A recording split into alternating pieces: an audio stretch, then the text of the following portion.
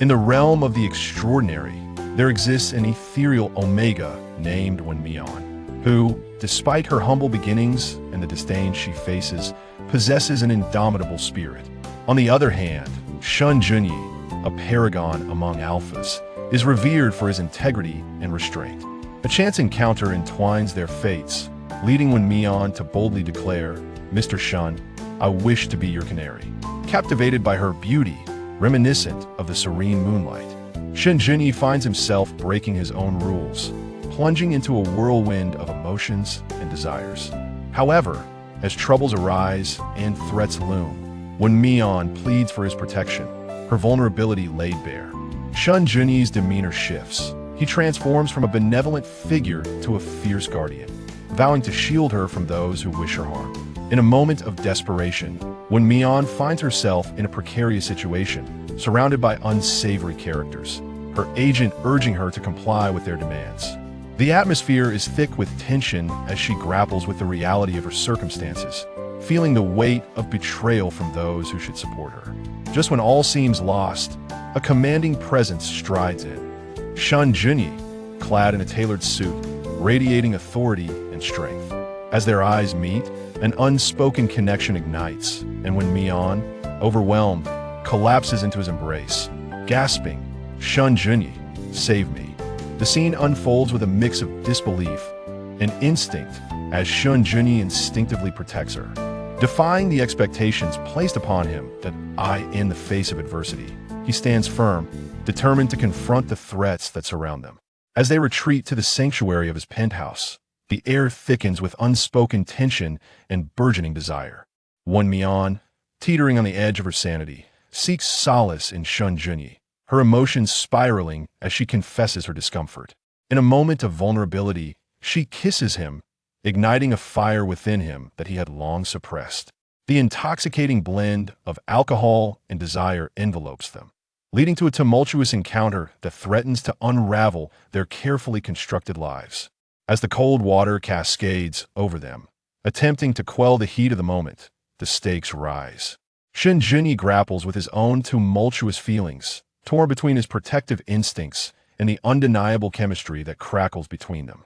In this intricate dance of desire and desperation, both characters navigate their fears, desires, and the profound connection that binds them, setting the stage for a journey filled with passion, turmoil, and the quest for freedom. Chapter 2. Marriage? Is it permissible? Will there be regret? Shen Junyi gazed down from his elevated position at the Omega ensconced within the folds of the quilt. Wen Mian shook his head and deliberately pulled down the blanket. His fair skin was tinged with a delicate blush, causing Shen Junyi to feel as though a vital string in his mind had snapped. Instantly, the rich, medicinal aroma of cypress enveloped him, mingling with the subtle fragrance of night-blooming jasmine. Shen Junyi roughly tossed aside the quilt and leaned closer to the Omega, who exuded the scent of jasmine. Before long, the sound of the Omega's soft sobs pierced the air. "It hurts." Shen Junyi pressed a gentle kiss to the small mole beneath the Omega's eye, soothingly murmuring, "Be good. The pain will soon subside."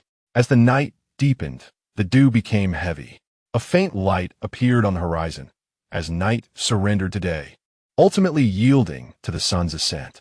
Shen Junyi emerged from the bathroom, finding the Omega, worn from the previous night's exertions, still sound asleep upon the bed. Remarkably, he appeared more docile than the night before, now possessing an added touch of ethereal beauty. Suddenly, the Omega stirred, exposing an arm from beneath the covers, revealing mottled marks. Shen Junyi's gaze grew complex. The coincidences of last night seemed anything but accidental. Just then the phone rang, prompting him to tuck Wen Mian's hand back under the quilt as he answered the call while stepping outside. At the moment he closed the door, he noticed the Omega's eyes flickering beneath their lids. In the study, Shen Junyi lounged in his ergonomic chair. His phone was set to speaker mode on the table as he spoke, present the results of the investigation. Lin Feng's voice resonated from the device. "Mr. Shen, when I arrived, the private room was already empty. Sun Hiren mentioned that when Mian approached you for monetary gain." Shen Junyi furrowed his brows. "For money?" "Yes. When Mian's mother is suffering from stomach cancer, and her chemotherapy requires substantial funds. He sought a shortcut by signing with an entertainment company. He attended last night's gathering to secure resources from Zhao Keida. Who is Zhao Keida? Shen Junyi pondered, unable to recall the name. Lin Feng replied, "You may consider him a nouveau riche." Shen Junyi remarked, "Sun Hairen also said that Wen Mian had met you previously and was aware of your identity." Lin Feng continued. Shen Junyi paused momentarily, then chuckled softly. "What is your assessment?" When Wen Mian awakened, he felt as though he had been run over by a truck. Every inch of him aflame with pain. The space beside him had grown cold, a clear indication that the alpha had departed long ago. Struggling to sit up, the quilt slipped away, revealing his pale skin marred with shades of blue, red, and purple.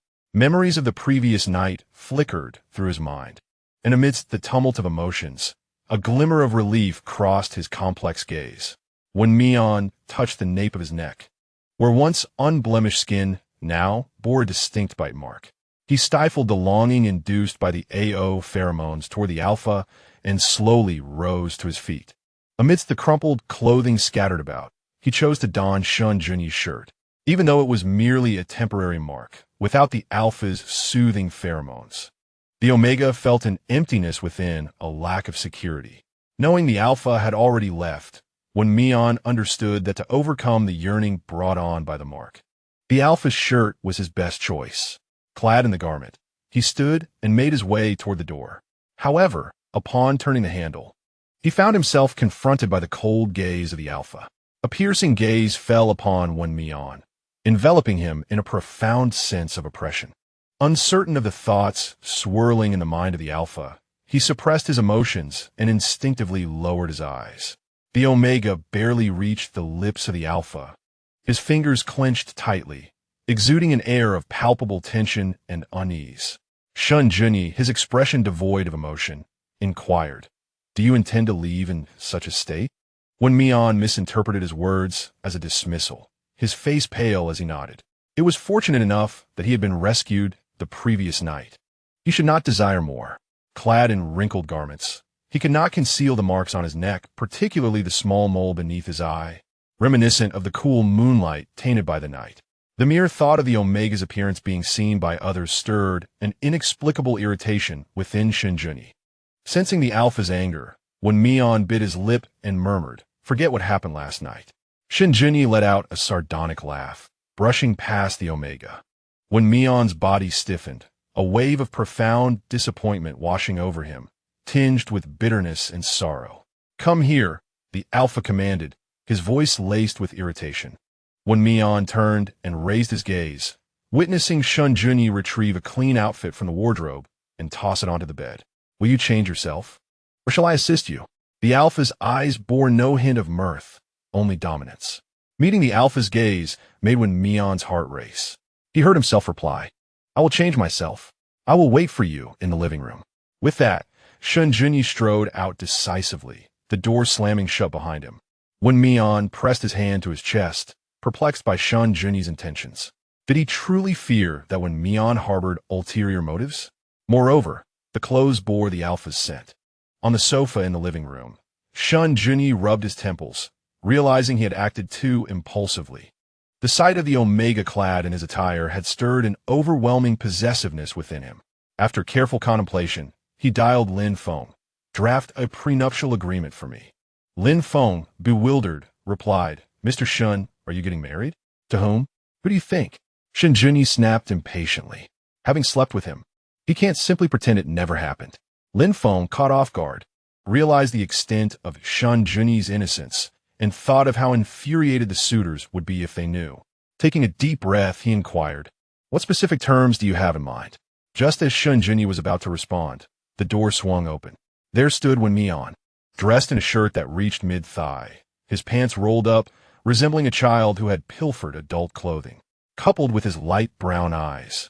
He radiated an air of cool detachment. "Mr. Shen, I wish to be your canary."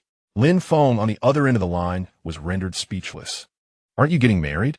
Shen Junyi's expression turned frigid, his eyes reflecting a mix of complexity and scrutiny. The atmosphere grew icy, as if the very oxygen had been drained from the room, leaving a suffocating silence.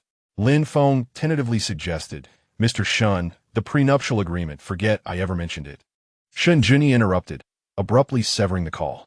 Wen Mian recognized his words were abrupt, yet he did not believe that a single night could suffice to claim the alpha's heart.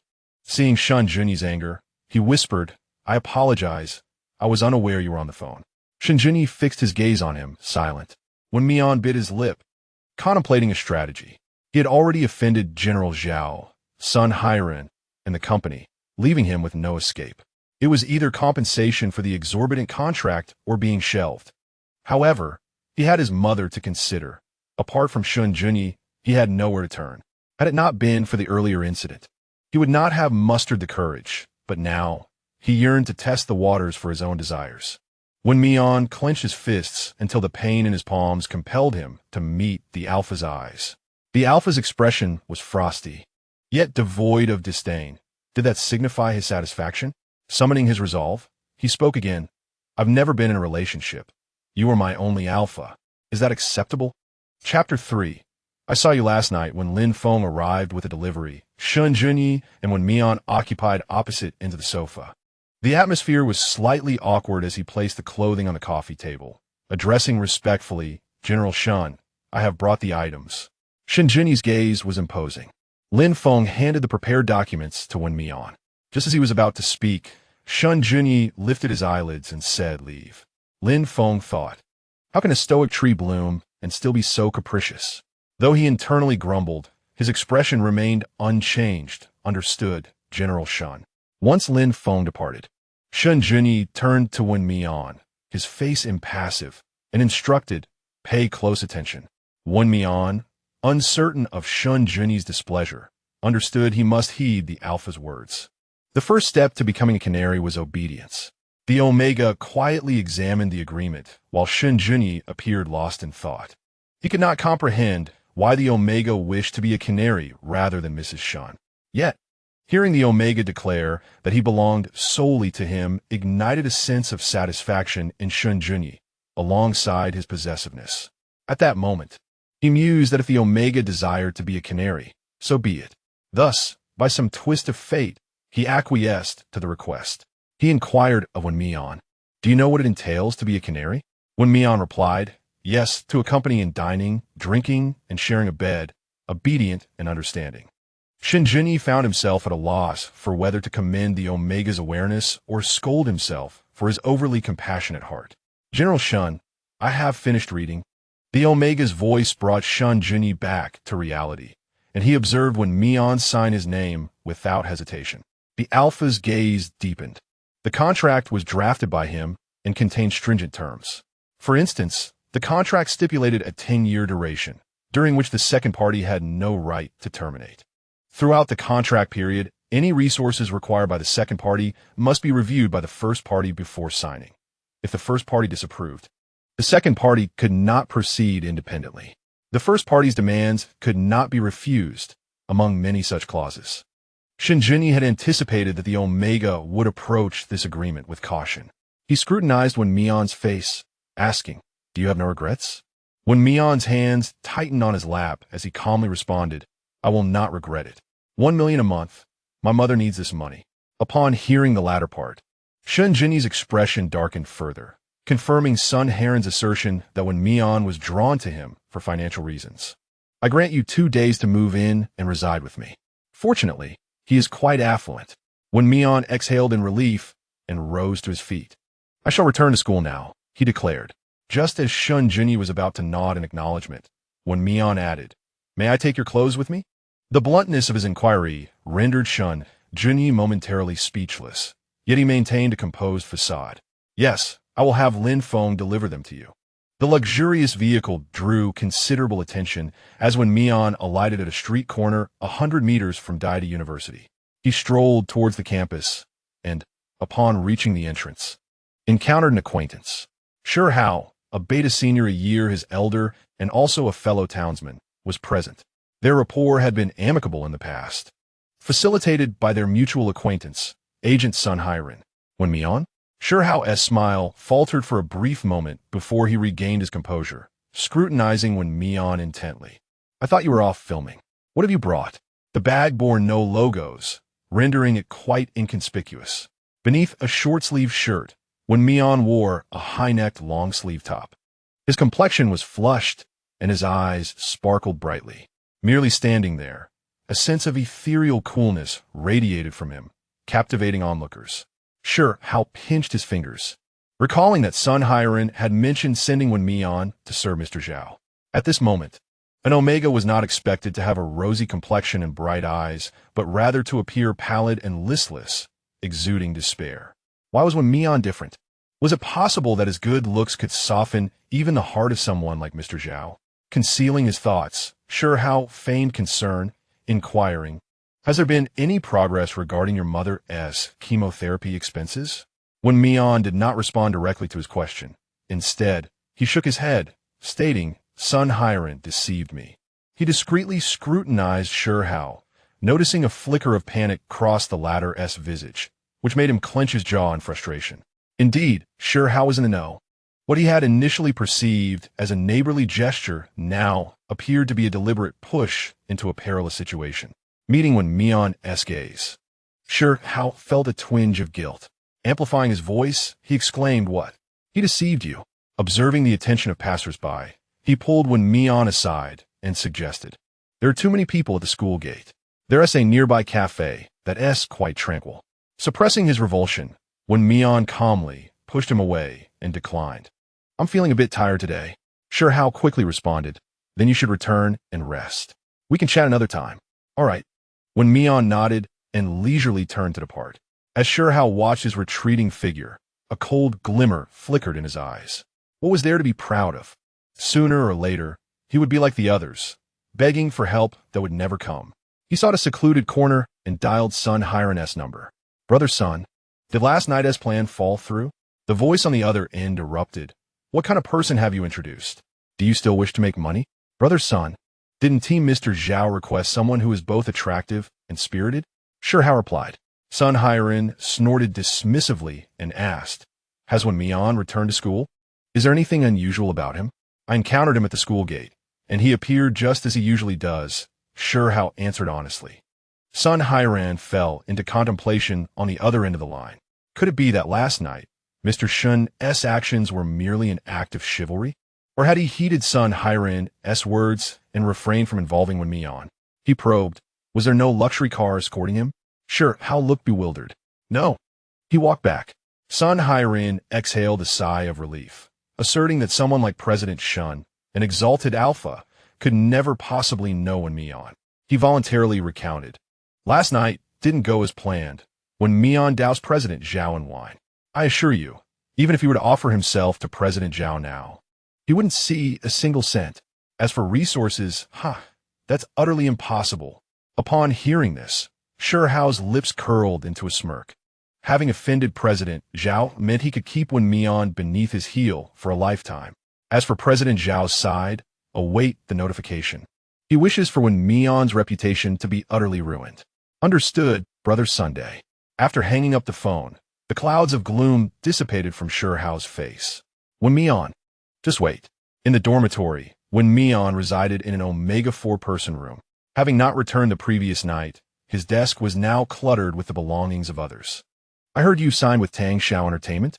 The owner of the items, Song Ran, scrutinized Wen Mian with crossed arms, his face radiating disdain. Ignoring him, Wen Mian clutched his pajamas and headed to the bathroom. Yet, Song Ran did not relent, following closely behind. "What is that smell on you? And what are you being so proud of? You're just a soon-to-be escorting Omega. What gives you the right to act high and mighty in front of me?" Wen Mian abruptly halted, turning to cast a cold gaze at him. Taken aback by the chill in Wen Mian's eyes, Song Ran stepped back, his tone faltering slightly. "What do you want? If you dare to touch me, my father will make sure you regret it." "How do you know I signed with Tang Xiao Entertainment?"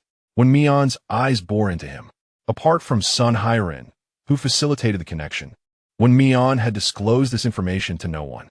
Busy with his mother's illness and accustomed to solitude, he had hardly any friends at school. Meanwhile, Song Ran, the young master, was notorious for his sharp tongue.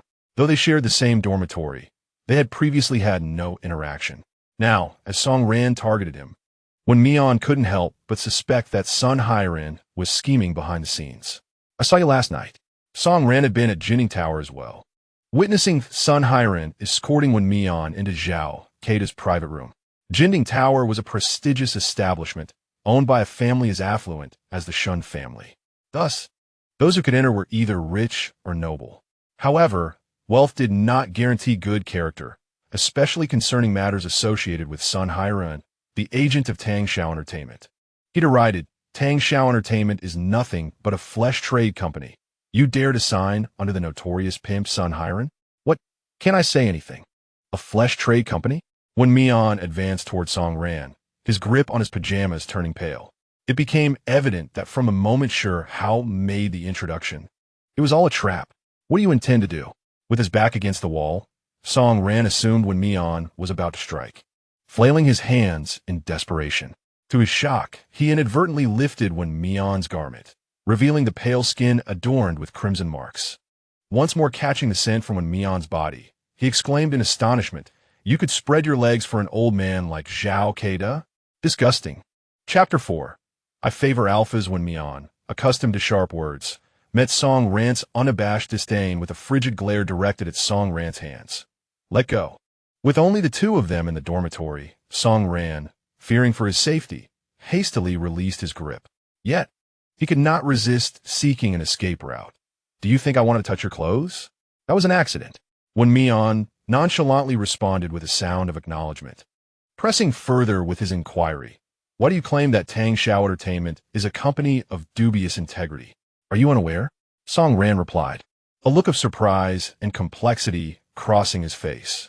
Did you not investigate the industry's reputation before signing? After a moment, he smacked his forehead, realization dawning upon him. Ah, I see now. You aren't embedded in the industry and lack connections, which is why you were deceived. Song Ran's shock transformed into pity, ultimately leading to self-reproach. Had you called me last night, I would have rescued you. Wen Mian thought to himself, how could he have called for help when Song Ran was oblivious to his whereabouts at Jinning Tower? Song Ran cautiously glanced at him, scratching his cheek, yet found it difficult to apologize for his earlier harsh words. Finally, he awkwardly suggested, perhaps I could ask my father for assistance on your behalf. That won't be necessary. Wen Mian interrupted, noticing Song Ran's expression stiffen. Understanding the young master's pride, he clarified, Zhao Keida did not harm me.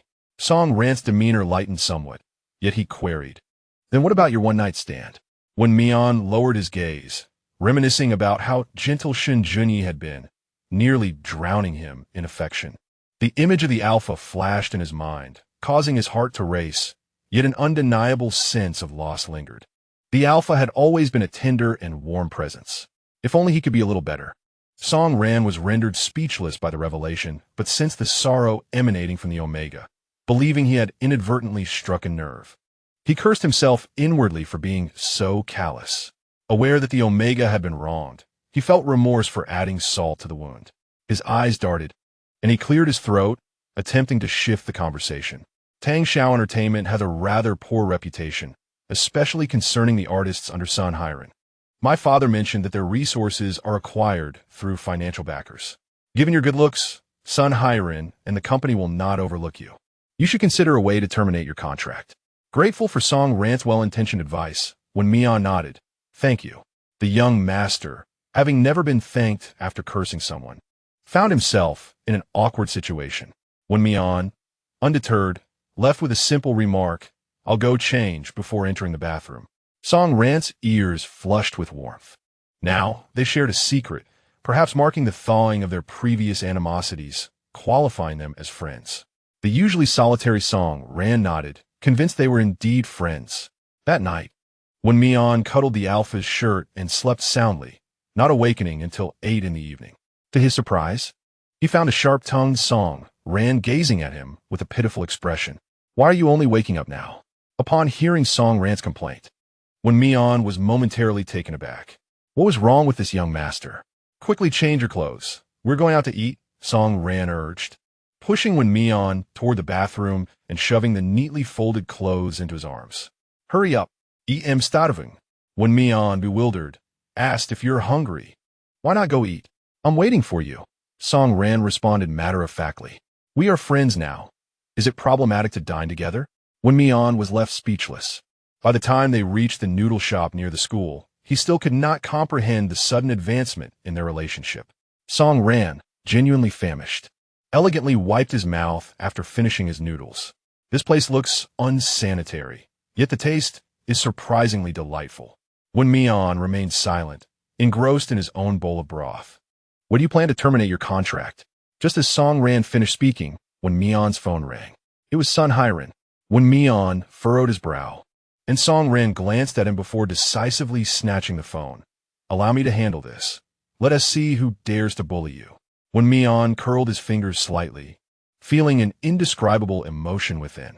Ever since the Wen family's downfall and his father's imprisonment, he and his mother had experienced a profound sense of betrayal. Following his mother, they had left their hometown, and apart from occasionally looking after the Sher family, this was the first time someone stood by him as a friend. It was a stark contrast to Shen Junyi. Before Wen Mian could articulate his feelings, the young master Song had already begun to confront the person on the other end. Apologize to you? Son, are you out of your mind? Who do you think I am? I am Song Ran. Let me make it clear. Wen Mian is now under my protection. Whether we are omegas or alphas, what does it matter? Is it a problem for two omegas to be together? Why so much chatter? Wen Mian could hardly express the complexity of his feelings as he watched Song Ran furiously hang up the call. He hesitated for a moment, then decided to be candid. I like alphas. What you like is of no concern to me, Song Ran replied, seemingly oblivious to Wen Mian's point, wearing a perplexed expression. Wen Mian sighed and reiterated bluntly, there is no possibility for us. Song Ran's expression contorted slightly, his features, which had previously held an aggressive demeanor, nearly twisting into a knot. He pronounced each word with emphasis. This young master has a crush on an alpha. Wen Mian paused, struggling to envision the character of the alpha that the young master admired. Song Ran scoffed arrogantly, but I haven't confessed yet. Wen Mian scrutinized Song Ran. The Omega was indeed quite handsome, though his fierce expression could be intimidating and aggressive. Song Ran frowned and complained, as my friend. Should you be curious about who my favorite alpha is? That is your private matter, Wen Mian replied, showing no interest in prying into secrets. The young master was displeased. That one do. You are my friend. You must ask. Meeting Song Ran's earnest gaze, Wen Mian tightened his grip on the chopsticks. He softly inquired, is he from school? Yes, Song Ran shyly nodded, cupping his cheeks with his hands, his excitement evident. He has a scent of sunshine. Wen Mian fell silent for a moment, surprised by the intensity of the young master's feelings. Do you plan to pursue him? Yet Song Ran shook his head, expressing his frustration. Not for now. He is too poor, and pursuing him would surely frighten him away. Wen Mian was bewildered. What kind of logic is that? In his view, if one loves someone and could never have them, one should merely admire from afar. However, if there was a chance to be together, even if it meant risking everything, one should take the leap. Let us not discuss that anymore. Song Ran shifted the topic back to the earlier call. What do you plan to do about Sun Hiran? Terminate the cohabitation, Wen Mian firmly stated. Song Ran looked relieved, but then frowned again. The penalty for breaking the contract is quite steep. Wen Mian's contract surely had a penalty of no less than 10 million. As far as he knew, the Omega came from a single-parent household and was not affluent. 10 million was tantamount to a fortune for them. Wen Mian pressed his palm. I will find a way. What can you possibly do? Song Ran expressed her distress on behalf of Wen Mian, but suddenly her eyes sparkled with an idea. Why not borrow from me? I won't charge interest. All I ask is for your assistance in graduating smoothly. The young master's admission to the prestigious Imperial Capital University was purely a stroke of luck, showcasing the true essence of his academic struggles. Wen Mian suspected that the reason the young master befriended him was due to his own academic prowess. Taking a deep breath, he replied, Thank you for your kindness, but I have other plans. Very well, Song Ran murmured, hesitating before altering her words. If you decide to borrow, do let me know. Wen Mian offered a sincere and gentle smile. Thank you. Song Ran was momentarily taken aback, her ears flushing with warmth. Omegas really do have a captivating smile. She mused.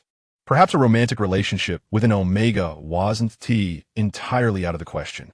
The Imperial Capital University maintained strict regulations concerning student housing. Those wishing to vacate their dorms midterm were required to follow a formal application process. Aware of Wen Mian's unique situation, the teacher not only approved his request, but also retained his dormitory spot. Reluctant to part ways with Wen Mian, Song Ran pouted as she watched him pack his laundry. My family's villa is vacant. Why don't I move out with you? Through their recent interactions, Wen Mian had come to understand the young master's personality. Aside from her sharp tongue and explosive temper, she was quite charming, much like any other omega. If you move out, it will be even harder for you to see the alpha you like, Wen Mian remarked. Song Ran furrowed her brow, contemplating. Perhaps the alpha wasn't as crucial as she thought. After all, their social standings were vastly different, and her father would never approve of her marrying a poor alpha. Determined to avoid further worries, she changed the subject. Could you tell me where you'll be living? Wen Mian hesitated. Shen Junyi had invited him to live together, but had not specified the location. His complexion paled slightly as he forced a smile. I'll let you know first when I settle in. Unaware of the hidden emotions within Wen Mian, Song Ran eagerly agreed. The one coming to pick up Wen Mian was still Lin Feng. Considering the traffic near the school, Wen Mian arranged to be picked up at the same intersection as before. When he opened the car door, he was surprised to find Shen Junyi inside as well. What are you dawdling for? The alpha asked, lifting his gaze from the computer, his thin-framed glasses lending him an air of aloofness. Wen Mian sat beside Shen Junyi, his rigid posture betraying his anxiety. Shen Junyi closed the laptop, which had received no attention, and exchanged a knowing glance with Lin Feng. The latter promptly raised the partition. Shen Junyi removed his glasses, his gaze drifting to Wen Mian's backpack. I only brought a change of clothes, Wen Mian offered, trying to clarify. Actually, you needn't bring anything at all, Shen Junyi replied, frowning slightly. He had never been one to be stingy, especially not with his omega. Wen Mian lowered his eyes, remaining silent. He was fully aware. However, he preferred to keep his relationship with Shen Junyi discreet for the time being, particularly from Sure Hao. As silence enveloped them, an unspoken tension began to rise. Wen Mian bit his lip and finally asked the alpha, where are we going? To my apartment. Shen Junyi gazed at the profile of the omega, acutely aware that the recent marking of their bond would leave both parties in distress once they parted ways. This was the reason he had only allotted Wen Mian 2 days. For these 2 days, the haunting echoes of that evening's shattered sobs reverberated in his mind, prompting him to avert his gaze, though his throat betrayed an involuntary motion, as if it had a will of its own. The drive from the school to Shen Junyi's apartment took a mere 10 minutes. The apartment, a spacious flat on the first floor of a high-rise, appeared newly furnished. Though it was uncertain whether this was merely Wen Mian's impression or a reflection of Shen Junyi's numerous properties. Lin Feng had already departed, leaving just the two of them in the abode. Shen Junyi casually set his laptop aside and turned to Wen Mian, stating, from now on, you shall reside here. Wen Mian nodded, then inquired, will you also be living here? Shen Junyi's gaze lingered on the omega, filled with complexity. What was Wen Mian implying? Did he wish to be dismissed, or did he desire his company? He responded nonchalantly, what do you think? Meeting the alpha's scrutinizing gaze. Wen Mian felt a twinge of overstepping, his fingers instinctively tightening at his sides. He hastily apologized, I'm sorry. Shen Junyi furrowed his brow, his eyes betraying displeasure. I will be residing here as well. Wen Mian froze, pondering whether this was a veiled implication of cohabitation. Had one ever encountered a benefactor who supported a goldfinch without sharing the same roof? Shen Junyi maintained his impassive demeanor. Wen Mian thought to himself, surely there are several such arrangements, including those with married individuals, but he dared not voice this, recognizing it as an affront to Shen Junyi. Then, what do you want now? Wen Mian, fully embracing his role as a goldfinch, opened his backpack and rummaged for his sleepwear. Shen Junyi remarked, as a novice benefactor, may I inquire if all the birds you nurture are so audacious? Seeing his silence, Wen Mian pressed on, which bedroom should I go to? Shen Junyi felt a vain throb at his temple. He was unsure why he felt irate and replied casually, whichever you prefer. Wen Mian clutched his clothes and swiftly made his way to the nearest room. It was well equipped, boasting not only a private bathroom, but also a balcony. However, to Wen Mian's observation, this was not the master bedroom. He entered the bathroom, taking a deep breath and leaning against the wall. He pressed his hand to his chest. Feeling the rapid heartbeat thumping beneath his palm, his face flushed from embarrassment. Shen Junyi made no move to refuse. The sound of running water filled the air as he sat in the living room, pressing his temples. He had envisioned a thorough discussion. Yet reality seemed to stray from that path. At that moment, the memory of the Omega's distress in the bathroom flooded his mind, prompting him to glance down before hastily striding towards the master bedroom. Damn it! He felt utterly devoid of control over his feelings for Wen Mian. Particularly during these days of waiting, his thoughts were consumed with inappropriate imagery. When Wen Mian finally emerged and found the living room vacant, he paused.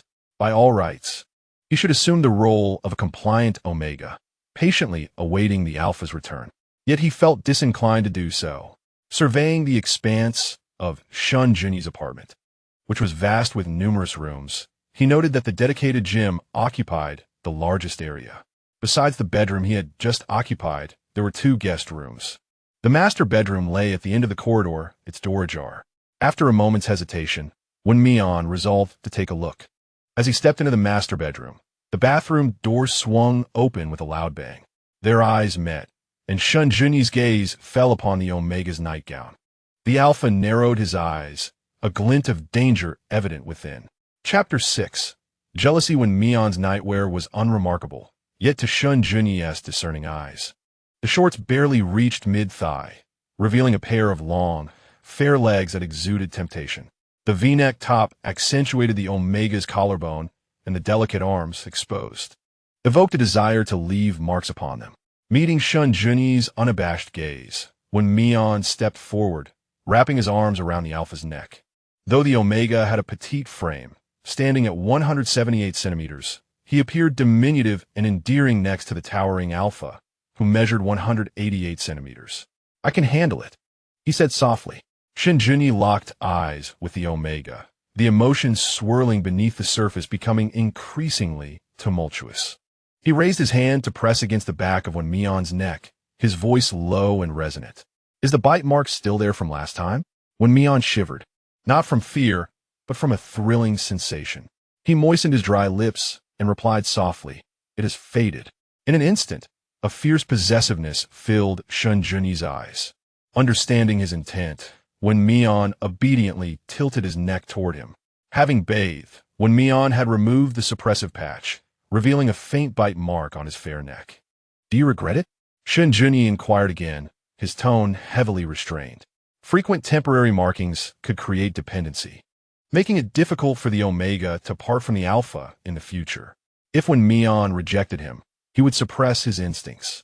Yet, should Wen Mian accept, there would be no chance of escape for him in this lifetime. Leaning against his shoulder, Wen Mian's eyes glimmered with determination as he softly replied, "I won't regret it." Shen Junyi gazed at the Omega's serene, sleeping face, a sense of satisfaction swelling within him. During their 2-day separation, the Omega had kept his clothes, while he had nothing of the sort. Now, watching Wen Mian nestled in his embrace, his restless heart finally found tranquility. However, Shen Junyi's attention was drawn to the mole at the corner of Wen Mian's eye.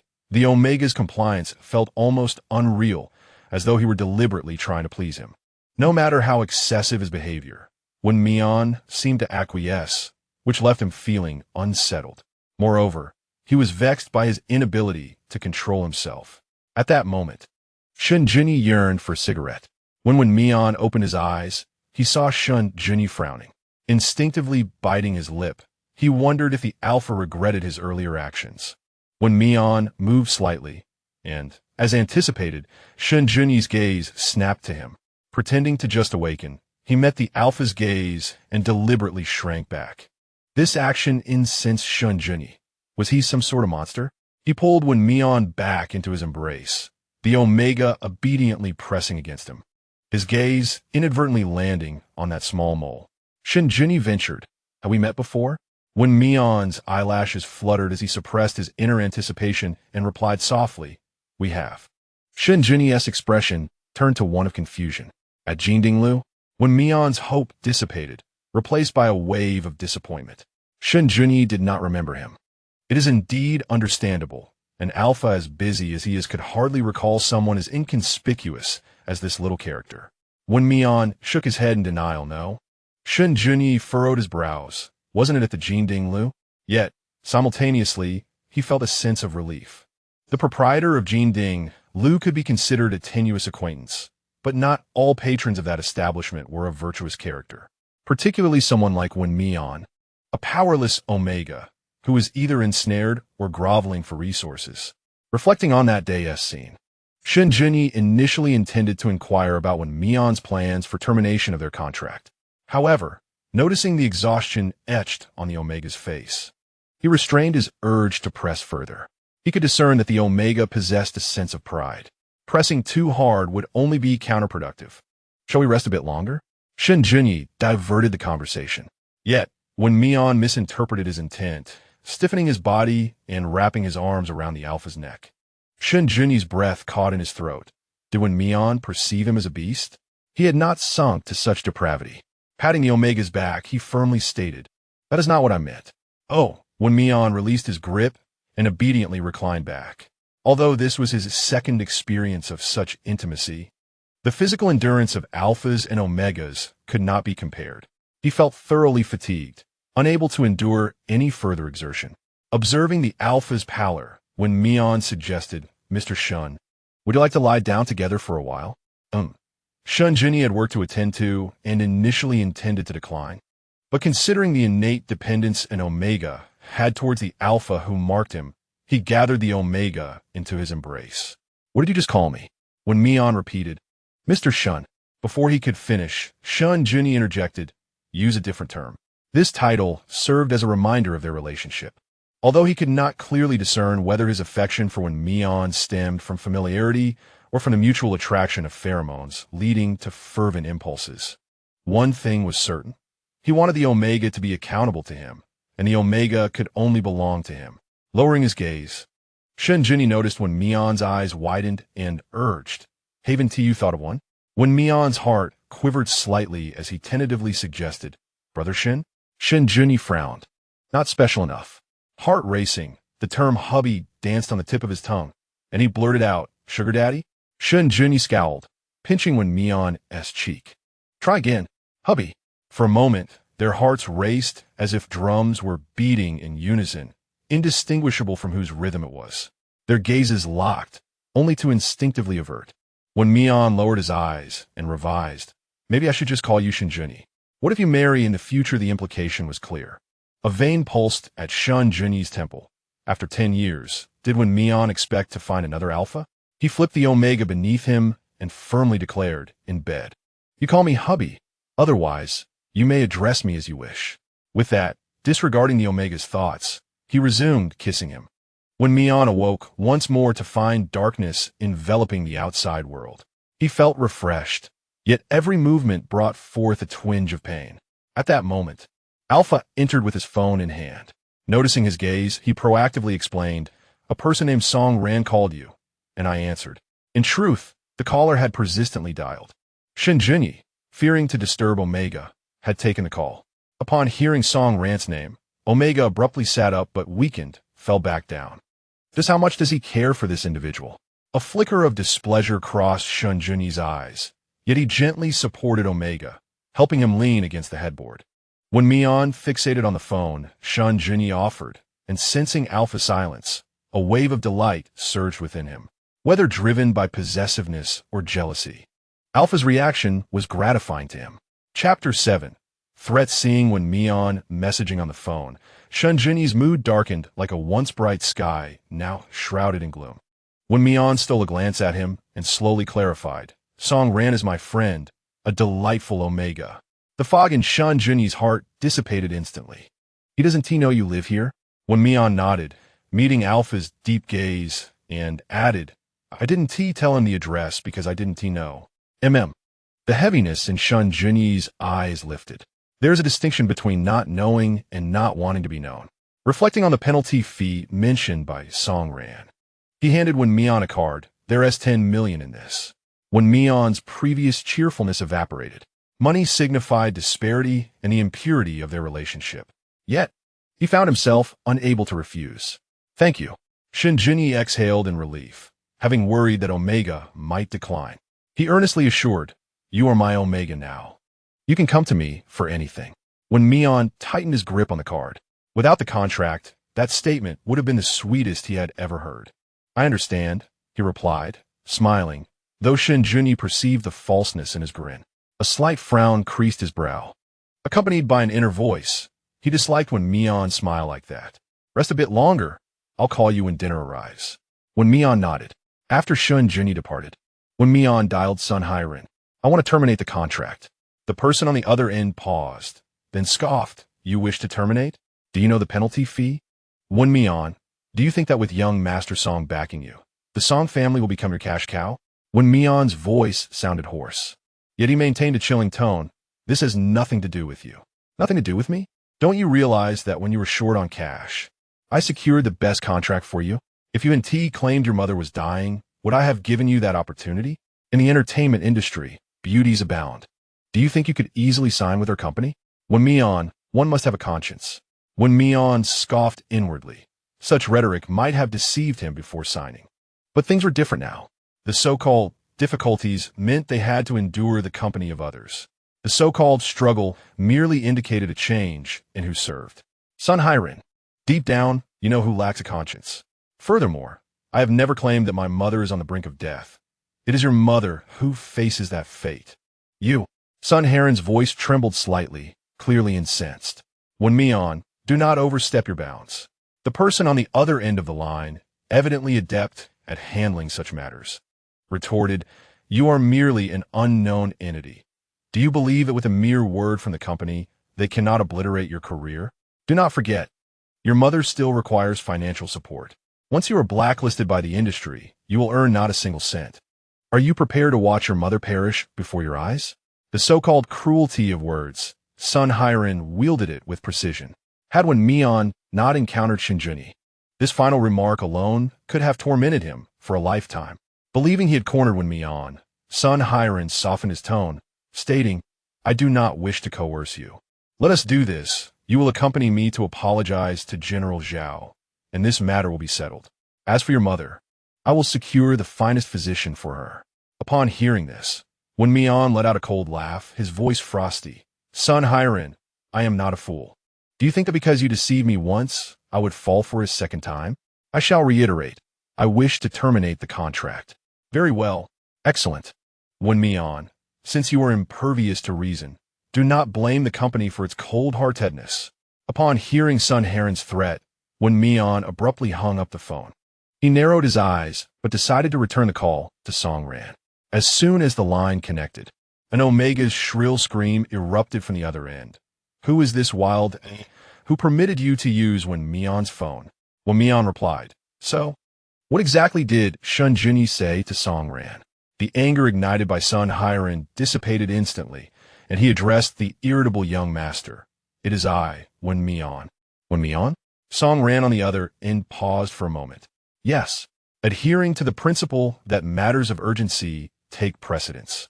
Wen Mian inquired first. Are you aware of the tribulations faced by newcomers who attempt to terminate their contracts with Tang Shao Entertainment? Song Ran's voice turned grave. Newcomers without connections endure tremendous hardship.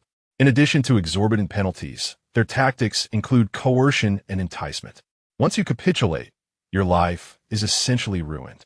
Wen Mian clenched his phone tightly, striving to maintain his composure. Has no one reported this? Previously, an Omega victim reported Tang Shao, only to be falsely accused in return. Song Ran's voice bore the weight of sorrow. Tang Shao's methods are merciless, having not only disseminated the Omega's private videos, but also cast aspersions back upon the Omega.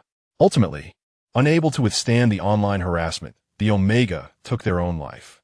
Taking a deep breath, Song Ran redirected the conversation back to Wen Mian. I suspect they will threaten you with your mother and the hefty penalties to compel your submission. Wen Mian bit his lip. Sun Hairen had already issued verbal threats. What if I wish to bring down Tang Shao Entertainment? Song Ran hesitated, Perhaps you should consider borrowing money from me. Of course, if you happen to have an alpha boyfriend with a background similar to Shen Junyi's, that would also suffice. He actually intended to convey to Wen Mian that attempting to topple Tang Xiao Entertainment is akin to scaling a mountain. After all, an alpha like Shen Junyi is to be admired from a distance, not trifled with. I understand. A cold frost settled in Wen Mian's eyes. He was unwilling to let this matter rest. Shen Junyi's earlier words lingered in his mind. Yet he could not discern whether anything the alpha mentioned included the termination of the contract. If he were to play the victim, would Shen Junyi come to his aid? Song Ran, having not heard the continuation, proactively inquired, "What is your bank account number? Allow me to transfer my pocket money to you." Concerned that Wen Mian might feel embarrassed, the young master kindly added, "Of course, this is a loan from me. Moreover, I have faith in my judgment of character. You, my dear, are a gem destined to shine in any field you choose." Wen Mian was taken aback by the trust this sharp-tongued young master had in him, feeling a twinge of emotion. "Thank you, but I don't need your money at the moment." Hearing the near-tearful tone of Wen Mian's voice, Song Ran assumed his refusal stemmed from shyness about borrowing money over the phone. "No worries, we can meet in person later." He believed such a considerate friend was a rarity in this world. The young master, feeling a swell of pride, curiously asked, "By the way, who was that wild alpha who answered your phone just now?" His voice sounded somewhat familiar. Wen Mian paused.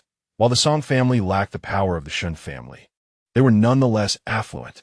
It was no surprise that Song Ran recognized Shen Junyi's voice. He countered, "What did you two discuss?" Chapter 8. Are you two dating? Song Ran briefly recounted the conversation he had after connecting the call. In truth, there was nothing particularly noteworthy.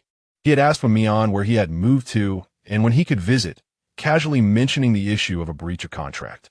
After listening, Wen Mian's gaze fell upon the card given by the alpha, and he instinctively clenched the blanket beneath his hand. Was it because Song Ran had brought it up that those words were spoken? Was Shen Junyi indeed willing to assist him? A glimmer of hope shone in Wen Mian's eyes. If that were the case, he would greedily desire more. On the other end of the line, Song Ran, having not heard Wen Mian's reply, remarked, "That wild alpha is incredibly rude. He even told me you were asleep. If it were someone else, they might have misunderstood." Suddenly, Song Ran seemed to connect the dots. "Wait a moment.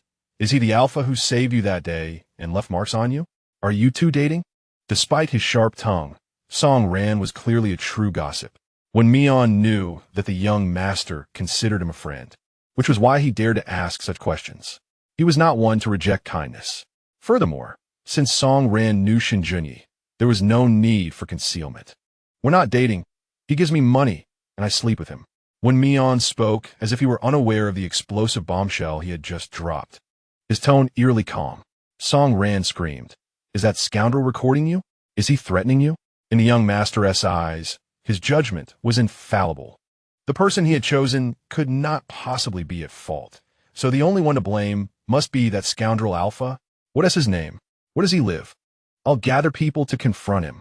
Wen Mian recalled how poorly Song Ran had treated him on the day he returned. He had thought that upon hearing this, Song Ran would chastise him for being greedy and shameless. A genuine smile graced Wen Mian's face, and the hidden anxiety in his eyes vanished completely. With a tone more playful than calm, he added, "The wild alpha is named Shen Junyi. I'll have someone investigate immediately." Song Ran, astonished, questioned, "Who? Who did you say?" "Wait," he asked, finally using his brain. He took a deep breath and remarked, "Allow me a moment to absorb this." After a prolonged silence, Song Ran's faint breath could be heard. Is it a case of sharing the same name? The likelihood of an alpha sharing the name with Shen Junyi, who could rescue Wen Mian from Jinding Tower, was exceedingly slim. They both fell into an uncanny silence. After a while, Wen Mian spoke. "It was my initiative to become his canary."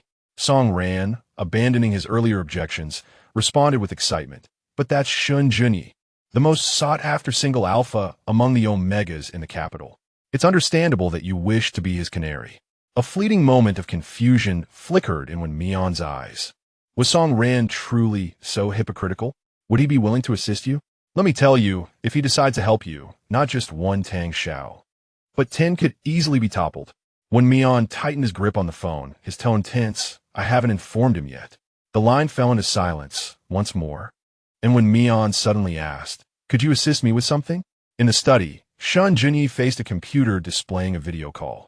The person on the other end was Lin Feng. Mr. Shen, shall we transfer Wen Mian's mother to a private hospital under the Shen Corporation? Shen Junyi recalled the vague smile of the Omega during the card collection and pinched the bridge of his nose. Not for now. Have someone keep watch to prevent Tang Xiao's people from causing any disturbances. Lin Feng nodded, understood. After a brief pause, he inquired, Mr. Shen, what about the situation with Wen Mian's company? Shen Junyi's gaze darkened. Investigate. I require the most comprehensive information. Yes.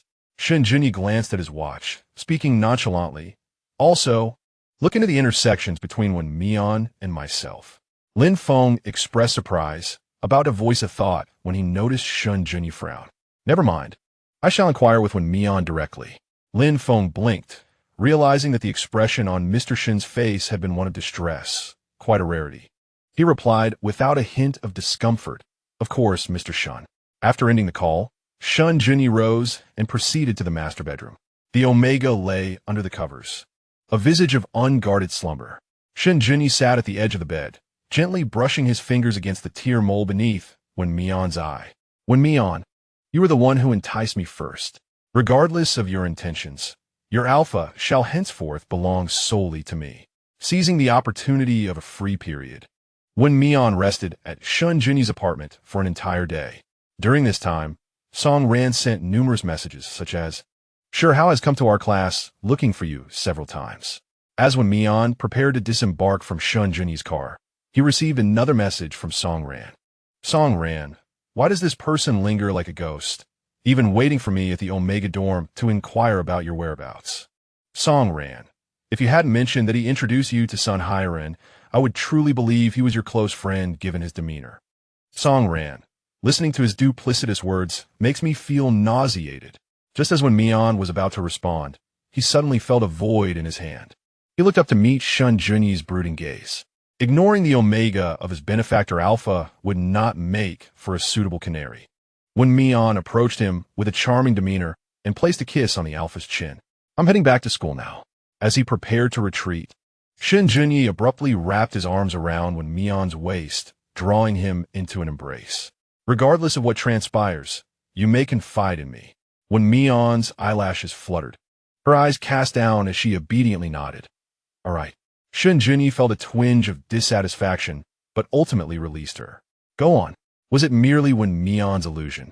Or did Shen Junyi exhibit a touch more indulgence towards her? Perhaps that was a positive sign?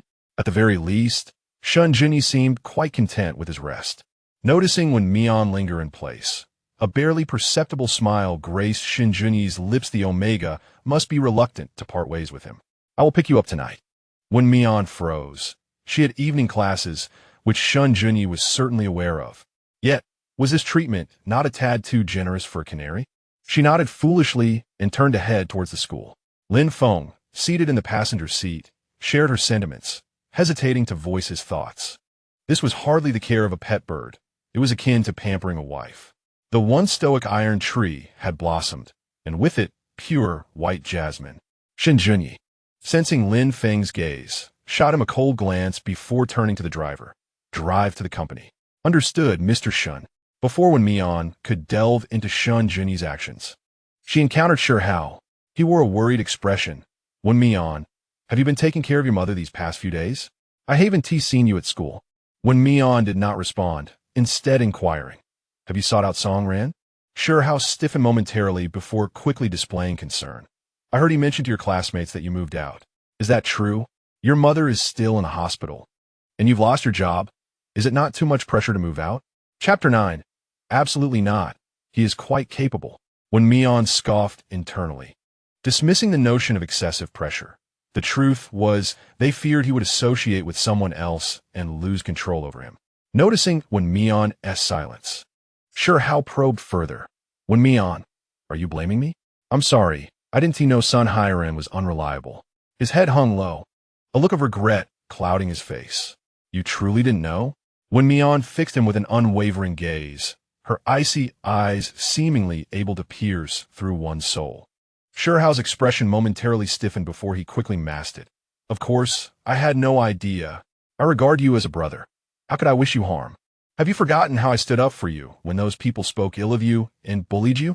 Wen Mian pressed her lips together, her fingertips curling gradually. Indeed, she had once viewed Sherhao as an older brother, but she was not naive. His kindness felt akin to teasing a small dog. In the past, she overlooked his behavior because his family had aided them during their most trying times. Out of respect for the elders, she chose to turn a blind eye. However, now Sherhao had crossed her threshold. Sensing her silence, Sherhao's tone grew impatient. Wen Mian, I did not coerce you into signing. You reviewed the contract yourself. Did you not? My intentions were good. None could have foreseen it would lead to this. At his words, Wen Mian's gaze turned even colder. She had believed that the contractual stipulation of obeying company arrangements pertained to work, not to selling herself.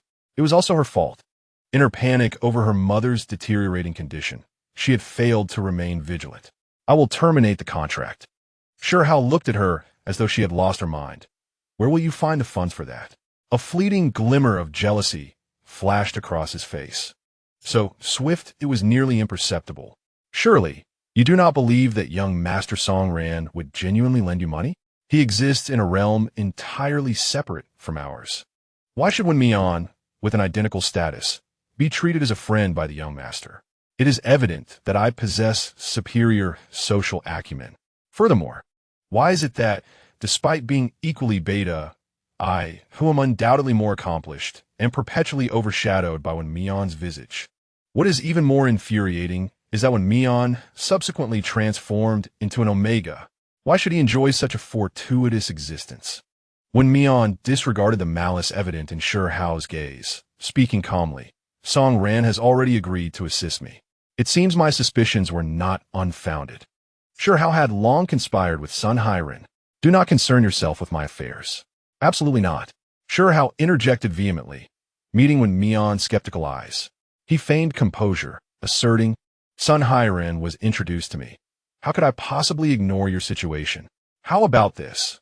I will arrange a meeting with him this evening, and we shall clarify matters. Wen Mian recognized Sherhao's ill intentions, understanding that this was not the moment for confrontation. Yet, he continued to play along. Do you truly believe that your meeting will be fruitful? Rest assured, even if I cannot assist you in reducing the penalty, I can ensure a proper termination of the contract, Sherhao promised earnestly. Noticing Wen Mian's frown in silence, he added, I initially thought highly of Sun Hairen because I possess leverage over him. I could manipulate him. If he treats you unjustly, then I shall reciprocate in kind. His expression was sincere. Wen Mian, you must trust me. Once we deceive Wen Mian, everything else will fall into place. Wen Mian softened his demeanor, curiosity piqued, Brother Sher. What leverage do you possess? Hearing Wen Mian address him as Brother eased Sherhao's tension, as he confidently replied, Rest assured, not only can I assist you with the termination, but perhaps we can even save on the penalty fees. Is that so? Wen Mian lowered his gaze, concealing the chill that lurked within. This revelation indirectly confirmed that it had all been a trap from the outset. Sherhao, you're truly despicable. Sensing the conversation taking a turn, Sherhao quickly remedied his approach. Wen Mian, Kyoto is distinct from our humble Linchuan. The people here are far more sophisticated. There are many who present one face while concealing another. I cannot guarantee that Sun Hairen's promises to me align with what he conveys to you. Wen Mian, uninterested in further discourse, nodded, Very well, arrange the time and inform me. Of course. After parting ways, Wen Mian made his way directly to find Song Ran. The young master was engrossed in a video game in his dormitory, seemingly encountering inept teammates, passionately voicing his frustrations. Mage, have you broken your legs? The jungler is racing across the map, and you, instead of making any progress, only manage to die or return home. Can you not engage your brain and die less? Even a pig in the jungle dies less frequently than you. And as for the marksman, do you consider yourself a machine gun? You recklessly charge at a fragile target. Are you not satisfied with the tragedy of your demise? Want my support? If you all played well, I wouldn't need nag. Wen Mian paused at the door, taken aback by the young master's familiar sharp tongue. Upon hearing the noise, Song Ran glanced up. "You're back." He then turned back to his teammates, urging, "Hurry and surrender." Having been chastised sternly by Song Ran, the moment his words fell, defeat swiftly followed. Wen Mian observed as he discarded his phone, gazing at her with keen interest. She took the initiative to speak. "Sure, Hao has arranged to meet with Sun Hai Ren tonight." Song Ran frowned. "Are you going? Isn't that akin to a lamb entering the tiger's den?" "I won't go." Wen Mian shook her head, though she recognized today as a prime opportunity. If only Shen Junyi were to witness Sun Hai Ren bullying her when he came to pick her up, the matter of the contract termination would likely resolve itself effortlessly. Yet, she did not wish for it to be so trivial. She desired for these individuals to face consequences. However, Song Ran held a differing opinion. Regarding her with complexity, "Are you troubled by the notion that you may not hold significant importance in Shen Junyi's eyes? Terminating the contract is one matter. Toppling Tang Xiao is another. The former can be resolved with wealth, while the latter requires power. After all, too many have been offended, and without a solid foundation, one cannot stand firm." When Mian's complexion paled slightly, indeed, this was her concern. Song Ran sighed, stepping forward to grasp her shoulder. His expression earnest. "It's all right. Do as you wish." "Thank you." When Mian did not anticipate such unconditional support from the young master, her face reflecting her gratitude. Song Ran puffed out his chest with pride, for the friends he chose were undoubtedly the finest. Suddenly, he leaned closer to Wen Mian, whispering, "Isn't the most sought-after alpha in the capital endowed with an impressive physique and exceptional prowess, making one feel euphoric?" Wen Mian, despite her usual composure, felt a flush creep across her fair face at his words. "You claimed last time that you weren't clear-headed. Surely, you are now?" Seeing her silence, Song Ran's imagination ran wild. Could it be that Shen Junyi doesn't measure up? After all, he's been single for 29 years, and soon he will turn 30. Not all. He is quite capable. Wen Mian blurted out without thinking, only to feel a wave of embarrassment and anger wash over her. Wishing she could bite her tongue. Observing her fervent defense of Shen Junyi, Song Ran clicked his tongue in amusement, suddenly savoring the pleasure of teasing a beauty. No wonder alphas enjoyed toying with their omegas until they cried. If he were an alpha, encountering someone like Wen Mian would certainly delight him. Chapter 10. She lacks qualification. Where is Wen Mian? Why hasn't she arrived? Sun Hai Ren's eyes simmered with anger, his demeanor akin to a tempestuous lion. Sure, Hao shared his confusion. They had clearly arranged to meet at 6 o'clock, yet Wen Mian had mentioned a late class, postponing to 8. And now she was still absent. "You're not in cahoots with her? Are you playing me for a fool?" Sun Hai Ren cast a suspicious glance at Sure Hao. How could that be? Sure Hao quickly retrieved his phone. "Let me call her again." After a series of beeps, approximately 30 seconds passed before the call connected. "Wen Mian, where are you?" "At the hospital." Sure Hao was taken aback by her frosty tone. Anger surged within him, but remembering the circumstances at the hospital, he suppressed his frustration. "Did something happen with your mother? You wanted to terminate the contract, right?" "Sun Hai Ren is already here." Silence fell on the other end of the line. Sure Hao feigned concern. "Is your mother unwell?" "Yes." Before Sure Hao could react, Wen Mian continued, "I can't make it tonight." With that, the call ended abruptly. Sure Hao felt the urge to curse. Yet the image of Wen Mian's face from their first encounter lingered in his mind. The youth exuded an air of indifference, perched high above, his gaze reflecting a profound stillness. His handsome visage invited an irresistible urge to draw near, yet incited a desire to see him tumble into the dust. "When will he arrive?" came Sun Heron's impatient voice. Sure Hao was jolted back to reality, his initial rejection morphing into irritation. His mother is in dire straits. She is likely to perish. At this pronouncement, Sun Heron's brow furrowed. If his mother dies, how can we manipulate him? Their eyes locked, and the expressions on their faces mirrored one another. Mother Wen must not die. If she does, the suffering will cease. Only by clinging to life, with familial ties unbreakable, can we maintain control. Sun Hiren took a deep breath and proactively stated, "I will speak to President Zhao." Hao seized the moment to respond. I will keep a close watch on Wen Mian. As soon as he expresses a desire to terminate the contract, we shall have ample opportunities. Indeed, Sun Hairan squinted as he departed, firmly gripping Hao's shoulder, reminding him, do not forget, we are in this together. Once aboard, there is no disembarking. As for conscience, that is a matter best left unmentioned. Hao was well aware, as he was most driven by profit, thus his conscience held little value. I understand. In the hospital, within the confines of the doctor's office, the physician adjusted his glasses and gestured toward the report, stating, Wen Mian, the cancer cells in your mother have metastasized. How is that possible? Even having heard over the phone, Wen Mian found it hard to accept this outcome. Just a few days prior, they had spoken of an improvement in her condition. How could this sudden turn of events arise? A surge of inexplicable panic welled within him. Do not panic just yet. The doctor interjected. Currently, it has only spread to the stomach. We recommend partial gastrectomy, but we cannot rule out the risk of metastasis or further spread post-surgery. Please make a decision promptly. With that, the doctor departed to attend to other patients, leaving Wen Mian to stare at the report declaring mid-stage gastric cancer. His complexion pale as death. For years, Mother Wen had devoted herself to work, both to repay debts and for his sake. If he had not inadvertently noticed something amiss, she likely would have refused to seek medical help until her final breath. His eyes reddened, tears forming like pearls ready to fall. Moments latte. He composed himself and proceeded to his mother's ward as he routinely did. In a room with 4 beds, Mother Wen occupied the one closest to the edge. Her head was shaved, her cheeks sunken, her skin bearing the pallor of illness, yet her eyes mirrored his own. The hospital gown hung loosely on her frail frame, as if it might drift away at any moment. A tremor coursed through Wen Mian's heart. Isn't there class tonight?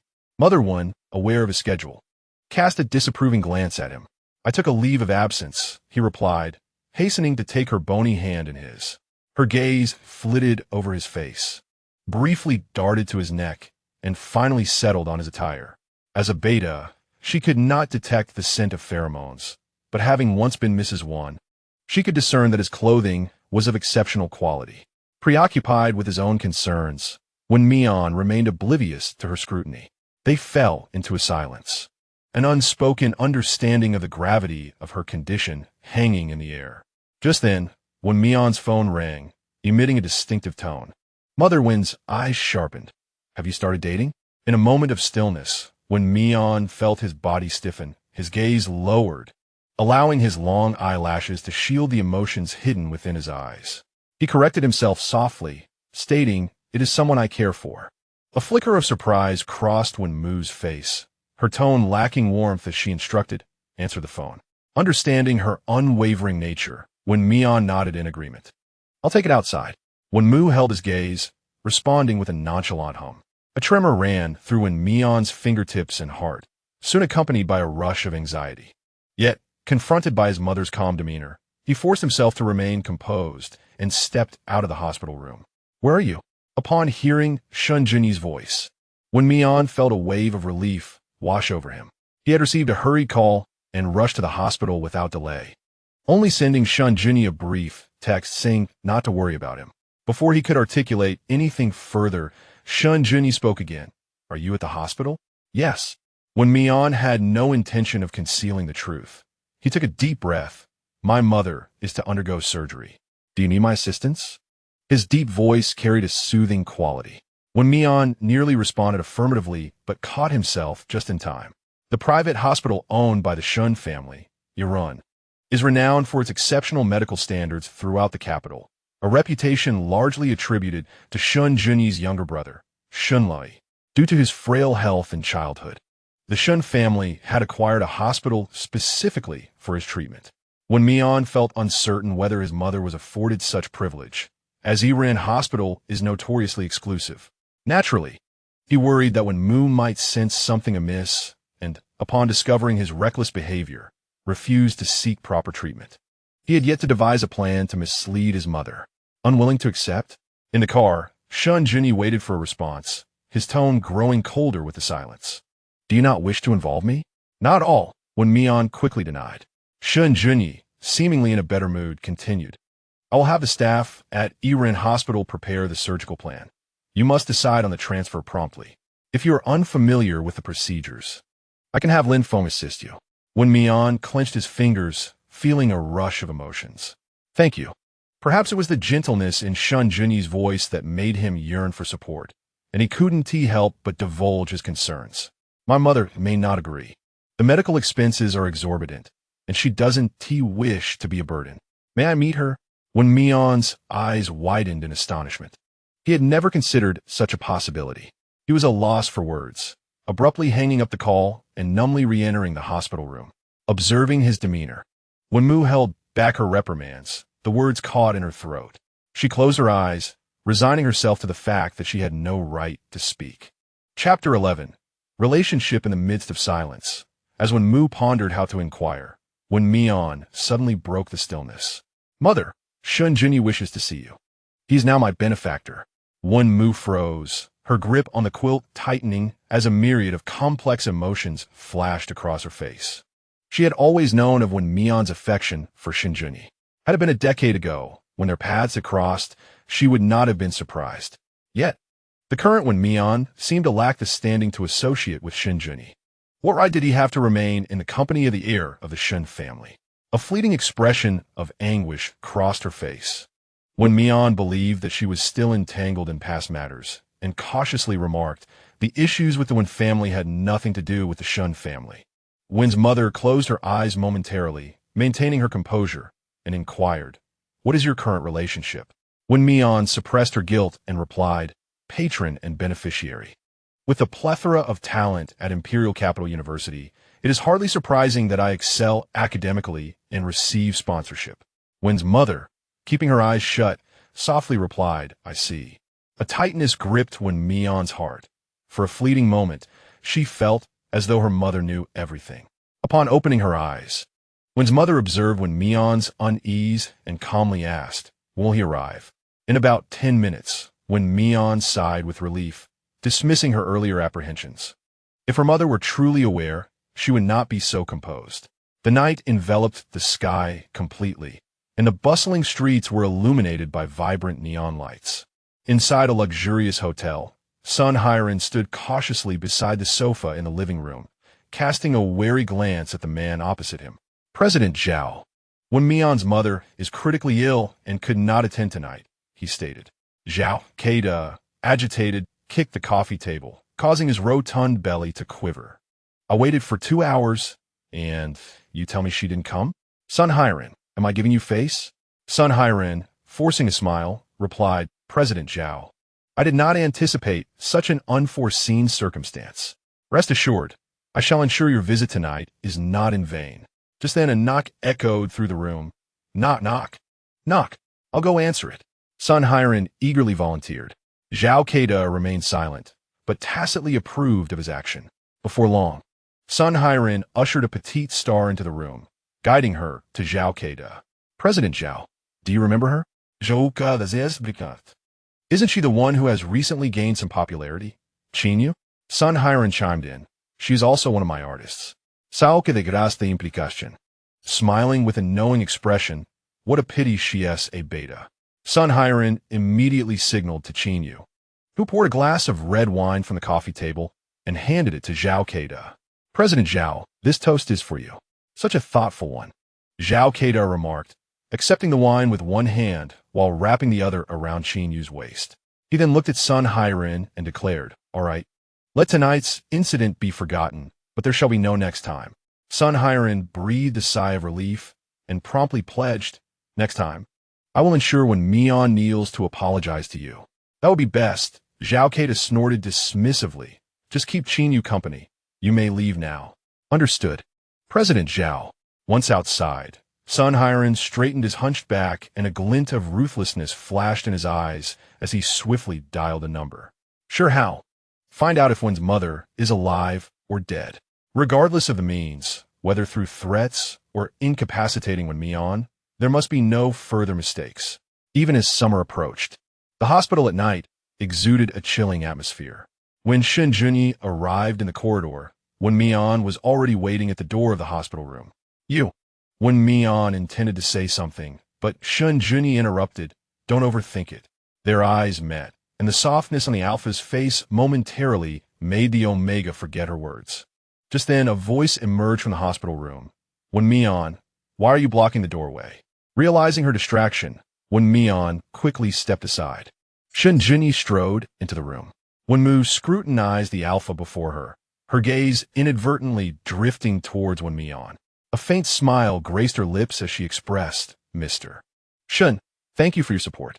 Wen Mian is exceptionally talented. This assistance is but a trifle, Shen Junyi replied. Noticing Wen Mian shift her chair, he preemptively stated, I can manage it myself. Wen Mian instinctively glanced at Wen Mu, whose expression remained unchanged, as if welcoming a visitor at home. She instructed Wen Mian, please fetch some hot water for Mr. Shen. Hesitating for a moment, Wen Mian took the empty kettle and exited the ward. There's no need for such formality, Aunt Wen, Shen Junyi said as he settled by the bedside. Wen Mu did not respond, her gaze fixed intently on him. Mr. Shen, may I inquire what you wish to convey in our meeting? I support Wen Mian due to his capabilities, Shen Junyi stated calmly. Thus, I hope you will cooperate with the treatment and transfer him to Iran Hospital, enabling Wen Mian to complete his studies promptly. Wen Mu fell silent. At 21, Wen Mian should have been graduating after another year. However, he had taken a year off and would only be entering his third year next semester. It was undeniable that she had hindered his progress. Her hand, resting on the blanket, clenched into a fist. What is the cost? Shen Junyi met her composed gaze, sensing an unsettling familiarity, not with Wen Mian, but with Wen Mu herself. Memories of Wen Mian's profile flashed through his mind, and he was certain he had never visited Linchuan. As a businessman, I do not engage in unprofitable investments, he continued, holding her gaze. The Shen Corporation encompasses numerous industries, including entertainment. Though Wen Mu was unaware of the complications surrounding Wen Mian's contract, she was not naive. He was her son, and there were matters she could feign ignorance about to avoid embarrassment. Yet, she could not remain completely silent or inactive. With a sigh, she remarked, Mr. Shen, Wen Mian is rather naive. Shen Junyi frowned, puzzled by her sudden statement. However, Wen Mu continued, disregarding his confusion, as long as he relinquishes me, he will not be subject to any coercion. Yet, he knows there is no hope and still wishes to save me. A pained smile appeared on her face as she spoke. I am acutely aware of my condition, Mr. Shen. If one day the doctor declares my situation hopeless, please guide Wen Mian appropriately. Chapter 12. Regrets? Shen Junyi furrowed his brow and reassured her. Aunt Wen, your condition is not beyond hope. Who can truly ascertain matters of life and death? Wen Mu replied with a faint smile. Shen Junyi intended to say more, but Wen Mu had already shifted the topic. How long have you known Wen Mian? Not long, he replied honestly. Yet, Wen Mu was insistent on this inquiry. A few days? After a brief hesitation, Shen Junyi nodded. Wen Mu appeared momentarily lost in thought, recalling a diary she had inadvertently glimpsed, her grip tightening on the blanket. I wonder if this is a blessing or a curse. Aunt Wen, I hope you will seriously consider the transfer. Shen Junyi reminded her of his purpose. Wen Mu returned to the present. Pausing for a couple of seconds before responding, I agree to the transfer. Shen Junyi was somewhat taken aback. Just then, Wen Mian returned with the kettle. Hastily approaching the bedside, his excitement palpable. Mom, have you really agreed? Yes, Wen Mu affirmed with a nod. Wen Mian's eyes reddened with emotion as she yearned to approach her mother, yet hesitated. Shen Junyi, observing this scene, finally comprehended the source of his peculiar feelings. Logically, a mother and child, bound by fate, should exhibit a profound closeness. However, Wen S. mother displayed an unmistakable coldness, despite her evident affection for Wen Mian, a contradiction that perplexed him. Mr. Shen, thank you for visiting me, Wen's mother said, gently patting Wen Mian's hand before wearily reclining against the bed. You young people should have good chat. Shen Junyi discerned her intent to usher him away and stood up. Aunt Wen, please rest well. I have matters to attend to, so I shall take my leave. Wen S. mother nodded, instructing Wen Mian, see Mr. Shen off. All right, she replied. The two exited the ward in silence, walking in succession until they reached the car. It was only then that Wen Mian spoke. Shen Junyi, thank you. You are now my responsibility. Such gestures are only natural, Shen Junyi replied, seemingly indifferent to her gratitude. Wen Mian bit her lip, a nervous tremor in her voice. What did my mother say to you? Shen Junyi teased. Are you afraid I might divulge something inappropriate? Wen Mian fervently shook her head, trusting in Shen Junyi's character. Then what is it that worries you? He inquired, stepping closer, effectively closing the distance between them. Their breaths mingled, the rhythm of their heartbeats palpable. Wen Mian remained silent. Shen Junyi gently lifted her chin, compelling her to meet his gaze. Or perhaps you are concealing something from me. Wen Mian's pupils quivered. Tell me, where did we meet before I rescued you? Shen Junyi's warm breath brushed against Wen Mian's face, his enchanting eyes akin to hooks, luring forth the answers he sought. Wen Mian stared at him, her mind flashing back to an alpha from her 26th year, equally tall and handsome, exuding an air of noble charm, perhaps due to familial ties. That alpha appeared softer compared to the mature and composed Shen Junyi of today. What are you pondering? Shen Junyi's discontent grew at Wen Mian's distraction. Nothing, she replied, a flicker of disappointment crossing her eyes. The alpha had evidently forgotten the time he had aided a beta, failing to recognize that the person he had assisted was none other than herself. Shen Junyi's irritation intensified at Wen Mian's evasive silence, yet he felt powerless to confront her. Abruptly, he released her and stated, Your mother's gaze towards me does not resemble that of a stranger. Wen Mian's fingers curled slightly. She could not believe Shen Junyi had not investigated her background. Was it due to a lack of necessity or mere forgetfulness? Taking a deep breath, she met his gaze steadfastly. Do you recall the Wen Pharmaceutical Company, infamous for producing substandard medications that resulted in fatalities? Shen Junyi paused, taken aback. Wen Mian continued. It was my father's enterprise, though it no longer exists. Shen Junyi opened his mouth, momentarily at a loss for words. The debacle of Wen Pharmaceutical occurred nearly 9 years prior, marred by lethal drugs and corruption within its ranks. The company's bankruptcy was also attributed to a shattered financial chain. Shen Junyi's familiarity with the situation stemmed from the fact that, during its peak, the Wen family had relocated adjacent to them. When the incident occurred with Wen, how old was Wen Mian? 12. Yet, in his recollection, there was no trace of Wen Mian's existence. He had indeed encountered Wen's mother, a woman of striking elegance and beauty, yet apart from her distinctive eyes, Shen Junyi could hardly recognize her. Do you regret it? Wen Mian pressed her palm, her gaze resting on Shen Junyi's dazed expression. What? Shen Junyi snapped back to reality. I regret saving you. Wen Mian articulated each word with precision. No regrets. Shen Junyi replied, pulling her into his embrace. I have never believed in regret.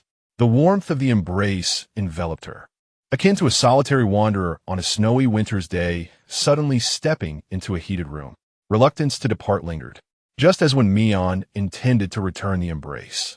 The sudden ringing of a phone interrupted the moment. It was the same exclusive ringtone, but it was Shen Junyi's phone that was ringing. He released Wen Mian. I need to take this call. Wen Mian gazed at her empty hands, her eyes dimming.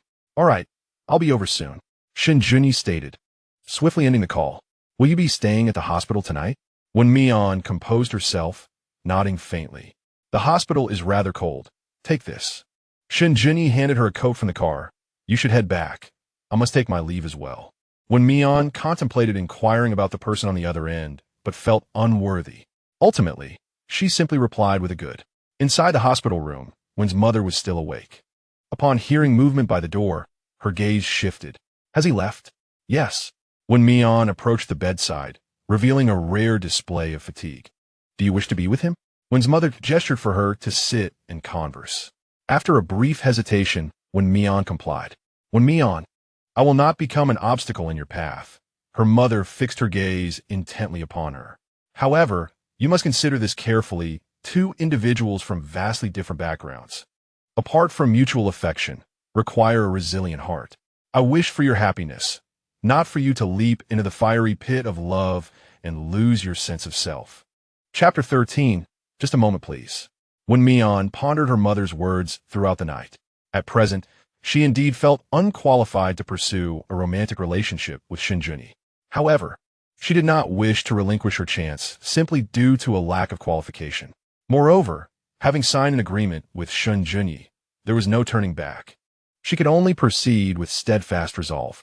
Rather than dwelling on such self-imposed dilemmas, it would be wiser to address the immediate troubles at hand.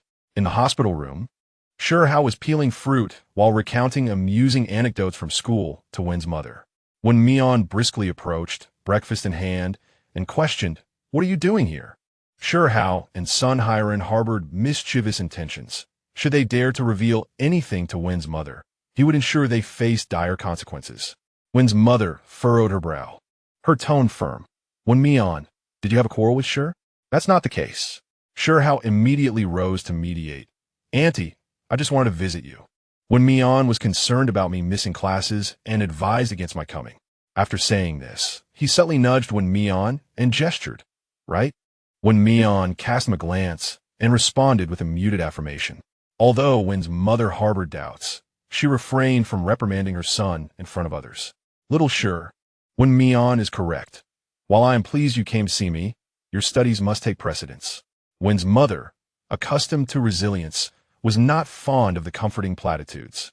Moreover, the comfort offered by acquaintances can indeed feel like a reopening of old wounds, even if it is well-intentioned, as the person affected. Hearing such reassurances repeatedly can become quite irksome. The affliction torments not only the body but also the heart. "Little Shi, please do not inform your parents." Hao had no intention of disclosing this. Nodding in acknowledgement, "Auntie, I understand." Wen Mian set up a small table and opened a bowl of congee. Saying to Wen Mu, "Mother, you eat first. I need to discuss something with Hao." "All right." Wen Mian then pulled Hao out of the hospital room. Observing Annie's complexion, I felt reassured. Hao scrutinized Wen Mian's expression, tentatively stating, "You startled me last night, making me think Annie was in critical condition." "Hao." Wen Mian interjected sharply, clearly annoyed. Indeed, one cannot expect refined words from the likes of him. Clearing his throat, Hao feigned an error, Auntie's condition, regarding Sun Hiren. "You ought to resolve that sooner rather than later. How about I accompany you to see him at noon?"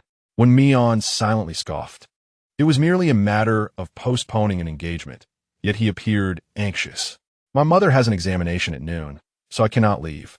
"What about tonight?" "It depends on the situation." Wen Mian feigned distress. Hao, sensing urgency, pressed, "When will you be free?" "My mother is scheduled for surgery and will likely be tied up."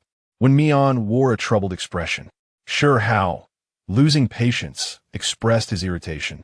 "But didn't Auntie ask you to visit the hospital less frequently?" He revealed his true colors. "Wen Mian, Sun Hiren has spoken. If you wish to resolve this, you must hasten to pay him off, or else he will come to the hospital to confront Auntie." "How does he know which hospital my mother is in?" Wen Mian's face turned icy. Hao felt a shiver run down his spine, stammering, "You know those people. It's easy for them to find us with just a flick of their fingers." As he spoke, he grew increasingly brazen. Yet, Wen Mian perceived the unease in Hao's demeanor. He could not fathom what deep-seated enmity could lead Hao to conspire against him and Wen Mu. Despite the most challenging times, the Shi family had treated them well, and Wen Mu had repaid their kindness manifold. Now, with the two families separated by vast distances, Hao chose to assist the malevolent, inflicting harm upon them. Perhaps Wen Mian's piercing gaze was too much for Hao, who struggled to respond. "Rest assured, with me around, they will not set foot in the hospital.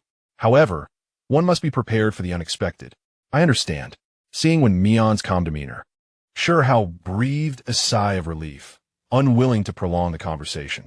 "I shall take my leave now. Please take good care of Auntie." Wen Mian nodded. Once Hao departed, his expression darkened instantly. Time was of the essence. They must transfer Wen Mu to another hospital immediately.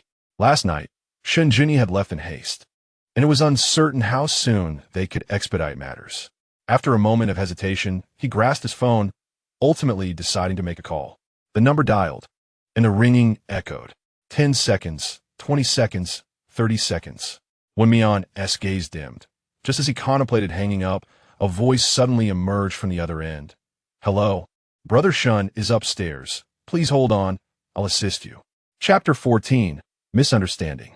The subsequent words were lost on Wen Mian, but even amidst the unfamiliarity, he could discern that the voice belonged to an Omega. Had Shen Junyi gone to see him last night? Wen Min found himself unable to suppress his wandering thoughts, rendering him oblivious to the words spoken on the other end of the line. By the time he regained his senses, 2 minutes had already elapsed on the call. Meanwhile, Xu Wang, holding his phone, happened to reach the threshold of the study.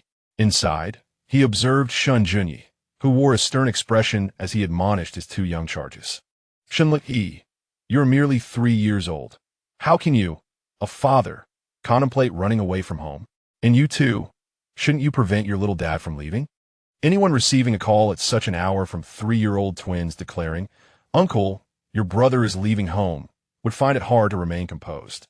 The 2 little ones exchanged glances before each wrapped their arms around one of Shen Junyi's legs. "Uncle, little dad says he wants to find Big Dad. We can't stop him." "Yes, little dad doesn't want us or Big Brother." "Uncle, why don't you take us away so little dad and Big Dad can fly off together?" Shen Junyi, confronted by the large, innocent eyes of the twins, felt the veins in his temples throb. Gritting his teeth, he exclaimed, "Shen Li." The latter, startled, was the first to spot Xu Wang at the door and rushed over as though he had seen a savior, exclaiming, "Sister-in-law, please save me." The voice reached Wen Min's ears through the phone, instantly draining the color from his face. Sister-in-law? If he had not misheard, Shen Junyi was chastising Shen Li, while the latter referred to the phone holder as sister-in-law. Wen Min's thoughts became a chaotic whirlwind, realizing the call was still ongoing and fearing to hear more. He hastily ended the conversation, missing Shen Luyi's subsequent remark, "Why did only you come? Where's cousin?" Back in the study, Shen Luyi, having spoken, clung to Xu Wang's arm. "If cousin doesn't come, who will keep my brother in check?" Xu Wang, exasperated, replied, "If you wish to find your husband, simply leave Yi Bao and Jin Bao with Shen Ge. Why make a fuss about running away? I heard that my brother found a little sister-in-law for me, so I sent the 2 little ones to gather information." Xu Wang added, "What are you 2 whispering about?" Shen Junyi, lifting one of the twins away, admonished, "Stand straight. Little Alpha, no need for such antics." Yi Bao and Jin Bao, upon hearing him, remembered the matter at hand, but when Xu Wang glanced at his phone, he realized the call had already ended. Frowning, he said, "Shen Ge, little sister-in-law just called you." I answered, but I'm not sure when it got disconnected. He had hurried to the villa and had just heard the phone ring, recognizing it as Shen Junyi's number. He assumed it was urgent when it had not yet been terminated after 30 seconds. "Little sister-in-law's call? Shen Junyi's eyes widened," and he immediately turned to the approaching Shen Junyi. "Brother, hurry and call back. Do a video call. Let us see what little sister-in-law looks like. We want to meet Auntie." The little ones, eager not to be outdone, ran up one after the other. Xu Wang also looked on with anticipation. "Shen Ge, when will you introduce her to us?" Shen Junyi took the phone, noting the contact labeled wife, and a vision of Wen Min's cool, clear eyes crossed his mind. His expression softened unconsciously. "I will call back first. Shen Li, make sure to keep them in check. As for Xu Wang," he added, "I'll make sure to bring her to you when I have the chance." Alpha walked away with his phone in hand, and Shen Li, feeling displeased, remarked, "Ever since I got married, my status in my brother's eyes has been steadily declining." Xu Wang chuckled softly. It is those who are cherished who can afford to be bold, and Shen Li had plenty of love to go around. As expected, the 2 little ones patted their chests and chimed in unison, "Little dad, you will always be number 1 in our hearts." "Good." Shen Li bent down and pinched each of their soft cheeks. The little ones giggled, and as the elder brother, Yi Bao, suddenly tugged at Xu Wang's pants, wide-eyed, he asked, "Uncle Wang, does Aunt's voice sound nice?" Jin Zhao shared the same curiosity. Xu Wang gently ruffled their hair, replying, "Yes, it does." Yi Bao confidently declared, "Then Aunt must be very beautiful." Jin Zhao's eyes sparkled with excitement as he exclaimed, "Little dad, hurry and find Big Dad. We want to go see Aunt." Shen Li's eyes lit up. "When you see Aunt, remember to call little dad." The 2 children nodded in unison. "Xu Wang, I'm off now. When my brother returns, just tell him I entrusted Yi Bao and Jin Zhao to him." Shen Li, disregarded Xu Wang's reaction, dragging his already packed suitcase and swiftly entering the elevator. After a moment of silence, Xu Wang and the two little ones exchanged glances, wide-eyed. Chapter 15. Owing no one. Wen Mian, lost in thought, returned to the hospital room, where Wen's mother looked at him curiously. What happened between you and Sure How? Wen Mian, not wanting her to worry, forced a smile. It's nothing. Wen's mother frowned slightly, setting down the spoon she had been holding, and leaned back against the headboard. With utmost seriousness, she said, Wen Mian, remember, you owe no one, including the Sure family. She had received favors in the past and felt compelled to repay them double, not wanting her son to feel indebted. Her intuition proved correct. Even if the Sure couple had no such intentions, Sure How was not a straightforward person. Mom, I understand. Wen Mian moved to adjust the pillow behind her. My mood isn't affected by him. Wen's mother immediately guessed the true reason. Is it related to Shen Junyi? He nodded. I wanted to inquire about transferring hospitals, but he didn't answer my call. Wen's mother could see through Wen Mian's deception. She knew her child better than anyone, although unaware of the specifics. She offered comfort. He holds a high position and has many matters to attend to. It's normal not to hear the phone. Wen Mian lowered his head, clearly reluctant to elaborate further. Observing this, Wen's mother, with rare tenderness, advised Wen Mian, no matter how much you like that person, remember to consider whether they are worth your affection when you have time to think. If one day they no longer are, you must be decisive, understand? Wen Mian hesitated, meeting his mother's gentle gaze, his heart racing.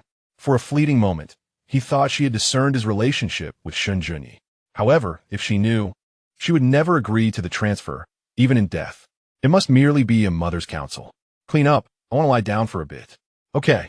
Just as Wen Mian was putting away the table, Shen Junyi's call came back. Noticing the visible happiness on Wen Mian's face, Wen's mother softly suggested, take it outside, so as not to disturb others.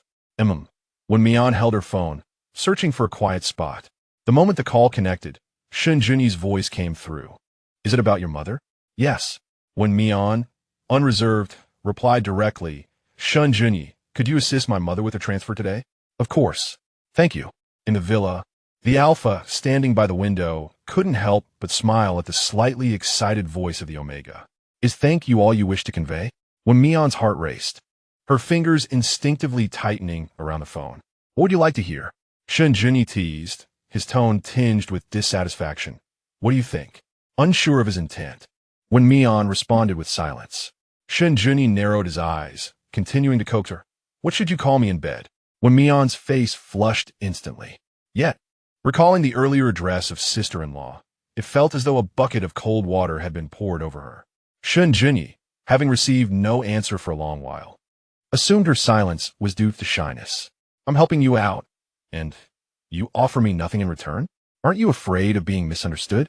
Wen Mian summoned her courage to respond. Shen Junyi's expression turned quizzical. Misunderstood about what?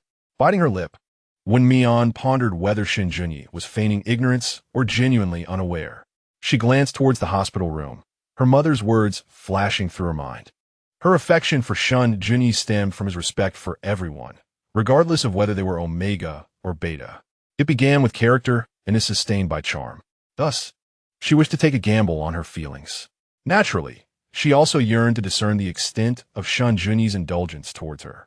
Shen Junyi, the person you spoke with earlier, why does your brother refer to him as sister-in-law? Chapter 16.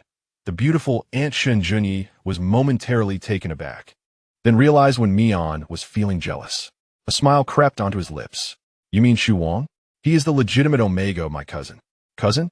Wen Mian was slightly bewildered. Yes. Anyway, it's only a matter of time before you meet him, Shen Junyi continued. His name is Gu Minghang. If you're aiming for the entertainment industry, you should have heard of him. Wen Mian was stunned. Gu Minghang, the youngest best actor, at the height of his fame. He announced his relationship with his partner, subsequently retreating behind the scenes. Suddenly, she recalled. She had followed that dating reality show. Yet at the time, her focus had solely been on Shen Junyi, hardly paying attention to anyone else. Suddenly anxious, Wen Mian asked, do you still have feelings for him? Who? Shen Junyi looked confused. Who do you mean I like? For a moment, Wen Mian was uncertain whether to feel relieved or reprimand herself for speaking out. The notion of having feelings for her cousin's wife did not seem particularly honorable. Clearing her throat, she awkwardly shifted the conversation. Shen Junyi, can we arrange the transfer for this afternoon? I'm afraid of unnecessary delays. I'll have Lin Feng contact you shortly. Shen Junyi wanted to inquire further, but Wen Mian did not afford him the opportunity. Shen Junyi, my mother is calling me. All right, you go ahead. Yes. Quickly hanging up, Wen Mian's earlier gloom dissipated. Once a fondness, it was not present anymore. Moreover, the other person was already married, and to Shen Junyi's cousin. She still had hope, in contrast to Wen Mian's cheerfulness. Shen Junyi felt far from elated. He gritted his teeth and exclaimed, has Shen literally run away? Yi Bao tugged at his pant leg, saying uncle to be precise. Little dad has gone off to find big dad. It's akin to elopement. Xin Bao yin does it. Shen Junyi pressed his fingers to his temples and retorted, silence. Will Shen Lui and Shu Yuan ever learn to raise children? What is this nonsense? Yi Bao and Jin Bao, evidently accustomed to their uncle's sporadic fits of anger, exchanged glances and each clung to one of his legs, looking pitifully silent. Shen Junyi felt a throbbing headache. Shu Wang chuckled and remarked, Brother Shen, just take those two back home. You know, they only want you to take care of them. Ye Bao Chaimin, Unde. Jin Bao followed suit. Uncle. Shen Junyi replied, it was manageable when I was single, but now, with a partner, I still have to look after children. I am truly exasperated. You two little rascals, go tidy up your clothes. Uncle is brilliant. We love Uncle the most. The two lively little ones scampered away. Shu Wang glanced at his phone, his face lighting up with a blissful smile. Brother Shen, I must take my leave. Shen Junyi recognized the message from Gu Minghang and numbly waved his hand, urging Shu Wang to depart quickly. After taking a couple of steps, Shu Wang turned back. Brother Shen, be good to my sister-in-law. We wish to enjoy the wedding candies soon.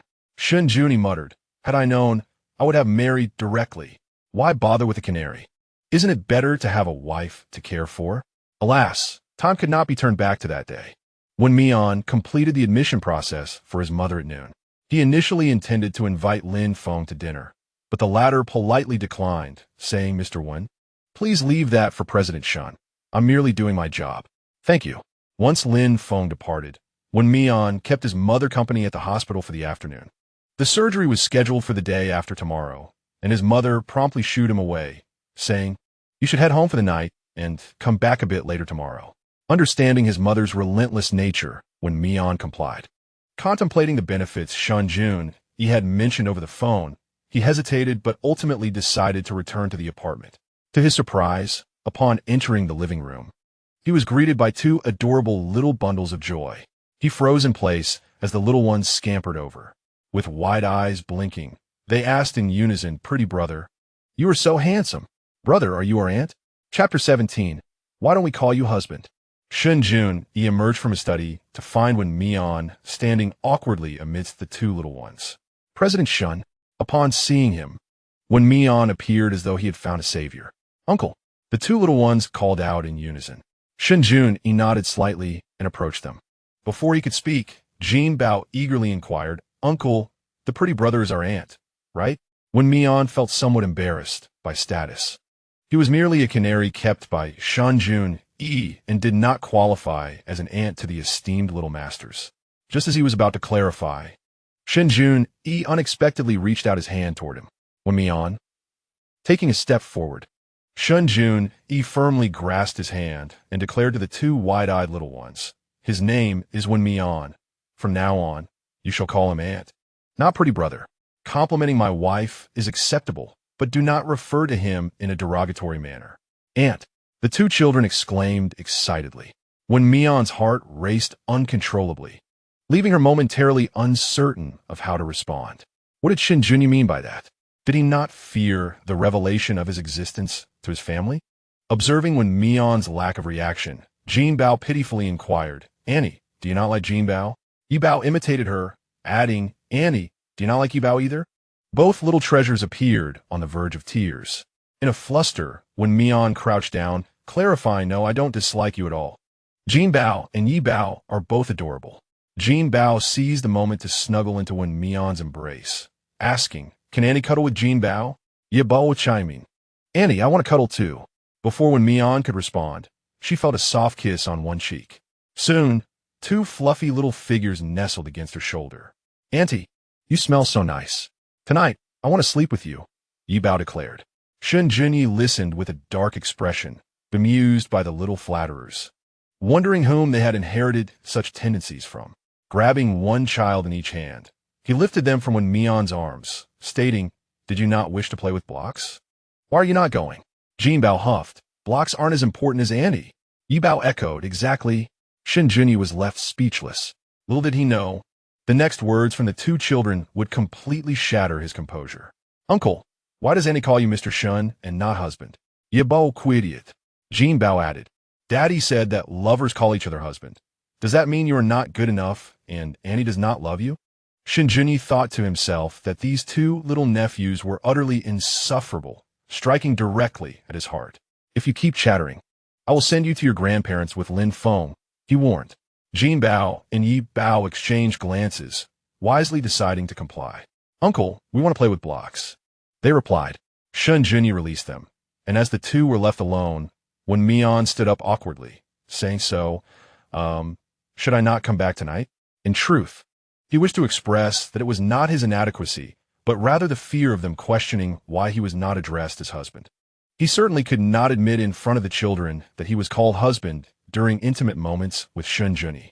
The thought made his ears flush with heat. "Do you not wonder why I brought them here instead of somewhere else?" Shen Junyi approached Wen Mian, speaking earnestly. Wen Mian's heart fluttered. Did Shen Junyi truly never consider hiding his family? Noticing her silence, he glanced at his engrossed nephews playing with blocks, then wrapped his arm around Wen Mian's waist, saying, "Do not overthink." With that, he claimed her lips in a passionate kiss, his warm breath enveloping her like a blooming flower basking in the sun.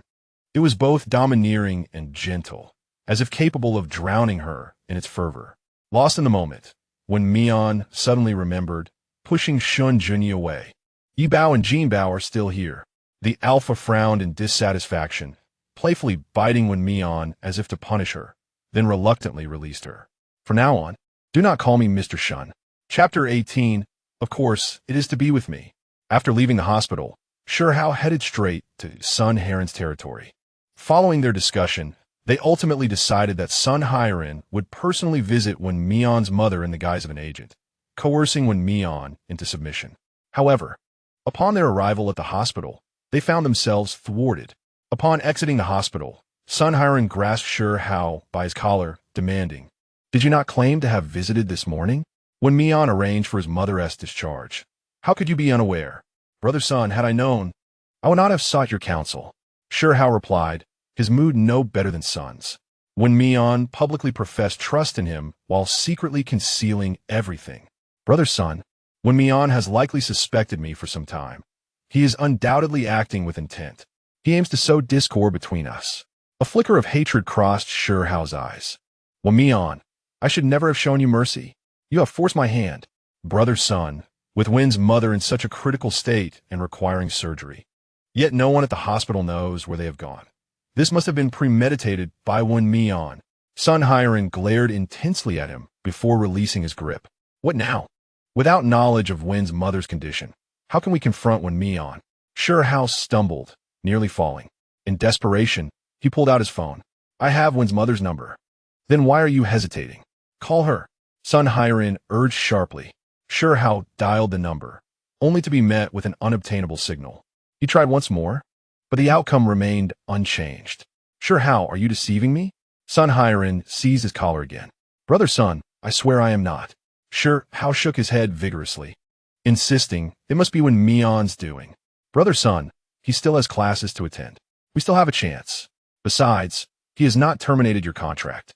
He will certainly reach out to you." Sun Heron regained his composure, loosening his hold on Shihao and adjusting his collar with gritted teeth. "For the sake of our past friendship, I will not pursue this further. However, I do not wish to encounter a similar situation again. I understand, Brother Sun." Shihao pledged earnestly. "Let's first find a new candidate for General Manager Zhao, and regarding Wen Mian, as soon as he returns to school, I will inform you immediately. That will have to suffice for now. Sun Hiren thought to himself that he had weathered numerous storms and would not falter against Wen Mian. I must go pick up Yu. You return to school on your own. The car door slammed shut, leaving Hao engulfed in exhaust fumes. He gazed at the receding vehicle, his eyes brimming with animosity. He retrieved his phone once more and dialed Wen Mian, but the familiar voice responded. The number you have dialed is currently unavailable. Unwilling to accept defeat, he continued to call, only to hear the same message. Wen Mian, you wretch, do you think you can escape me so easily? If I cannot find peace, neither shall you. As night deepened, the sound of children's laughter echoed within the apartment, infuriating Shen Junyi to the brink of eruption. Yi Bao and Jin Bao occupied either side of Wen Mian, swinging their little feet back and forth. Andy, Uncle is like an old bull with a young calf. Will you wait for him to grow up and be with Yi Bao? Auntie, you should be with Jin Bao instead. The twins exchanged glances before proclaiming in unison, Annie wouldn't be with you. She wants to be with me. With that, the twins glared at one another, turning their gaze to Wen Mian. Auntie, you must choose between Yi Bao and Jin Bao. Wen Mian felt overwhelmed, the weight of childcare pressing down on her, particularly with the twins. Shen Junyi seethed with frustration, especially since the phrase old bull with a young calf was often uttered by the twins' own father. He pulled Wen Mian into his embrace and subsequently settled into the single sofa opposite the two children. Do not even think about it. You shall both refer to him as Uncle, as he is obviously with me. Chapter 19. Do not compare me to others. Wen Mian awkwardly perched upon Shen Junyi's lap, yearning to disentangle himself, yet Shen Junyi's grip around his waist was unyielding. His ears flushed crimson as he murmured, Shen Junyi, do not lead the children astray. What is there to fear? Shen Junyi replied dismissively, they're already children of both a big dad and a little dad. They should be aware of such matters. Wen Mian countered, Shen Junyi, you have not considered the children at all. He proceeded to educate them. As an alpha, one should only embrace their own omega. Do you understand? Ye Bao's little face was earnest as he retorted, Uncle is mistaken. Big Dad said it is only permissible if it is one's spouse. Indeed. Jin Bao nodded in agreement, not missing the opportunity to jab at their uncle. Have you and Annie gotten married? Shen Junyi faced the two pairs of round, glistening eyes and urged, it is time for you both to sleep.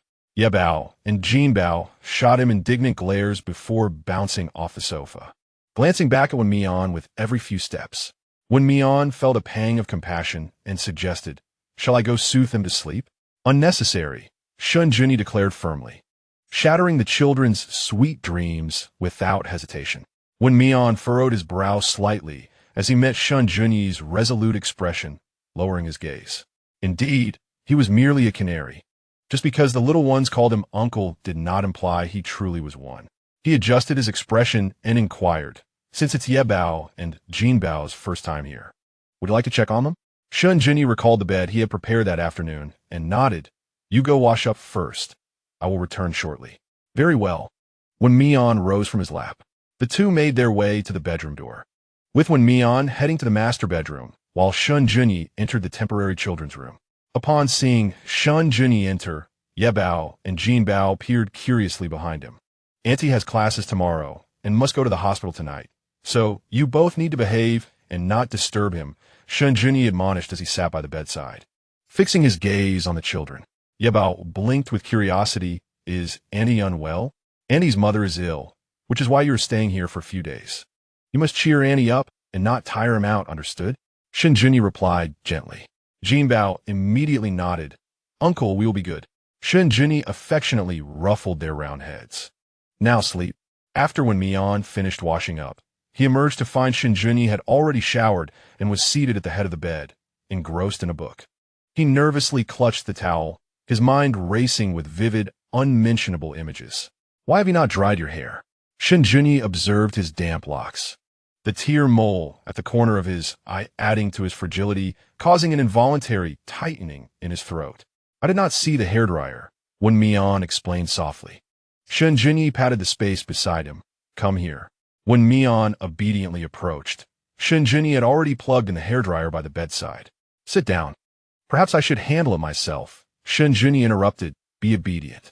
Reluctantly, Wen Mian complied, and the hum of the hairdryer filled the air as he lifted his gaze to find Shen Junyi's face etched with seriousness and focus.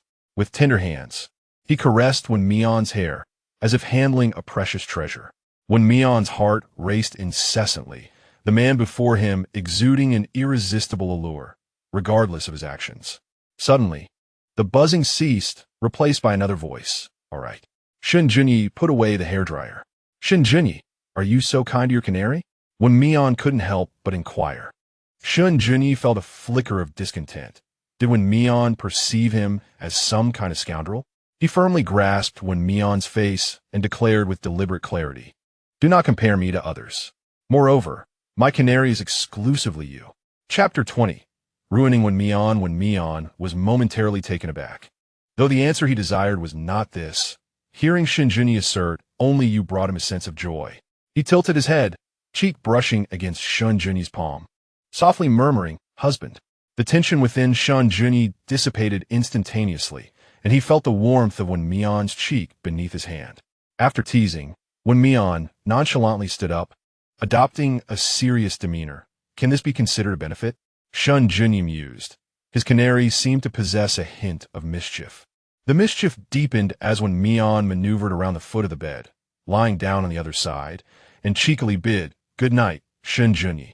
A surge of frustration coursed through him, yet he found himself powerless against Wen Mian. The dark circles beneath Wen Mian's eyes were too pronounced. If they continued this way tonight, sleep would be elusive. Taking a deep breath, he lay back down, pulling Wen Mian into his embrace. "Good night."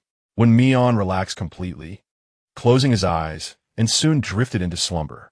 Poor Shen Junyi, however, had to secretly take a cold shower to calm himself. When dawn broke, Wen Mian awoke to find Shen Junyi still asleep. Nestled in the crook of his arm, Wen Mian was greeted by the striking features of the man. Instinctively, he raised his hand, but before his fingers could touch Shen Junyi's nose, the man stirred, eyes still closed, and queried, "What time is it?" Wen Mian jumped at the sudden inquiry. Meeting the startled gaze of the Omega, Shen Junyi raised an eyebrow. "Have you done something guilty?" Wen Mian replied. Shen Junyi narrowed his eyes, flipping Wen Mian beneath him. Wen Mian felt a surge of panic. He had classes during the day and needed to visit his mother that evening. If Shen Junyi were to toy with him, he might miss school. "What did you call me last night?" Shen Junyi leaned closer. Wen Mian stared at him, pursing his lips. The affectionate term was a form of intimacy. If he were too easily satisfied, the thrill would dissipate. Seeing Wen Mian's reluctance to speak, Shen Junyi grasped his chin, softly coaxing, "Just say it once more." "Husband." With the morning light as their backdrop, as soon as Wen Mian uttered the words, he felt the man's shift in demeanor. His ears flushed crimson. Yet, the intensity in Shen Junyi's eyes beckoned him to surrender. As Shen Junyi leaned down, poised to kiss Wen Mian, the door suddenly creaked open. Two little heads peeked through the gap. Upon recognizing the two children, Wen Mian abruptly pushed Shen Junyi away. "Uncle, Aunt." The three voices echoed simultaneously, followed by Shen Junyi's furious growl, "Shuyi, Shujin, you must knock before entering someone else's room." It was too late. Uncle was truly angry. Yi Bao and Jin Bao exchanged a glance, their eyes filled with a pitiful longing directed at Wen Mian. Unfortunately, Wen Mian was too caught up in her embarrassment to notice the little one's gaze. With a determined heart, Yi Bao whimpered, "Uncle, I am so sorry. I had no idea you and Andy were having a baby." Jin Bao followed suit, wailing, "Uncle, Annie, we were wrong." Shen Junyi remarked dryly, "Well, it seems his brother and brother-in-law are indeed quite the educators." Wen Mian widened her eyes, a blend of astonishment and confusion swirling within them. The awakening of the affluent was indeed early. Half an hour later, Wen Mian sat on the sofa in the living room, facing the two lively treasures who were engaged in a silent stare-down. The little ones had red-rimmed eyes. Initially, their tears were feigned. But after Shen Junyi had playfully swatted Yi Bao's bottom, they transformed into genuine sobs. Wen Mian's mind drifted to thoughts of the man, as she grabbed a bathrobe to conceal her embarrassment. Amused, she recalled the image of her little nephew being tossed out of the room as she stormed into the bathroom, and couldn't help but find it humorous. It was the first time she had seen Shen Junyi so flustered. It felt vivid, like a celestial being descending into the mortal realm, presenting an opportunity within reach. Auntie, when will we have a little brother? Xin bao gui dit lacing zemak ben in sai. Yi Bao nodded in agreement. Wen Mian awkwardly attempted to shift the conversation. Are you hungry? Perhaps I should prepare breakfast for you? Given that Shen Junyi took quite some time, it seemed he would not emerge immediately. Just then, her stomach grumbled audibly. Yi Bao and Jin Bao, in perfect sync, patted their bellies, lamenting yes. By the time Shen Junyi emerged, dressed, Wen Mian had already prepared breakfast. Uncle, called out Yi Bao and Jin Bao in unison. Shen Junyi replied with a stoic expression, after you eat, I will take you back to the old residence. Yi Bao and Jin Bao exchanged glances, instantly adopting a mournful demeanor. Uncle, please don't send us away. Auntie, we promise to be good. They pleaded. Wen Mian, unable to bear their distress, chimed in. I want to be here for the next couple of days. Perhaps you could let them stay? Jin Bao furrowed his little brows. Why won't Annie be here? Yi Bao recalled something and gently nudged his brother. Jin Bao promptly amended. Uncle, we will wait patiently for Annie to return. The twins perfectly inherited the admirable traits of their fathers, especially their ability to adopt a pitiful expression when they were quiet, effortlessly invoking sympathy.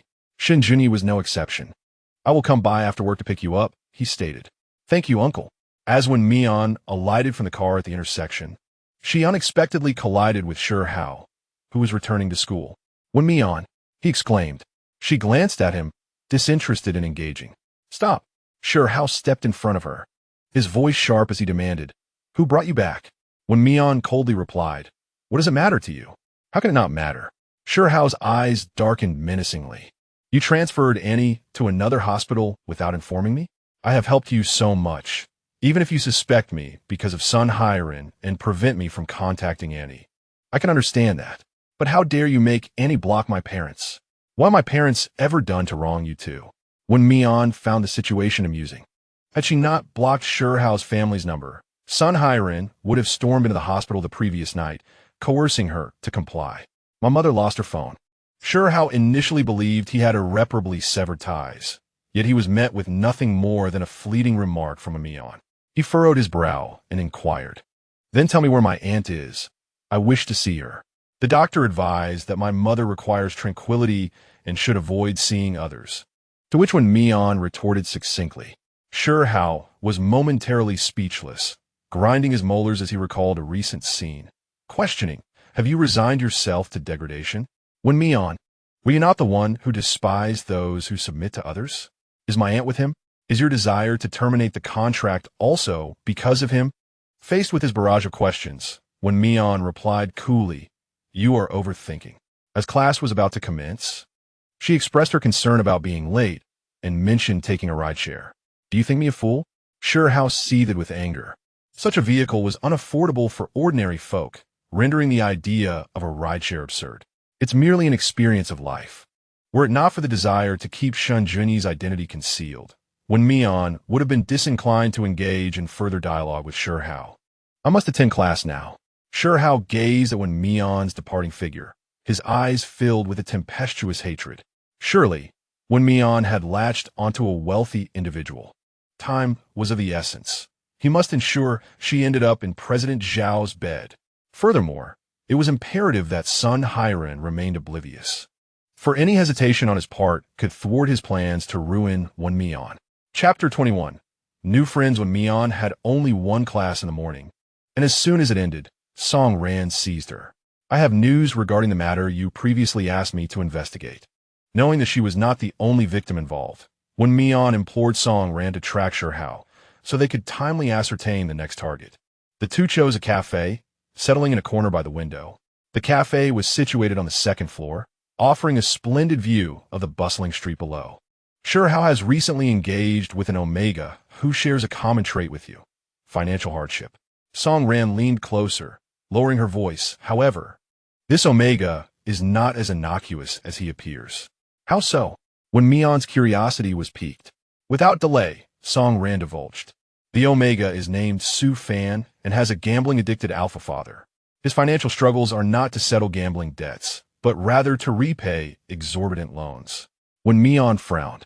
So he's merely shifting one debt to cover another? No. Song Ran shook his finger animatedly, excitement and admiration evident on his face.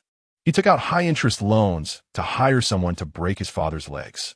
Wen Mian's eyes widened in disbelief, pondering the depth of hatred that would inspire such a scheme. Surprised, are you? Song Ran had also found the information hard to believe at first. Continuing, the more astonishing part follows. When his father's legs were broken and the debt collectors came to collect, Su Fan, in front of them, took a knife and severed his father's fingers one by one, asking if that was sufficient repayment. If not, he could weigh his father as collateral for the debt. At this juncture, Song Ran gulped nervously. At that time, he was still a minor, yet he was truly mad and utterly reckless. Ever since, the creditors have not dared to approach him again. Oh, and by the way, he endured domestic abuse from his father during childhood, which harmed his glands. Rendering him, this is also where my confusion lies. Song Ran propped his chin up, revealing his distress. Wen Mian did not dwell on it for long. After all, every family has its own burdens. He returned to the main topic. To what extent has Hao engaged with him? Hao knows less than I do. And with Su Fan's cherubic visage, typically reserved and taciturn, he probably thinks he has struck an incredible bargain. Is there a way to arrange a meeting between Su Fan and me? While a handsome beta is certainly alluring, it pales in comparison to the charm of an omega. However, the disparity in strength between omegas and alphas makes them vulnerable. Coupled with the suppression of pheromones, escaping from a predator becomes even more arduous. If Su Fan is willing to cooperate with them, he might just become a formidable weapon against Tang Xiao. Song Ran immediately grasped Wen Mian's intention. You wish to collaborate with him? Wen Mian nodded. Yet, wishing is one thing. Whether the other party is willing is another matter entirely. I will call him. Song Ran retrieved his phone. Wen Mian looked on in astonishment. Are you quite familiar? Not really, but he is remarkably ruthless. Upon reviewing the data, I felt compelled to befriend him. Song Ran's eyes sparkled with excitement. Wen Mian, while perplexed by the young master's thought process, respected it nonetheless. The phone rang, and within mere seconds, a cold voice came through. Who is this? I am Song Ran, hoping to make your acquaintance. Are you unwell? Wait, please don't hang up. I have a lucrative business proposition I wish to discuss with you. The other end fell silent for 2 seconds before responding coldly. Address. The cafe across from the school, on the 2nd floor, in the corner by the window. Give me 10 minutes. All right. Song Ran, brimming with enthusiasm, asked, what would you like to drink? I'll get it for you. As Wen Mian listened to Song Ran's phone call, he couldn't help but question the essence of life. Is this the allure of a social butterfly? Clearly, Song Ran's admiration overshadowed all other emotions. He put his phone away and asked Wen Mian, what should we bring him? Does he enjoy milk tea? Wen Mian honestly shook his head. In 10 minutes, Wen Mian met the individual. The Omega was even more deceptively charming than Song Ran had described, with a doll-like face. Youthful and innocent, not at all resembling a lawless criminal. As Wen Mian assessed Su Fan, the latter was likewise scrutinizing him. Su Fan, please take a seat. Song Ran exclaimed with uncontained excitement, nearly reaching out to grasp Su Fan's hand to express his admiration. Su Fan averted his gaze and, casting a glance at the sofa, sat down opposite them. Wen Mian got straight to the point. Hao is not a good person. Neither am I. A peculiar smile curled at the corners of Su Fan's lips. You both already know, don't you? Song Ran's heart skipped a beat. Su Fan was evidently aware of the investigation. Wen Mian remained composed. We apologize for investigating you without your consent. Su Fan scoffed lightly, then leisurely turned to Song Ran. Young master, how much are you prepared to offer? How does 10 million sound? Song Ran thought simply, considering the perilous location they were headed to, and that Wen Mian's contract termination fee was roughly that amount. They certainly could not shortchange Su Fan. Su Fan suddenly burst into laughter. Young master, you are indeed generous. Well said, well said. While Song Ran could not possibly secure 10 million in a month, he could save up. If all else fails, he could find someone to lend him a bit. Wen Mian furrowed his brow, expressing concern. What we are about to undertake is perilous. I hope you will contemplate it carefully before making a decision." "I never agreed," Su Fan replied, her face propped up in a devilish smile. Song ran. Wen Mian. Song Ran appeared somewhat flustered, eager to speak, but was interrupted by Wen Mian. "It is best not to provoke someone formidable. We should avoid letting the young master unleash his sharp tongue. Allow me to hazard a guess." Su Fan's hand, supporting her chin, moved rhythmically. "Sure House sought me out, wishing for me to sign with the company. And you," his gaze fixed intently upon Wen Mian, "have just inked a contract with Tang Xiao Entertainment. You assert that Sure Hao is not a good person, and you claim that the situation is grave. So perhaps I might boldly conjecture further. Is it that Tang Xiao harbors issues? Or is it that Sure Hao's introduction to the entertainment world, from signing on as an artist to acquiring resources, could potentially lead to complications, even if one later attains fame?" Song Ran was astonished. All his guesses were correct, aside from those with a modicum of status in the industry. Hardly anyone was aware of the extent of Tang Xiao's corruption. Moreover, as a major corporation, without any warning, one could find themselves in a predicament akin to Wen Mian's. Wen Mian mused that only those who have genuinely experienced despair or lived perpetually in darkness would speculate with the worst of intentions. Thus, why would a desperate individual choose to break their father's leg rather than repay gambling debts, yet willingly settle high-interest loans? Such contradictions abound. Su Fan met Wen Mian's gaze, his displeasure evident in a slight frown, as if feeling that a secret had been unearthed. "I was right about you," Song Ran suddenly interjected, his eyes gleaming with excitement. "Not only are you formidable, but you are also quite astute. Now that we are privy to each other's secrets, shall we consider ourselves friends?" Wen Mian. "This scene feels oddly familiar." Su Fan. "Is this young master not quite bright?" Chapter 22. Discussion of termination. Who said we are friends? In the stillness, Su Fan shattered the silence. He had no friends, nor did he desire any. "You?" Song Ran was taken aback at such blatant disregard, his anger flaring. "Why are we unworthy of being your friends?" Su Fan regarded him with an expression of incredulity. "Did I say you were unworthy?" He maintained his impassive demeanor and declared, "I do not require friends. I refuse to believe it." Song Ran's stubbornness flared. He could not accept that anyone would not desire companionship. Su Fan rolled his eyes, indifferent to Song Ran's disbelief. With minimal exchange, he stood and departed. "Wait." Wen Mian rose, his expression earnest as he regarded Su Fan. "Will you not reconsider?" Su Fan frowned, his eyes reflecting curiosity. "I am no benevolent soul." Wen Mian approached him, revealing a disinterest in meddling in others' affairs. "However, if they have wronged me, I shall certainly repay the debt." Their gazes locked, and Su Fan discerned a coldness in Wen Mian that mirrored his own. Yet, there remained a subtle distinction. Wen Mian's detachment lacked the mercilessness that characterized his own. Su Fan glanced briefly at Song Ran behind Wen Mian before returning his attention to Wen Mian, a hint of amusement curling his lips. "Have him give you my number." With that, he departed without a backward glance. Song Ran, incensed, exclaimed, "Does he look down on me? Willing to be friends with you, yet unwilling to be my friend?" Wen Mian replied, "They are not friends either. At most, they are allies." He followed the flow. "The young master is both beautiful and kind-hearted. I am truly fortunate to be associated with him. I harbor no resentment towards you."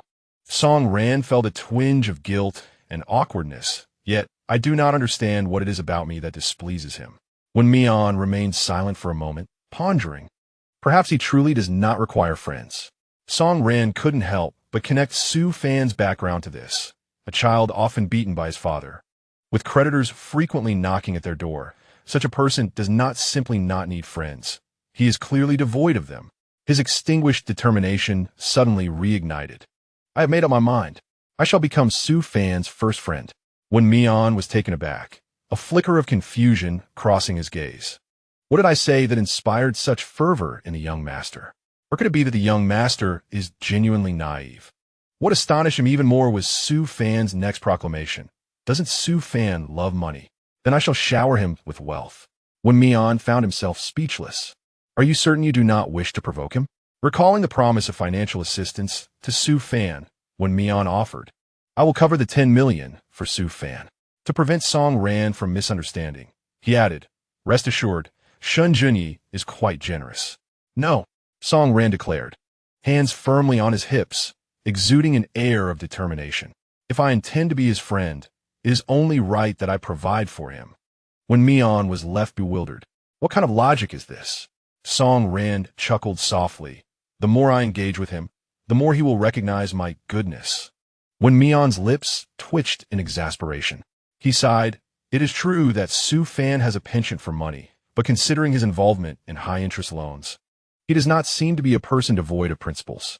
Merely throwing money at him could very well backfire. What do you propose then? Song Ran questioned, acutely aware that apart from Wen Mian, his other friends were merely after his pocket money. How can one befriend someone without spending? Song Ran appeared distressed. Wen Mian's expression softened as he placed a reassuring hand on Song Ran's shoulder. I believe your sincere heart will touch Su Fan, just as it has touched me. Upon hearing this, Song Ran's earlier gloom dissipated. After classes that afternoon, as Wen Mian was about to exit the school gate, he was intercepted by Sun Hiren. With a disdainful smile, Sun Hiren remarked, Wen Mian, aren't you here to terminate the contract? Let us do it today. Chapter 23, Wen Mian's mother was to undergo surgery the following day, and he initially had no desire to acquiesce to Sun Hiren's request. However, given Sun Hiren's unwavering stance, which implied that refusal would result in compliance with the company's directives, Wen Mian reluctantly agreed. He remained cautious, opting not to enter Sun Hiren's car, instead hailing a taxi to Tang Shao Entertainment. The two arrived at the company building in succession, where Sun Hiren led Wen Mian into his office, sneering, What's wrong? Are you afraid I'll sell you out? Wen Mian ignored him, succinctly demanding, Where is the contract for termination? Here.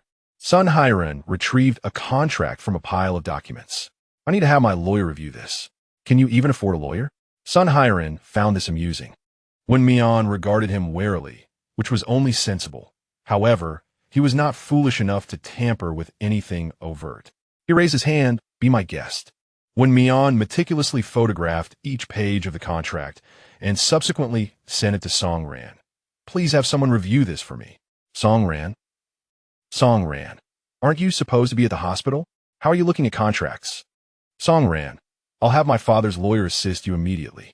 Wen Mian replied line by line, thank you. I was blocked by Sun Hiren after leaving school, so I will terminate the contract first and then return to the hospital.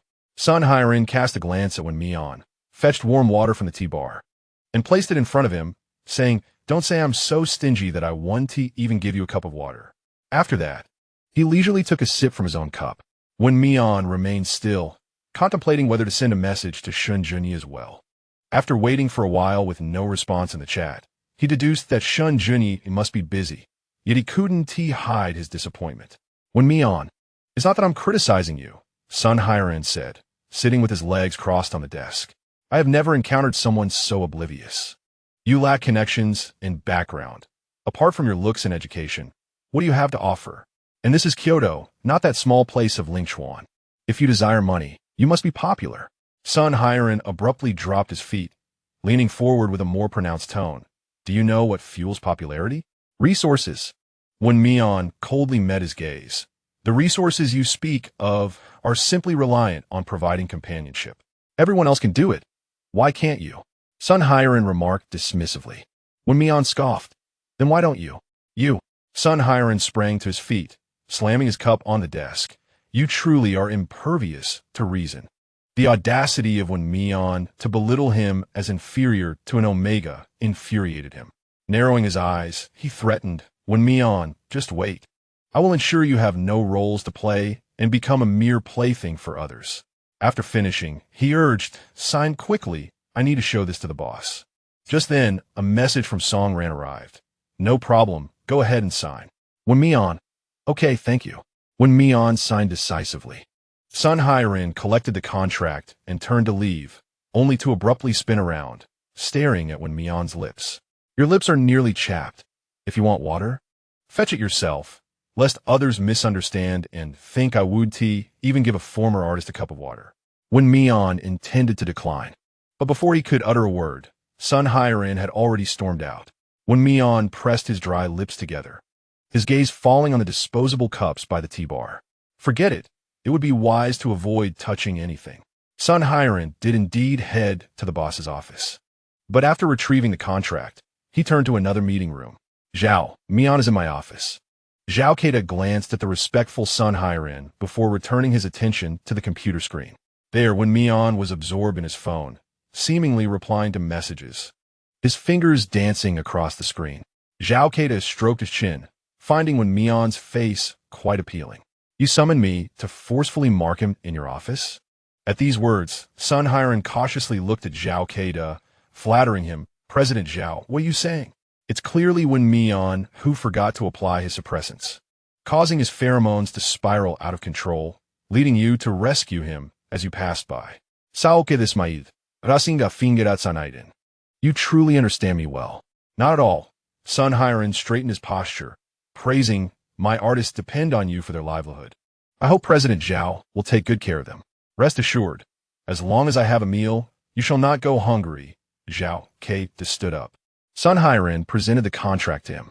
Zhao, rest assured, the monitoring is secure. Apart from you and me, no one else will know. Be reassured, our office is soundproof. And if worst comes to worst, I will be here. Just enjoy yourself. Ah, Xiao Sun, Zhao Keita patted him on the shoulder. The endorsements you mentioned will be finalized tomorrow. By the way, there are several new productions. I have authority over all roles except for the lead. Sun Hiren was taken aback by this unexpected delight, exclaiming, with your support, it seems my ascent to becoming a top-notch agent is imminent. Indeed, their eyes met, and they both burst into laughter. In the office, Wen Mian felt a growing sense of unease as Sun Hiren remained absent for an extended period. Rising to leave, his hand barely grazed the doorknob when the door was abruptly swung open. Before him stood Zhao Keita, his face eliciting a sense of disgust. Wen Mian instinctively took a step back. Where are you off to, my little beauty? Zhao Keita brandished the contract. This is the company. Wen Mian attempted to maintain his composure. Zhao Keita tossed the contract aside and advanced towards Wen Mian, saying, Isn't it more sensible to discuss things here? You haven't paid the penalty fee, and upon seeing me pass by, you specifically invited me in for a chat. Doesn't that seem reasonable? He spread his hands, a sly grin adorning his face. Wen Mian began to comprehend that the termination of the contract was merely a pretext, a ploy to lure him into Zhao Keita's clutches. The fact that Tang Xiao dared to conduct such affairs in the office indicated that the higher-ups were complicit or perhaps accustomed to such dealings. Wen Mian was appalled by Tang Xiao's depths of depravity. His face paled as he retreated. Do not approach me. I will never allow them to have their way. Is that so? Zhao Keita scoffed. I recall you have a mother battling cancer. Tell me, if you were to perish, would she survive? Wen Mian clenched his fists. He could not die. He could not even let his mother know, lest she feel responsible for his demise and take her own life. What to do?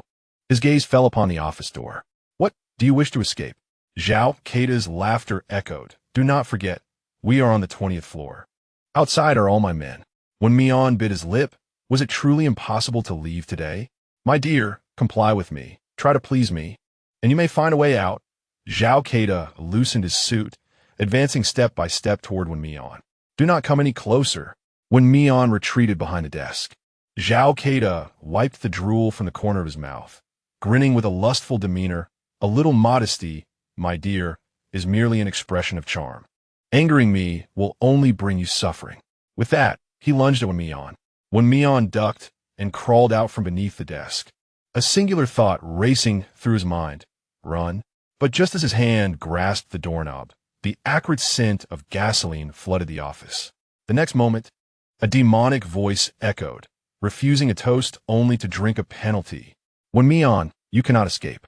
Chapter 25, I will accompany you.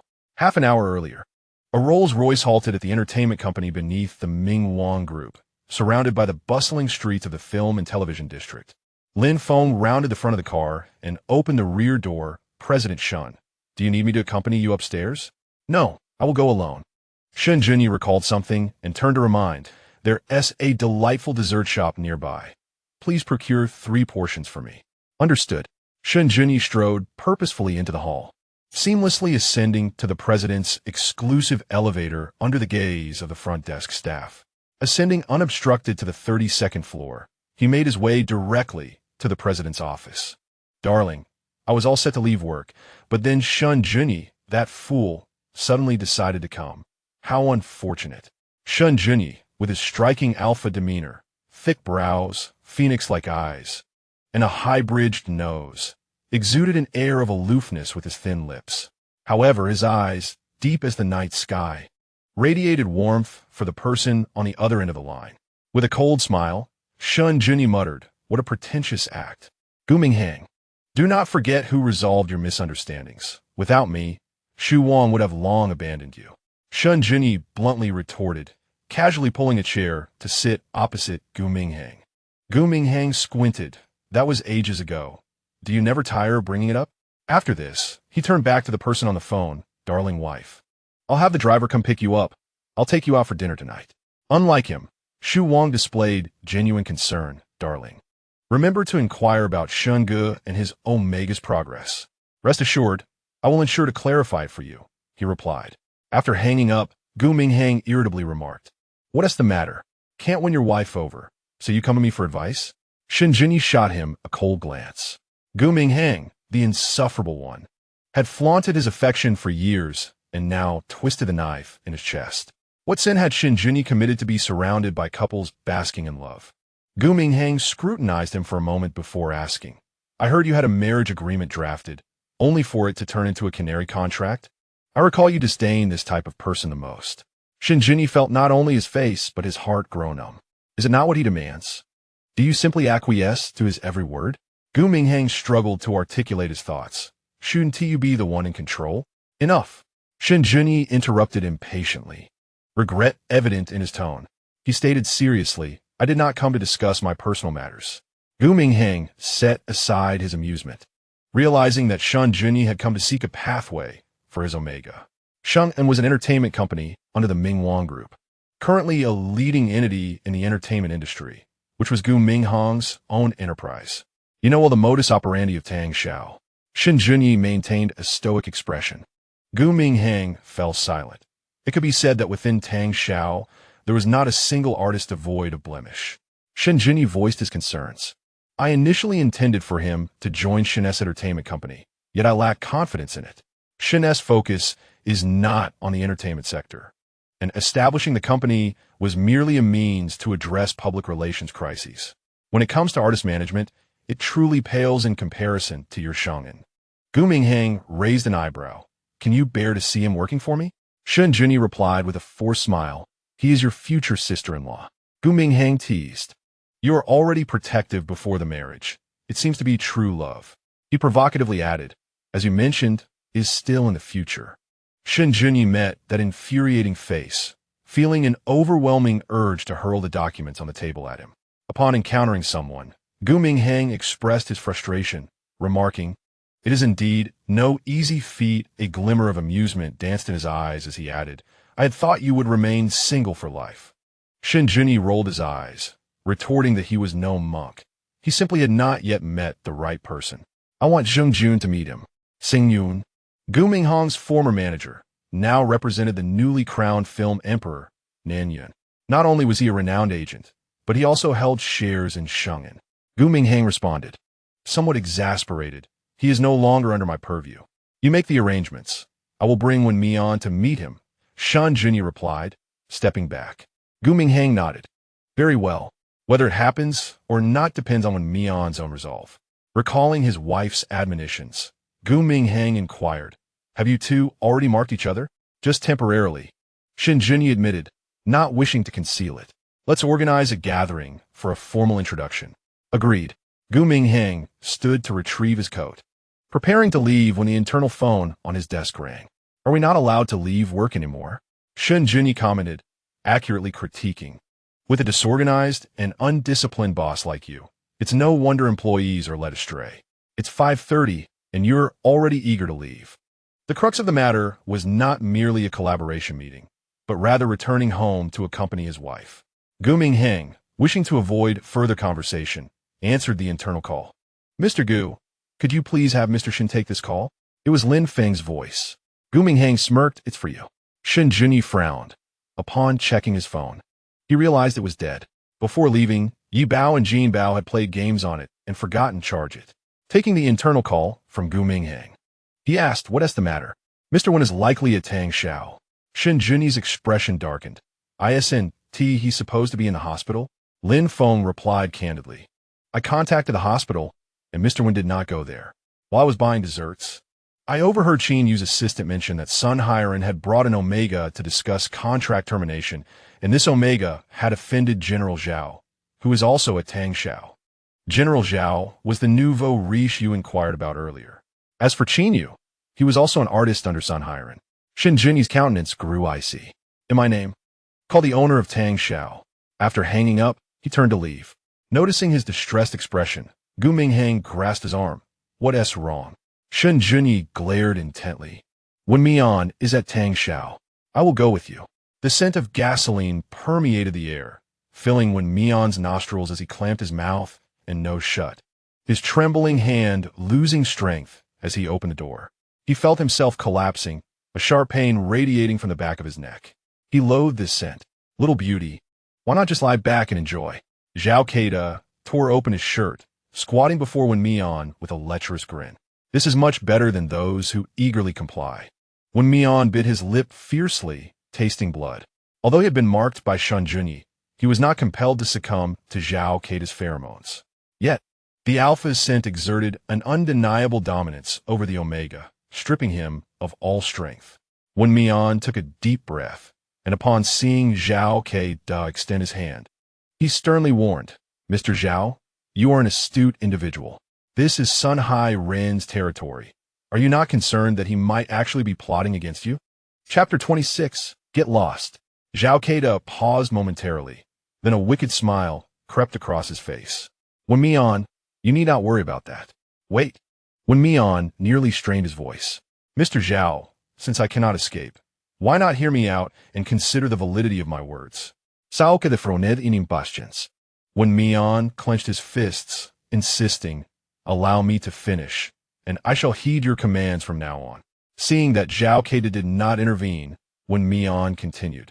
Tang Shao may have invited you to the company under the guise of transparency, but perhaps it is merely a ploy to gather incriminating footage to use as leverage against you. A dog cannot remain a dog forever. What if they aspire to become the masters of power themselves? A glimmer of insight flashed in Zhao Keida's eyes. If Sun Hiren dared to set up surveillance, he might indeed have backups. Wen Mian's caution served as a reminder that precautions should be taken. However, at this moment, the priority was to indulge in the present. Enough. I am aware of what you have said, Zhao Keida declared, pulling a chair beside him. He sat down with an air of arrogance, spreading his legs. Now, it is time for you to fulfill your promise. Crawl over here on your knees. With an unmistakable disparity in authority, Zhao Keida confidently suppressed his pheromones. Wen Mian took a moment to gather himself, feigning a forward motion. Zhao Keida smiled with insatisfaction. Good, come help me. Wen Mian felt a surge in his stomach, fighting back the nausea. Seizing the moment of distraction, he suddenly stood up, twisted the office door open, and bolted outside. Zhao Keida was momentarily taken aback before erupting in fury, shouting, Catch that little wretch. In the corridor, two burly men in black swiftly blocked Wen Mian's path. His face paled as he watched them approach, grabbing anything within reach to hurl at them. Get away. The object struck one of the men without effect, and they quickly closed in, one restraining Wen Mian by the arm. Zhao Keida soon followed, raising his hand to deliver a resounding slap to Wen Mian's face. Wretch, how dare you deceive me? I will make sure you regret this today. With a loud crack, Wen Mian was left. Shen Junyi felt a pang in his heart as he examined Omega's injury, gently pulling him into an embrace. Turning his gaze towards Zhao Keida, his cold eyes glinted with murderous intent. Gu Minghang delivered a sharp kick to Zhao Keida's leg, causing him to collapse to the ground with a thud. You dare to touch Shen Junyi's people? Zhao Keida panicked, bowing his head to Shen Junyi in desperation. President Shen, I truly had no idea that Wen Mian was under your protection.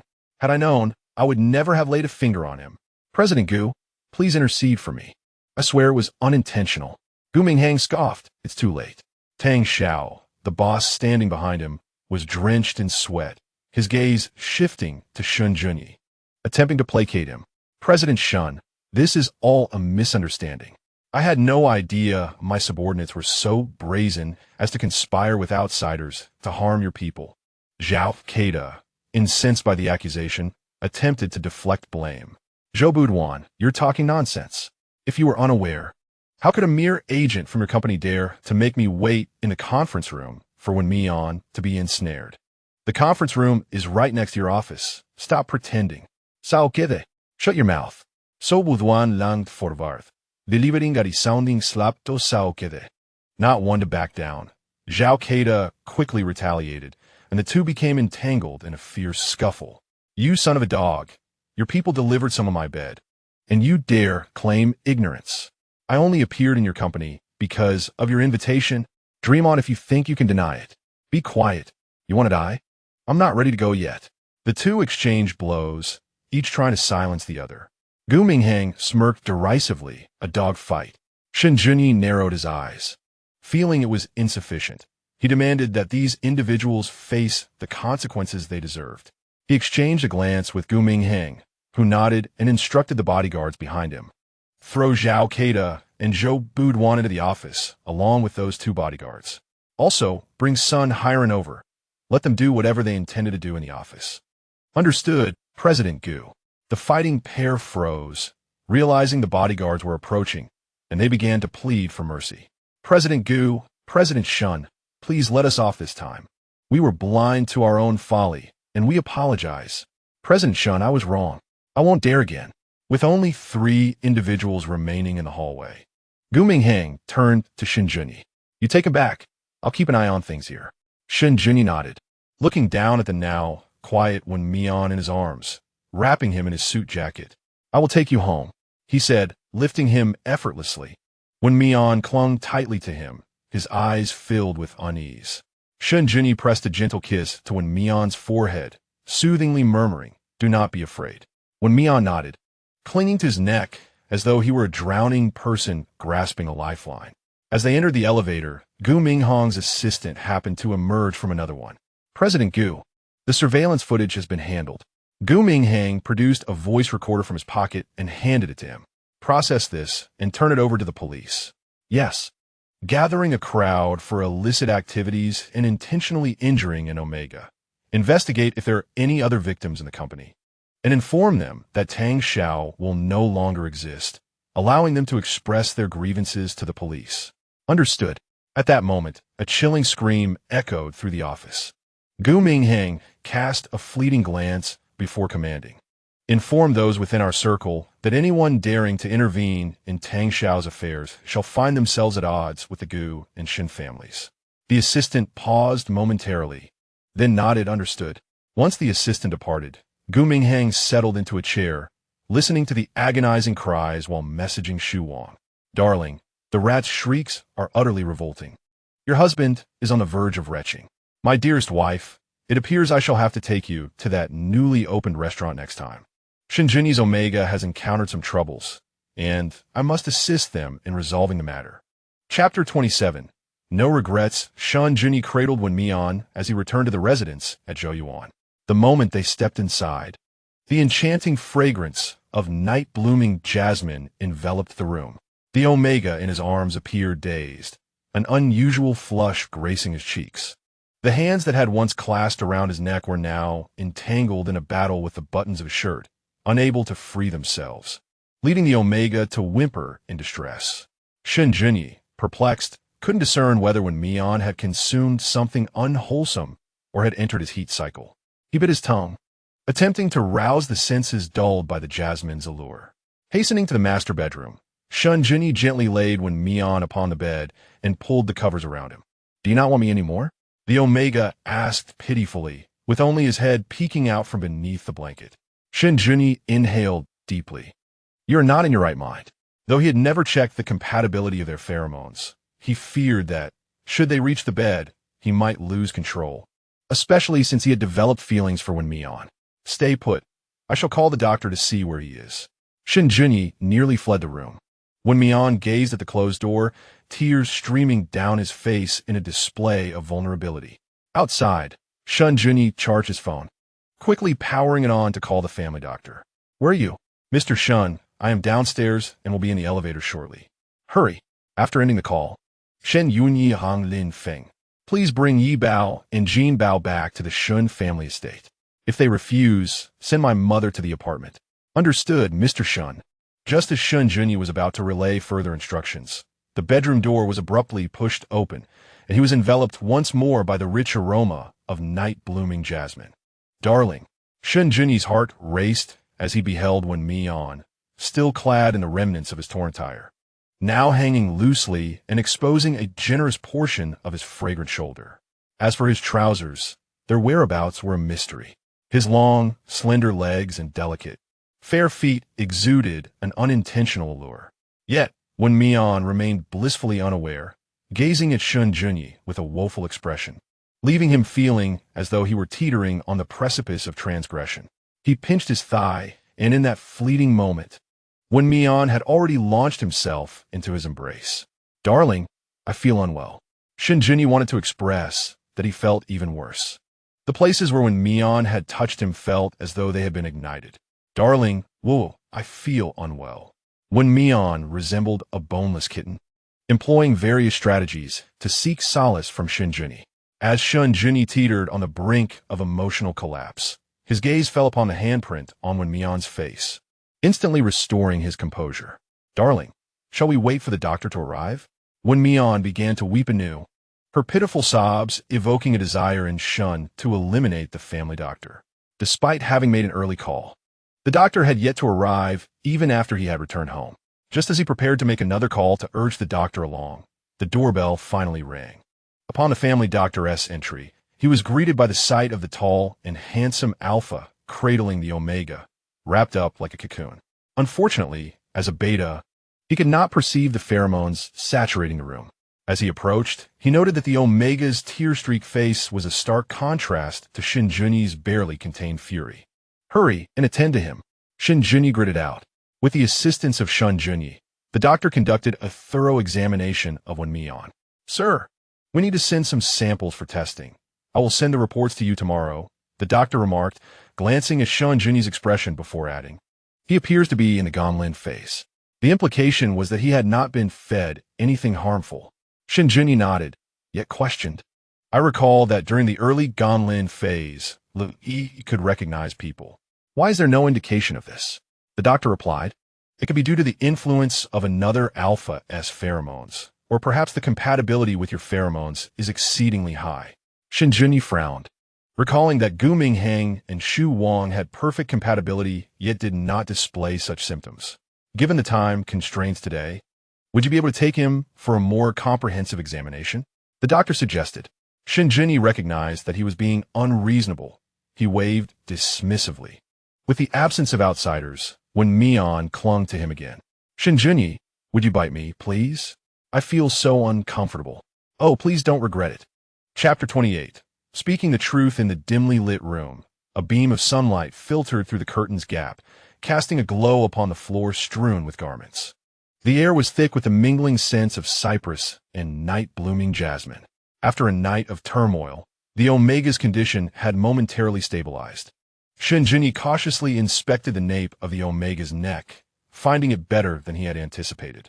Tears still clung to Wen Mian's eyelashes, and the redness at the corners of her eyes accentuated her charming beauty.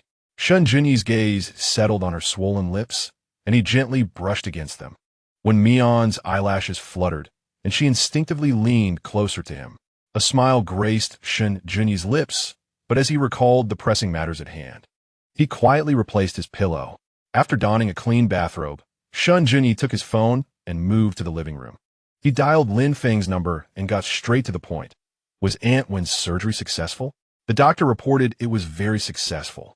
As long as the cancer cells do not spread, she will be able to be discharged once she regains her strength, Lin Feng replied candidly. Shen Junyi sighed in relief. Hire 3 caregivers to take turns looking after her. Understood. Lin Feng paused briefly before continuing. Mr. Shen, before entering the operating room, Aunt Wen inquired about young Master Wen. What did you tell her? Shen Junyi rubbed his temples. In the morning, when Lin Feng called him, Wen Mian was entangled in a passionate embrace, rendering him unable to answer the phone. I informed that young master Wen was occupied, though I was unaware of the specifics. What was Aunt Wen's reaction?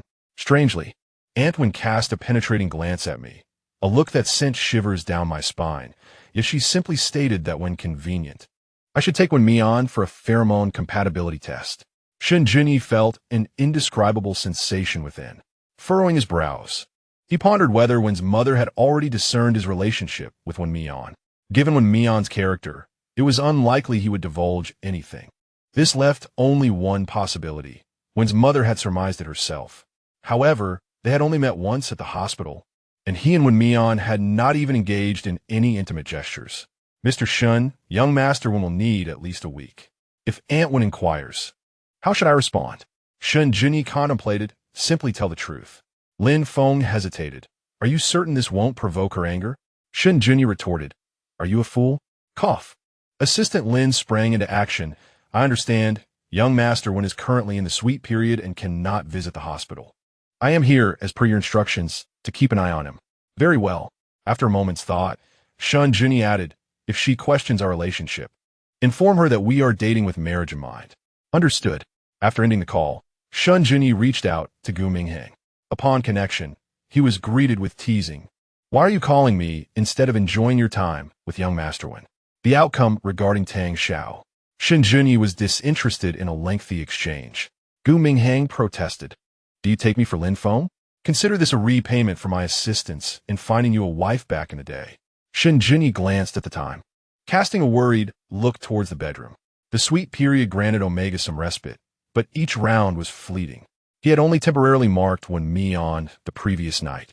Yet Wen Mian seemed particularly fond of his pheromones. Having been away for so long, he was uncertain whether Wen Mian was sleeping soundly. With this thought, his agitation grew. Hurry up and tell me. Aside from the artists, even the receptionist had been summoned for a chat about Tang Xiao. And as for Zhao Keida and Zhou Duan, they might as well remain hidden for life. What about Sun Hairen? The three were entangled, with Zhao Keida and Zhou Duan alternating in reprimanding him. Shen Junyi exhaled in relief, letting them indulge in their squabbles. However, he narrowed his eyes, resolving to find someone to properly care for them. Now that business is concluded, Gu Mingheng shifted the topic. When will the wedding be held? Xu Wang was evidently present, admonishing Brother Shen, an irresponsible alpha is not a good alpha. Shen Junyi mused. He wished to first secure Wen Mian on the household registry, but feared he might be unwilling. He decided to let things unfold naturally. Quickly redirecting the conversation, he stated, I am at Zhou Yuan. Gu Mingheng, please arrange for someone to bring some food over. With that, Shen Junyi decisively hung up. Regarding Tang Xiao, it seemed he had overlooked something. As he pondered, the bedroom door swung open. Wen Mian appeared clad in nothing but an oversized shirt, loosely draped and barely covering his essentials. His face bore a flush, with red and purple tattoos that cascaded from his neck, disappearing beneath the fabric and extending down to his fair legs. You would rather stare blankly at your phone than acknowledge my distress. Suddenly, Shen Junyi lifted his head to find Omega with an expression of utter sorrow, his cold gaze filled with grievance, tears lingering in his eyes. My dear, I did not mean to, he said, as he stepped forward, swiftly enveloping the other in an embrace. Wen Mian remained silent, crying as he pressed closer to him. Shen Junyi recognized that once again, his self-control was being put to the test. Will you blame me when you awaken? He questioned softly, finding Wen Mian's lips with precision and bestowing a gentle kiss upon them. In mere seconds, Wen Mian had melted into his arms. You cannot escape the blame either. The expansive sky was stained crimson by the setting sun, gradually merging into the inky darkness.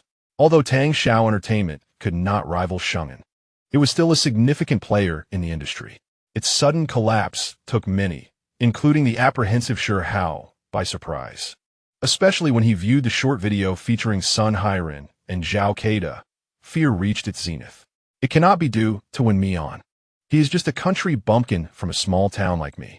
How could he possibly know influential figures to come to his aid? It must be a coincidence. It simply must. As anxiety gripped him, Song ran, with an unfriendly expression, blocked his path. Is it you? It is not me. Sure Hao instinctively shook his head in denial. How do you know it is not you if I have said nothing? Song ran scoffed. What? Have you done so many guilty deeds that you've become a frightened bird? Sure Hao adamantly denied. I have not. Song Ran's gaze bore into him. As Sure Hao turned to flee, he found his way obstructed. Senior, did you not promise to introduce me to a renowned agent in the industry? Su Fan offered a seemingly harmless smile. Yet, to Sure Hao, that smile appeared exceedingly sinister. He retreated in fear, glancing back and forth. What do you want? Where's Wen Mian? Song Ran inquired. How would I know? Sure Hao pressed his back against the wall, the chill of it rekindling a semblance of clarity within him. He could not afford to admit any connection to this matter. Is that so? Su Fan produced a utility knife from his pocket, tracing its edge against Sure Hao's neck with an innocent expression. What shall I do, then? You have cost me $1 million. The blade edged closer. What will you offer to compensate me? Sure Hao, terrified, shrank back, stammering. What do you mean? Song Ran wore a face of disbelief. You have already helped us teach Sure Hao a lesson. How could it be irrelevant? Su Fan's lips twitched in exasperation as he rolled his eyes. Which of your eyes saw me helping you? It was difficult for him to find something of interest, and now that it was gone, he couldn't help but feel frustrated. Not giving the young master a chance to linger, he turned to leave. Song Ran pointed at his own eyes with 2 fingers, huffing. Both of my eyes saw it. Wait a moment. Since Wen Mian was rescued by Shen Junyi, why had he not returned to school? Was he perhaps taking care of his mother in the hospital? No. He had to go and see. Otherwise, he wouldn't feel at ease.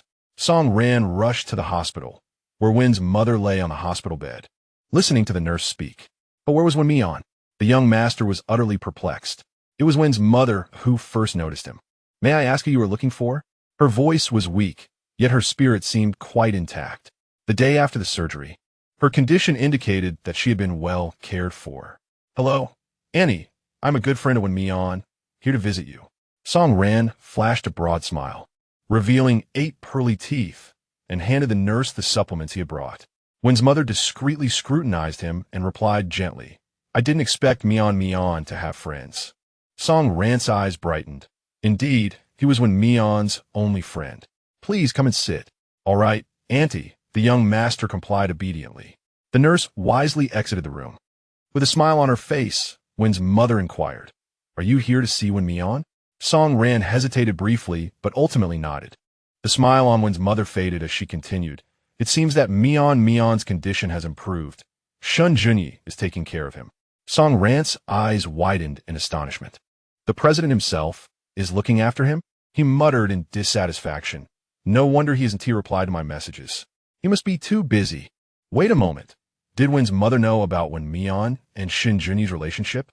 When he met her icy gaze, he nearly thought he had misread her. For in the next instant, her demeanor softened once more. Sweat beaded on his forehead. Auntie, I still have something too, Wen's mother interrupted him. I know that the company Mian signed with has issues. Otherwise, he wouldn't have sought Shen Junyi's help. Lacking a prominent background, given Wen Mian's striking appearance, she could almost surmise the sordid affairs at play. As for Shen Junyi's role, Wen's mother lowered her gaze. You are aware? Song Ran scratched his head. Hadn't Wen Mian said that his mother knew nothing? Why did it seem like she understood even more than he did? Wen's mother nodded, honing in on his vulnerabilities as she continued. Mian is afraid I might worry, so he tells you everything instead. The young master felt a surge of delight within. Indeed, he held significant importance in Wen Mian's heart. In the ensuing 10 minutes, everything he knew was drawn out by Wen's mother. The more he spoke, the angrier he became, ultimately exclaiming, That bastard Sure Hao, how could he betray his own neighbor's brother? Disgusting. Wen's mother momentarily appeared lost in thought, as if everything suddenly made sense. She exhibited little emotion, simply reaching out to hold Song Ran's hand.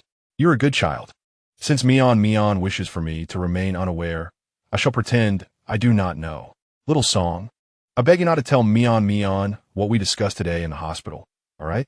Song Ran nodded like a chick pecking at grains, remarking on how gentle Mom Wen was. It must be that Sure Hao constantly bullied Wen Mian, which made him cold and distant. The young master puffed up his chest and declared, "Auntie, rest assured, with me around, no one will dare to bully Wen Mian." Auntie believed him, and Wen's mother displayed a genuine smile. At that moment, Wen Mian remained oblivious to the fact that, due to Shen Junyi's failure to recall Song Ran, his secret had been thoroughly exposed. Under the influence of the Ganyan period, his mind was solely focused on clinginess. He required constant physical closeness, whether walking or dining. He followed Alpha wherever he went. This state of affairs persisted for a week. As the morning sun streamed onto the bed, Wen Mian opened his eyes to behold the striking beauty of Alpha. Memories flooded his mind, and he wished he could find a hole to hide in. Yet, as soon as he moved, Shen Junyi instinctively sought his lips, murmuring, "Baby, soon you won't feel discomfort anymore." Wen Mian's eyes widened, and before he could react, his body languidly melted into Shen Junyi's embrace. Naturally, the subsequent events unfolded seamlessly. 2 hours later, Wen Mian sat refreshed in the dining room, where Shen Junyi thoughtfully placed a pillow behind his waist. "I apologize for this morning," Shen Junyi said, squatting before the Omega, a flicker of regret passing through his gaze. Where had his self-control gone after 29 years of being single? Wen Mian, looking down at Alpha, found him adorably endearing, causing the earlier embarrassment to fade from memory. He cupped Shen Junyi's face and expressed, "Thank you for saving me once again." Shen Junyi held his hand against his cheek, the joy in his eyes nearly spilling over. "My person, no one shall bully you." A sweetness enveloped Wen Mian's heart. He should be able to interpret this as a sign of his own uniqueness, right? On the 5th day of the Ganyan period, his moments of consciousness lengthened. In the interim, he not only spoke with Wen Mian's mother, but also reassured Song Ran of his safety. Song Ran, like a little sparrow, recounted the misfortunes of those involved with Tang Xiao, although Sure Hao was released after questioning. Everyone at the Imperial Capital University knew that the victims were introduced to Sun Hiran by him. Despite his fervent explanations of ignorance, no one believed him. He had become akin to a rat scurrying across the street. Wen Mian understood that without Shen Junyi's intervention, Sure Hao would not have been freed. He recalled asking Shen Junyi the reason behind his actions. Shen Junyi's icy gaze responded, sending him in would be too merciful. Only enduring the agony of living is the best punishment. Besides, he harmed you, and you have yet to witness the extent of his suffering. Wen Mian was deeply moved at the time, but before he could articulate more, his body was already under the control of the weather. Reflecting on it now, Shen Junyi must have harbored some affection for him. Otherwise, why would he have made such bold declarations within their circle? Were you thinking, or are you feeling unwell? Shen Junyi inquired with concern, gently touching Wen Mian's forehead. Wen Mian shook his head. "I'm fine." He glanced at the visible marks on his body and hesitated. "I wish to see my mother." Shen Junyi was aware of Wen Mian's apprehensions. Yet after Lin Feng had placated Wen's mother as instructed regarding the Ganyan period, she did not pursue further inquiries. Such a pity, for otherwise, it could have been made public. It must be said that Wen Mian and Wen Mu share certain similarities. Shen Junyi lifted Wen Mian's chin, surveying his neck before inquiring, "Li's cosmetics are here. Shall I assist you in concealing it? Do you know how to apply it?" Wen Mian harbored doubts about his skills. Shen Junyi fell into silence. The two exchanged glances, and recognizing his own shortcomings, Shen Junyi suggested, "How about a silk scarf instead?" Chapter 30. Relying on your support, Wen Mian refrained from allowing Shen Junyi to accompany him into the hospital, fearing that Wen Mu might uncover something. "Mother." Upon seeing Wen Mian enter the room, Wen Mu's gaze swept over the silk scarf adorning his neck, her tone remaining as usual. "Are you feeling unwell?" "It's manageable," Wen Mian responded vaguely, though in truth, with Shen Junyi's assistance, he felt considerably better than before. Typically, an Omega undergoes secondary differentiation before the age of 18. Even those who develop later are classified as Omega. However, he was an exception, as he had previously been a Beta. Consequently, his Ganyan period extended longer than that of an average Omega, and each occurrence was particularly intense. To make matters worse, his dosage of inhibitors was several times that of a normal Omega. He vividly recalled the terror in Wen Mu's eyes when she discovered that he had utilized 10 suppressants during his first Ganyan period following differentiation. It was the first time he witnessed Wen Mu lose control. The usually formidable mother had, in a fit of hysteria, wreaked havoc in the room, reminiscent of a mother lion roaring after losing her cub. He could not clearly hear the specific curses Wen Mu uttered. Upon waking in the hospital, she spoke to him sternly. Wen Mian, although I am a beta and cannot fully comprehend the suffering you endure as an omega, I hope you can learn to control yourself. Excessive use of inhibitors can lead to infinite repercussions, such as developing immunity to them or experiencing severe pheromone disturbances that could ultimately be fatal. By strict calculation, this marked his 6th Ganin period. Ordinarily, he had managed to endure the previous ones without completely losing his reason in front of Shen Junyi. But why now? Wen Mian instinctively touched his neck. Could it be due to the temporary marking? Unbeknownst to him, this action allowed Wen Mu to clearly see the mark on his neck.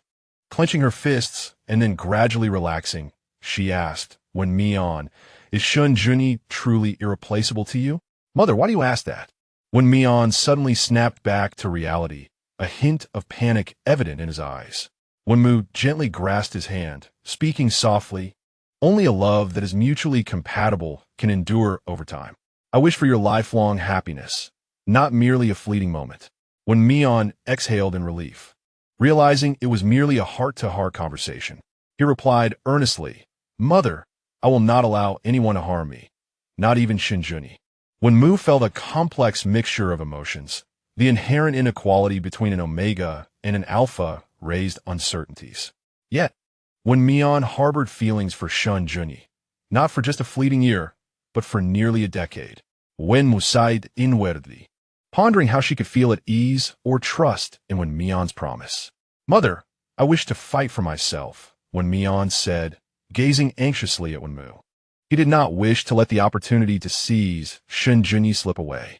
Aware of their unequal identities, he was determined to strive for an equal standing. Shen Junyi surpasses him in excellence, and he strives to become even better. Even in the face of potential failure, he harbors no regrets. At the very least, he has exerted effort in pursuit of someone he has cherished for many years. Moreover, Shen Junyi is indeed deserving of such dedication. Throughout the lengthy period of restraint, he has managed to suppress his instincts and has not completely marked his territory, demonstrating his profound respect for himself. When Mother would observe the determination gradually solidifying in Wen Mian's gaze, she opened her mouth, yet words eluded her.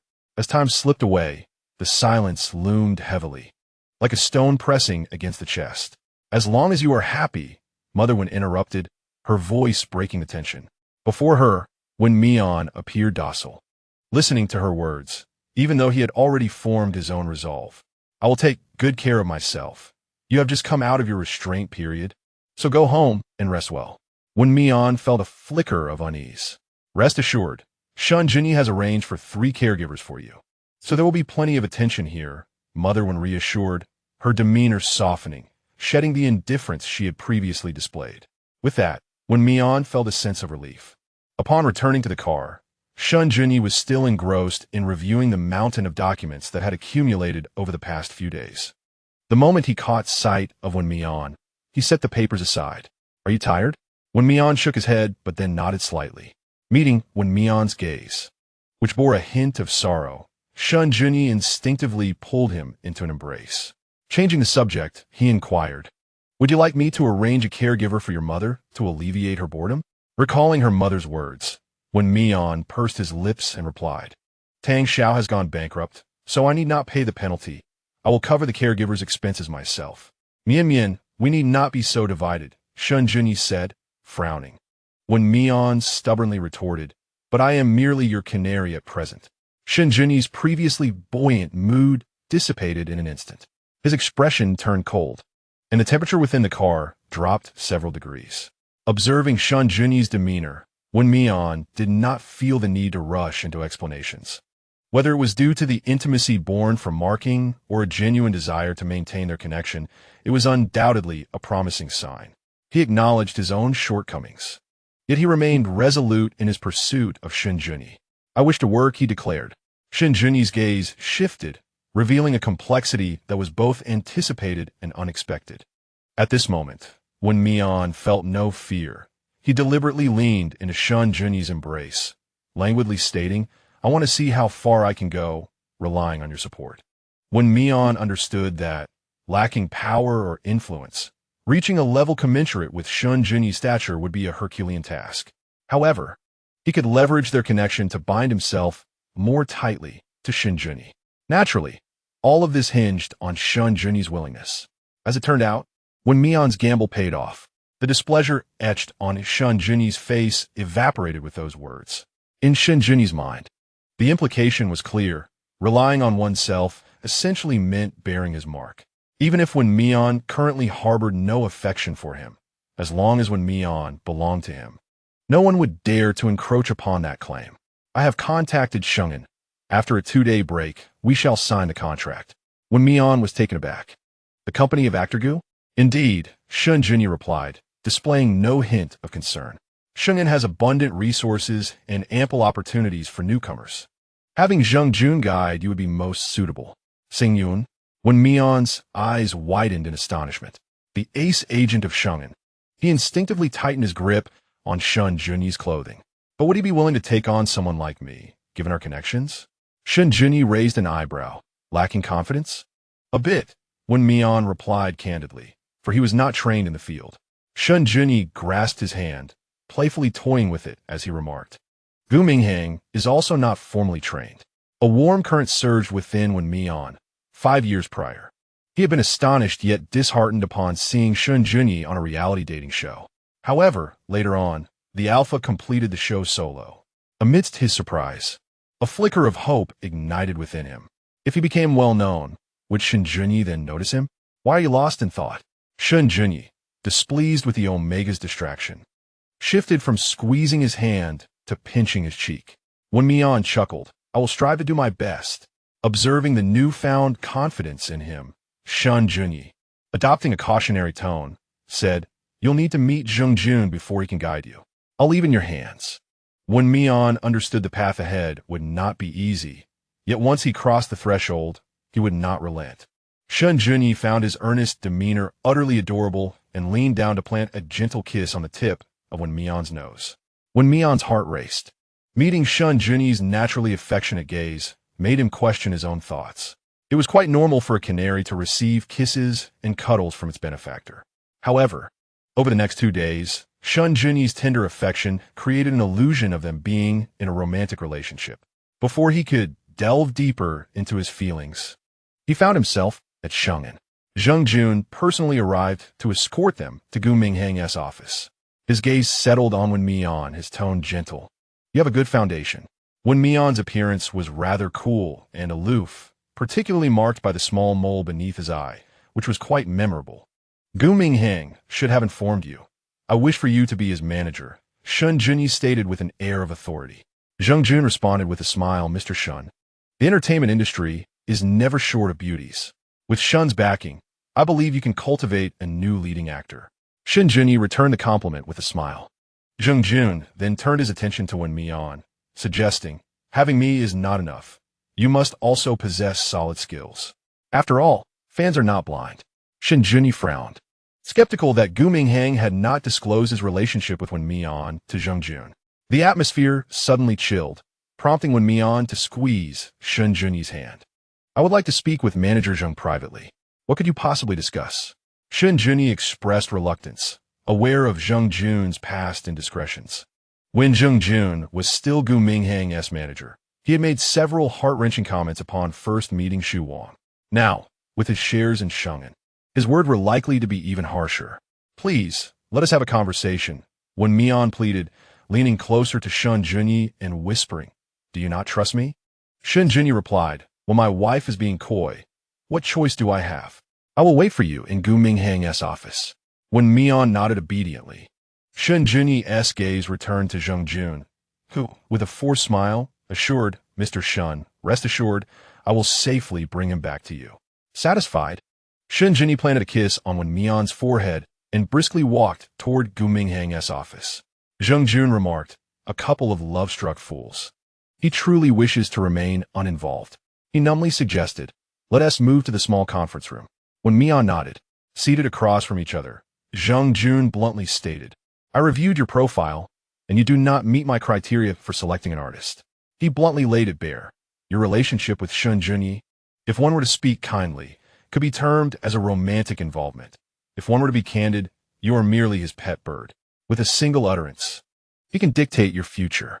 As when Mian met his indifferent gaze, she retracted her previous docility. Standards may indeed be malleable. After all, there exists the precedent of Guingdi. What does it matter if one is not formally trained? If one possesses exceptional talent, barriers can undoubtedly be shattered. Regarding my future, when Mian paused momentarily, revealing her ambition, Shen Junyi may wield control, but it is assuredly for the sake of my advancement, not my ruin, nor shall it render his efforts futile. What Zheng Jun fears is merely the possibility of a fallout with Shen Junyi leading to her being blacklisted. He possesses confidence that such an outcome is improbable. Xing Yun, intrigued, placed his intertwined hands upon the desk and inquired, "Do you believe you can measure up to Gu Mingheng? Or do you think that merely being a well-behaved canary suffices to excel in your role?" The latter remark carried a hint of derision. Zheng Jun sought to detect humiliation on Wen Mian's face, but alas, he found nothing. Chapter 32. What are you hesitating about?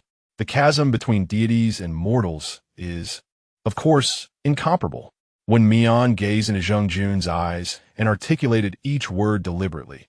Yet I am confident we can achieve a win-win situation. Gu Mingheng is the youngest best actor. Simply this fact renders Wen Mian unable to match him, considering he withdrew from the industry at the tender age of 21. I am aware that you perceive my presence as a burden. However, it could indeed alleviate numerous concerns, could it not? After all, I am Shen Junyi's canary. Xing Yun, witnessing Wen Mian's candid acknowledgement, displayed a flicker of complexity in his gaze. After a brief silence, he queried, "Are you not afraid of what others might say? Is being Shen Junyi's canary truly disgraceful?" Wen Mian countered. Zheng Jun shook his head. "Certainly not. President Shen is virtuous, handsome, and affluent. He is the creme de la creme among single alphas. Compared to the dubious patrons within the industry, Shen Junyi is nothing short of divine. Perhaps it is I who am narrow-minded." Upon hearing this, Wen Mian unveiled a sincere smile. The one he favors is undoubtedly the finest. Xing Yun, momentarily entranced by her smile, recognized that unlike Xu Wang, Wen Mian possessed beauty, ambition, and cunning. Compared to Gu Mingheng's firm grasp on Xu Wang, it seems this Omega before him is the true orchestrator. Having passed the test, Zheng Jun rose and extended his hand toward Wen Mian. "From this day forth, you're my artist. May our collaboration be fruitful." Wen Mian suppressed her inner excitement and shook his hand. "Brother Zheng, may our collaboration be delightful." In Gu Mingheng's office, the conversation from the small conference room resonated clearly through the computer. Gu Mingheng traced the ring on his finger, his gaze settling on the alpha, who appeared on the verge of grinding his molars to dust. "You are quite the remarkable Omega." He wished to inquire further. "Are you certain that Wen Mian's initial affections were not deliberate?" Shen Junyi, well aware of his implication, retorted irritably, "Do you think all Omegas are as foolish as Xu Wang?" Gu Mingheng replied, "Kind words are wasted on the damned. Does Zheng Jun not possess his own Omega?" They held hands for quite an extended period. Shen Junyi's brow furrowed, nearly squashing a mosquito in frustration. Gu Mingheng's lips twitched slightly as Wen Mian and Zheng Jun exchanged a handshake, merely a formality. He began to comprehend why Xu Wang had remarked that he had swallowed his jealousy whole. A comparison was right before him. He tapped his fingers on the table to remind someone, "President Shen, do mind your image." Observing others in love was entirely transparent, yet when it came to himself, it was almost unbearable to witness. Shen Junyi completely disregarded him. "I'll go fetch him," he stated. Gu Mingheng, with a deadpan expression, pierced through. "What are your thoughts on Wen Mian acknowledging herself as your canary?" Shen Junyi's features contorted for a fleeting moment before he retracted his intention to seek out Wen Mian.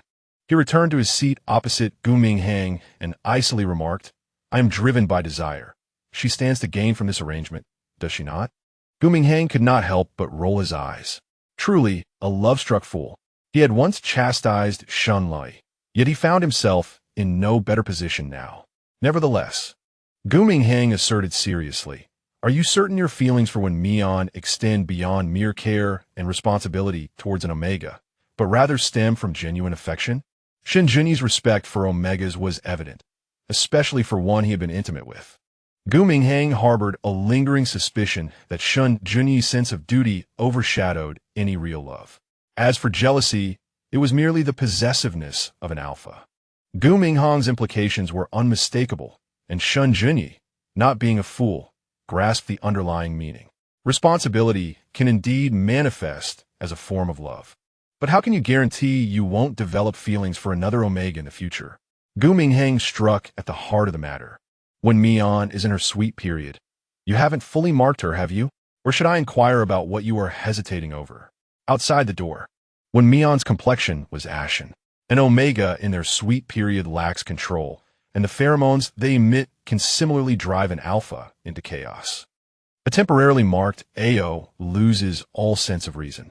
Yet, Shen Junyi found himself unable to restrain his emotions. If true affection existed under such circumstances, an alpha ought to be eager to fully mark their partner. Indeed, his self-deceptive lies shattered with a mere poke. Why else would Shen Junyi be hesitating? Though Wen Mian had prepared herself, her heart now felt as though it were being pricked by needles. She dared not listen any longer, fearing she would lose the courage to pursue him further. The conversation in the room continued, with Shen Junyi handing his phone to Gu Minghang. Do you think I do not wish to? Shen Junyi's emotions were conflicted. He had originally intended to fully mark Wen Mian. After all, she was the Omega with whom he envisioned sharing his life. Who would have known that just as the arrow was drawn, the doctor's life-threatening call arrived? Several of Wen Mian's tests indicated abnormalities, the most alarming being the mention of her having previously used excessive suppressants. The doctor's exact words were, President Shen, prioritizing Omega's health is paramount. I recommend a comprehensive examination before considering a full marking, coupled with Wen Mian's mother urging him to check their pheromone compatibility. He feared the potential ramifications and thus resolved to restrain himself to a temporary marking. Gu Minghang perused the report, frowning. Why are you not taking her for an examination first? Yet you still have the time to discuss work. Shen Junyi had already scheduled an appointment with the doctor, intending to go right after signing the contract. Gu Minghang was left in admiration. Truly, finding a partner is quite the accomplishment for a bachelor. He tossed the pre-prepared contract to Shen Junyi. Although he was one of your own, the company had its regulations. One should not be overly indulgent. The contracts for both A and B levels were included. You may inquire with Wen Mian about which one he wishes to sign. Shen Junyi cast a glance over the documents. 3 years for the A level, 1 year for the B level, and the durations were relatively short. Compared to other artists, the terms were decidedly lenient. Thank you. Shen Junyi took the contract and sought out Wen Mian. Gu Minghang observed his retreating figure and picked up his phone to call Shu Wang. Darling, someone is flaunting their affection in front of me. Shu Wang guessed immediately. Is it Shen Gu?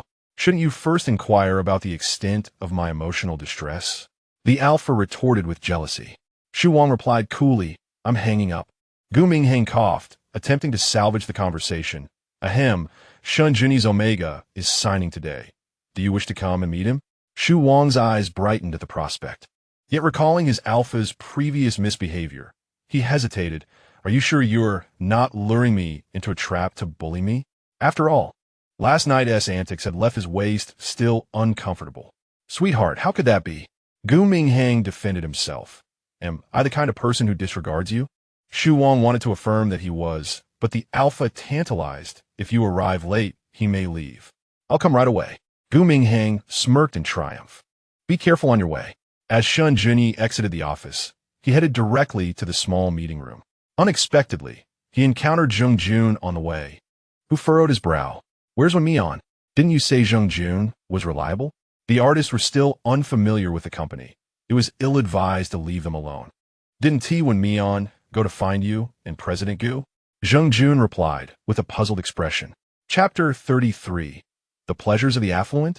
As the two men stood in a stalemate, Wen Mian's voice resonated from behind. Hin Yuni, Seng Yi. Shen Junyi quickly approached Wen Mian, scrutinizing him from head to toe, and asked, where did you just go? I wanted to wash my hands. When Mian gestured toward the restroom, Shen Junyi exhaled a sigh of relief. He reached out and pinched Wen Mian's cheek, saying, "You're not familiar with this place. If you wish to go anywhere, I can guide you. Alternatively, you could ask Zheng Jun." Zheng Jun interjected, "Thank you. It's bad enough to be subjected to dog food without being made into a tool." Wen Mian remained silent, his gaze falling upon Shen Junyi's hand. "Is this a contract?"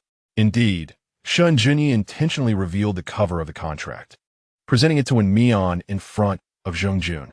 "Here are 2 contracts. Take a look and see which one you wish to sign." Upon seeing the letters A and B, Zheng Jun was momentarily taken aback.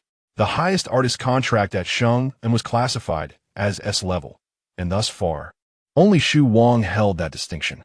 The newly crowned Best Actor, Nan Yun, had only achieved an A level. Typically, contracts for newcomers began at 3 years, starting from D level, with C level considered only for those with potential. Naturally, in the entire industry, Sheng offered the most favorable conditions, and countless aspiring artists yearned to join. Yet, Wen Mian was fortunate enough to choose between 2 options, an unprecedented occurrence since Sheng and S establishment. Indeed, it was a case of comparison breeds envy, and Zheng Jun now comprehended the source of Wen Mian's confidence, as well as the significance of the term canary. Who wouldn't he be tempted by such an opportunity? Wen Mian glanced at the contract and instantly recognized that it was worlds apart from Tang Xiao's indenture. He leaned closer to Shen Junyi and whispered, "Did you strike a deal with the esteemed Guingdi? How else could the treatment be so favorable?" "No, he merely returned a favor," Shen Junyi replied, an expression of disdain crossing his face. Were it not for the concern that Wen Mian's starting point might be too elevated, attracting unwarranted scrutiny, he would have insisted that Gu Minghang provide an S-level contract. After all, with Xu Wang absent from the entertainment industry, all contracts were S-level, especially since his precious one was destined to assist Gu Minghang in generating profits. Furthermore, they were family, and this could merely be considered a welcoming gift for a sister-in-law. At that moment, Gu Minghang in the office sneezed twice in quick succession. Shen Junyi recalled the words Zheng Jun had spoken after his departure. Narrowing his eyes, he mused. Zheng Jun, as Mian's manager, why not assist him in assessing the situation? Zheng Jun snapped back to attention, meeting Shen Junyi's probing gaze, causing his lips to twitch. Indeed, an alpha with omega traits bore grudges. It was merely a test of Wen Mian, yet the contract served as a means to establish authority. One could only advise Shen to temper his affections. With an impassive expression, he accepted the contract. Upon seeing the B-level contract for 1 year and the A-level contract for only 3 years, he nearly exclaimed in disbelief. Shen Junyi was utterly ridiculous. Wen Mian discerned something from Zheng Jun's expression and turned his gaze towards Shen Junyi, stating, "I wish to sign the B-level." Shen Junyi frowned. The surprise in Zheng Jun's eyes quickly morphed into admiration as he concurred, "I too recommend that you sign the B-level." Shen Junyi did not spare him a glance. His attention solely fixed on Wen Mian. "Why not opt for something better? I require room for growth, as well as the opportunity to prove my capabilities," Wen Mian replied, his eyes sparkling with earnestness. While signing an A-level contract would undoubtedly benefit him the most, he pondered how others would perceive Shen Junyi thereafter. Would they deem it mere bullying, or consider him a fool with excess funds, dragging Gu Minghang into the mire? Or would it be seen as sacrificing the Shen family's reputation for the sake of a songbird? There existed barriers within their circle. Social standings varied, and to outsiders, there was little distinction between self-indulgence and a lack of ambition. Wen Mian allowed himself to be maligned. Yet he fervently wished to shield the illustrious Shen Junyi from any unfavorable discourse. Moreover, his expectations were merely for a C-level contract, which was already quite commendable. One must understand the virtue of moderation. As Shen Junyi prepared to speak, Zheng Jun interjected, "Mr. Shen, I presume you wouldn't want everyone attributing Wen Mian's future success solely to your influence?" Shen Junyi fell into contemplation, given Gu Minghang's working style. If Wen Mian lacked any notable talent, this would likely be the utmost treatment he could receive. Very well, be it as he concluded, resolving to place more trust in Wen Mian. "All right, I shall heed your advice. Wen Mian sighed with relief, turning to sign the contract and promptly handing it over to Zheng Jun, anxious to prevent Shen Junyi from having second thoughts. The contract was prepared in triplicate. Shen Junyi took the copy designated for Wen Mian and declared to Zheng Jun, "I shall take him for a medical examination." Zheng Jun expressionlessly tucked the contract away and nodded. Suddenly recalling something, he inquired of Wen Mian, "When can you come to the company? Since you are to be his artist, there are essential skills you must acquire." Wen Mian glanced at Shen Junyi and resolutely replied, "Perhaps tomorrow." Shen Junyi frowned in dissatisfaction as Wen Mian gently tugged at him, asking, "Shall we go?" Faced with Wen Mian's hopeful gaze, Shen Junyi found himself at a loss for words. How could he possibly restrict an Omega's freedom? Little did he know that this indulgence would lead to profound regret years later. Zheng Jun observed the pair entering the elevator before promptly heading to Gu Minghang's office. Gu Minghang, upon seeing him, displayed no surprise and inquired in a calm tone, "Have they left?" "Yes," Sing Yun replied, his expression impassive as he tossed the contract onto Gu Minghang's desk. Gu Minghang cast a cursory glance at it, a satisfied smirk curling at the corners of his mouth. Zheng Jun, feeling a headache coming on, remarked, "Aren't you concerned about Wen Mian signing an A-level contract? Then he would be limited to that," Gu Minghang replied coldly. Zheng Jun, with a complex expression, asked, "Does Shen Junyi know you were testing Wen Mian?" "I'm not foolish," Gu Minghang retorted, discarding the A-level contract into the shredder. A wise person knows when to stop. By the time Shen Junyi, consumed by romantic thoughts, realized what was happening, the matter would already be settled. Sing Yun, momentarily speechless, ponder aloud. "Aren't you worried that news of the contract will leak and cause turmoil at Sheng'an, especially among the elders? Like Nan Yun, who just won the Best Actor award. With the treatment Sheng'an offers, are we truly concerned about a lack of newcomers?" Gu Minghang replied nonchalantly, "As for the older talents we elevate, clever individuals know how to handle it." Zheng Jun's eyes reflected a complex understanding. "You know whom I'm referring to. Nan Yun is an ambitious man." Gu Minghang paused, redirecting his gaze to Zheng Jun. "Do you believe he would opt to establish his own studio or pursue an S-level contract with Sheng'an?" Zheng Jun fell silent, letting out a sigh. "So, the S-level contract is merely a facade." Gu Minghang offered no comment. Zheng Jun cursed under his breath, then suddenly realized, "Oh no, Nan Yun has feelings for Shen Junyi." Gu Minghang remained unperturbed. If they were meant to be, they would have already come together. Zheng Jun replied, "That may be true, but as his manager, this situation is quite awkward." He glared at Gu Minghang, gritting his teeth. "You scoundrel. You've left him with this mess. They specifically requested you as his manager. What can I do?" Gu Minghang feigned innocence. Zheng Jun, feeling overwhelmed, complained, "Is Shen Junyi really so idle? It's apparent that he and Wen Mian have mutual feelings. Why is he still playing the role of a goldfinch? Perhaps it's a matter of taste." Gu Minghang mused, stroking his chin. "I'll have to test the goldfinch concept with Xu Wang later." Zheng Jun, unaware that Gu Minghang's mind was filled with frivolous thoughts, questioned, "Is this what wealthy individuals find amusing?" Chapter 34. A touch of whimsy. Shen Junyi had made prior arrangements with the hospital, and upon their arrival, the director personally escorted them for examinations. Outside the pheromone department, Shen Junyi watched as Wen Mian followed the doctor's instructions to remove the suppression patch, an instinctive wave of displeasure washing over him. The director adjusted his glasses and cautiously explained, "Rest assured, Mr. Shen, it's merely a matter of extracting some pheromones." Shen Junyi turned to him. "Will it hurt?" "The glands are crucial areas. Pain is to be expected." Before the director could finish, Shen Junyi had already pushed the door open. Why the rush? Both parties must provide pheromones for the compatibility test, he thought as he strode confidently towards Wen Mian, who just caught sight of him. The doctor greeted him politely, "Mr. Shen." Shen Junyi nodded slightly, his expression grave. "Be gentle," the doctor remarked. "He shouldn't resemble Mama too closely." Upon finishing his sentence, Shen Junyi's gaze was already fixed upon Wen Mian, who was staring blankly at him. He reached out and covered the other's eyes. "If you're scared, just close your eyes." Suddenly, darkness enveloped Wen Mian, and Shen Junyi's warm palm pressed against his face like a brand. One thought lingered in Wen Mian's mind. So darkness can also possess warmth. He curved his lips into a faint smile and softly responded with a hum. He relished the sensation of being cherished by Shen Junyi. The doctor observed the pink bubble of intimacy between the two with a look of numbness. This class was utterly unappealing, skillfully extracting pheromones. He made sure to heed Shen Junyi's advice to be gentle. Mr. Shen, the report will likely take about a week. Shen Junyi did not even glance at him, meticulously examining the Omega's neck. Finding no issues, he gently applied a suppressive patch on Wen Mian. The doctor exchanged a glance with the director, both realizing they should be discreet.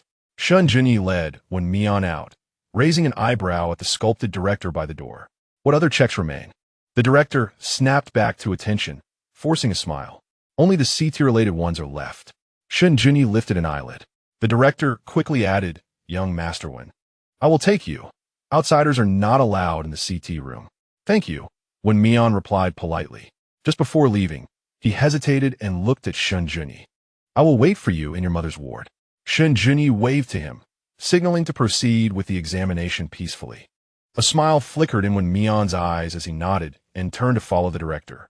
Once he was certain they had departed, Shen Junyi re-entered the pheromone department. Now, draw my sample. When Wen Mian returned to the ward, Shen Junyi was peeling fruit. An apple, reduced to its core after the skin was removed.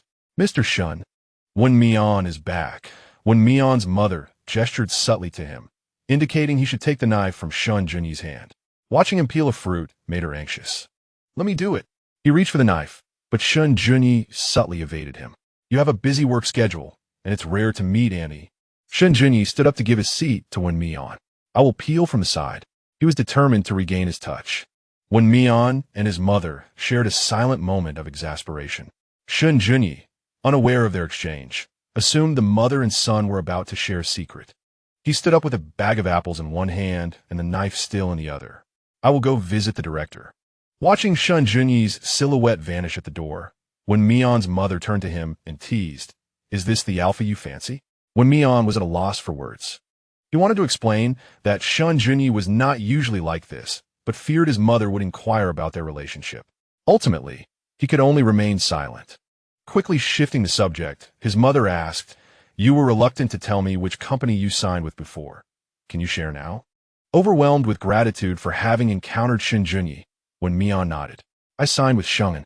Sheng'an is quite good, his mother said with a smile, though her heart felt heavy. She pinched her palm, a wave of guilt washing over her. Everything was for her sake. Perhaps the events leading to this point were all fate's design. It remains uncertain whether Shen Junyi is a blessing or a curse for Wen Mian. The concern reflected in her eyes did not reach Wen Mian, who merely expressed her intentions. Once she leaves the hospital, her mother is determined to resume her embroidery of Qi Pao before marrying Wen's father. Wen's mother was the cherished daughter of her family. Following the collapse of the Wen family business and her husband's incarceration, she was compelled to relocate with Wen Mian. Wen Mian witnessed her mother, once untouched by labor, teaching herself embroidery, working by day, and sewing garments by night, all to repay the enormous debts incurred by the family's downfall. Reminiscing about that challenging time, Wen Mian's eyes glistened with unshed tears as she tenderly proposed, Mother, would it be all right if I earn money to open a studio for you? You could take on a few apprentices, and we could establish a brand that caters exclusively to the affluent. If you fear encountering old acquaintances, we could operate as behind-the-scenes owners and hire someone to handle client interactions. As she continued, her anxiety grew that her mother might refuse, reverting to her pre-illness self, a mere whirlwind of worry. Like in her childhood, she pressed her face against her mother's hand, coaxing gently, Please, Mother. Shen Junyi stood at the doorway, observing the Omega's lively demeanor, momentarily lost in thought. He had anticipated a brief exchange between the two, but was taken aback by the tender, clingy affection Wen Mian displayed. A flicker of jealousy surged within him. Wen Mian had never been this intimate with him, excluding the phase of sweet vulnerability. How he longed to tease her. The mother and daughter remained oblivious to the alpha's presence, as Wen's mother playfully pinched Wen Mian's cheek and replied, All right, Mother will wait for you to earn money to open the studio. In truth, her aspirations aligned perfectly with Wen Mian's. Wen Mian beamed with joy. Then you must first take care of your health. He meticulously recounted. The doctor advised that you must not overexert yourself and pay attention to your meals. Shen Junyi quietly exited the ward. He had witnessed the Omega in tears, seen her feigning compliance, and even encountered her bolder, more assertive side. Yet these moments felt insincere. As if Wen Mian's overt affection was a delicate dance she performed with unrecognized caution. Was it that he was not good enough? Had he failed to provide her with the security she needed? On the way home, Wen Mian noticed a peculiar look in Shen Junyi's eyes. A flicker of unease crossed her features, prompting her to casually initiate conversation. Shen Junyi, will you still be reviewing documents when you return? Yes. Shen Junyi abruptly pulled her into his embrace. The driver, sensing the moment, discreetly raised the partition. Wen Mian's heart raced. Surely Shen Junyi did not intend to engage in any inappropriate behavior in the vehicle? Are you trying to act coy? Huh? Their gazes locked, one with a frown, the other bewildered. Shen Junyi grasped Wen Mian's waist, his expression fierce as he inquired, Are you unwilling? Wen Mian replied, Chapter 35, it's what you requested. Meeting Shen Junyi's determined gaze, Wen Mian tentatively called out, Husband? The corners of Shen Junyi's mouth softened slightly, yet his dissatisfaction persisted. Be a bit softer. Wen Mian scrutinized him carefully before finally reaching out to touch his forehead. You haven't gone mad, like someone who's peeled an apple, have you? Shen Junyi, confronted with Wen Mian's unabashed expression, found his displeasure more pronounced.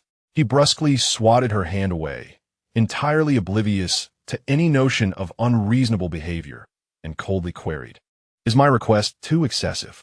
Wen Mian was momentarily taken aback, his fingertips trembling slightly as he pursed his lips and shook his head. It was not excessive, particularly towards his beloved canary. He lowered his gaze, concealing the sorrow that lay beneath. He should not mistakenly believe that Shen Junyi's assistance implied any affection towards him, nor should he elevate his own significance in Shen Junyi's life. All that Shen Junyi could perceive was the quivering eyelashes of the Omega, appearing pitiable as if he had been wronged. Indeed, Wen Mian remained reluctant to open his heart in Shen Junyi's presence, choosing instead to be the dutiful canary rather than his wife. As Shen Junyi's thoughts wandered, Wen Mian had already composed himself. He took a deep breath, imitating the tone he had used in bed, calling husband. Wen Mian reminded himself that he was merely Shen Junyi's canary, not Mrs. Shen, and he cannot demand too much. He should not let Shen Junyi's kindness lead him to overstep his bounds. What he needed to do was to be obedient, compliant, and understanding, ensnaring Shen Junyi in the gentle trap he had crafted. He would strike decisively when a moment arose. Shen Junyi, puzzled, noted the swift change in Wen Mian's demeanor, from softness to an expression that seemed to suggest he might devour him. Was this a protest? Discontent? A reluctance to be affectionate? After a moment of silence, he remarked, You can refuse if you do not wish to comply. Wen Mian, bewildered, pondered the implications. Was there dissatisfaction? Why? Was Shen Junyi comparing him to someone else? As jealousy surged within him, it grew like a wild sapling, quickly transforming into a towering tree. He declared resolutely, I can do it. Regardless of who it involves, Shen Junyi belongs solely to me. What is wrong with being a bit softer? Now, it was Shen Junyi's turn to be baffled. What had ignited Wen Mian's competitive spirit? Something felt amiss.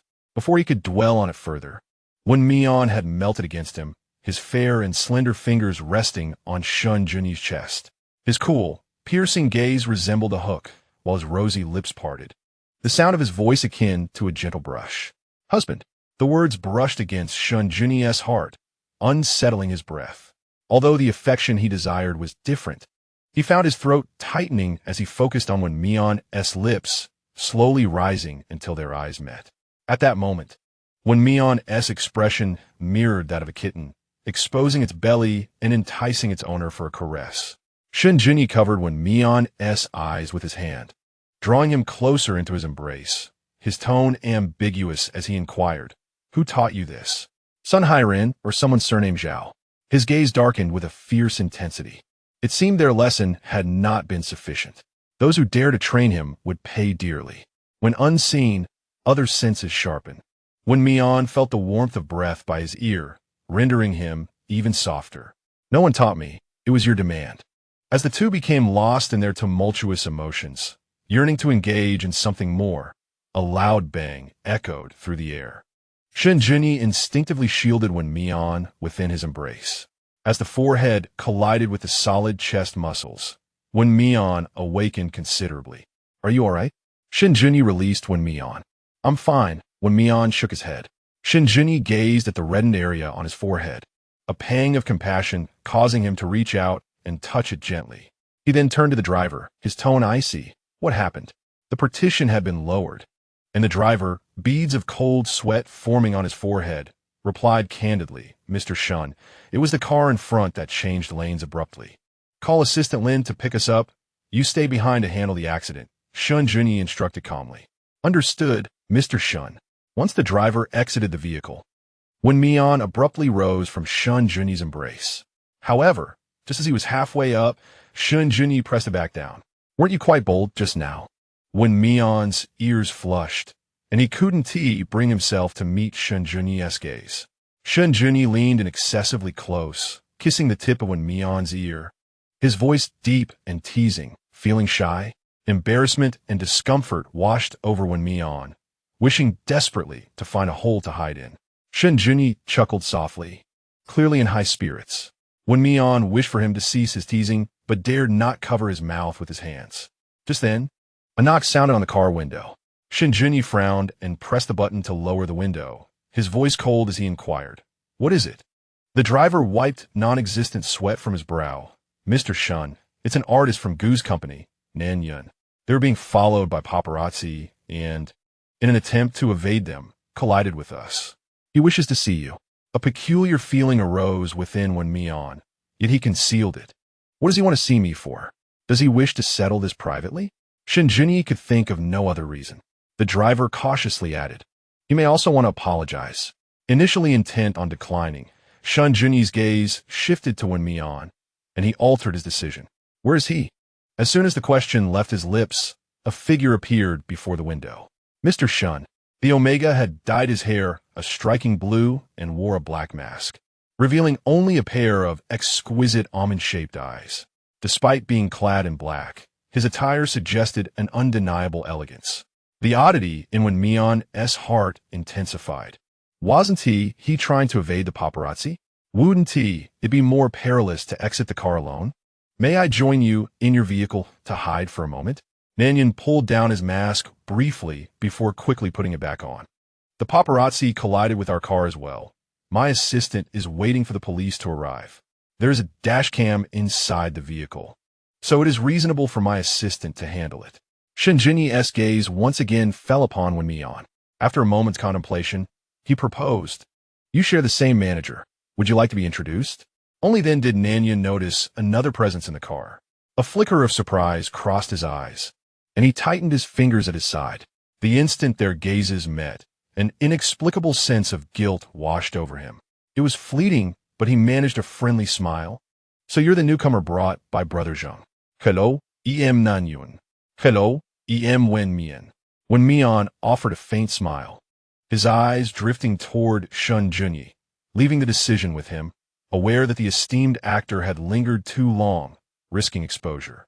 After 2 seconds of contemplation, Shen Junyi reached his decision. Get in. Having just caused Gu Minghang some trouble, he thought it reasonable to show consideration for his artist. Moreover, since Wen Mian and Nanyun shared the same manager, fostering a good relationship would also benefit Wen Mian. Nanyun knowingly took the passenger seat, seemingly intent on maintaining a distance. Mr. Shen, I sincerely apologize for the trouble I've caused you. It's nothing, Shen Junyi replied nonchalantly. It did not deter him from seeking benefits for Wen Mian.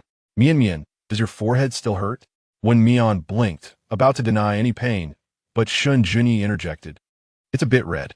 The once unblemished forehead bore no marks, and it was Shen Junyi's gentle pressing that had left it flushed. Nanyun, having been in the industry for years, could easily discern the underlying implications. I'm truly sorry, Wen Mian, for inadvertently drawing you into this. I happen to know a director whose variety show guest can no longer participate. I believe your image fits perfectly Would you consider lending a helping hand? His words flowed smoothly, leaving no room for discomfort. Wen Mian met his sincere gaze and instinctively glanced at Shen Junyi. What variety show?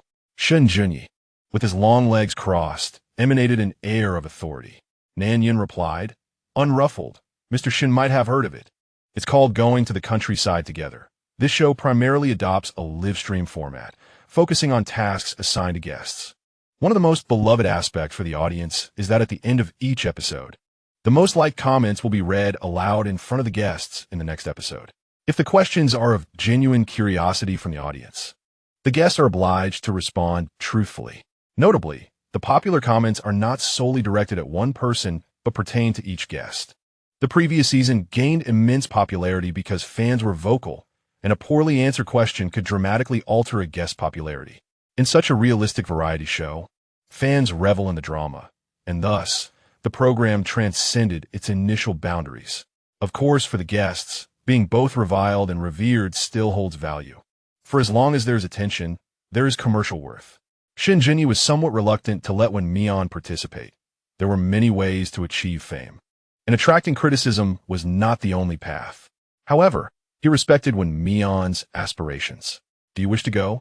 He inquired gently, his eyes betraying a hint of affection. Nan Yin observed this interaction, feeling an involuntary pinch in his palm. How bothersome. If given the opportunity, I would indeed like to give it a try. Wen Mian expressed eagerly.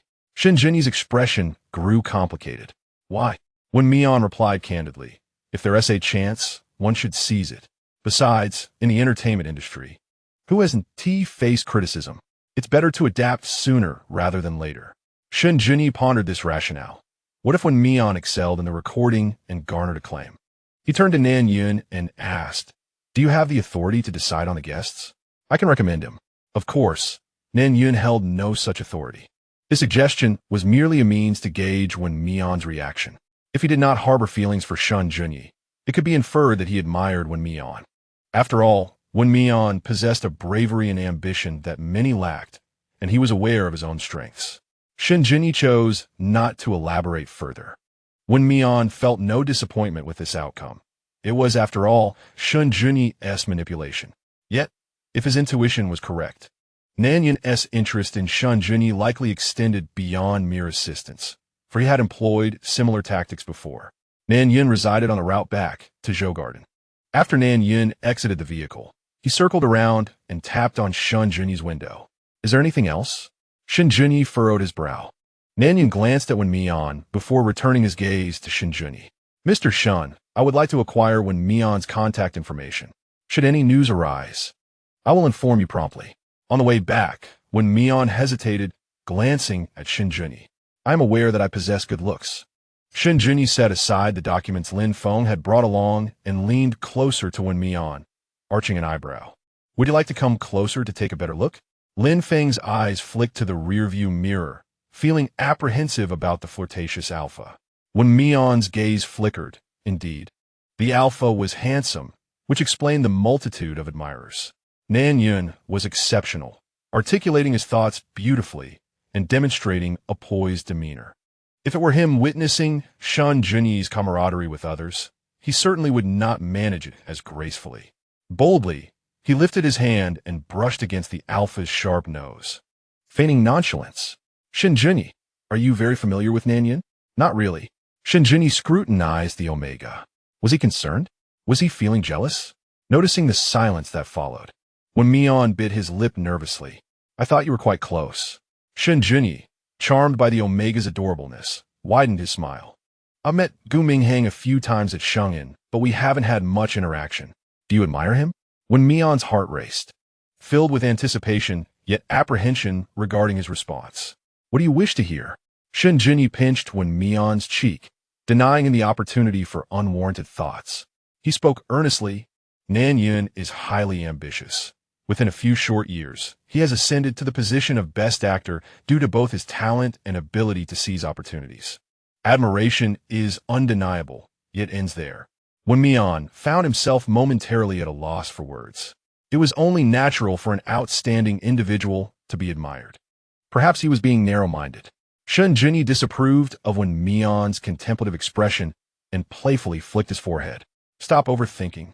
Wen Mian winced, exclaiming softly as he cupped his forehead in a display of feigned grievance. Let me see. Shen Junyi, feeling a pang of sympathy, gently pushed aside Wen Mian's hands. It's a bit red. He cleared his throat, shifting the topic. Do you know how Nan Yun ended up under Zheng Jun's tutelage? Wasn't it Zheng Ge who took him in? Wen Mian was taken aback. Surely he couldn't have been coerced like himself?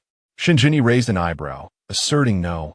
His circumstances at that time were superior to yours, and he is far more astute, adept at reading the situation. Wen Mian replied, what do you mean? Shen Junyi continued. In simple terms, Nan Yun had 3 paths available to him. The first, to ingratiate himself and acquire resources akin to your situation with Tang Xiao. The second, to remain obscure while awaiting an opportunity to emerge. The third, to assist Gu Minghang in negotiations to gain leverage. Gu Minghang did not intervene. He negotiated directly with Zheng Jun when Mian picked up where he left off. So he chose to sign with Sheng'an and have Zheng Ge guide him? Shen Junyi nodded. That was the wisest choice. Only by leaning against a sturdy tree can one stand firm. At this juncture, he furrowed his brow. Why didn't you allow me to assist you in negotiating your release from Tang Xiao? Had he not coincidentally sought out Gu Minghang that day? And Lin Feng not overheard the conversation. The consequences could have been dire. Wen Mian felt a surge of guilt, but quickly regained his composure. I thought you wouldn't help me. Shen Junyi's eyes glinted with a dangerous light. Was his concern not sufficiently evident? Wen Mian, feeling increasingly uneasy, recalled his previous thoughts and cautiously inquired, if we expose their misdeeds during the live stream, will Tang Xiao face consequences? Shen Junyi stared at him in silence for a long moment. Unwilling to relent, Wen Mian asked again, will he? No, Shen Junyi replied with unwavering certainty.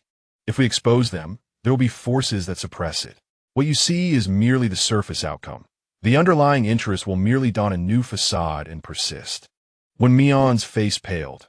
Although he had mentally prepared himself, it still saddened him. Can ordinary individuals truly do nothing, even if it costs them dearly? Shen Junyi, feeling sympathetic, reassured him, if they target you after the exposure, there will still be repercussions. It is only a matter of time. Oh, Wen Mian's spirits lifted slightly. However, Shen Junyi seized upon the flaw in Wen Mian's words and ominously remarked, do you believe I will not assist you, and thus intend to take risks? Of course not. Wen Mian's confidence waned further, his voice dropping to a whisper. Song Ran introduced me to someone I believe is suitable. Shen Junyi's enchanting gaze grew cold, his dark brows furrowing with frost. His lips pressed together, and an oppressive atmosphere enveloped the space. Silence spread, and the air thickened. Wen Mian and Lin Feng dared not breathe. The latter, being the driver, quietly raised the partition, leaving Wen Mian to face the tension alone. I'm sorry. Wen Mian sincerely apologized, realizing he had been presumptuous. Shen Junyi scoffed, genuinely angered this time. What did you say about being my canary? And yet, who among canaries does not bully the weak?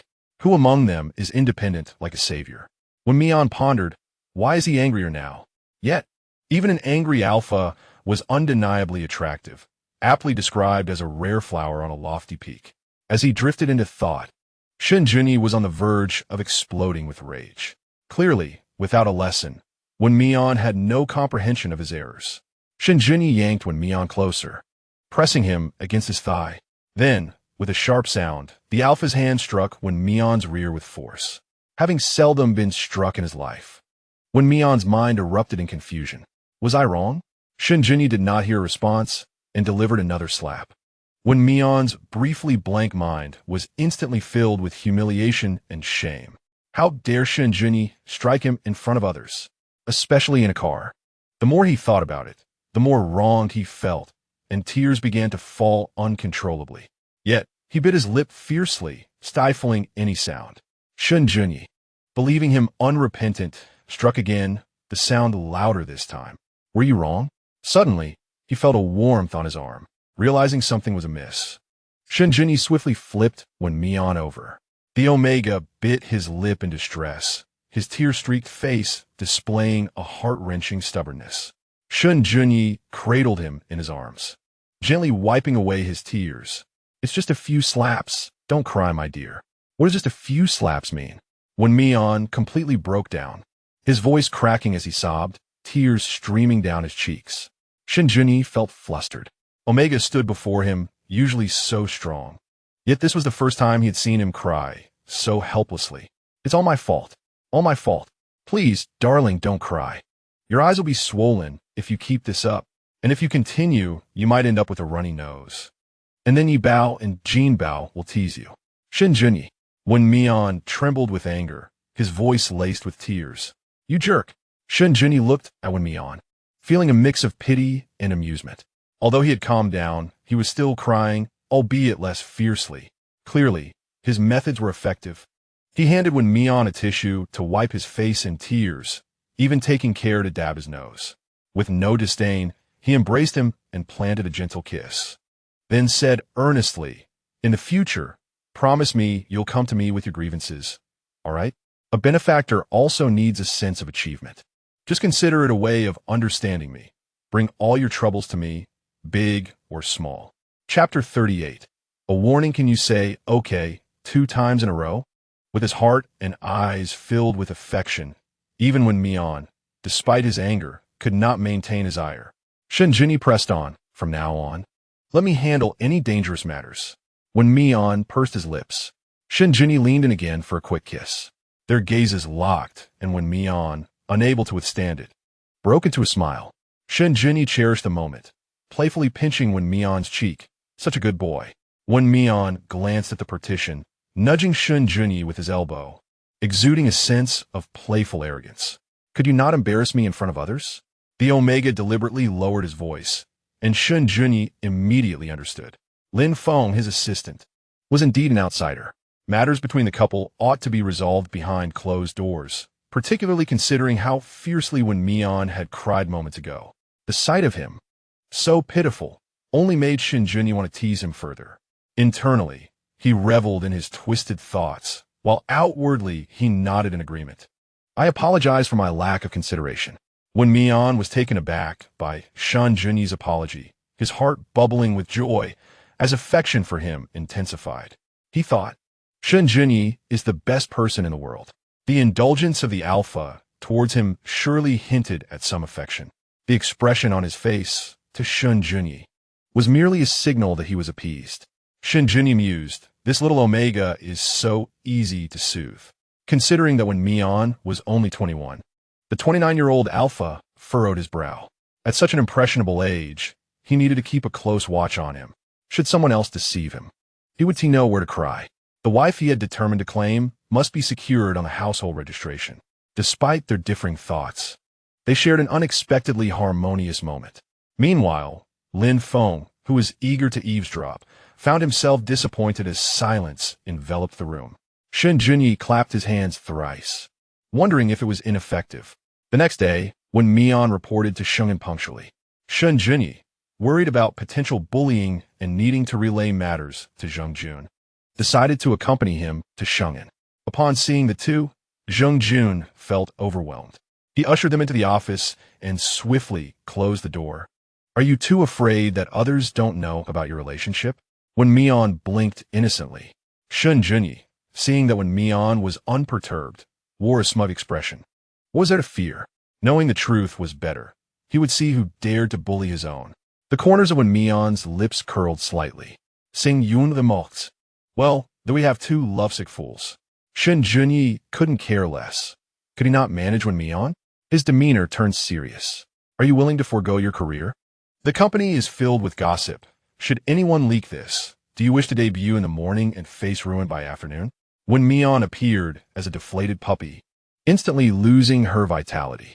Shen Junyi, unable to watch any longer, wished to caution Zheng Jun to temper his words, only to find the latter glaring at him. Zheng Jun replied irritably, he has no fame. If fans form preconceived notions, he will carry the label of a gold sponsor for life.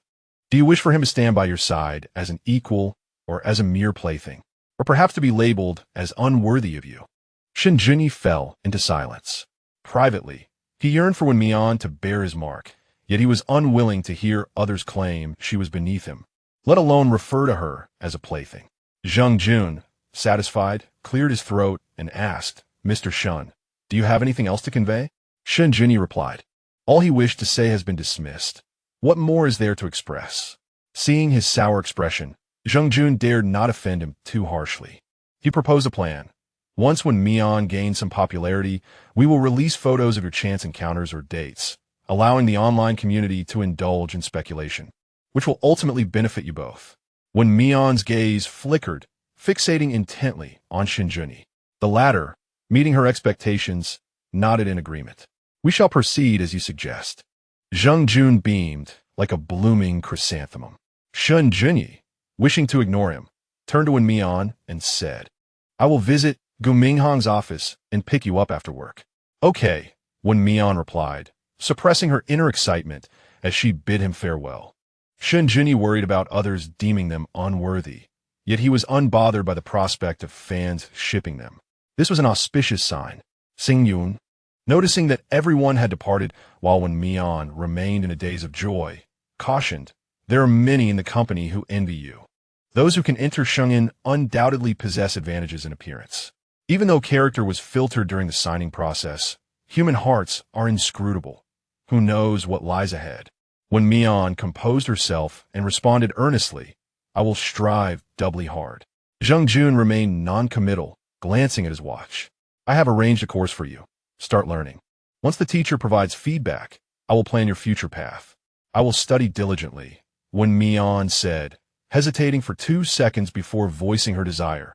I want to act. Zheng Jun was not surprised. For someone without formal training, if you possess talent in acting, you might shine even brighter. As my artist, I impose no limitations. Thank you. Wen Mian replied sincerely. Zheng Jun waved his hand, directing her to the exclusive training room. His artists need not share a teacher with anyone else. In the following week, Wen Mian devoted herself wholeheartedly to her studies. On the day the evaluation results were released, Gu Minghang also arrived at the company. The Omega beside him, whom Wen Mian had seen on a variety show, was Gu Minghang's partner, Xu Wang. Zheng Jun placed the assessment form before Gu Minghang, cleared his throat, and proudly declared, Wen Mian scored 99 in performance, with all other scores above 90. She is a truly gifted and versatile artist. Gu Minghang cast a glance before passing the document to the inquisitive Xu Wang. Brother Shen has a discerning eye, Xu Wang generously praised. Xing Yun, feeling slides it into Shakespeare. Isn't my judgment commendable as well? Perhaps Wen Mian could become the next Gu Minghang. The golden goose of Sheng and Xu Wang chuckled in agreement. Indeed, Brother Zheng is a great benefactor.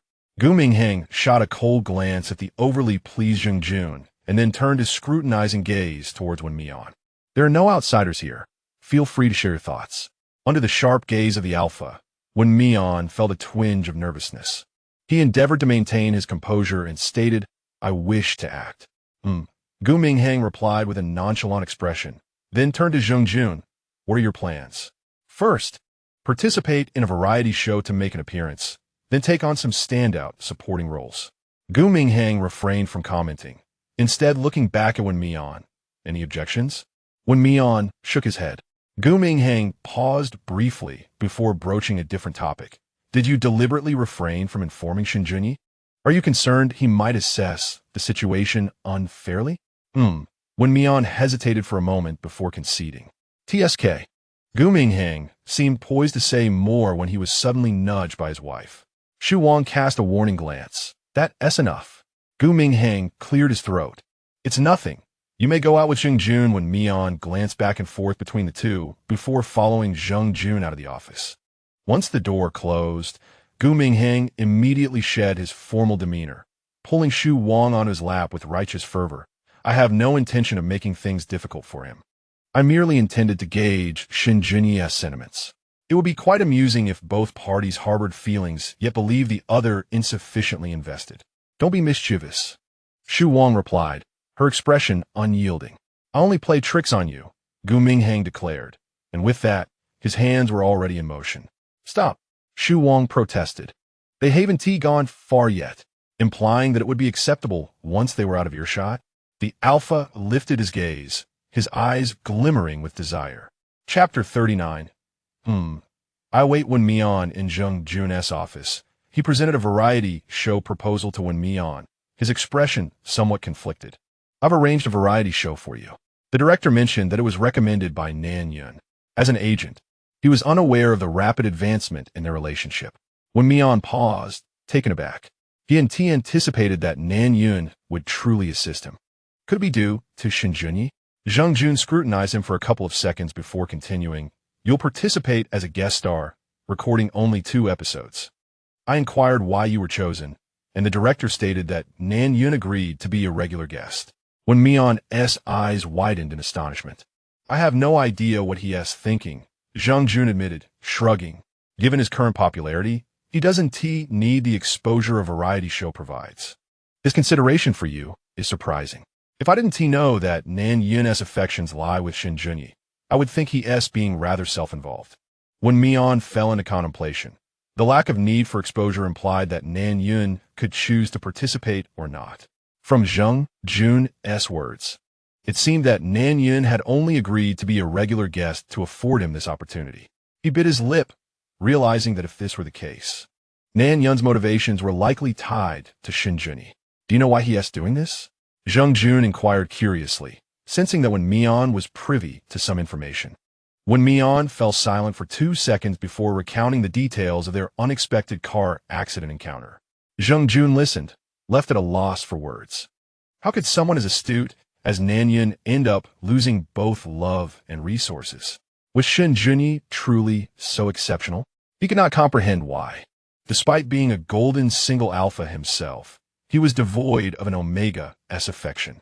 Wen Mian furrowed his brow, keenly observing. What does this have to do with Shen Junyi? What do you think? Zheng Jun countered, crossing his arms. In almost an instant, Wen Mian arrived at an answer. It must be due to feelings, right? Zheng Jun offered no response, instead shifting the conversation. As your manager, I wish for my artists to avoid any discord. You might think I'm biased towards Nan Yun when I say this, but my bond with him is deeper, naturally, given my longer association. Do you understand? Wen Mian felt a pang in his heart, aware that his support stemmed solely from Shen Junyi's backing. Otherwise, a manager like Zheng Jun would likely not spare him a glance. I understand, Zheng Jun mused, lamenting what a situation this is. All of it is Gu Minghong's fault for leaving me with this mess. With a sigh, he added, if you're reluctant to participate in the variety show, I'll find a way to excuse you. Not necessary. Wen Mian shook his head resolutely. I will attend. Zheng Jun was momentarily at a loss for words, feeling that anything he might say would be problematic. Wen Mian's reasoning was quite straightforward. Nan Yun had already committed to the director, leaving no room for retraction. If he chose not to go, it would merely waste resources. Furthermore, he trusted Shen Junyi's character. If the two were destined to spark a connection, what concern was it of his? After all, it was exceedingly easy for Shen Junyi to earn someone's affection. Very well. Zheng Jun decided to have another conversation with Nan Yun. That evening, Shen Junyi arrived to pick someone up. He sat in his car, as usual, waiting for Wen Mian to return home. Suddenly, a knock echoed on his window. Lowering it, he was met with Nan Yun's face. Mr. Shen, what a coincidence. The Omega, adorned with makeup, appeared even more exquisite, yet Shen Junyi barely cast a glance, replying coolly, yes, I'm waiting for Wen Mian. Chapter 40. Caught on camera, a flicker of astonishment crossed Nan Yun's face, his fingers instinctively clenching. He had strived to attain the title of Best Actor to be worthy of Shen Junyi. He had presumed that an alpha who had remained single for so long would harbor no affections. Yet why, at the moment he believed he finally had a chance, did Wen Mian unexpectedly emerge? They were both in the same position, devoid of power and influence. Do you have something to discuss? Shen Junyi noticed his days and glanced at his watch. Wen Mian would be out soon. Nan Yun shook his head, then nodded. Shen Junyi appeared puzzled. Suppressing his feelings of discontent, Nan Yun forced a smile. Mr. Shen, may I ask you a question? Upon hearing the address, Shen Junyi instinctively frowned. They were not yet familiar enough for such familiarity. Nan Yun discerned the look in Shen Junyi's eyes, a glimmer of hurt flashing within him. Even though he had secured Wen Mian a spot on the variety show, did he not occupy a place as a friend in Shen Junyi's heart? His thoughts surged as he maintained his composure, stating, "The director of Together in the Countryside has accepted my recommendation. And Wen Mian will record 2 episodes as a guest star. Thank you." Shen Junyi furrowed his brow, gazing directly into his eyes, and said, "You added Wen Mian on WeChat. In the future, for matters like this, you may have him inform me." Nan Yun felt as though a bucket of cold water had been poured over him, his entire being plunged into an icy abyss. He stood rigidly, awkwardly managing to utter a few words, "I'm sorry for the intrusion." Just then, Wen Mian emerged from the elevator, recognizing Nan Yun from a distance. While the identity of the person in the car was all too clear, as he hesitated whether to approach, Nan Yun turned away. Their eyes met, and Wen Mian was the first to take a step forward. He approached Nan Yun, his expression open and sincere, saying, "Thank you for your help with the variety show." Nan Yun was taken aback, his gaze flickering as he inquired, "You agreed?" Wen Mian nodded. "Aren't you afraid of what I might do?" Nan Yun pressed on. Wen Mian shook his head, meeting Nan Yun's puzzled expression, and after a moment of contemplation, he replied, "You value yourself even more than I do." Nan Yun, a person who has always understood what is most beneficial for himself, would never recklessly place himself in danger, nor would he lose his true self for the sake of man. Looking at Wen Mian, Nan Yun suddenly burst into laughter. He realized the question he had wanted to ask Shen Junyi had now found its answer. He understood where he had faltered. Casting a glance at Shen Junyi before returning his gaze to Wen Mian, he said, "Do well in the recording." With that, he walked directly towards the elevator. Wen Mian watched Nan Yun's retreating figure, his emotions a tangled web. Had he not learned the definitive answer from Zheng Jun, he could scarcely imagine a scenario where he and Nan Yun were rivals in love. The Omega remained remarkably composed, especially in the presence of his romantic adversary. "What are you standing there for? Get in the car." Shen Junyi, frowning, opened the car door and pulled Wen Mian into the vehicle, meeting his dissatisfied gaze. Wen Mian promptly clarified, "Nan Yun secured the guest appearance for me on the condition that he agrees to be a permanent member of Together in the Countryside." "Fine," Shen Junyi replied, seemingly unperturbed. "If you wish to go, then go." He did not dwell on whether the car accident was a coincidence or deliberate. Inevitably, Nan Yun would need to offer something in return. Wen Mian studied him for a couple of seconds before saying, "Thank you." Shen Junyi responded with confusion. "Is that it? Just a thank you?" He scrutinized Wen Mian, attempting to discern any signs of jealousy in the Omega's eyes. Unfortunately, he found none. With a subtle expression, he asked, "Aren't you curious about anything? Like why Nan Yun is here, or what they discussed?" "What is there to ask?" Wen Mian replied with calm assurance. Shen Junyi, feeling displeased, pulled him into his embrace, declaring, "Nan Yun harbors improper feelings for me." And so, Wen Mian countered, "Aren't you worried that I might be taken away?" Shen Junyi was on the verge of losing his temper. Wen Mian replied matter-of-factly, "You didn't even get out of the car. How could I be taken away?" Shen Junyi was known for his impeccable reputation. If there truly were something between them, they wouldn't be positioned one inside the car and the other outside. "How can I prevent my future wife from feeling jealous? I'm quite anxious about it," he said, staring intensely at Wen Mian. The driver seized the opportunity to ask Mr. "Shen, shall we return to Zhou Yuan?" "Yes," he replied. A limited edition luxury car emerged from the garage, and 2 paparazzi, concealed in the shadows, exchanged glances. One inquired, "Did you capture it?" "Indeed. However, I only managed to photograph Nan Yun, not the one who appeared subsequently." The man displayed the photograph, revealing a fledgling artist. "Not a matter of great significance. Shall we publish it now? A new best actor clandestinely meeting his benefactor? Wait, do we get a clear shot of the man in the car?" After stating this, he seized the camera to scrutinize the images, only to find a mere profile. "Brother, capturing a profile is already quite an achievement." The man, taking the camera back, frowned and replied, "Anyone capable of driving a limited edition luxury vehicle is either affluent or prestigious. We should test the waters first." "That makes sense." The two conspired, deciding that regardless of the veracity of the news, they would first reap the rewards. As the sky darkened, Shen Junyi, who initially intended to return to his apartment, received a phone call mid-journey and redirected his path to Zhou Yuan. Meanwhile, Wen Mian, feeling tense throughout the journey, was greeted with a surprising sight as Shen Junyi opened the door. Not only the twins, but also their two fathers. The alpha, tall and indifferent, bore a handsome face with only his eyes revealing warmth. The omega, frowning, was engaged in a serious discussion with the twins, their familial resemblance strikingly evident. Upon hearing the door creak open, the family of four turned in unison towards the entrance. Yi Bao and Jin Bao, displaying identical expressions of delight, rushed towards Wen Mian. "Andy!" Wen Mian promptly caught the two sugar-coated projectiles. "Andy, we want to be spoiled. Andy, do you miss us?" Shen Junyi observed the small alpha attempting to squeeze into Wen Mian's embrace, swiftly lifting one and striding towards Shu Yuan. He deposited the two little ones into Shu Yuan's arms, issuing a warning. "Take good care of your little cubs." Shu Yuan, his elder brother, had previously disapproved of his eloping with Shen Junyi and now found himself similarly vexed by his child's affection for Wen Mian.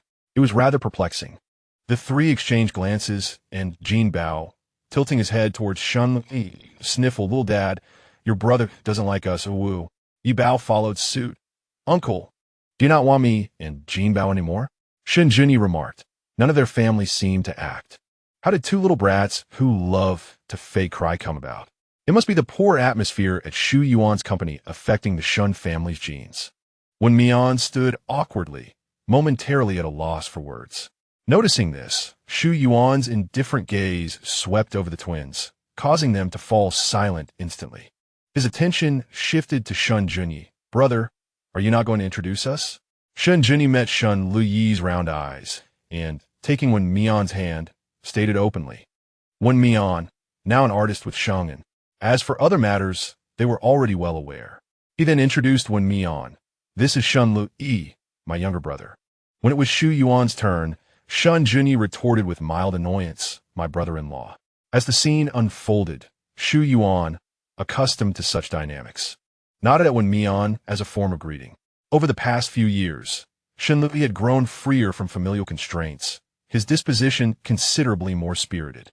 He grasped Wen Mian's hand, grinning. "Little sister-in-law, my brother hasn't bullied you, has he? You're even younger than I am." Upon saying this, he cast a reproachful glance at Shen Junyi. Shen Junyi rubbed his nose, realizing he ought to treat Shu Yuan with greater kindness in the future. Wen Mian was taken aback by Shen Junyi's address as little sister-in-law. Yi Bao and Jin Bao called her aunt due to their tender age, oblivious to the intricacies of adult relationships. However, Shen Junyi was not the same, especially with a formidable husband by her side. It was implausible for her to be unaware of her own status. Observing Wen Mian's unease, Shen Junyi wrapped her in his embrace, warning Shen Junyi not to frighten her. Pouting, Shen Junyi sought comfort from her husband. Jin Bao and Yi Bao cautiously shuffled to Wen Mian's side, lifting their little heads to ask, "Aunt, can we stay here today? Dad and Uncle said they couldn't take us." Before Wen Mian could respond, Shen Junyi's displeasure surfaced. He frowned. "You two are on a date and wish to leave the children with me?" Shen Junyi felt a rare pang of guilt. Shu Yuan feigned ignorance, stating, "I've already mentioned that your uncle is busy." No, we want to stay here," Jin Bao exclaimed, rushing to hug Wen Mian's leg and refusing to let go. Yi Bao shot a glare at Jin Bao, but settled for hugging Shen Junyi's leg instead, saying, "Uncle, we will definitely behave." Shen Junyi shot a cold glare at Shu Yuan, thinking him cunning. Shu Yuan displayed no remorse, warning the two little alphas, "Remember your words." Jin Bao and Yi Bao nodded in agreement. "Brother, we appreciate your help," Shu Yuan remarked before leading Shen Junyi away without a backward glance. Noting Shen Junyi's sour expression, Wen Mian finally voiced her long-held curiosity. "Do you often take care of children? Like in situations such as today?" Shen Junyi scoffed, ruthlessly aligning the little ones in a row. "Not only that, aside from the fact that they are not my offspring, I am more responsible than their fathers." "So, you don't wish to date because you lack the time?" Wen Mian blurted out. "Shen Junyi replied, "Ye baojan kuridifi, aunt." "It's not that uncle doesn't want to date. It's that dad and uncle let us care for him." "Little rascal, who is taking care of whom?" Shen Junyi pinched Yi Bao's face. Yi Bao protested, "Uncle takes care of us." Jin Bao chimed in, "Aunt, Uncle is remaining single for you. Wen Mian replied, that is unnecessary. Shen Junyi's expression darkened. Yi Bao corrected, it's because he is as pure as jade. Jin Bao added yes to meet Aunt. He was pure as jade before. Enough. You two, Shen Jun, he couldn't take it any longer, lifting them like little chicks. Go play with your building blocks in the room. No, I want Aunt. Uncle is mean. Shen Junyi sneered, continue acting up, and I shall send you back to the old residence.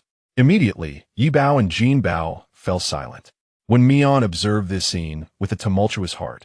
It was hard to imagine that this was Shen Junyi, nearly 30, the formidable CEO. The distinguished and composed alpha outside appeared so endearing in the presence of family. A smile crept onto Wen Mian's lips. If Shen Junyi were to have his own children, he would undoubtedly make a splendid father. Yet, the alpha was reluctant to fully mark her as his own. Contemplating this, Wen Mian's gaze dimmed. Outside, Shu Yuan looked exasperatedly at his wife, who was pressed against the door. He helplessly remarked, Jin Bao and Yi Bao are wearing their phone watches, implying that if she wished to listen, she could call. Shen Lu immediately shook her head, not wanting to eavesdrop. The romantic musings of an older man were filled with sweet nothings. He rarely felt guilt as he questioned, are we truly going to leave Jin Bao and Yi Bao behind? The elder brother hasn't even begun his journey. Whether there is a beginning is known only to those involved. Shu Yuan decisively scooped the person up and strode toward the elevator. Shen Li remarked, well, judging by Wen Mian's demeanor, it seems he does not dislike the elder brother. Perhaps it is mutual affection. As the night deepened, dark clouds pressed heavily in the sky, evoking an impending storm. In a seemingly inconspicuous corner of the internet, a post began to snowball in popularity. The new best actor's secret meeting with his benefactor accompanied by an evocative image. The photo captured an Omega standing before a luxury car, smiling at the alpha seated inside. From the profile view, it appeared as if they were on the verge of a kiss. One photograph cannot substantiate anything, can it? What if it was merely a chance encounter, a friendly greeting? I had always wondered why Nan Yun's starlit path seemed so smooth. It turns out he has support behind the scenes. Who says it must be a benefactor? Could not be a boyfriend? After all, Nan Yun is striking. What is wrong with dating a wealthy partner? Wait, do you not think that profile looks somewhat familiar? Goodness, it seems to be Shen Junyi, the top alpha who appeared on that variety show with the esteemed Gu Yingdi. I must say, upon comparison, it truly is. Are these two involved?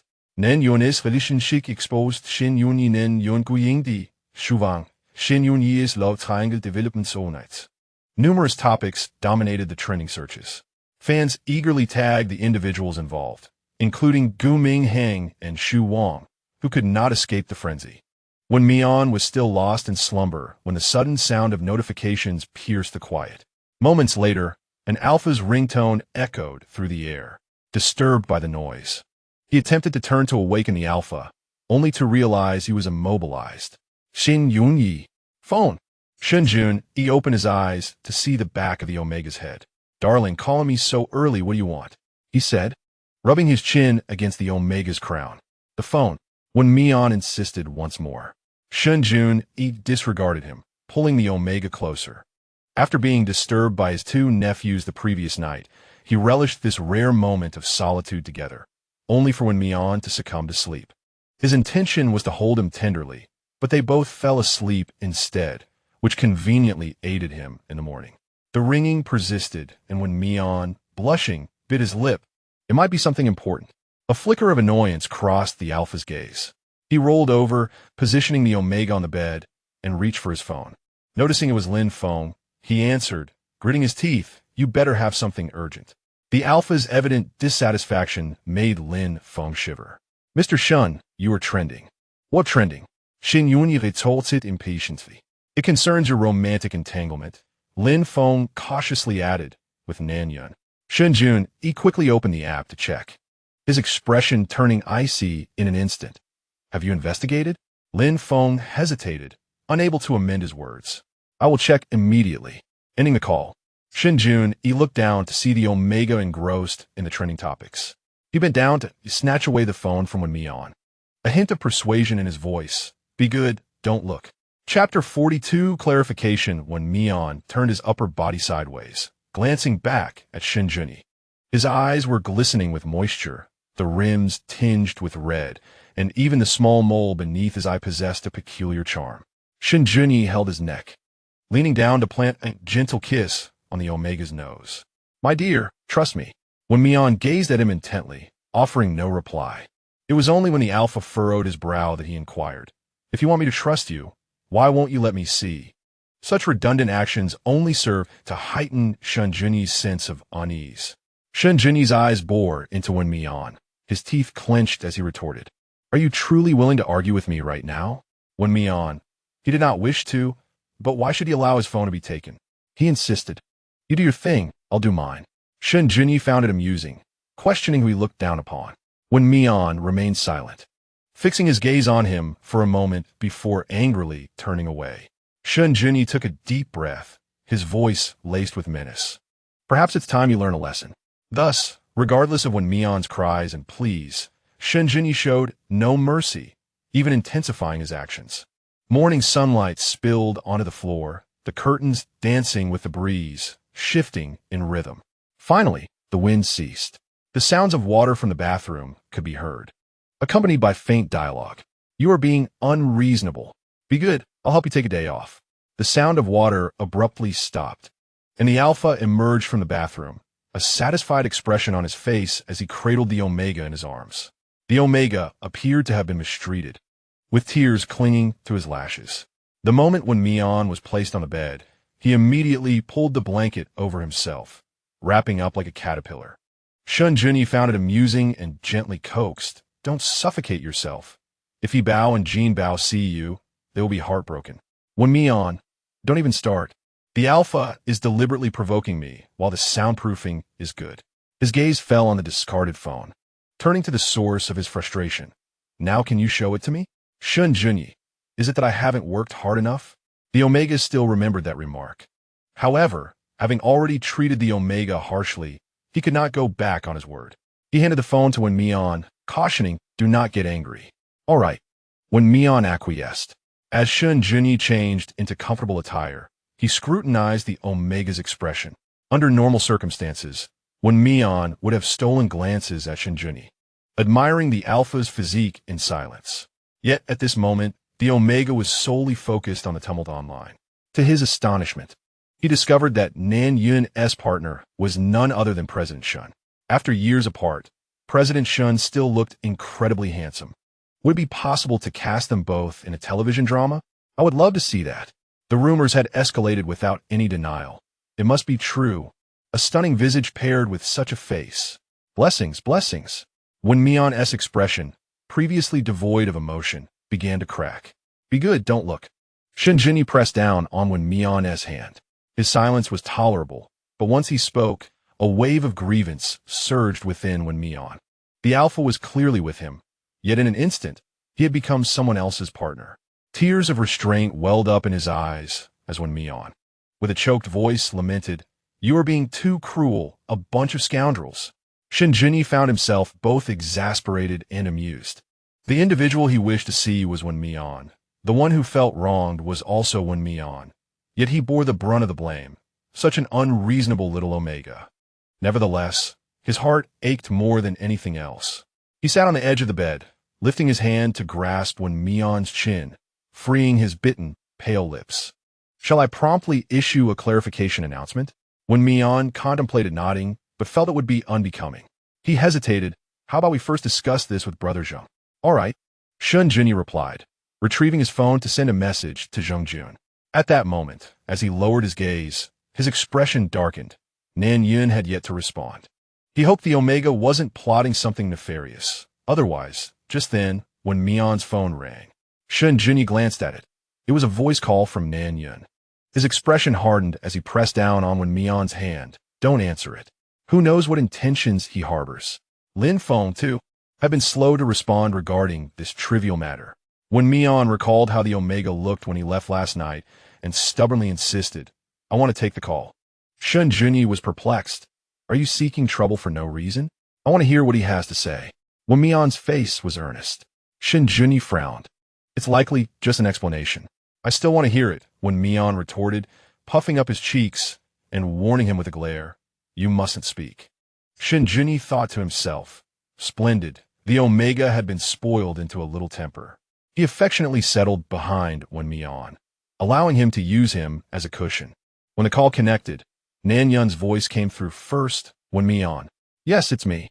Hearing the hoarse quality of Wen Mian's voice, Nan Yun inquired with concern, "Are you unwell?" Wen Mian glanced at the alpha, feeling somewhat awkward. "Yes, I'm a bit under the weather." "No wonder you didn't come to the office." Nan Yun's tone suddenly turned serious. "I'm sorry about yesterday in the garage. I didn't realize paparazzi were taking photos." Shen Junyi pinched Wen Mian's waist, drawing attention, and wore a look that seemed to say, "I knew it." Wen Mian exclaimed in frustration, "You jerk." I almost yelled. "I know you were aware of my feelings for Shen Junyi. Had it been before yesterday, I might have contested for your affection, but not now. I will issue a clarification announcement soon." Meeting Shen Junyi's complex expression, Wen Mian softly asked, "Why did you call me?" "I cherish my wings." Nan Yun's tone turned ethereal. "I am luckier than you, yet not as fortunate." Wen Mian's gaze flickered. Nan Yun's call was likely motivated by a fear of offending Shen Junyi and jeopardizing his career. Furthermore, it was a gesture to express that he would no longer harbor any inappropriate feelings toward Shen Junyi. "I will convey your message to Shen Junyi." "Thank you." After hanging up, Shen Junyi held Wen Mian's waist, pondering aloud. "Do you think he knows about us?" "He might," Wen Mian replied, looking at him in confusion. "Why do you ask? Even if he knows, what's the harm? Aren't you afraid he might take this opportunity to confess?" Shen Junyi's displeasure was evident as he turned Wen Mian's face to meet his own. "What if I were interested in him? What would you do?" Wen Mian had not considered this possibility. If it were someone else, there was a high chance they could be taken away. He shifted in Shen Junyi's embrace, cradling his face and looking directly into his eyes. "But you're Shen Junyi." He had harbored feelings for her for many years. His admiration transcended mere physical attraction, encompassed her character, her approach to tasks, and much more. Shen Junyi was momentarily taken aback as he met Wen Mian's earnest gaze, and for a fleeting instant, he believed she was confessing her feelings. "Do you like me?" Before he could articulate his thoughts, Wen Mian abruptly adopted a stern tone, insisting on clarification. Shen Junyi smiled indulgently. "All right."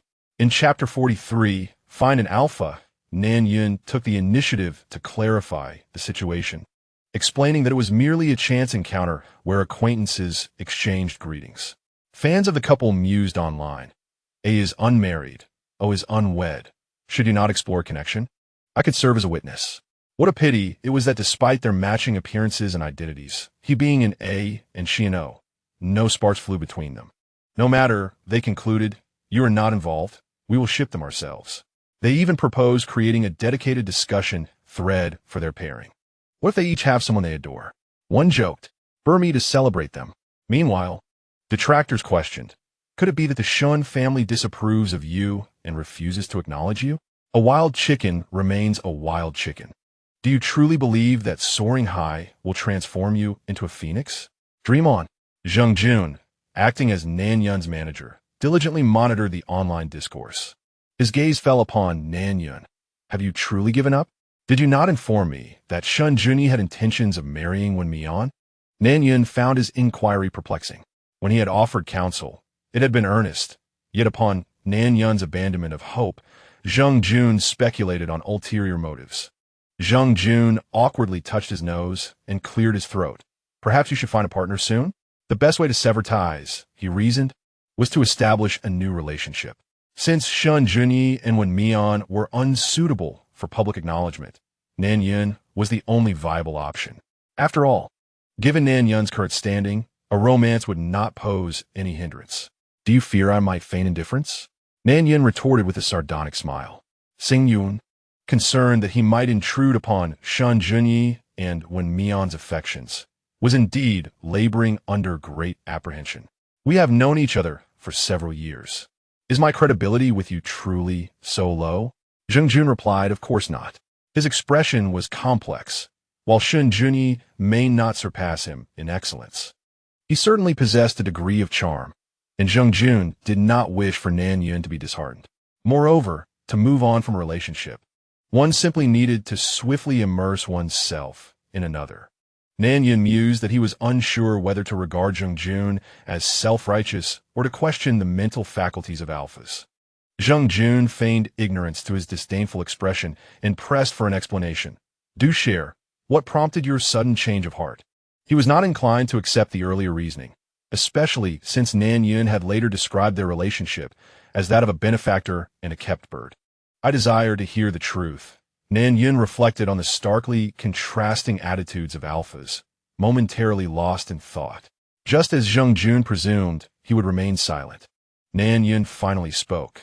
The distinction between love and indifference is evident at a glance. Shen Junyi's cold attachment is apparent to anyone with discernment. Perhaps, had Wen Mian not entered the entertainment industry, they would never have crossed paths. In that brief moment when he requested to share the vehicle, an alpha might have, out of courtesy, offered him the ride, yet he would never share the same seat. Upon hearing this, Zheng Jun, intrigued, inquired, what if they're influenced by the marking? Nan Yin was well aware of the underlying implications in his tone. The inquiry merely seeks to understand why he refrains from utilizing the advantages of pheromones. My affection for him is undeniable, yet I refuse to debase myself. Zheng Jun. His bluntness leaves him utterly mortified. Nan Yin scoffs. Do you honestly believe that Shen Junyi, unmoved, would engage with Wen Mian? Zheng Jun cannot help but think of Gu Minghang, an omega that does not belong to him, even if within arm's reach, remains inaccessible through self-destruction. How foolish I have been. Nan Yin pauses, his gaze drifting into the distance. I cannot emulate Wen Mian's sincerity in love, nor can I mirror his openness. Had he been taken under someone's wing upon his debut, he would certainly have sought benefits. Not existing in a semi-public state like Wen Mian, he cannot wholeheartedly trust that person, not even Shen Junyi. It is impossible for him to remove his mask and reveal his true self. Zheng Jun falls into silence. Nan Yin glances at him and suddenly states, assist me in finding an alpha who would be advantageous for my career. Sing Yun looks perplexed. Nan Yin continues to lay out his requirements. Must be handsome, with an 8-pack and over 8 meters tall. Oh, and must possess good character. Zheng Jun. He takes a deep breath. Are you selecting a consort? Nan Yin shoots him a sidelong glance. The partner you are helping me find is your own concern.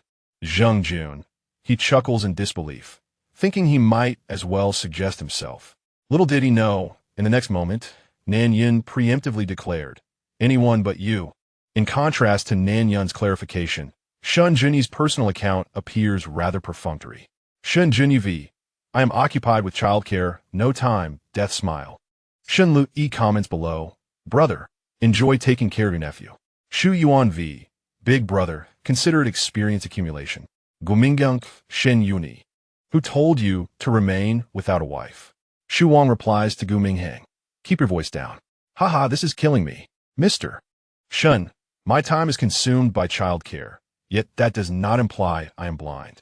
Mr. Shen, enough of this. Still single to this day, what a tragic alpha. Could it be that he is cursed? Who cast such a curse? Was it Brother Gu?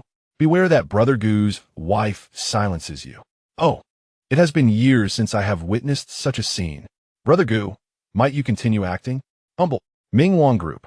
Shu Wang sits upon Gu Minghang's lap, staring at his phone, asking, is it wise to post this? Should they become public in the future, wouldn't Gu Minghang be speaking falsehoods? Gu Minghang dismisses the concern. We are not married. What constitutes a wife? Shu Wang's eyes light up, praising. You are truly clever. Gu Minghang beams with pride, rising with his omega in his arms, striding toward the lounge. Shu Wang instinctively wishes to escape, but finds himself held even tighter. Do not act recklessly. Darling, you are now my cage canary, and defiance is not permitted. The variety show going to the countryside is set in a quaint village, where the production team has rented a rural villa for filming. Wen Mian did not allow Shen Junyi to escort him, inciting the alpha's ire, who is now sending messages to placate him. Mian, I understand my mistake. I feared you would be photographed, hence I did not let you see me off. Mian, at worst, I shall return. You may do as you please, all right? Difficult to appease alpha. This is what you have asserted. Difficult to appease alpha. I wish to see the G.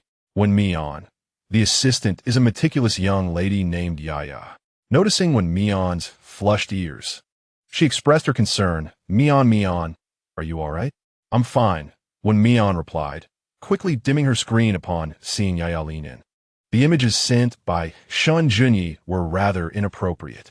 Yaya, still anxious, pulled out a bottle of Huaxiang Jingqi liquid, suggesting, how about you drink this summer elixir? Wen Mian noted that the young lady was a beta who had just graduated and was quite dedicated to her work. Unable to explain her embarrassment, she reluctantly took a sip. Just then, the driver halted the car, reminding Teacher Wen, we've arrived.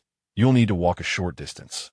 Wen Mian nodded, recalling that the production team had mentioned recording would commence upon disembarking. Yaya couldn't accompany her, but she made a gesture of encouragement. Wen Mian responded with a smile. Thus, the viewers in the live broadcast saw the car door swing open the Omega, with skin as white as snow, possessed enchanting willow leaf eyes akin to the crescent moon in the night sky, her lips slightly curved, lending serenity and beauty to the entire field. It was as if a moonbeam had emerged unexpectedly from the night sky, compelling onlookers to pause and admire. Chapter 44 Keywords. I like you, what the heck? Who is this? Exclaimed the online audience. In 3 minutes, I need all her information. Despite my exceptional memory for beauties, I couldn't place her. It was truly a paradise for admirers of aesthetics. I declare that from this day forth, she is my new wife. Mom, ivespotid aferi. My mother, seeing me drooling at the screen, asked if I'd lost my mind. The program staff handed Wen Mian a task card, stating, Teacher Wen, you need to complete a task first. Upon opening it, she read, touch the keyword I like you. Teacher, as long as one of the 6 teachers utters this phrase, the task will be deemed successful, and the reward is a sumptuous dinner. Wen Mian remarked, this is different from the last episode. The staff clarified, this is a surprise package for new guests. There are no penalties for failure. Wen Mian politely acknowledged, I understand, thank you. Before the last episode, Zheng Jun had urged her to watch the previous season of Let Us Go to the Countryside. Apart from providing accommodation, the production team required the guests to cover their daily expenses and meals through their labor. Hence, a lavish dinner was indeed a delightful surprise. However, her task seemed a bit challenging.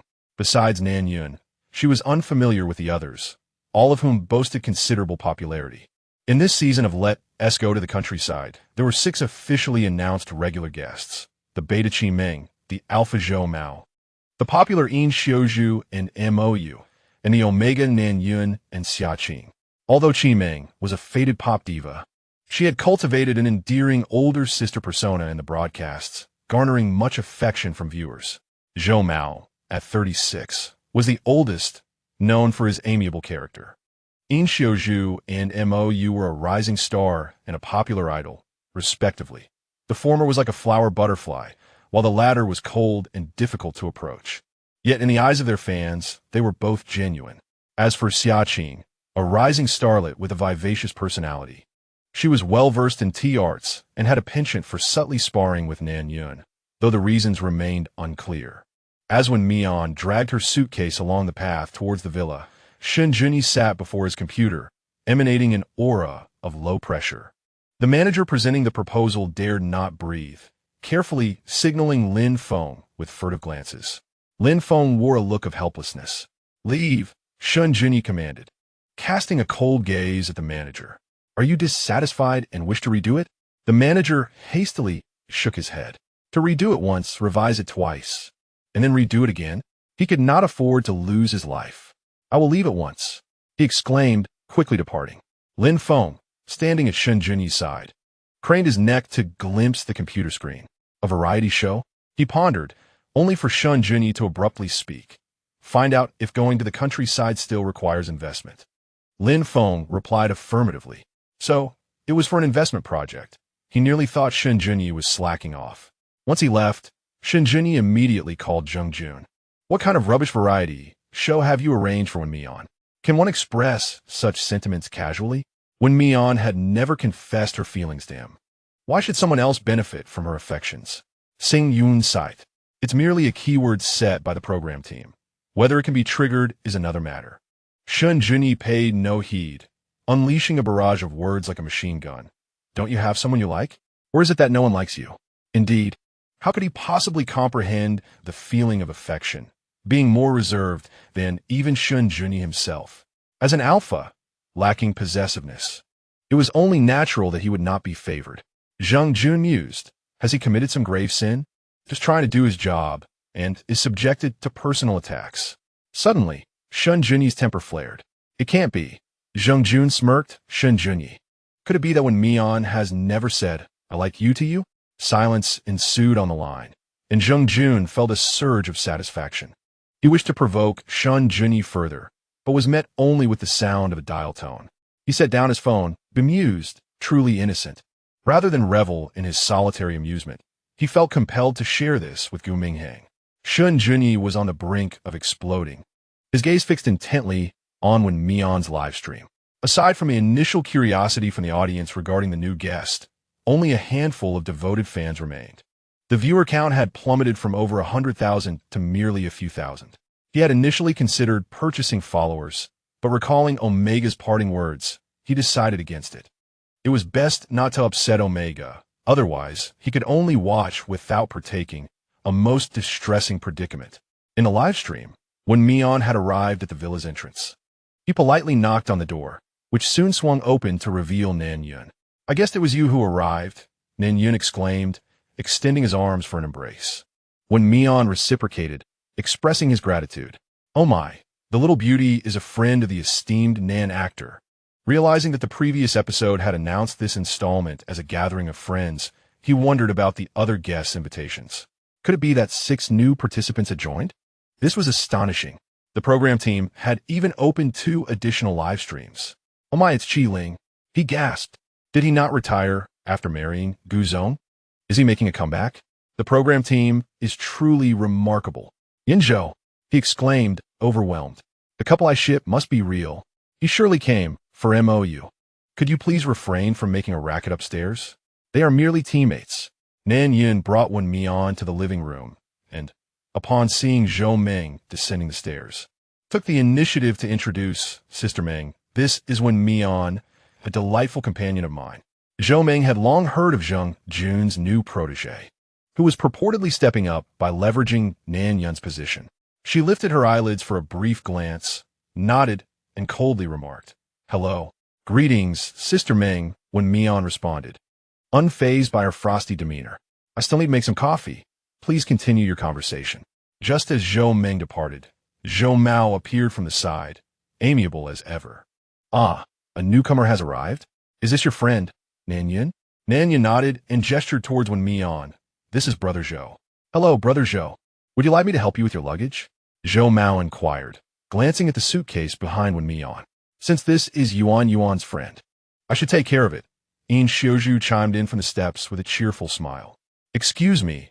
MOU emerged from behind him, his gaze icy. Yin Xiuzhu, unperturbed, stepped aside. Can Teacher Mo pass now? MOU shot him a cold glance, walking past Wen Mian without a sideways look. Nan Yin frowned slightly, but said nothing. Zhou Mao, attempting to lighten the mood, remarked, That's just how he is. You'll get used to it. Wen Mian responded with a smile. As Yin Xiuzhu descended the stairs, he shrugged and jested. Doesn't it seem like we owe him 8 million? Perhaps your debt exceeds that, Nan Yin replied, his smile not reaching his eyes. Oh really? How much do I owe you? Yin Xiuzhu inquired with a playful grin, while Nan Yin contemplated reprimanding him for his eccentricity but restrained himself due to the live broadcast. Wen Mian observed the two as they engaged in their peculiar banter, unable to pinpoint exactly what fell off, yet sensing that they possessed an uncanny ability to block out others, creating an air of intimacy. Aren't you going to assist with the luggage? Nan Yin glanced at Wen Mian's suitcase before his gaze returned to Yin Xiuzhu's face. Very well, Yuan, Yin Xiuzhu declared, lifting the suitcase and making his way. The villa had 3 stories, yet only 2 vacant rooms remained. Yuan, will your young friend be residing with you, or will they have a separate room? Yin Xiuzhu inquired, seemingly seeking information while having already made up his mind. He carried Wen Mian's suitcase to a room adjacent to Nan Yun's. This person must be out of his mind, Nan Yin thought. Unfamiliar with the room arrangements, Wen Mian politely expressed, Thank you, Teacher Yin. No need for formality. Just call me Brother Xiao. In Xiaozhu smiled, resembling a flamboyant flower. Wen Mian looked to Nan Yun, who remained expressionless, and said, check what you lack. You may take it from me. You can also come to me, In Xiaozhu interjected. Wen Mian sensed that, if his intuition served him right, this In Xiaozhu harbored some animosity towards him. Ignore him, Nan Yun advised. The underlying hostility became more evident to Wen Mian, yet he could not disregard Nan Yun's kindness. Responding with, thank you, Brother Yin. This minor episode swiftly passed as new guests arrived downstairs. The newcomers, Qi Ling and Yin Zhou, had already greeted everyone and were engaged in jovial conversation. Nan Yun, Qi Ling's gaze fell upon him, yet Wen Mian felt his attention directed towards himself. As anticipated, Qi Ling's next words were, is this your little friend? Nan Yun nodded affirmatively. Ling Gu, Wen Mian greeted with ease. Qi Ling chuckled, reaching out to pat the Omega's head, so obedient. Wen Mian's body stiffened, unaccustomed to being touched by unfamiliar individuals. Suddenly, Qi Ling leaned closer to his ear and whispered, my husband is Gu Minghang's brother, and Shen Junyi is my cousin. To outsiders, Qi Ling's gesture resembled an embrace, which was hardly inappropriate. How enviable for Wen Mian to have a friend like Nan Yun and also know my brother Ling. Not to mention, it was In Xiaozhu who carried the suitcase. I wish I could switch places with Wen Mian. Shen Junyi observed this scene and skillfully dialed a number. Gu Junheng, what is going on with your wife? Your sister-in-law said you didn't bring her out to meet anyone, so she had to go on her own. Can't you do something about it? Shen Junyi tightened his grip on the phone, perplexed by everyone's concern for his wife. Besides, he and T said he didn't want to meet her. I'm on a business trip, Gu Junheng replied, clearly a busy man, and Qi Ling did not wish to accompany him. Shen Junyi ended the call, and the comments on the screen coincidentally mentioned Qi Ling, ISN, T Qi Ling, a friend of Qi Ming. Why does it seem like their relationship is rather ordinary? Shen Junyi mused. How could it not be ordinary? The only connection between Qi Ling and Qi Ming is the composer and the star of the theme song for the same drama. They haven't even met face to face. Regardless of Shen Junyi's thoughts, the variety show continued. Xiaqing looked down on Wen Mian, while Sheng and aimed to promote newcomers and exploit her talents. What a dream. Thus, she intentionally avoided Wen Mian, seizing the opportunity to become acquainted with Qi Ling and Yin Zhou. Little did she expect that Qi Ling, as a friend of Qi Ming, would actively seek to please the newcomer. A glint of cunning flashed in her eyes as she turned to Qi Ming and said, Sister Ming, it seems that Ling Gu really likes Nan Yun's little friend. Qi Ming's smile stiffened. Qi Ling was showing her a blatant lack of respect. In front of so many people, he treated her like air. Suppressing her anger, she adopted a sisterly tone and remarked, an Omega who is good-looking naturally deserves special treatment. ISN T Xiaozhu helping Wen Mian with her luggage too? Xiaqing's expression shifted dramatically. What? This little newcomer actually had Xiaozhu help her with her luggage. It must be that vile Nan Yun, unable to seduce him herself, she brought along a little vixen. Cough, cough. Suddenly, a staff member spoke up, welcoming the arrival of new guests, stating that our team was now complete. Allow me to introduce the new guests in order of their arrival. The first is Wen Mian, a friend of Nan Yun, currently a student at the Imperial Capital University. The second is Qi Ling, wow, a beauty from the Imperial Capital University. Impressive, good looks and intelligence. How enviable. Honestly, his tear mole is simply captivating. It's enough that he looks good when he smiles. Why do I look like a bitter melon when I don't smile, and like a fool when I do? Woe is me. After the introductions, the staff member continued. So far, none of the new guests have completed their tasks. Everyone, let us put in more effort. Wen Mian was taken aback. The production team was clearly up to something. In the previous episode, the tasks assigned to the guests were all different, yet shared a common theme, to seize the labor of others. It was hard to imagine that, having been deceived once, these individuals still held trust among themselves.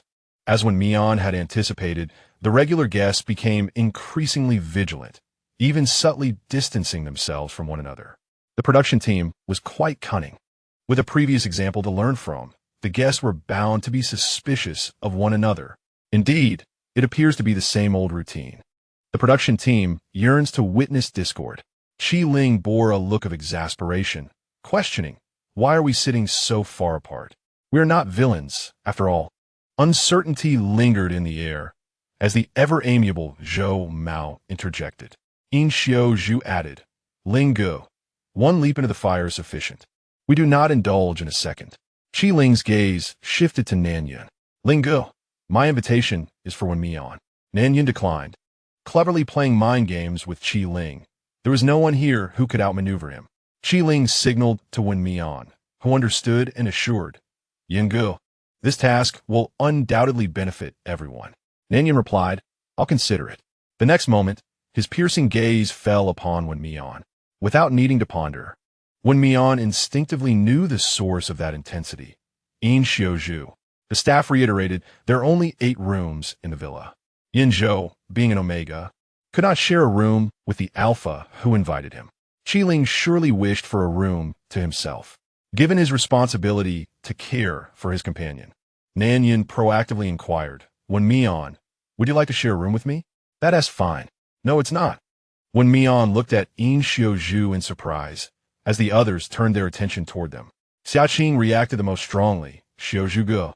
Why can't 2 Omegas share a room? In Xiaozhu curled his fingers, maintaining a smile. I've already moved Wen Mian's luggage to an empty room. It's just next door. Moving is simple, Nan Yun replied nonchalantly.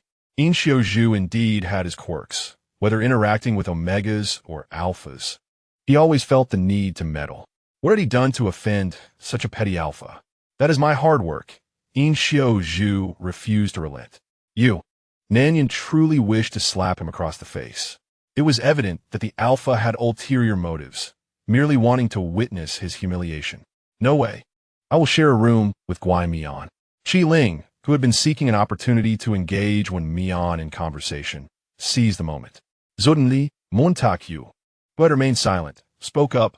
Ling Go, Yin Zhou can share a room with Wen Mian. Yin Zhou was taken aback, asking, on what grounds? Qi Ling's smile faded. No need. I prefer Guai Mian. It is more suitable for us to share a room. Without giving them a chance to respond, he turned to Wen Mian. Does Guai Mian agree? I have no objections. Wen Mian guessed Qi Ling's affections stemmed from an affection for him, and readily accepted.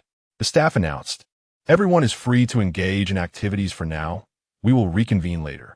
The 5 Omegas settled on the 2nd floor. Upon returning to their room, Qi Ling promptly turned off the microphone and gestured for Wen Mian to do the same. Little Guai Mian, does Shen Junyi truly allow you to partake in a variety show alone? Wen Mian felt a bit uncomfortable with this moniker, yet more so embarrassed. He cautiously inquired, has Shen Junyi mentioned me to you? No. Qi Ling shook his finger. He would rather keep you hidden away. The unexpected response left Wen Mian stunned. Why? Was his identity so shameful? Qi Ling quickly discerned his misunderstanding. Do you have feelings for Shen Junyi? Wen Mian's pupils widened in shock. Rest assured, I will not disclose anything to anyone, Qi Ling reassured, gently patting the Omega's shoulder. Unaccountably, Wen Mian felt inclined to trust this person, unlike Nan Yun. The former resembled a guiding elder, while the latter appeared as a silent companion. A confidant to whom one can confide, yet a tacit understanding that must remain unspoken. Wen Mian confessed, yes, I have feelings for him. Qi Ling was about to inquire why she did not accept the marriage proposal when a sudden crash echoed from the corridor. Montaque. It was Yin Zhou's voice. Qi Ling instantly transformed into a bystander, grabbing Wen Mian and rushing towards the door. Mou and Yin Zhou, evading the cameras, stood at the stairwell. Brother, do you no longer care for me? Yin Zhou grasped Mou's hand, his voice laced with desperation. I have stated before, our relationship is merely a fabrication for the company's publicity. Mou coldly pried his hand away. I could never harbor affection for you. If you do not like me, why treat me kindly? Yin Zhou's composure crumbled as he wiped away his tears. Mou, exasperated, replied, it is a matter of work. Yin Zhou's face turned ashen. Retreating a step, work demands, so you can disregard my feelings?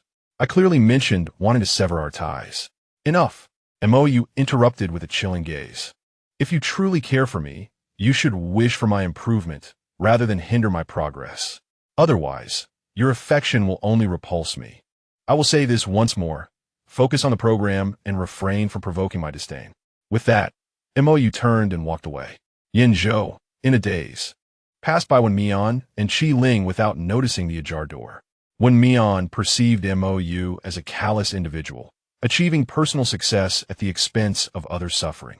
He remained unresponsive to another's affection, while resorting to moral coercion and manipulation. Truly, Mou was not a good person.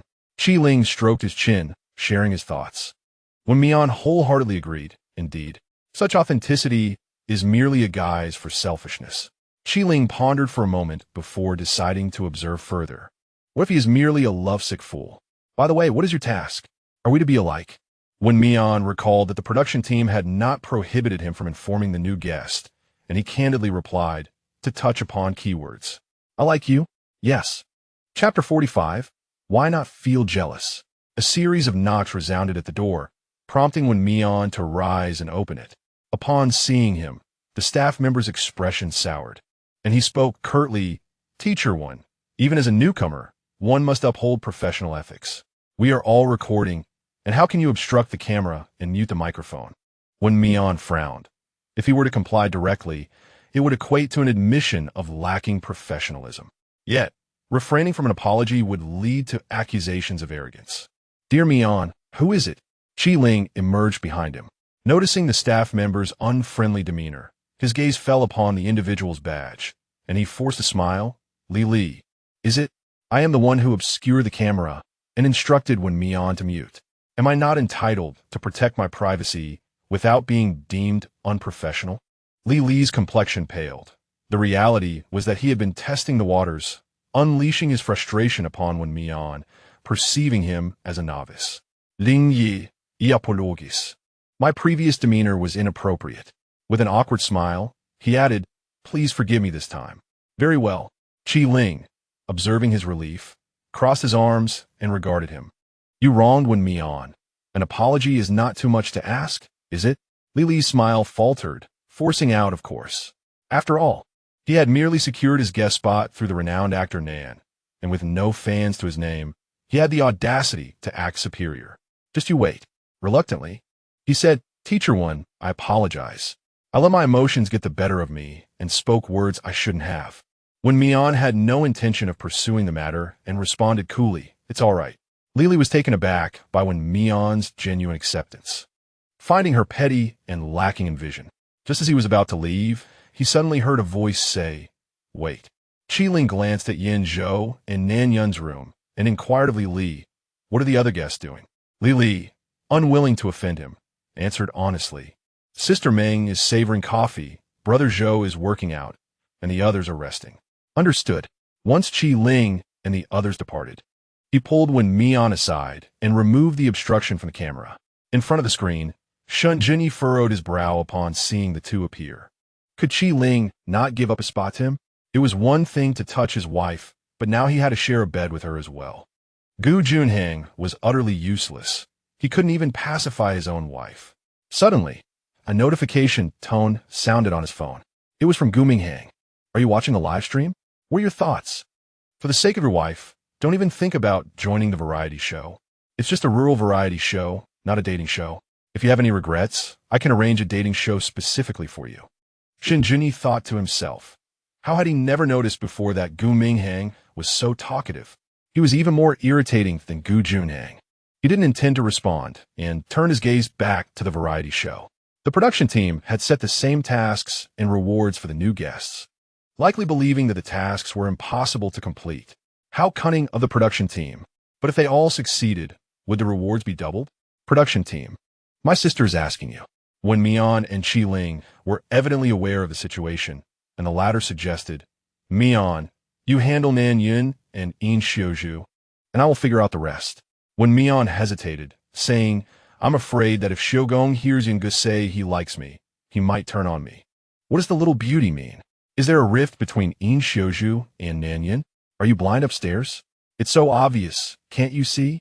Why do I feel this secret admiration? Impossible. Who has secret admiration while acting all cryptic, relishing in my discomfort? Their eyes met, and Qi Ling, with an inscrutable expression, said, "What are you afraid of? Perhaps it will lead to an unexpected joy, and you will achieve double rewards." When Mian's eyes brightened, indeed, someone's targeting was far too apparent. In the stairwell, Xiaqing noticed Li Li's displeased expression and approached him, feigning innocence. "Mr. Li, did the director assign a secret task to Wen Mian and Linge?"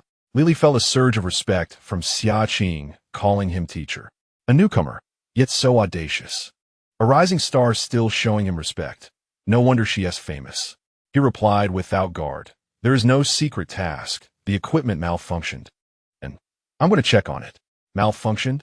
Xiaqing seized upon the keyword. Li, unwilling to offend Qi Ling, also dared not disparage a powerless Wen Mian. He leaned closer to Xiaqing and whispered, "The newcomer is clueless, stirring up trouble for no reason." "What?" Xiaqing exclaimed, her eyes widening dramatically, lowering her voice. With going to the countryside being so popular, how could anyone lack awareness? Perhaps they think they have backing. Li scoffed, his eyes filled with disdain. "For what I've heard, that newcomer shares an agent with the South-Est film emperor. I perceive her as a treacherous wolf, intent on climbing the social ladder by stepping on Nan Yun. So that is the case." A flicker of insight crossed Xiaqing's eyes as she devised her plans. "Teacher Xia, I must attend to my duties. So I shall take my leave," she said. "You are too kind, Teacher Li. Just call me Xiaqing," she replied with a cheerful smile, producing her phone. "We seem to have a connection. Shall we exchange WeChat?" "Certainly." Once Li's silhouette vanished at the staircase, the smile on Xiaqing's face morphed into jealousy.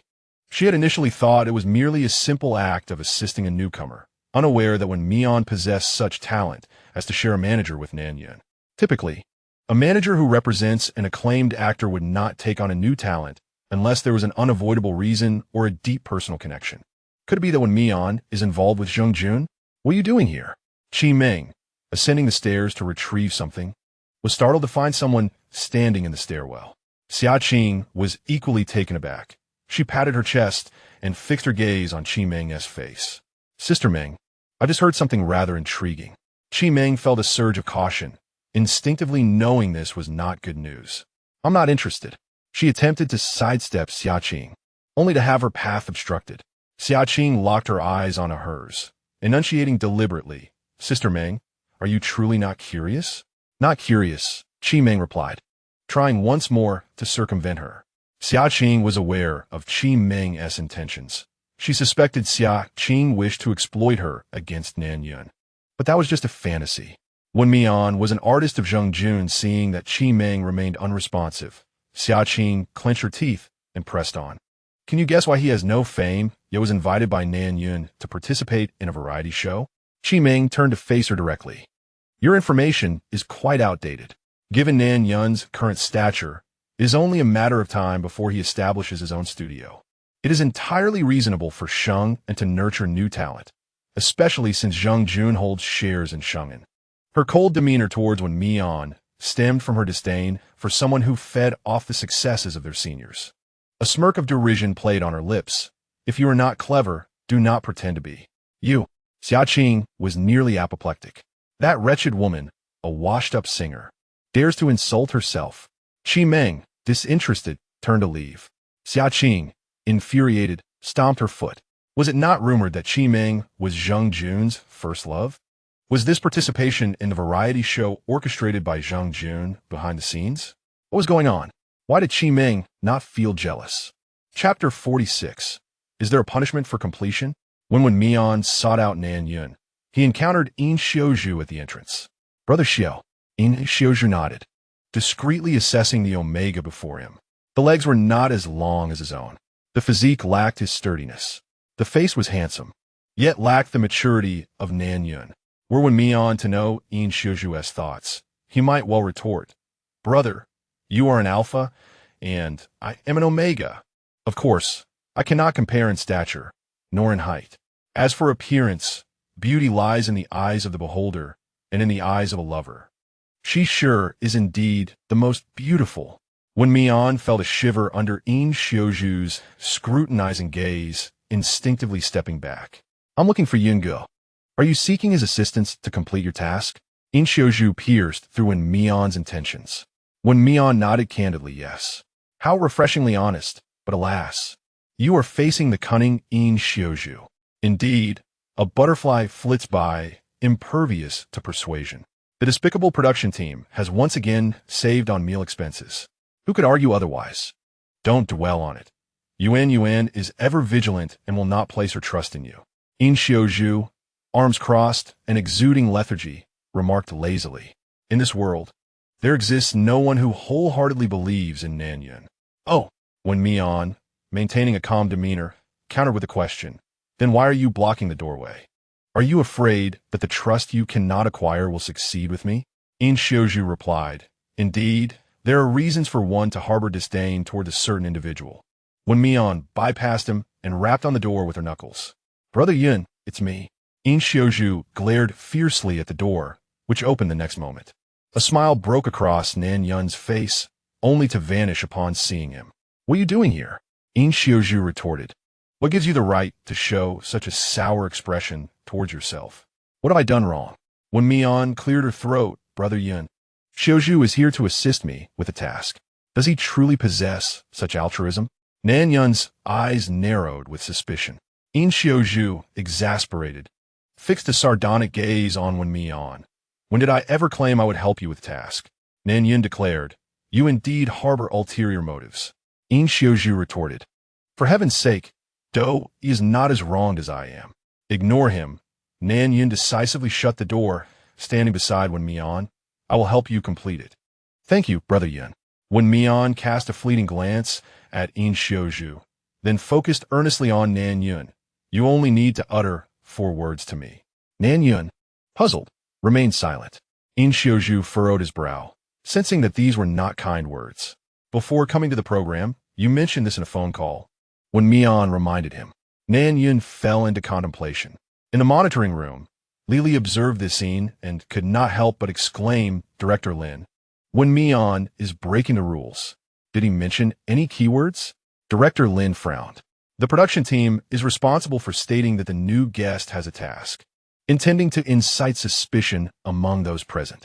If Wen Mian claims he is on a task, wouldn't that be a violation, thereby slapping the production team in the face? Would it mean he wins? Lili was unwilling to concede. Anyone could steal the spotlight, except for Wen Mian. Director Lin looked at him quizzically. How do you know Nan Yun will answer correctly? Or do you have an objection to my arrangements? Of course not. I have no objections. Lili, meeting Director Lin's piercing gaze, broke into a sweat. If you have no objections, then refrain from making unnecessary remarks. Director Lin turned his gaze back to the screen. Lili had not anticipated that even Director Lin would side with Wen Mian. It must be due to Zheng Jun's influence. He awaited the day when Mian would stumble. The moment of testing the camaraderie among friends had arrived, observing Qi Ling and Qi Ming, who seemed not to be very familiar. He thought Wen Mian and Nan Yun shared a similarly superficial bond. Clearly, that was not the case. Could one share a bed with someone they barely knew? How would Wen Mian explain his relationship with Lingu? Lingu is married and has little to do with it. Is it not true that they live together simply due to the lack of an additional room? Enough of this. Can we not concern ourselves with whether Brother Yun can guess correctly? Come on, place your bets. If you lose, I'll do your homework. Elementary students shouldn't participate. Get lost. I am a university student. Meanwhile, Shen Junyi, also watching the live stream, fell into deep thought. The conversation he had with Wen Mian that day, particularly the moment he almost asked, Do you like me? Lingered in his mind. Regrettably, Omega's outburst cost him a golden opportunity, leaving Mr. Shun filled with remorse. He squinted, pondering why he couldn't participate, as it was not a dating show. With an idea in mind, he promptly messaged Zheng Jun. Meanwhile, Nan Yun had already arrived at an answer. Do I like you? In Xiaozhu felt as if struck by lightning, his mind consumed by the thought that Nan Yun had feelings for Wen Mian. Wen Mian nodded in delight, affirming, Yes, that's right. The keywords aligned perfectly. The little beauty was the first to complete the task. Am I the only one curious as to why Nan Yun mentioned, I like you over the phone? Same here. You heartless bunch. In Xiaozhu felt his heart shatter. He clearly detested the idea, having previously expressed his disdain for AA and OO relationships. No wonder he looked so ferocious. Whispering, he suggested, could it not be unrequited love, where he loves him, but he loves someone else? You're quite the drama queen upstairs. Nan Yun was skeptical of the supposed rewards for correct guesses. He helplessly ruffled Wen Mian's hair and asked, so, what is the punishment? In Xiao Zhu's expression twisted further. How much did Nan Yun like this newcomer? Even knowing it was a punishment, he still wanted to help Wen Mian win.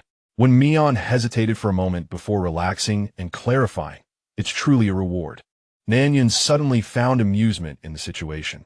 If he couldn't obtain the alpha, teasing his omega was a delightful alternative. He playfully warned, be careful, Mian. The production team can be quite ruthless. You might get tricked. When Mian frowned, something was off about Nan Yun. The previous familiarity seemed to have shifted into a somewhat indulgent mischief. In Xiao Zhu felt a mix of envy and resentment as he squeezed between the two. Given the production team's tendencies, it was unlikely they would allow a loss to occur. Since when Mian had succeeded, there was no chance of a second occurrence. Nan Yun's good humor evaporated, and he grumbled, In Xiao Zhu, there is so much empty space, yet you insist on crowding me. In Xiao Zhu replied.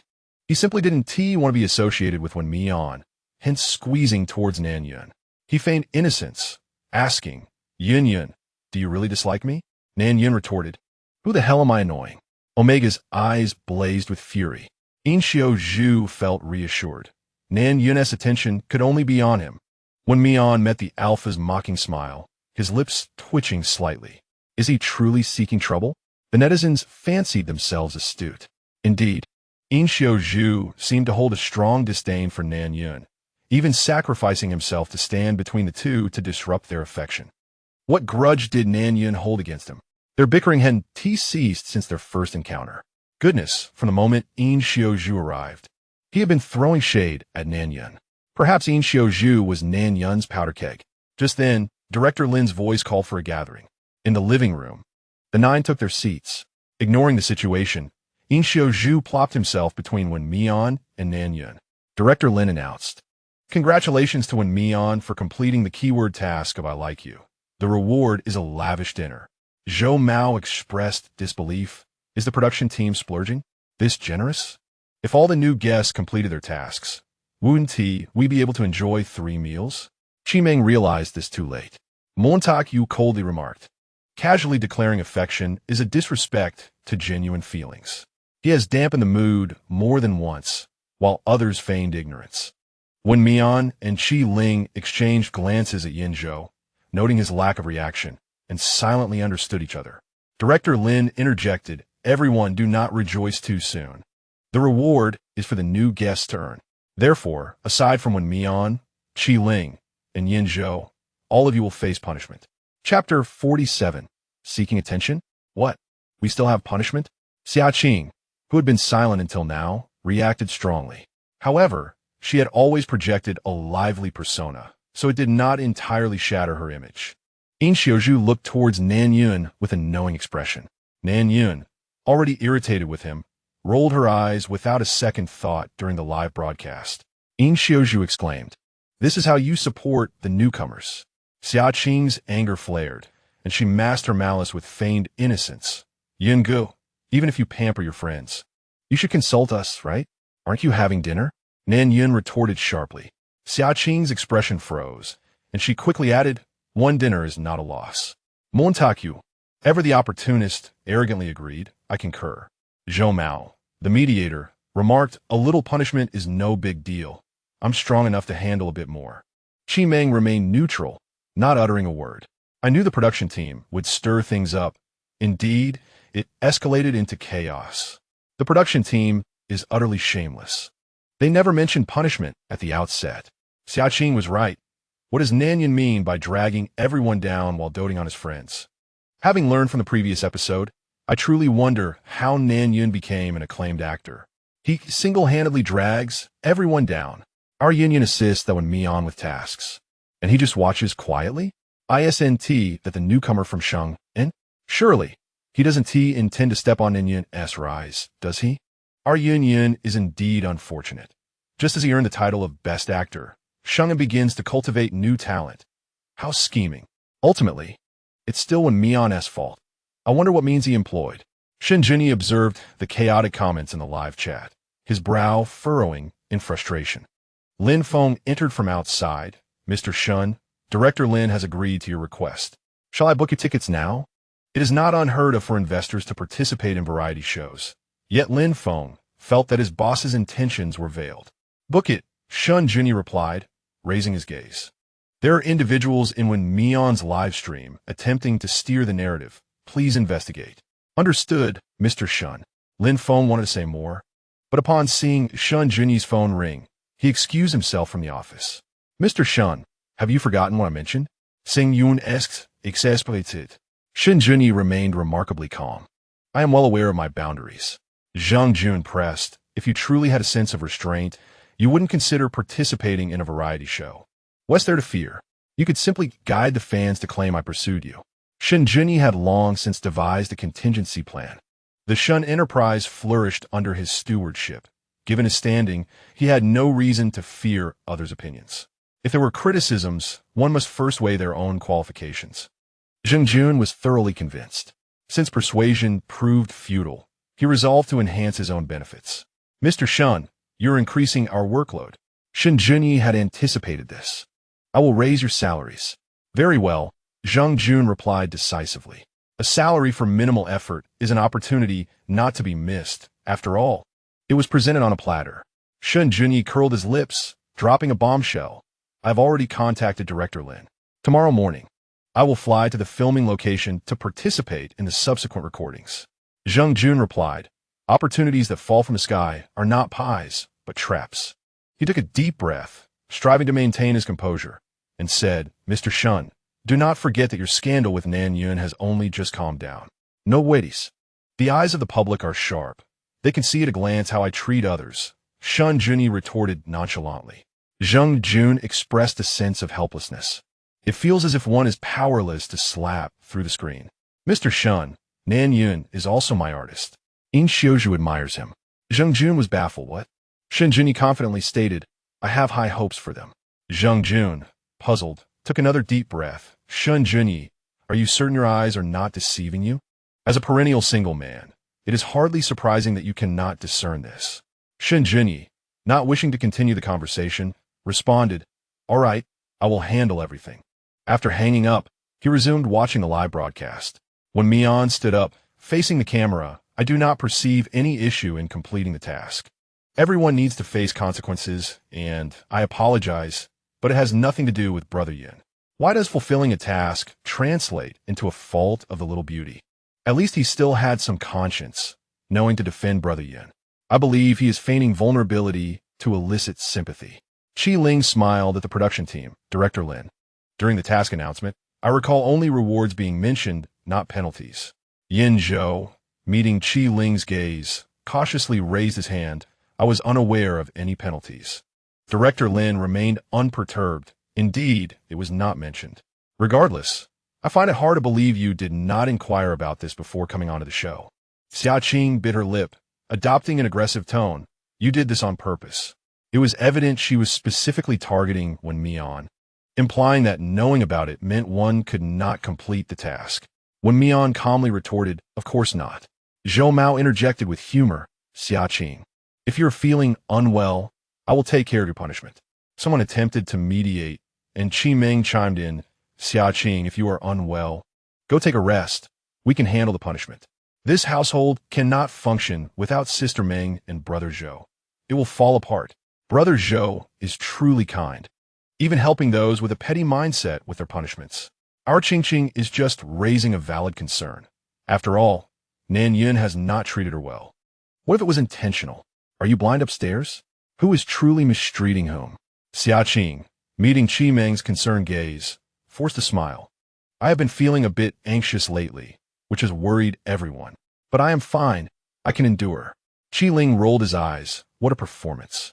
Wen Mian did not wish to engage with the girls, yet should they provoke him further, he would not hold back. Director Lin, you have yet to mention the punishment. Nan Yun redirected the conversation. In Xiuzhu seemed to want to say something, but upon meeting Nan Yun's icy gaze, he fell silent. He glared fiercely at Wen Mian. How much did Nan Yun truly like this Omega, to tolerate even the latter's tendency to overshadow others?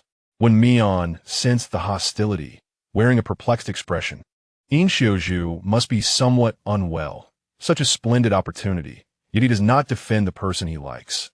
What is the point of glaring at him? So, everyone is indeed certain they can accept the punishment? Director Lin asked with a smile. As the esteemed director of Let's Go to the Countryside, you seek to extinguish the flames, yet I am determined to stoke them even higher. Xia Qing's face contorted in exasperation. How amusing. It is far more preferable than the insincerity you all seem to favor.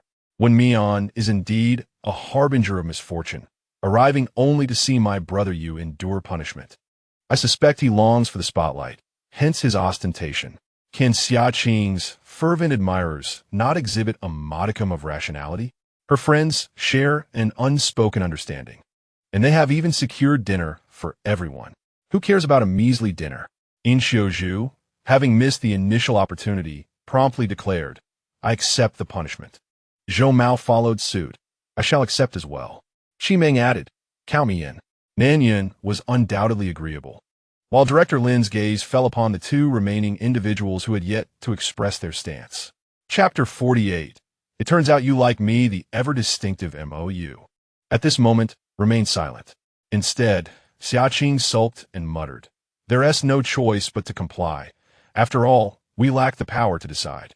In an unusual turn, Director Lin stated, declining dinner allows for the rejection of punishment. Such a fortunate prospect? Qi Meng appeared incredulous towards Director Lin, having been deceived too often. Zhou Mao, however, remained indifferent. To him, striving for a meal or facing punishment while indulging in a feast felt inconsequential. I have already voiced my position, and I see no reason to alter it. In Xiuzhu echoed, I, too, shall not change my mind. Nan Yun was equally resolute, leaving only MOU and Xia Qing. I refuse, MOU asserted. I prefer to rely on my own efforts. Truly a brother of integrity, I knew he would not bend for mere trifles. His character is admirable. How endearing. His candor stands in stark contrast to those whose cunning is alarmingly deep. Xia Qing proudly interjected, I also refuse. It's merely a dinner. In these mountains, what exquisite meal could there possibly be? Wen Mian found it amusing. Some individuals always seem to overestimate their cleverness. The intention behind the program's tasks and penalties is to enhance the show's appeal. If the focus were solely on inciting discord among guests, it would only lead to fan discontent. Thus, the penalties cannot be overly severe. The promised sumptuous dinner is undoubtedly genuine. As anticipated, Director Lin cheerfully announced, MOU and Xia Qing have opted out of the dinner and will face no punishment. Nan Yun, In Xiuzhu, Zhou Mao, and Qi Meng. Your penalty is to bring the dinner in and set it upon the dining table. Goodness, the miser has finally loosened his purse strings. Ha! The expressions of Xia Qing and MOU are utterly delightful. Director Lin continued, the punishment was merely a ruse. My primary focus was your internal discord. He remarked, I'm testing your unity. Some faces turned pale, realizing their miscalculations. Qi Ling nudged Nan Yun and teasingly said, hurry up and accept the punishment, otherwise, you'll have to rely on your own efforts. Ha ha, relying on oneself. Indeed, be cautious not to harm your own persona. Truly, my Ling Gu possesses great audacity. Nan Yun nodded. I shall go at once. Yin Yun, allow me to assist you. In Xiuzhu quickly followed. Zhou Mao was the most eager. I am strong. Let me handle the heavy lifting. Qi Meng remained silent, gracefully trailing behind. In the hall, only Wen Mian, the new guest, and the group that declined the punishment remained. Suddenly, Xia Qing rushed towards Wen Mian. You knew all along, didn't you? From beginning to end, the newcomer remained utterly composed. To claim ignorance would be a deception. Qi Ling furrowed his brow, as all the blame was cast upon others. The fault was indeed his. Xia Qing clenched her fists. Had it not been for this newcomer seeking the spotlight, she would not have been humiliated. The true instigator was Wen Mian. Qi Ling wished to chide her for her insanity, but was restrained by Wen Mian's grasp. Lingu, allow me to address her. Wen Mian offered a reassuring glance to Qi Ling. Are you about to admit your errors? Xiaoqing raised her chin arrogantly, confident in her standing before Wen Mian, whose popularity had plummeted in her presence. She was a favored candidate of the company, so why fear? Wen Mian, unfazed by her confidence, smirked, indeed. I ought to acknowledge my mistakes. Xiaoqing felt a surge of triumph, recognizing her own limitations. However, in the following moment, she was left in a state of embarrassment. Wen Mian stated, "My error lies in failing to correct your need to think before you speak, rather than merely expressing words." You. Xiaoqing's eyes widened in disbelief. How dare Wen Mian address her in such a manner? Qi Ling interjected, "Mind your image, we are still live." Xiaoqing was taken aback. How amusing it is to witness your transformation, even on live broadcast. If it weren't for the cameras, would this newcomer not be utterly bullied by her? Hadn't her true nature been concealed previously due to others overshadowing her? She sought to prey upon the newcomer, only to find herself confronting a formidable opponent. How laughable! Our Xiaoqing, once lively and kind, has become this way solely due to Wen Mian's provocations. Yes, Xiaoqing is merely irritable, yet this newcomer steadfastly clings on, lacking any semblance of gentlemanly conduct. Could Xiaoqing's fans kindly depart? We do not welcome those devoid of intellect. The barrage of comments erupted, yet some still rallied in defense of Xiaoqing. Mou queried, "Are all Omegas meant to submit to one another, even towards those they admire?" Qi Ling was bewildered. When Mian remarked, "This individual must be rather unwell." The production team shares the sentiment of disbelief. Authenticity is admirable, yet intellect seems lacking. Yin Zhou, who had remained silent, mused, must Omegas yield to other Omegas? Should this extend to those they cherish? Montauk, you found it. What on earth is happening between these two? Oh my, the adorable little dumpling is about to retaliate. Yin Zhou, why do you not support Mou and instead question him? Have you lost your mind? I advise you to reflect on who brought you into this variety show.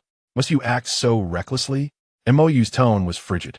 A flicker of hurt crossed Yin Zhou's eyes. Qi Ling could only roll his eyes at the audacity displayed. I'm leaving. Mou cast a cold glance at Yin Zhou, who instinctively lifted his foot, only to be obstructed by Wen Mian. Firstly, if someone bullies me, regardless of whether they are Omega or Alpha, I shall retaliate. Secondly, if the person you admire is unworthy, it is acceptable to let go. Yin Zhou's eyes brightened, resembling an adorable puppy. Well said. There is no need to degrade oneself for the sake of others. A whispered sentiment emerged. I believe Mou shows a lack of respect towards Yin Zhou. I share this sentiment. It feels as though Yin Zhou is treated as Mou's possession, devoid of any rights. One should consider who elevated him to prominence. Were it not for our Yuge, he wouldn't even have had the opportunity to join the group. The fans of you certainly suffice. By your reasoning, Yin Zhou has never exerted himself, and all his efforts are attributed solely to your Yuge. If it isn't due to our Yuge, could it possibly be because of you? One should recognize who possesses the highest popularity within the group. The production team did not anticipate that this season's guest would stir up even more trouble than last season. Nevertheless, it matters not. The more topics there are, the greater the controversy, which only endears the show to the audience. Wen Mian, concerning group matters, do you really need a medal? It seems Xiaoqing has seized upon Wen Mian's weakness. Are you attempting to attract Mou's attention? It turns out you have an affection for our Yuge. How shameless. Attempting to garner his notice in such a manner. Yuge, do not heed him. He is utterly unworthy of you. Is this what they refer to as the more ordinary, the more confident? Perhaps he believes himself to be extraordinarily handsome. There's a saying that rings true. Fans follow their idol. One can see Mou, with an air of arrogance, straightening his neck, casting a disdainful glance at Wen Mian. So you fancy me. Chapter 49, Apologies, I too have no desire.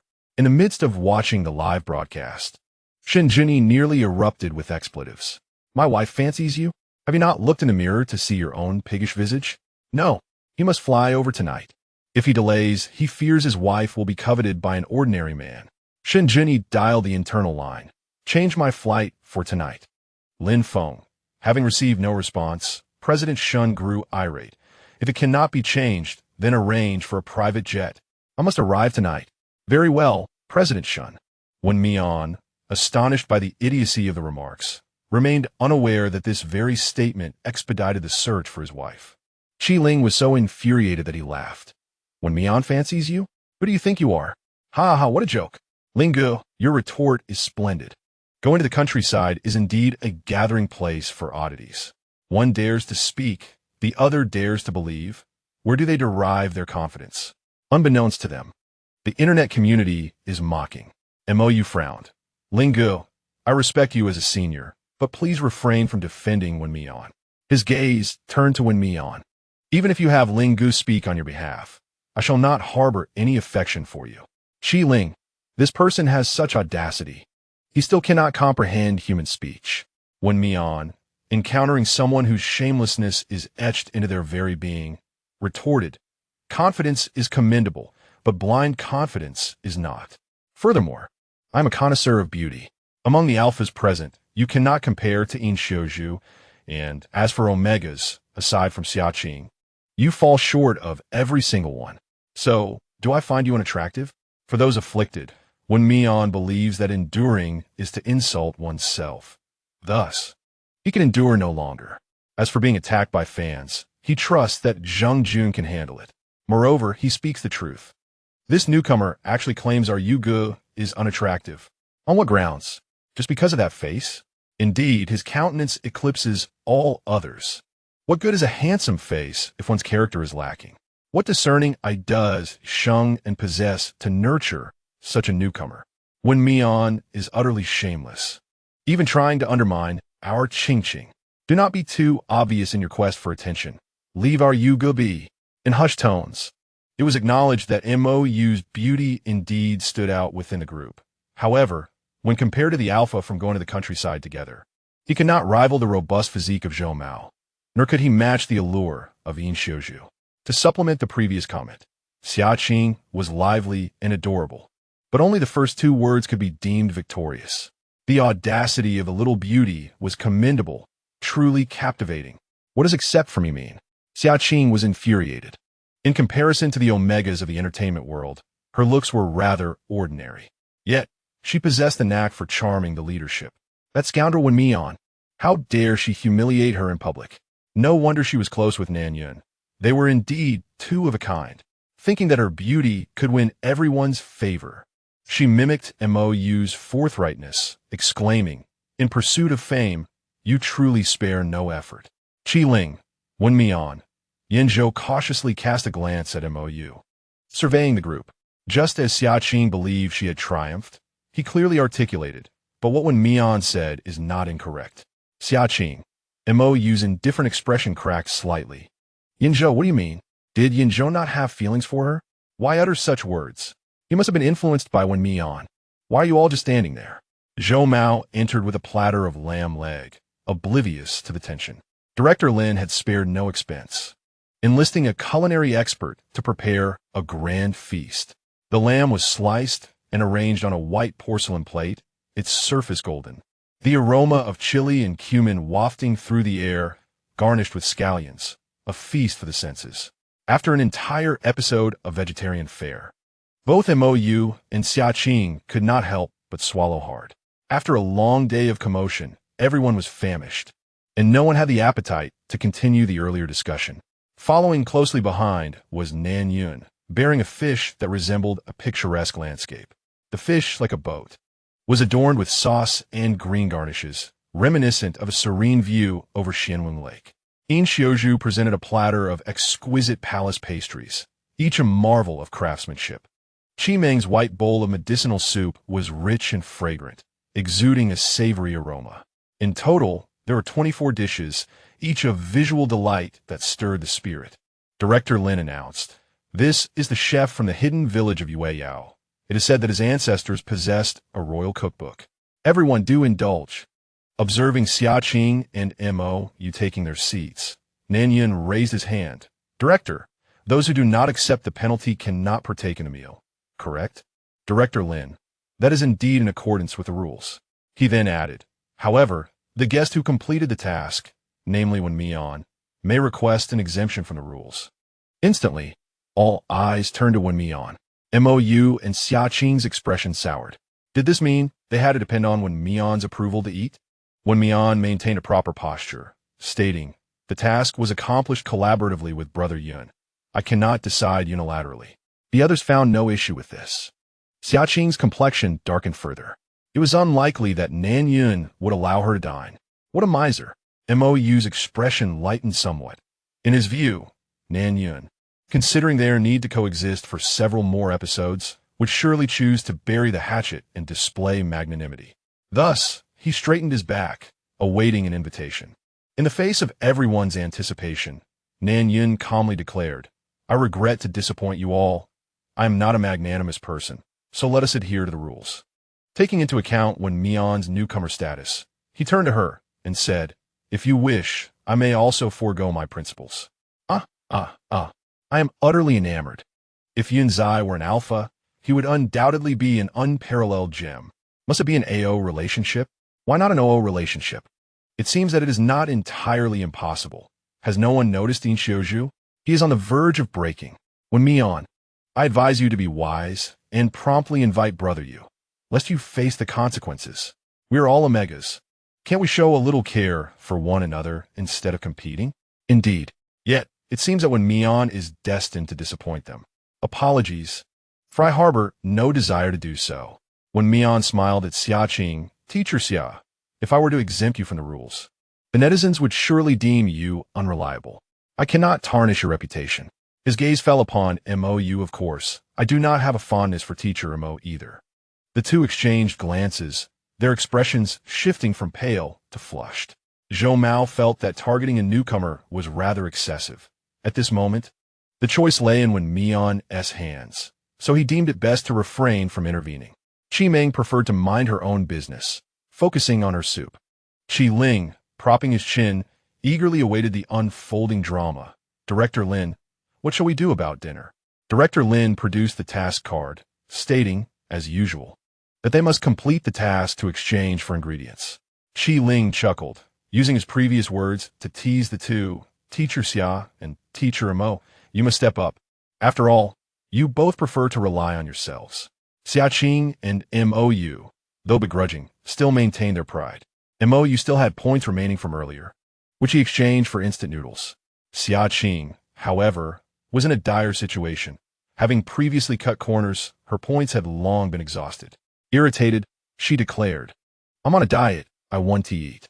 With that, she turned and stormed upstairs, making quite the racket, as if to ensure everyone knew she was upset. Yet, no one paid her any mind. Yin Zhou's gaze followed Mou, his appetite waning.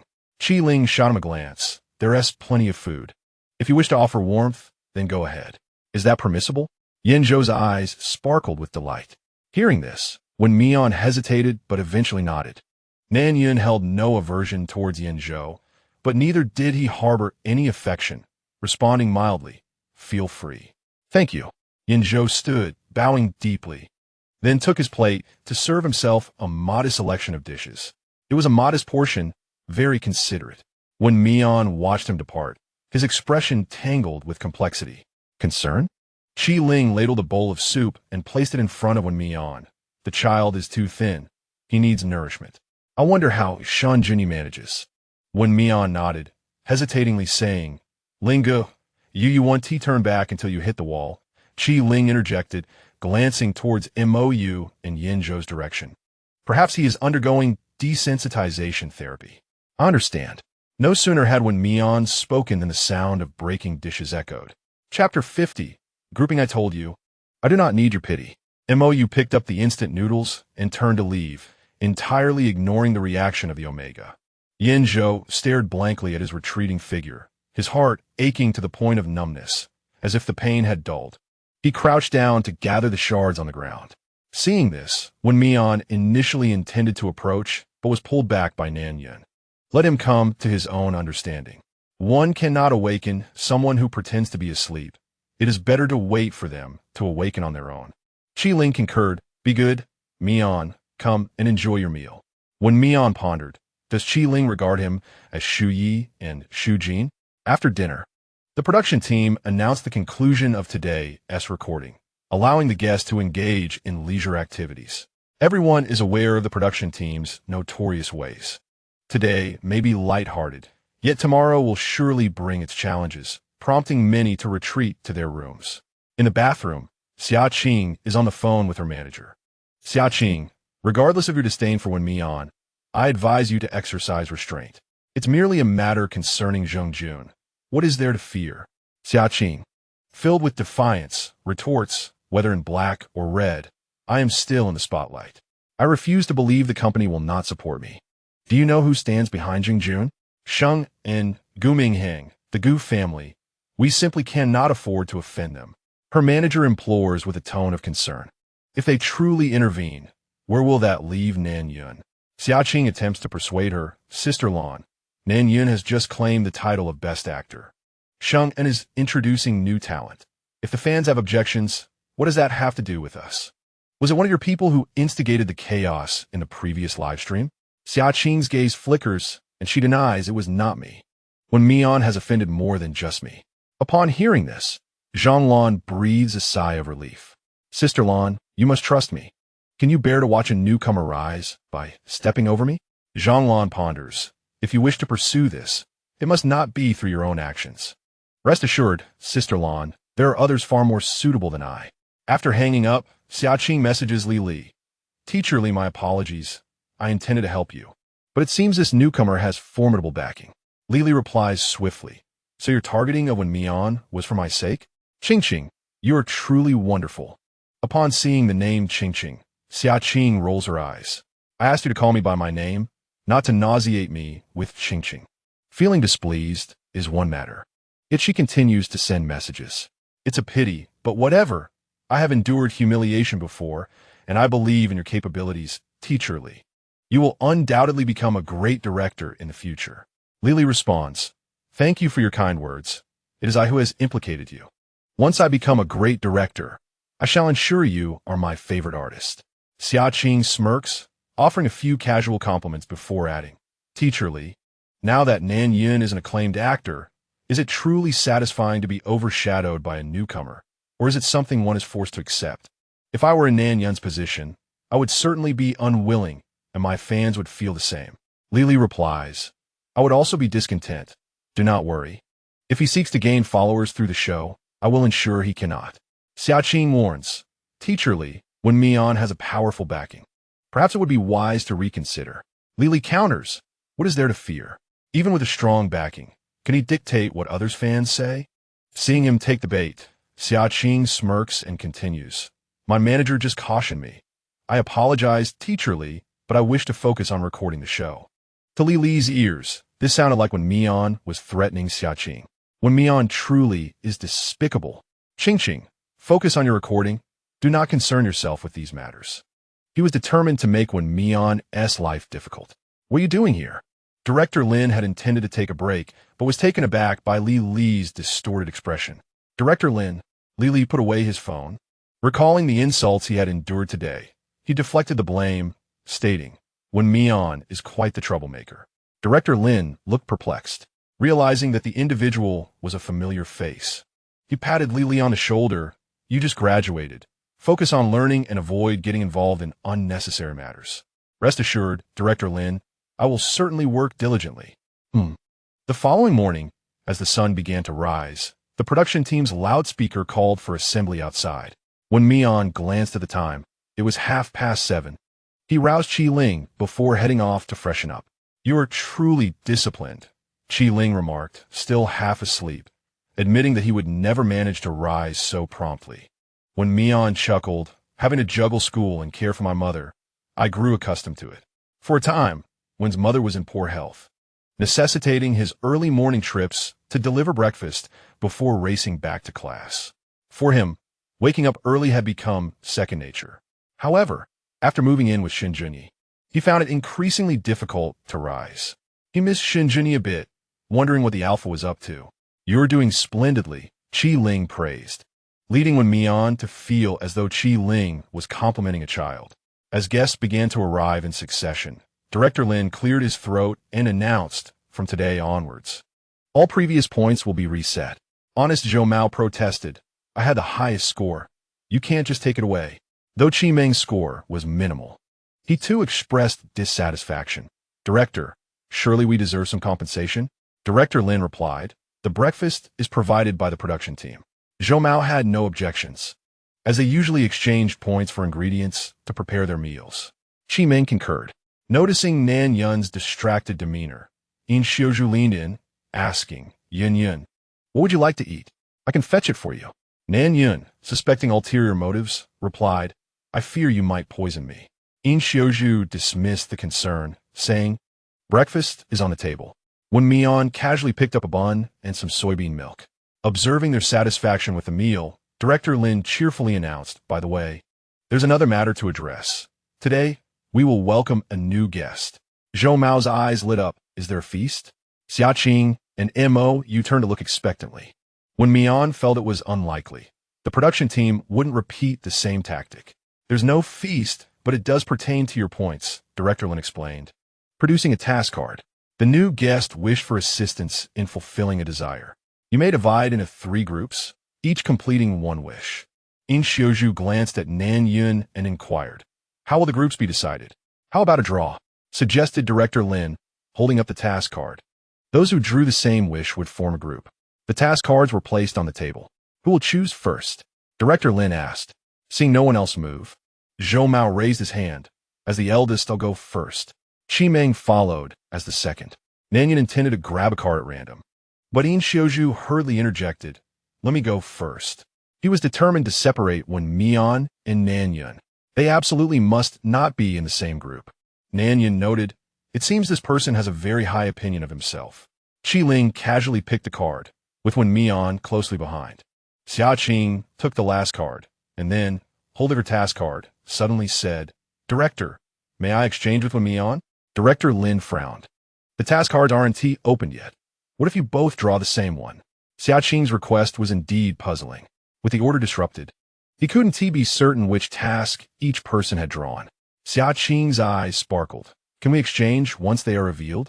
Initially intending to refuse, Director Lin reconsidered, recalling the rivalry between the two from the previous day, and amended his response. In principle, if both parties agree, exchanges are permissible. Zhou Mao had already opened his task card and turned to Qi Meng, asking, what did you get? My task involves the delicate art of crafting flower cakes from freshly picked blossoms. I am also engaged in mango harvesting. Qi Meng presented his task card for inspection. Upon glancing at his own task card, Qi Ling noted that his task was also to create flower cakes. Nan Yun unfolded her task card, revealing that she was to guide new guests through the enchanting Moon Yao village.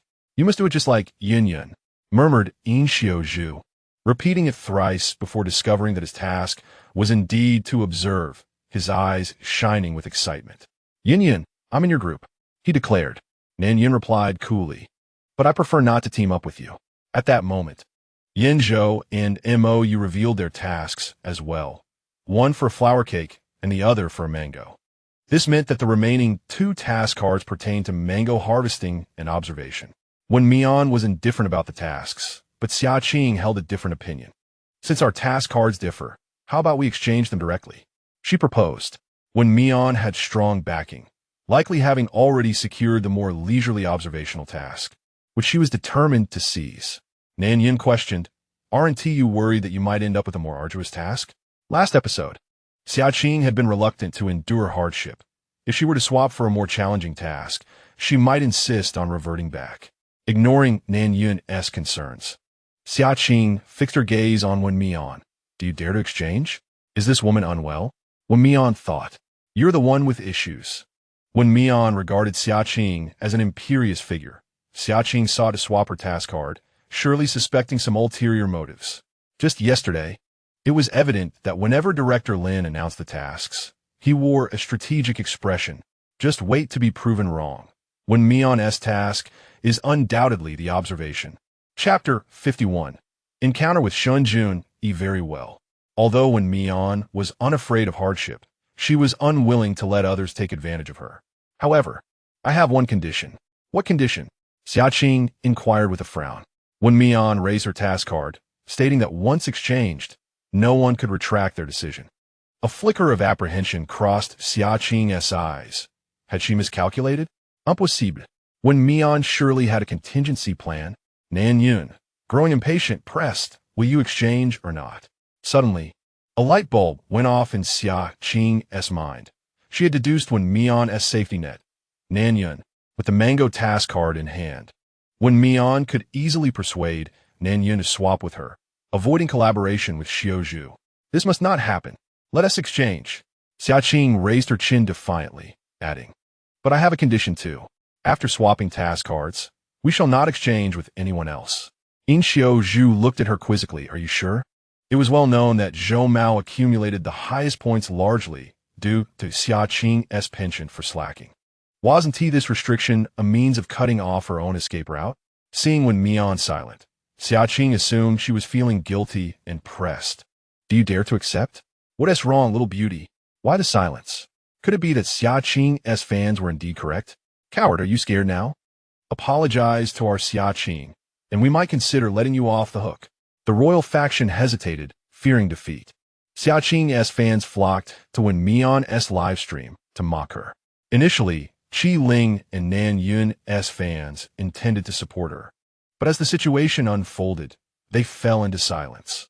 Director Lin cleared his throat, breaking the stalemate. "Wen Mian, do you wish to exchange? Let us do it." Wen Mian stepped forward to Xia Qing, handing over her task card. "Let us hope we both uphold our promises." Without hesitation, Xia Qing shoved the card back into Wen Mian's hands, asserting, "Whoever breaks the promise is just a little dog. Our Xia Qing is truly adorable, unlike some others." Indeed, observing his forced demeanor, delicate skin, one might even speculate that he would shed tears upon failing his task. Weakling Wen Mian, "Shall you dismantle it first, or shall I?" "I shall."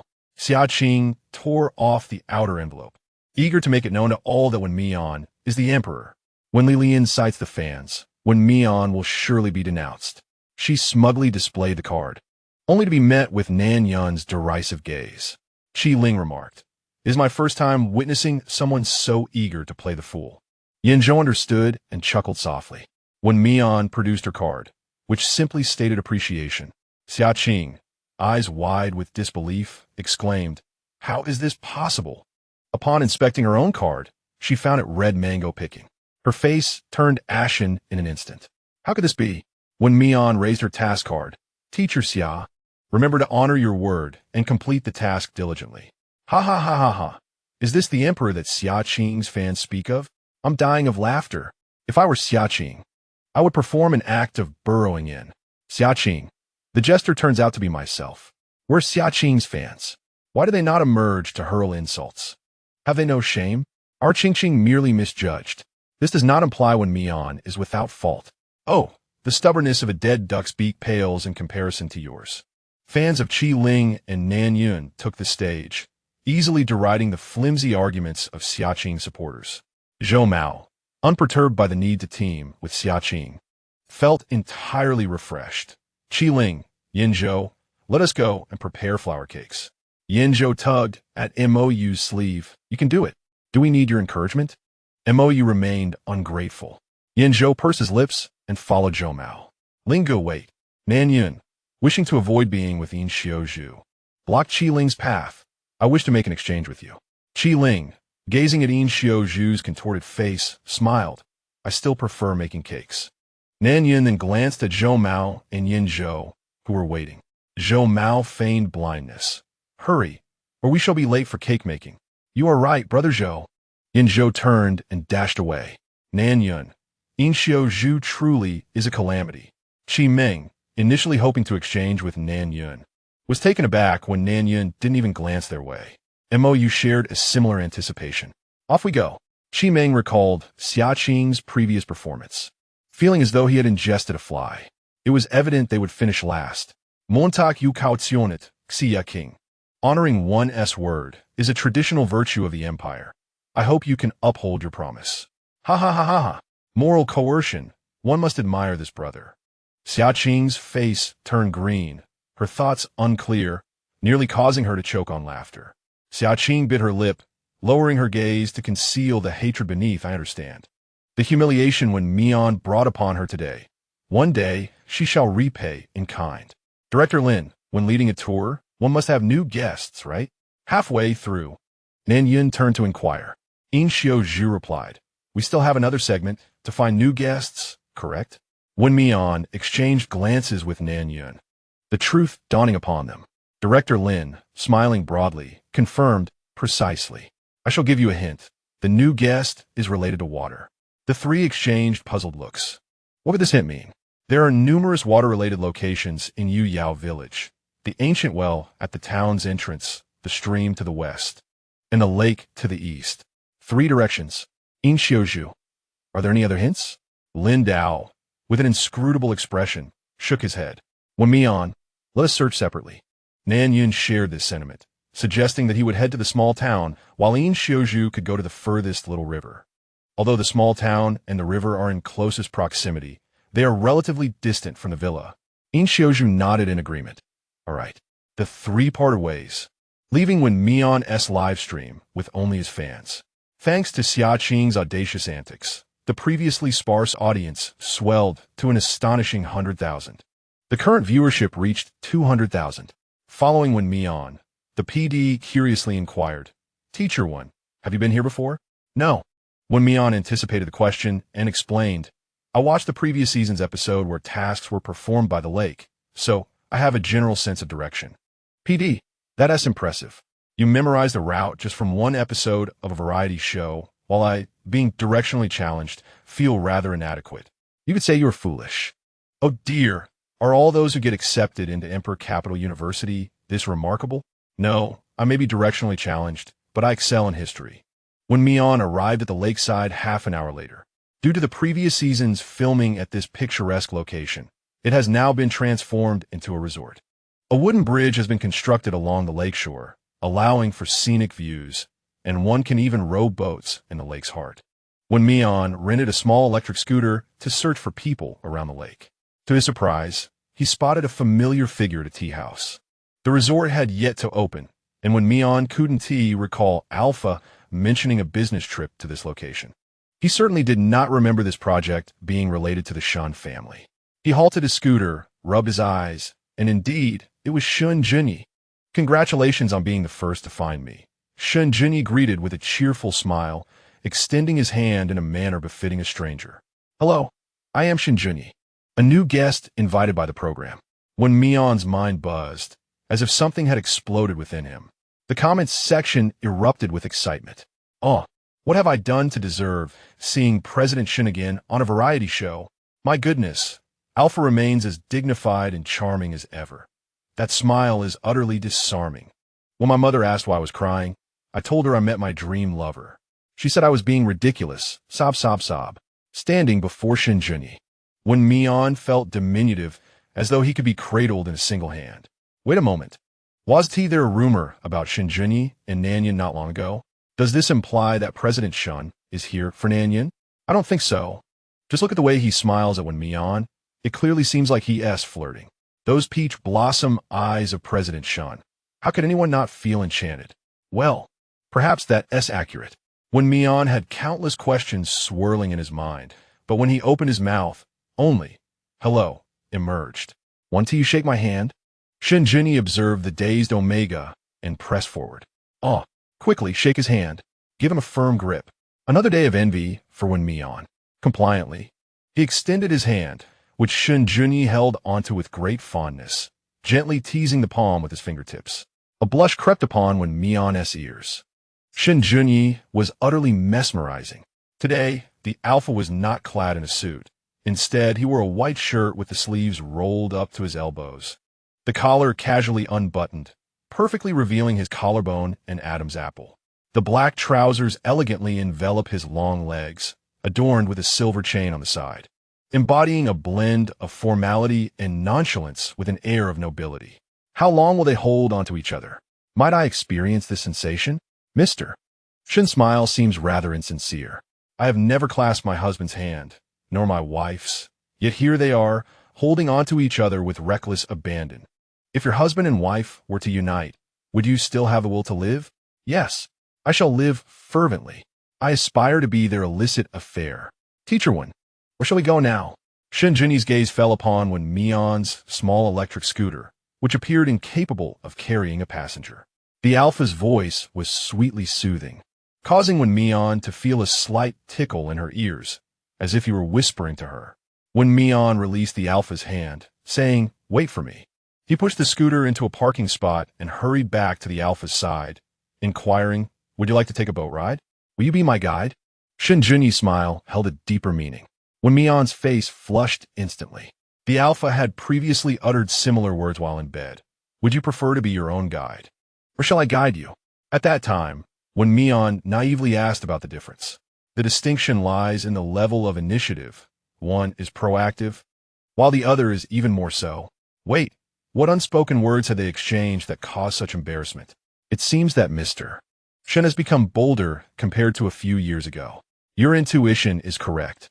Is he attempting to flirt with the young beauty? A case of love at first sight? Chapter 52. While teasing is permissible, one must not dance before the main character.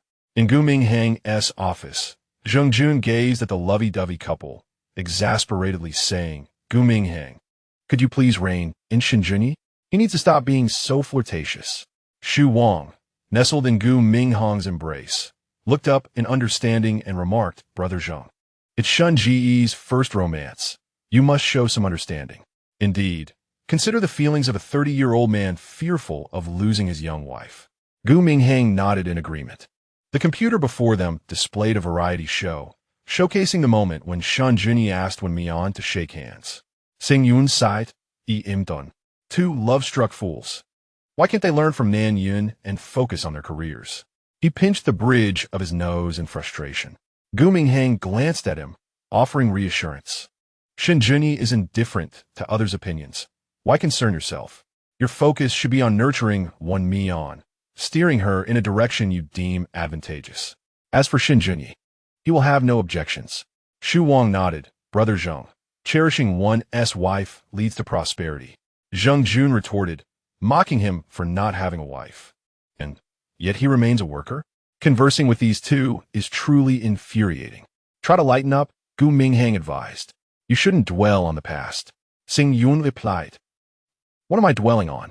Xu Wang asked wide-eyed. Is Brother Zheng heartbroken? Gu Minghang candidly stated, Qi Meng, his first love, abandoned him to pursue a singing career, which left him aggrieved, prompting him to become a manager. Xu Wang looked apologetically at Zheng Jun. Brother Zheng, I'm sorry. I had no idea you had a painful history. Zheng Jun felt a headache coming on. Gu Minghang, stop spouting nonsense. No one considers you mute. Gu Minghang feigned ignorance. Zheng Jun stormed off, and with his departure, Gu Minghang loosened his tie, enjoying the newfound tranquility. Xu Wang attempted to flee, but was swiftly pulled back by Gu Minghang. Darling, how about trying it blindfolded? Xu Wang, momentarily distracted by the ongoing variety show, nodded in response, attempting to mask the flush on her face with a change of subject. I need to inform my companion that I have located you. Shen Junyi nodded in agreement. Wen Mian first sent a message to Nan Yun, followed by a phone call. Are you coming over? Although Nan Yun was reluctant for the two of them to visit the ancient town, they were obliged to do so due to their task. Wen Mian glanced at Shen Junyi, who also seemed disinclined to be disturbed during their date. Let us stroll by the lake and then return to the villa. Nan Yun let out a sigh of relief. All right. Shen Junyi discreetly messaged Director Lin. Please forward In Xiuju's WeChat to me. Director Lin replied, Certainly, Mr. Shen. Recommended business card. Shen Junyi smiled slightly, typing on the friend verification interface. I'm the new guest, Shen Junyi. Wen Mian is accompanying me. And you should keep Nan Yun company. Once everything was settled, Wen Mian had completed her call. Do you wish to go boating? Shen Junyi inquired. Wen Mian instinctively glanced at the PD. Do we have the budget for that? The PD responded. Director Lin stated that it requires points for redemption. Wen Mian turned to Shen Junyi. Perhaps we should forego it. They lack funds, and the task remains uncompleted. Thus points cannot be redeemed. As you wish. Shen Junyi thought to touch Wen Mian's head, but refrained due to the variety show constraints.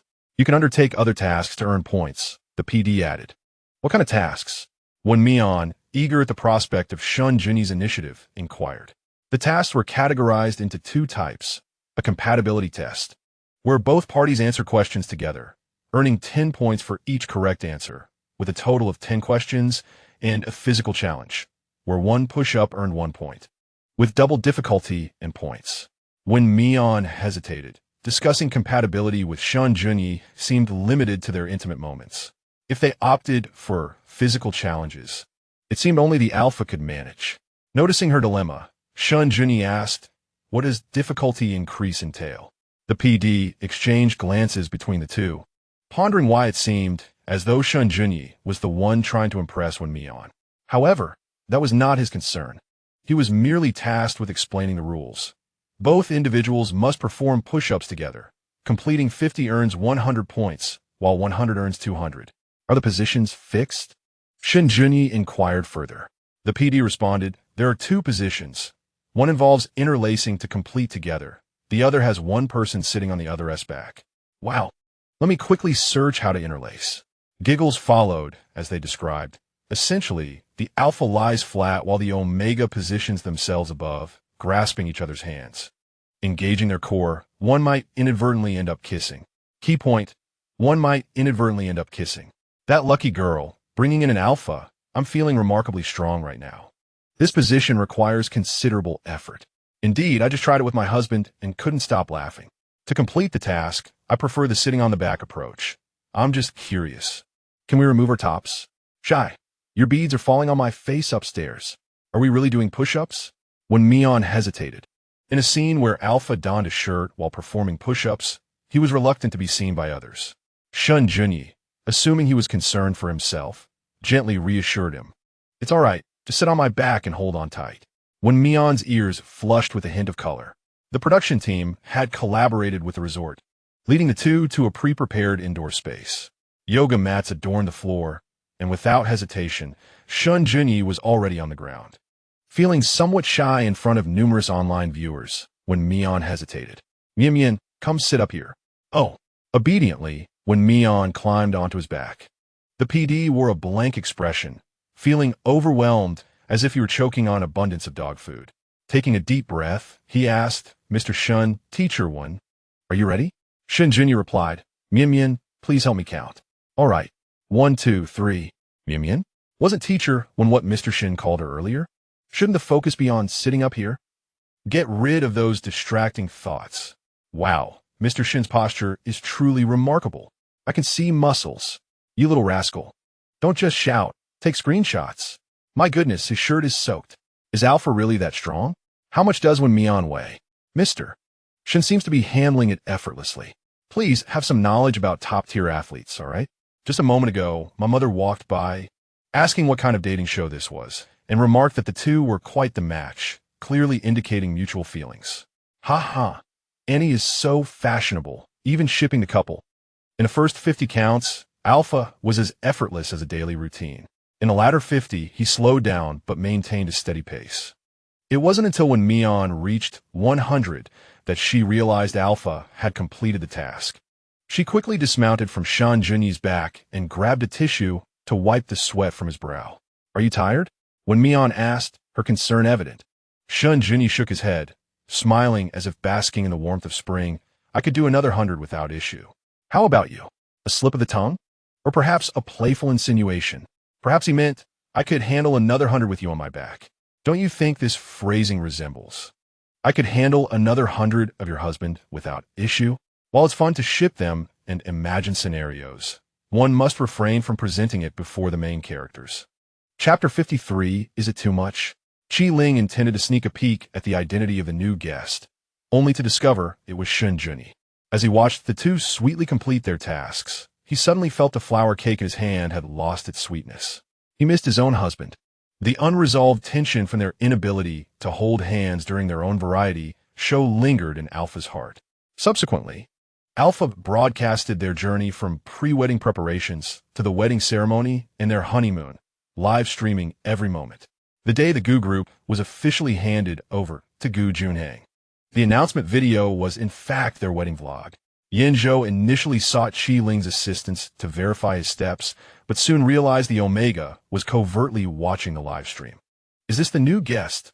Yan Zhou exclaimed, recognizing the familiar features of Alpha. Qi Ling added, "Zhou Mao joined in on the fun. What new guest? Is this considered a historic crossover?" "I suppose it is. Wow, these two are so sweet. Their dynamics are simply polar opposites. No, it's three extremes. Xiaqing and Mo Yu had a heated argument, prompting Sister Ming to intervene, only to accidentally get hurt in the process. How exhilarating! A whole field of mangoes was to be harvested in a single morning. Yet Xiaqing was persistently shirking her duties. Mo Yu, unable to tolerate her laziness any longer, exchanged a few sharp words with her, which led to Xiaqing bursting into tears. TSK, didn't she claim to be trustworthy? A whole field seems a bit excessive, doesn't it? Nonsense. A modest field can be cleared by the farmers in just 10 minutes. Indeed, there is no need for washing. Ha ha. Nan Yun and Yin Xiuzhu were quite amusing as well. They nearly met their end in the well, which left me in stitches. Wen Mian and Shen Junyi, on the other hand, never got to set sail, owing to an unfortunate incident involving Nan Yun and Yin Xiuzhu.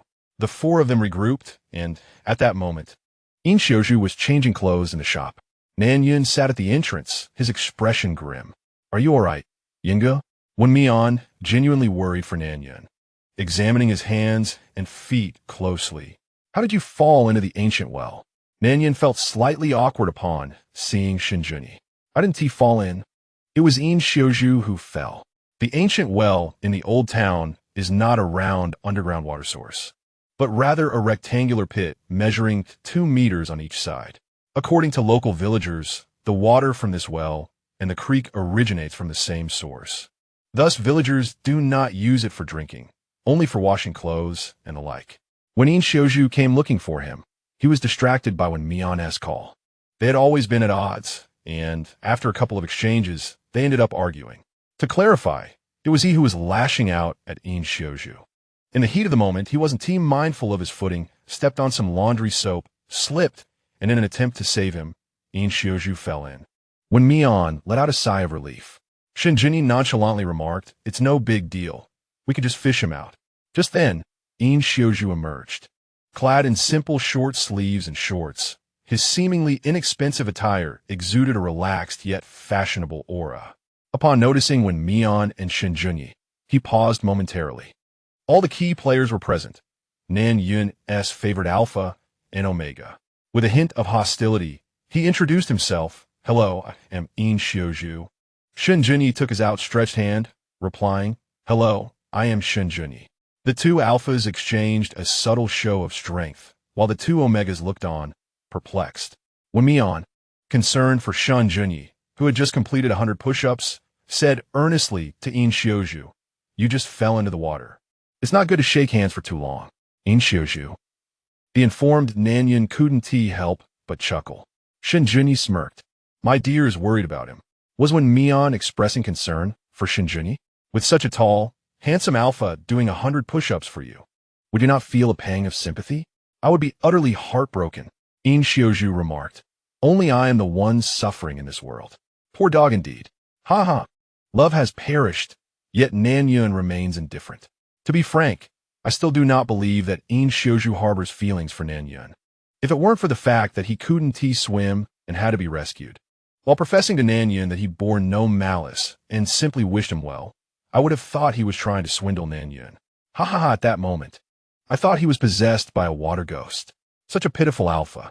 You're not angry with me anymore? Yin Xiuzhu resembled a pitiful little creature, gazing longingly at Nan Yun. Nan Yun, however, was reluctant to engage with him, yet out of gratitude for being saved earlier, he resolved to coexist peacefully. Satisfied, Yin Xiuzhu revealed a sycophantic smile. Nan Yun mused. This person does not seem particularly intolerable. Wen Mian and Shen Junyi exchanged glances, inching closer to one another. Is the enchantment of love derived from push-ups? They were nearly glued together. I consent to this marriage, one declared. I do not agree. My wife is with my husband. What does that make me? You will be the third party, came the reply. Have we completed our task? Nan Yun recalled the matter at hand, his gaze landing on the staff. The staff hesitated, stating, if President Shen is satisfied with today's itinerary, then it is deemed complete. Nan Yun turned to Wen Mian, who understood and directed her gaze towards Shen Junyi. Are you satisfied, President Shen? Shen Junyi tilted his head. Does Mian still wish to play? Wen Mian shook her head. It was midday, far too hot. Shen Junyi smirked, then I'm satisfied. In Xiaozhu was stunned, looking incredulously at Nan Yun, as if confirming the netizen's claim. My husband is with my wife. Nan Yun thought. This person's gaze is quite infuriating. He bluntly asked, what do you wish to say? In Xiaozhu abruptly shook his head, instinctively aware that speaking would lead to trouble. Then let us return, Wen Mian suggested, noticing the beads of sweat on the alpha's forehead, fearing that Shen Junyi might suffer from heat stroke. Nan Yun nodded, all right. Wen Mian borrowed a tricycle, transporting the three back home. Along the way, In Xiaozhu could not help but ask, why do your wishes include picking mangoes and making flour cakes? I too am curious, came the response. Go ask the director. Shen Junyi replied, merely going along with it, unaware of having any wishes.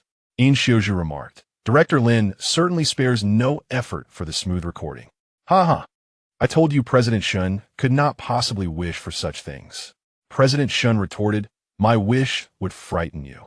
For instance, a small goal each day, he added, anticipating Director Lin's impending frustration.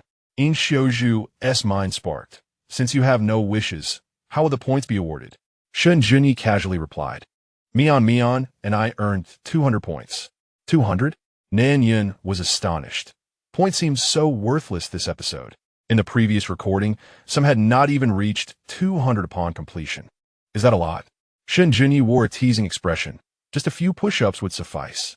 In Xiaozhu's brow twitched. How many is a few? 100. Shen Junyi answered. Wen Mian's accompanying PD, fearing accusations of favoritism, added, President Shen did 100 while carrying Wen Mian. In under 10 minutes. Chapter 54. Keep your distress at a distance, Shen Junyi thought to himself. Had he not feared Wen Mian falling, he could have completed it even faster.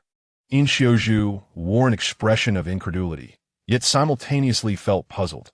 Why are we not assigned any tasks? It's just push-ups, I can manage that. As long as the one on his back is Yun. Perhaps the necessary keywords had not been triggered. Clearly, Nan Yun was more familiar with Director Lin's tendencies. In Xiaozhu queried, if Shen Junyi is absent, does that mean we cannot trigger anything? He turned to the staff, can we still trigger it? The spectacle has come to an end. In Xiaozhu lamented, what a pity, I have missed the opportunity for wealth. The four returned to the villa, where Qi Ling and the others had already arrived, bringing homemade flour cakes. Wen Mian, you can ride a tricycle. Please take me along next time. Qi Ling seized the moment to sneak into Wen Mian's live broadcast. Wen Mian smiled, sure. Xia Qing, having endured a great deal of frustration, entered just in time to overhear this exchange. With a sarcastic tone, she remarked, have you obtained your license? I hope you aren't driving without one. Shen Junyi, who had long found her intolerable, retorted, Wen Mian, doesn't he have one? Do you? Or do you believe you're the only one who understands traffic regulations? At the sound of his words, Xia Qing was about to retort, but upon meeting Shen Junyi's gaze, she was momentarily rendered speechless. This man is strikingly handsome, with broad shoulders and a narrow waist. His alluring peach blossom eyes seemed like hooks. His sharp nose resembled a towering peak, evoking endless imagination. Despite exuding an air of coldness, he could not conceal the oppressive aura of authority. Compared to the charming butterfly, In Xiaozhu, he radiated a mature, masculine allure. She swallowed hard, her mind instinctively dismissing Shen Junyi's comments, and feigned shyness, saying, hello, new guest. I am Xia Qing. Am I mistaken? Is Xia Qing attempting to flirt with Shen Junyi? Mr. Shen is a master tea connoisseur. Surely, she is courting humiliation. Where are Xia Qing's fans? Should they come and witness how shameless she is? It's not our fault. Blame this man for being too handsome. Indeed, I do not believe you would rush to attach yourselves to a quality alpha. Xia Qing's fans seem deluded. Everything is right on your end, while everyone else is wrong. The primary distinction between a person and a fool is that the former possesses a sense of propriety, integrity, and self-awareness, while the latter does not. Wen Mian fixated on Xia Qing's outstretched hand, realizing that he ought not to have shown her any courtesy. I'm sorry, but I do not shake hands with harpies. Shen Junyi's voice was frigid. Xia Qing's eyes widened in disbelief. Did you just insult me? Shen Junyi replied, To insult you would be to elevate you. I am merely stating facts. Qi Ling chuckled softly. Indeed, Shen Junyi's retorts were far more entertaining than sweet nothings. How foolish of Xiaqing to think her meager tea skills could enchant any man. What a delusion. Tears welled in Xiaqing's eyes, and she bit her lip, portraying an image of profound grievance. This is not a dating show. Is Shen Junyi being excessively harsh towards an Omega? Xiaqing was merely expressing goodwill. She did not demean herself, and being called a harpy seems rather excessive. His hostility is quite pronounced. To the casual viewers in the live stream, Omegas are innately disadvantaged, while Alphas are inherently dominant. For an Alpha to speak in such a manner to an Omega, especially considering the absence of any tangible harm from the Omega to the Alpha, indeed crosses a line. At times, the theory of the weak being victims does not necessitate factual support. Unfazed, Shen Junyi continued, "If your tears arise from feeling wronged, then keep your distance from me. I do not appreciate weeping Omegas. Otherwise, should you remain before me, you might find yourself suffering even more." Shen Junyi's demeanor appeared to be quite reasonable. Indeed, he is merely a new guest, not a source of wealth, ensuring that everyone must adore him. Feeling wronged, yet unwilling to distance himself, he must come closer. I truly cannot comprehend this. The atmosphere in the room fell silent. Nan Yun mused. Fortunately, he had relinquished his feelings for Shen Junyi. Otherwise, with such a tongue, he would surely succumb to despair. It was excessively venomous. Moreover, he was impervious to both soft and hard approaches. His gaze shifted to Wen Mian, one must admit. Fate can be quite peculiar. Perhaps these two are destined lovers. Wen Mian stepped forward to stand beside Shen Junyi, steering the conversation back to the original question. Teacher Xia, I hope you will verify your facts before speaking next time. I possess a tricycle driving license.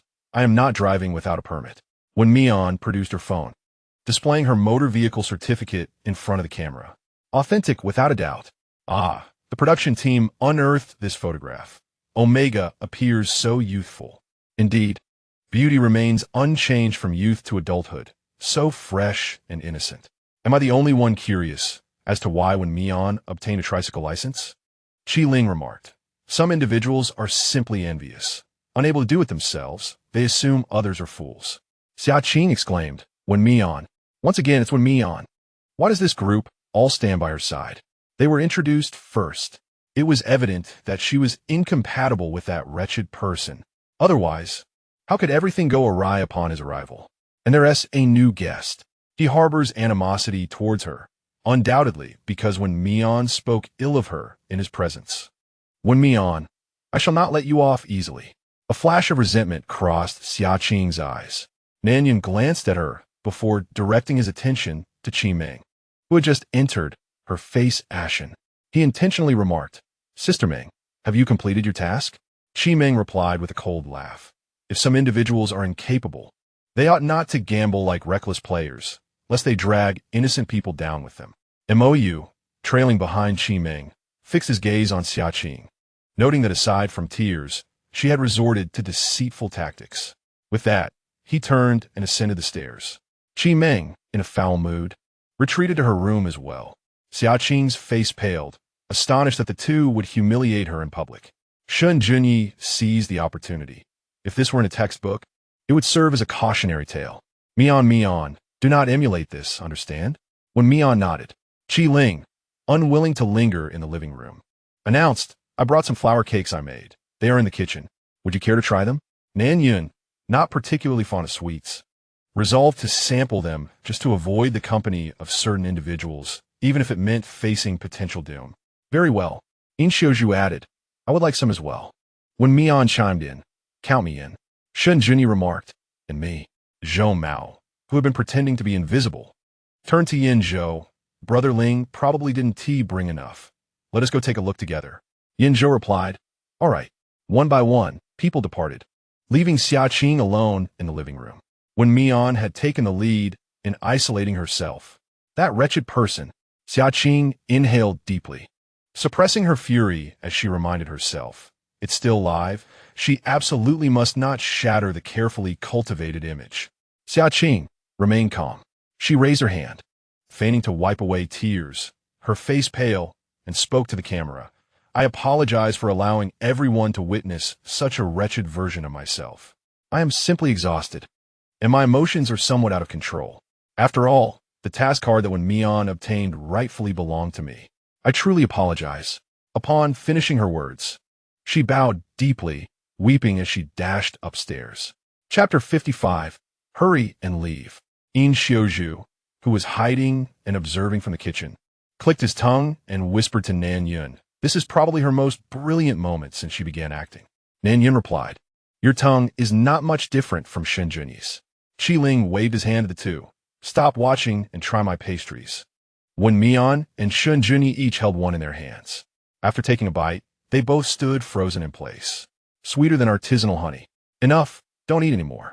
Shen Junyi snatched the flour cake from Wen Mian's hands and tossed it into the trash bin. He then spread his hand out, placing it near Wen Mian's mouth. "Spit it out." Wen Mian obediently complied. Shen Junyi gazed at the discarded flour cake in the bin, a look of anguish crossing his face. Ah, so it seems Gu Junhang was indeed speaking the truth. My wife's cooking is tantamount to poisoning. What a waste. Frugality is a traditional virtue of the empire. Truly, the wealthy are so accustomed to extravagance that they do not comprehend the hardships of life. Do you know how hard the flower farmers work? If you cannot consume this, then do not come to the countryside to put on a show for the variety show. Exactly. Due to their actions, a wave of displeasure arose among the audience, and the live chat was immediately filled with criticism. Director Lin had intended to cut to an advertisement to shift the focus, as this behavior was detrimental to the show's reputation. However, before he could issue any instructions, Yin Xiuzhu suddenly clutched his throat. "Yin Yin, take me to the hospital." After saying this, he collapsed to the ground. Had it not been for the quick reflexes of the accompanying PD, he would have certainly made intimate contact with the floor. "Teacher, Yin has fainted." With this exclamation, chaos ensued in the studio. Did Qi Ling put rat poison in this? One bite, and he is down. Wait, Gu Junhang from Gu Corporation just posted. He suggested that the production team send someone for gastric lavage. It's highly likely to be food poisoning. Wow, that's the experience talking. I take back what I said earlier. Food is secondary to life. While others merely tasted a bite and stopped, my brother Xiuzhu, in his reckless pursuit, had 2 bites and even swallowed. Yin Xiuzhu remarked, "The first bite must have been an anomaly in my taste buds. The second bite, surely my eating posture was flawed." "Very well, you certainly understand, Yin Xiuzhu." With this unexpected incident involving Yin Xiuzhu, the production team had no choice but to pause the recording. Qi Ling, being the instigator, accompanied him to the hospital. Nan Yun followed suit. Zhou Mao expressed his concern. "I hope Yin Xiuzhu is all right." Yin Zhou turned to Wen Mian and asked, "Is the flour cake truly that inedible?" He gestured as if to slice his throat. Wen Mian replied, "Whether it's lethal, I cannot say, but it is indeed excessively sweet." He still felt a lingering, cloying sensation in his mouth, even to the point of nausea. Taking a deep breath, he looked at the remaining flour cakes and advised earnestly, "You are still young. Do not experiment lightly." Yin Zhou, Zhou Mao, Shen Junyi addressed the staff. "Put it away. I fear someone unaware might inadvertently consume it. Is it really that exaggerated? Now I'm curious to try. Careful, or you might meet an untimely demise." I have never witnessed a live food poisoning incident before. I can't help but wonder if Ling Gu will be left with psychological scars. My dear, I believe those who consumed the food are far more likely to be haunted. The production team, fearing that the surviving guests might cause a scene, took the initiative to provide meals. When Director Lin delivered the food, his expression was intricate. For those guests who indulge in dark culinary creations, it is advisable to give prior notice. Xia Qing's eyes flickered momentarily as she quietly inquired, "Does experiencing diarrhea count?" Indeed, Director Lin took a deep breath, adding, "You should refrain from participating in such tasks in the future." Xia Qing was pleased with this outcome and nodded in agreement. Without the cameras rolling, Xia Qing noticed that Wen Mian was absent, leaving only Shen Junyi to select his box meal. She approached him. "Mr. Shen, do you know how to cook?" Shen Junyi frowned, thinking that this person must be unwell. He retorted bluntly, "That does not concern you." The implication being that he could cook? Xiaqing persisted. Shen Junyi coldly replied, "Are you incapable of understanding human language?" Xiaqing had previously admired Yin Xiuzhu for his looks among the alphas. Now, however, her attention had shifted to the sharp-tongued Shen Junyi, and she found herself quite receptive to his barbs. Rather than feeling disheartened by his insults, she was filled with determination. She was intent on making Shen Junyi capitulate to her charms. No man can resist a woman's vulnerability, and no alpha can refuse an omega who knows how to be endearing. "Mr. Shen, could you perhaps say something comprehensible?" Xiaqing reached out to touch Shen Junyi's hand. In response, he struck her hand with his chopsticks. Xiaqing winced and cradled her hand, her eyes filled with a mix of anguish and flirtation. Shen Junyi had never encountered someone so unabashed. With a chilling smile, he remarked, "If you're unwell, seek medical attention. If your vision is poor, perhaps you should poke your eyes. If your hearing is deficient, I suggest acquiring a hearing aid." With that, he discarded the chopsticks he had used to strike her. Fuming, Xiaqing stamped her foot in frustration, dropping her pretense and standing defiantly in front of Shen Junyi. "Did Wen Mian speak ill of me to you? We have our differences, so do not heed his words." For the first time, Shen Junyi felt an urge to strike someone, specifically an omega woman. He inhaled deeply, commanding, "Get lost." "I won't," Xiaqing retorted stubbornly. Just as Shen Junyi was about to summon someone to remove her, he suddenly noticed Wen Mian appearing at the doorway. His pupils contracted. Surely, Mian wouldn't misunderstand his relationship with this woman? While he pondered how to clarify the situation, Wen Mian approached them. Hearing footsteps, Xiaqing glared fiercely. "What gives you the right to speak ill of me before others?" Shen Junyi thought, "This person has issues. Wen Mian, do not think that just because you are Zhang Jun's mistress, I dare not act against you. You think you're so significant, yet you are merely a benefactor." Xiaqing's unfinished sentence was abruptly halted as she turned her head, facing Wen Mian. He rubbed his sore hand, warning her that if she continued to speak recklessly, it would not merely be a slap next time. "Do you dare strike me?" Xiaqing's eyes widened, her expression fierce. "Shouldn't you be punished?" Wen Mian's face remained impassive, his light brown eyes glinting coldly. Xiaqing was taken aback, instinctively retreating while covering her cheeks. "You, don't come any closer. Do you believe I'll accuse you of intentional harm? Then I shall accuse you of willful defamation," she retorted, her voice trembling with anger. She glanced at Director Lin, who feigned busyness, hoping he would come to her aid. However, he merely replied, "My eyesight has been somewhat impaired lately, and my hearing is rather poor as well. I suppose I should visit the hospital." The others immediately chimed in. "You all." Xiaqing's eyes burned with fury. Shen Junyi coldly interjected, "Why don't you hurry and leave?" Chapter 56. Complementarity. Xiaqing clenched her fists, glaring resentfully at Wen Mian, vexed that he received protection from everyone, especially from Shen Junyi at that moment. Jealousy nearly drove her mad. Not yet. If she could just bide her time, all the affection meant for Wen Mian would eventually be hers. She would make them all regret their choices. With a cold huff, she picked up her lunchbox and turned to leave. Shen Junyi's thoughts were solely on Wen Mian. He grasped the latter's hand, furrowing his brows as he inquired, "Does it hurt?" The redness on Wen Mian's hand indicated it did. "No, Wen Mian replied. Her face must hurt more than my hand." It was frowned upon for an alpha to strike an omega. Mutual fighting between OOs could at most be deemed as mutual assault. Even if the Omega Protection Association intervened, they could only mediate. "Next time, do not take matters into your own hands. I'll have the bodyguards throw them out." Shen Junyi had rushed over with only Lin Feng by his side. It seemed that he must arrange for someone to discreetly protect the Omega. Very well. Wen Mian offered a sincere smile. The Alpha's concern felt like a repeated assurance of their potential, bolstering his confidence immensely. "By the way, where will you be staying tonight?" "There are only 8 rooms, and they're all occupied." Shen Junyi naturally wished to share a room with Wen Mian. He envied Gu Mingheng and Xu Wang, who had openly cohabited. "If only we were participating in a dating show too," he begrudgingly remarked. "I'll stay next door." A flicker of disappointment crossed Wen Mian's heart. He too desired to stay with Shen Junyi, yet it was evidently not permissible.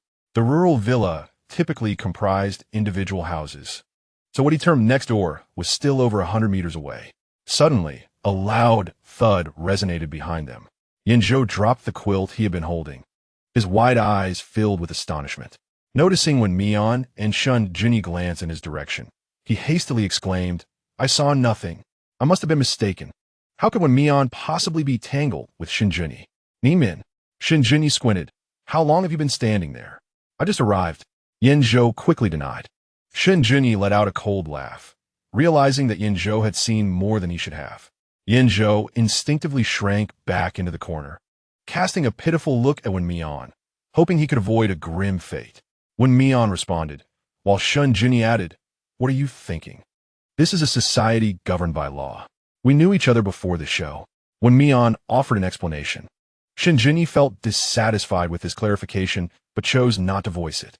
Yinzhou sighed in relief. After all, Wen Mian was an artist from Gu Minghang's company, so knowing Shen Junyi was hardly surprising.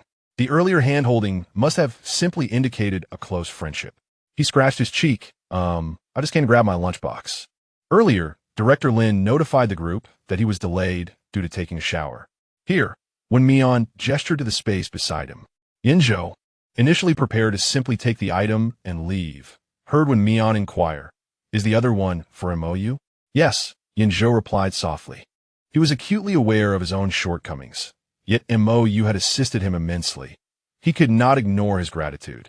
"May I leave now?" "Go ahead," Wen Mian replied, not one to meddle unnecessarily, though his actions were prompted by the conversation he overheard yesterday. Yinzhou turned back multiple times as he left the dining area, solemnly expressing his thanks before darting away like a startled rabbit. Wen Mian paused, a hint of amusement flickering in his eyes. "Isn't his name Yinzhou?" Upon hearing Shen Junyi's sudden curiosity, Wen Mian felt a tightening in his chest. He nodded and asked, "What is it?" "Do you remember the Yin family, who were once equal to the Wen family?" Wen Mian recalled that before the Wen family fell from grace, the Yin family had indeed been their formidable counterpart. Also in the pharmaceutical industry. "Is Yinzhou from that Yin family?" Wen Mian hesitated. "I was quite young at the time and cannot recall clearly. Aside from Shen Junyi, most people in the capital had long forgotten about them." Shen Junyi ruffled Wen Mian's hair, saying, "It's good that you remember me." Perhaps he should be grateful that Wen Mian managed to call out his own name at Jinding Tower. Otherwise, such a beautiful wife might have ended up with someone else, which would have left him devastated. Returning to the matter at hand, he clarified, "The Yin family I mentioned has a young master named Yinzhou as well.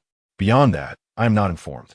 Wen Mian blinked, recalling from the information provided by Zheng Jun that MOU was a breath of fresh air, humble and unpretentious.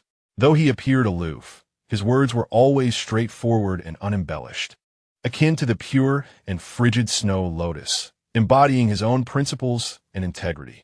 However, based on their current interactions, he did not seem to fit that description. "What are you thinking about?" Shen Junyi disapproved of Wen Mian's distraction. His instincts suggested that Wen Mian was contemplating another alpha, unaware of the jealousy simmering within. Wen Mian leaned closer to Shen Junyi and whispered, "Do you think MOU's true nature might be the exact opposite of his public persona?" Shen Junyi frowned. "Why concern yourself with that? Don't you think he is vain and shows a lack of respect for Omegas?" Wen Mian glared at him. Shen Junyi shrugged. "I am not well acquainted with him." Wen Mian fell silent, realizing that Shen Junyi had only seen MOU once in the lobby. Moreover, MOU seemed to have a particular focus on Xiaqing, making it difficult to discern much. Shen Junyi, unwilling to continue discussing the matter, asserted, "Let's eat first." "Oh, all right." In Xiaozhu, aside from suffering from food poisoning, also had allergies to flowers. Ninian called, not only to report his safety, but also to complain about In Xiaozhu not allowing him to leave, insisting that he take care of her. The instigator, Qi Ling, had been sent back. "Guai Mian, I heard you had another conflict with Xiaqing?" "Yes," Wen Mian admitted, recounting the events without adding any personal emotions. The eavesdropping In Xiaozhu exploded. "That shameless woman. She flirted with me before and is now pursuing Shen Junyi, falling for every man she meets. It seems she's finally figured it out." Nanyan interjected, "Be quiet." In Xiaozhu replied, "Oh." Nanyan solemnly remarked, Her previous actions toward me stemmed from her disdain for Yin Xiuju's attachment to me. You ought to be cautious. Wen Mian replied, I understand. Thank you for the reminder. Brother Yun. Just as the call was about to end, Yin Xiuju's aggrieved voice echoed through the receiver. Oh, you know I cling to you. Yet you treat me with indifference. Nan Yun could not restrain his exasperation, exclaiming, Damn it, if you want to put it nicely, you call it clinginess. If you want to be harsh, you're simply targeting me. You know very well whether I have any feelings for you. Yin, I was wrong. I'm currently a patient. Could you refrain from being fierce with me? Nan Yun observed that Alpha, typically the dominant party, spoke in a delicate, almost fragile manner. Wen Mian found the dynamics between the two quite complementary, a juxtaposition of strength and vulnerability. He was engrossed in their exchange until suddenly, Shen Junyi snatched the phone away. Wishing you a swift recovery, Shen Junyi said before abruptly ending the call. Wen Mian noted the chapter's title, Chapter 57, Punishment. As Shen Junyi met Wen Mian's reproachful gaze, he coughed lightly into his fist and announced, Director Lin has an announcement to make. Wen Mian averted his gaze, inadvertently locking eyes with Director Lin's smiling face. You resemble not a lucky cat, but rather a cunning and scheming figure. Before long, guests from the villa began descending the stairs. Xiaqing cast a venomous glance at Wen Mian before diverting her gaze. Wen Mian found this behavior peculiar. According to custom, Xiaqing would typically deliver scathing remarks. Her sudden quietness during lunch was indeed strange. Director Lin cleared his throat, stating, due to teacher Yin Xiuju requiring hospitalization for observation, he will not participate in the recording for the time being. Teacher Nan Yun will also be attending to the patient and will temporarily withdraw from the recording as well. The production team sincerely apologizes to both teachers and their fans. While the production team may be somewhat inept, they are undeniably unique in the industry. Based on this apology, I will assuredly watch Together to the Countryside once it airs. Some production teams only know how to muddle through. Together to the Countryside truly brings me to tears. Who understands? They apologize to us. How can I remain angry about that? Indeed, the crux of the matter lies in the fact that Brother Xiuju brought this upon himself due to his excessive indulgence. Ahem, let's give Brother Xiuju some face. This is the best way to handle the situation I have ever seen. Shouldn't everyone be curious as to why it is Nan Yun who is taking care of him? Oh my, the sisters who previously harbored secret affections must have guessed correctly, right? Who is in love with whom? Yin Xiuju has feelings for Nan Yun. Otherwise, how can one explain his leap into the well? So, has the crush succeeded? Nan Yun is caring for Brother Xiuju, perhaps out of sympathy for his dramatic gesture. This implies he still harbors feelings. Can Yin Xiuju truly handle such emotions? The fans' discussions did not detract from Director Lin's subsequent statements. Teacher Qi is on his way back. For now, let us disclose the points tallied this morning. Firstly, for the flower cake team, aside from Qi Ling, Yin Zhou and Zhou Mao each receive an additional 100 points. Oh dear, my brother Ling's 100 points were taken away by Yin Xiuju. Ahem. What matters most is that we are alive. Points are of little consequence. Thus, the flower cake team totals 200 points. The mango team, having failed to complete their task, receives 0 points. The viewing team, consisting of Wen Mian and General Shen, successfully completed 100 push-ups, earning 200 points. Upon hearing the outcome, Qimeng and Mou cast cold glances at Xiaqing. It was all her fault. They could have accomplished the task, but her unjust departure led to their failure. Xiaqing recalled her manager's warning, and her eyes reddened. Sister Meng, Teacher Mo, I'm truly sorry. It was not my intention. If only I hadn't made a wager with Wen Mian, none of this would have affected you. Qimeng was unmoved by her words, responding icily. Consider it a lesson learned.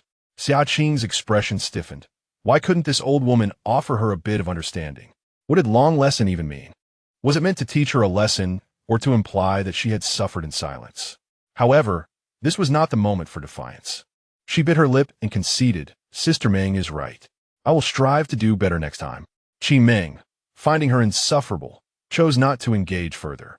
In contrast, Mou harbored a different perspective. He participated in the program to elevate his career. Yet, a newcomer like Wen Mian was garnering the most attention.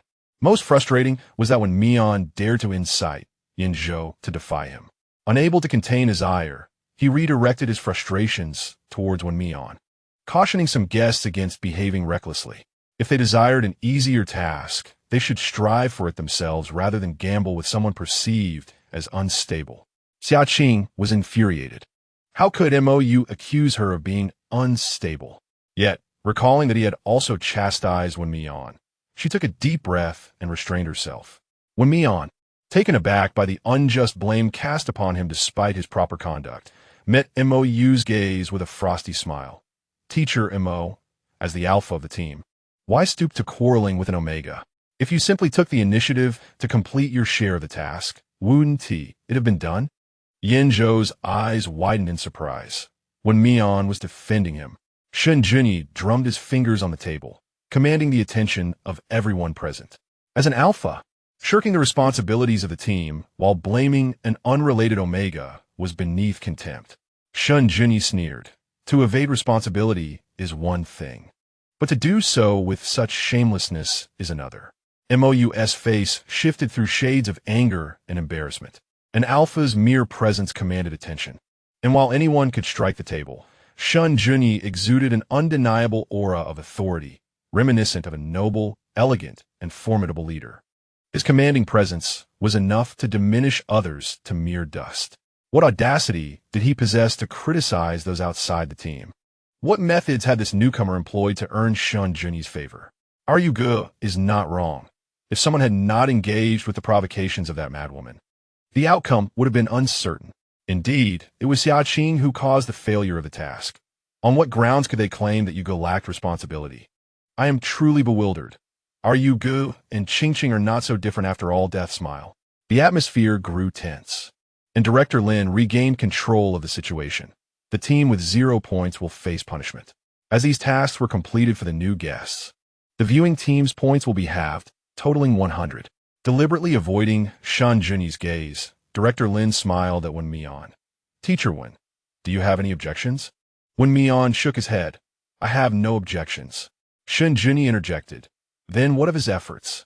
Director Lin, this morning, the team that emerged victorious was the flower cake team. The punishment for the losing team will also be administered by the winning team. Xia Qing let out a sigh of relief, grateful that it was not that wretched Wen Mian who would be administering the punishment. Another person who felt a similar relief was Mou. Heaven knows whether Wen Mian would seize this opportunity for revenge. If it were him, he certainly would. He proactively suggested, Brother Zhou, you may punish me. We are both alphas, so there is no need for any reservations. In truth, Zhou Mao, being the nice guy that he is, would never impose a harsh penalty. Wen Mian saw through Mou's intentions and confirmed once again that he was not a good person. Xia Qing was aware that Qi Ling had a good relationship with Wen Mian, so she would certainly not choose him. Sister Meng, Lingu is your friend, so I will choose Yin Zhou. Qi Meng thought to herself, these two are driving her mad, only picking soft targets. She forced a smile that did not reach her eyes. Very well. Director Lin had nothing to say about their choices. The show must continue recording. A bit of cleverness is inconsequential. Teacher Qi had not yet returned, so they asked the other 2 teachers to proceed with the punishment. Director Lin produced 3 punishment cards, bitter melon juice, a pressure board sit-up, and shall we all take a dump together? Shen Junyi raised an amused smile. Mian, I find this punishment rather interesting. Chapter 58. The clever ones of the 3 punishments, the last one was undoubtedly the simplest. However, it remained to be seen whether the punished guests could set aside their dignity. Wen Mian responded with a smile. Indeed, quite interesting. Mou and Xia Qing turned pale at the thought of the punishment. How could they possibly declare in front of the entire internet audience that they would take a dump together? Their male and female god personas would be irreparably tarnished. It was clear that as soon as they gained any traction, the term dump would be dragged out for ridicule. Thus, it was absolutely unacceptable. How could a deity stoop to such earthly matters? Xia Qing spoke up first. Mr. Mo, you are an alpha. Why don't you take on the pressure board sit-ups? Sister Ming dislikes bitter things, so let me drink the bitter melon juice as punishment. How does that sound? With someone stepping up, Qi Ming certainly wouldn't create trouble. It was merely a matter of saying they would take a dump. She relied on her own skills, not marketing. Moreover, it was the simplest task in the assignment. She nodded. I have no objections. MOU, with a stiff resolve, said, I have no objections either. Xiaqing had actually used her identity as an alpha to coerce him. How infuriating.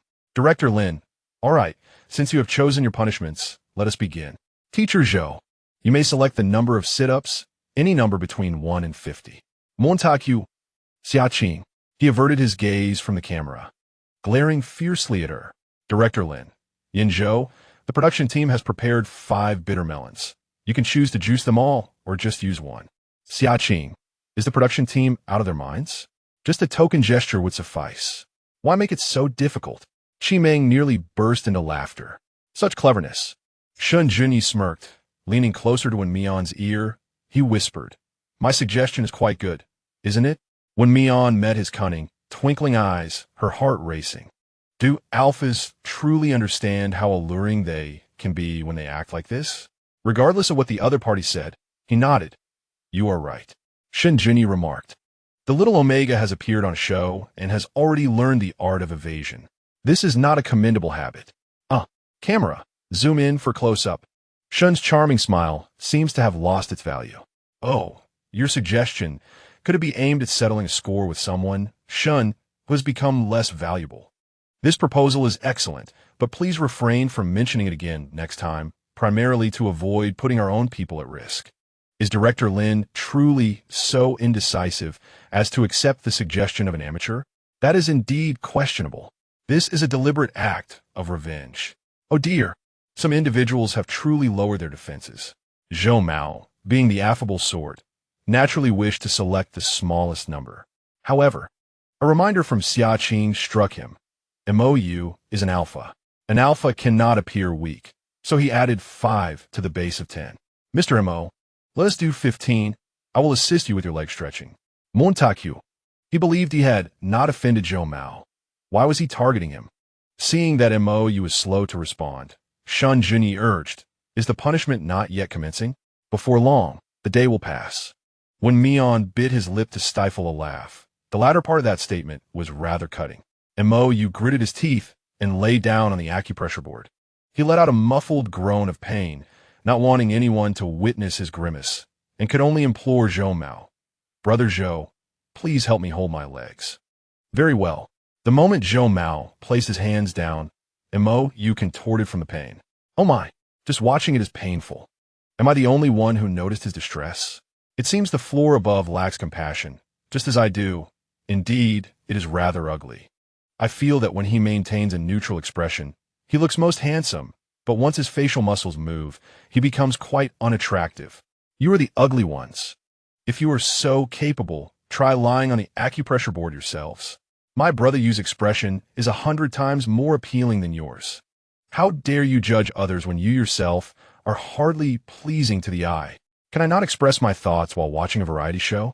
When you attack others, do you not possess self-awareness? Zhou Mao counted to 10 and saw that MOU had turned pale. He thought to himself, as expected, he is feeble.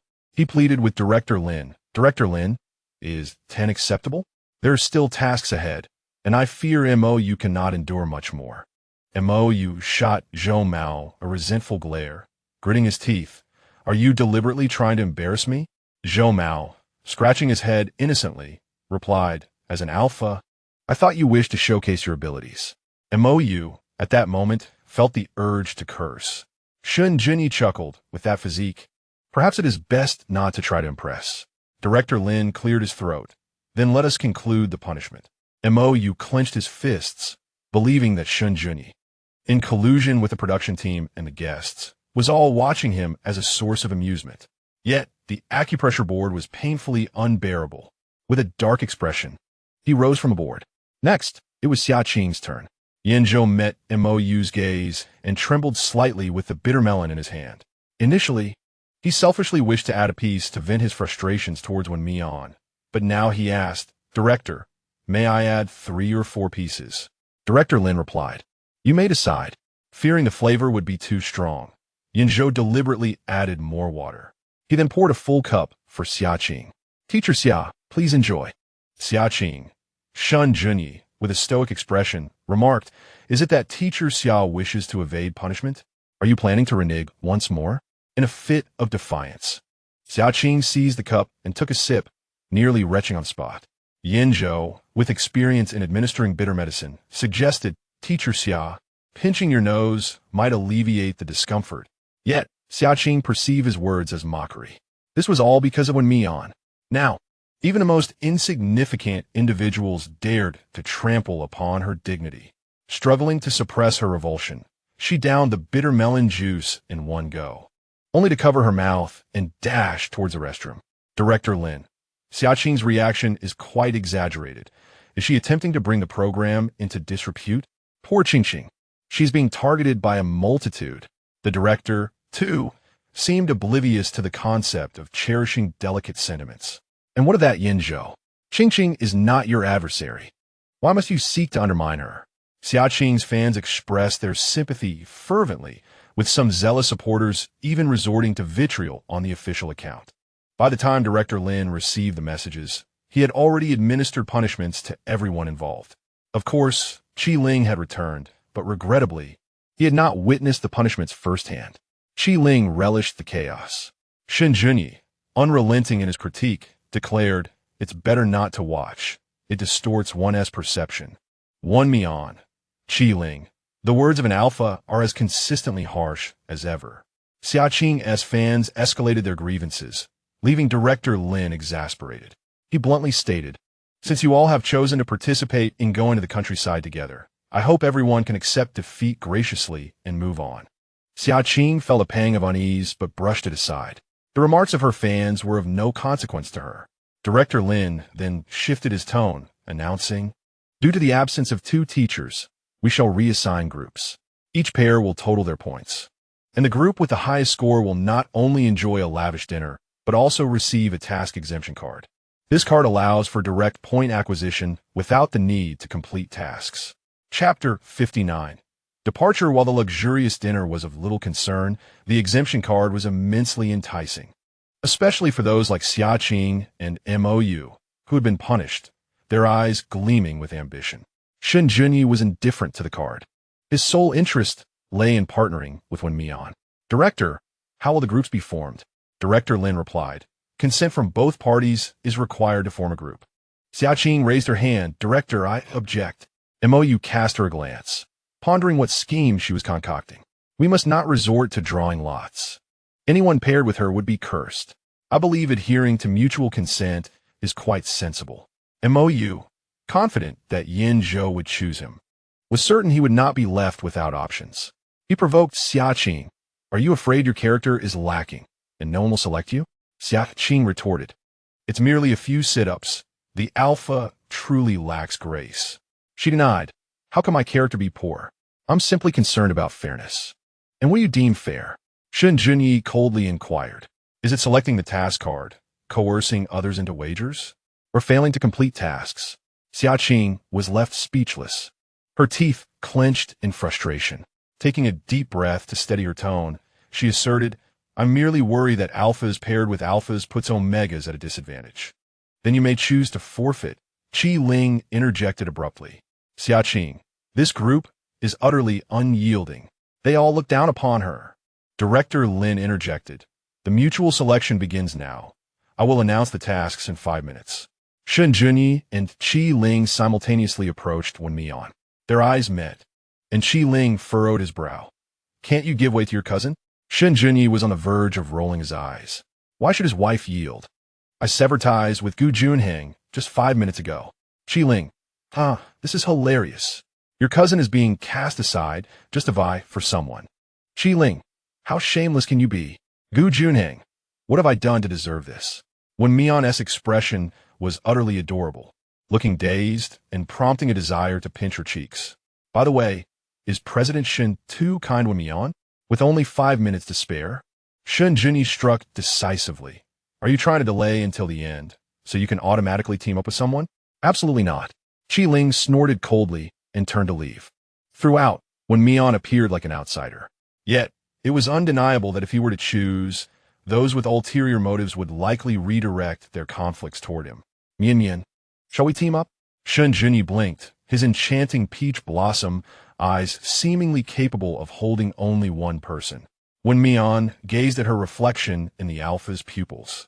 As if captivated, she nodded. Yes, I'll be with you. Shen Junyi received the satisfactory response, nearly wanting to embrace the Omega. Good. Upon hearing that endearing remark, Wen Mian snapped back to reality. The alpha was employing charm. The earlier scene felt like a sweet cream cake. It was almost overwhelming. I nearly mistook President Shun's gaze as a confession of love. Upstairs, Zheng Jun, unable to bear the tension, rushed into Gu Minghang's office. Can you persuade Shen Junyi to tone it down a bit? Gu Minghang, having enjoyed a hearty breakfast, was in high spirits. If he wants to be a lovesick fool, then let him. Zheng Jun, listen, is this even rational? He took a deep breath. Wen Mian simply could not refuse Shen Junyi. That was his concern. Wen Mian isn't pursuing an idle image. There is no stipulation against dating. Gu Minghang deemed it trivial. Two love-struck individuals are rather well-matched. He retracted his earlier comments about Wen Mian's intentions. Zheng Jun, what sin did he commit that none of his protégés are easy to manage? All right, the most challenging one is already the boss. All right, you may leave. If there is nothing else, read more scripts and help Wen Mian secure some appealing roles. Zheng Jun was thoroughly convinced. Fine, he wouldn't interfere anymore. Let them be. 5 minutes passed, and the four groups formed were Wen Mian and Shen Junyi, Yin Zhou and Mou, Zhou Mao and Qi Ming, Qi Ling and Xia Qing. Ultimately, Qi Ling was a step too late in his pursuit. Wen Mian, feeling guilty, wanted to comfort Qi Ling but was pulled back by Shen Junyi. Don't worry, your brother Ling will teach her how to behave. Wen Mian hesitated to speak. Director Lin, this afternoon's task is to visit the town, and each group must find 10 elderly individuals to fulfill their wishes. Qi Ming frowned.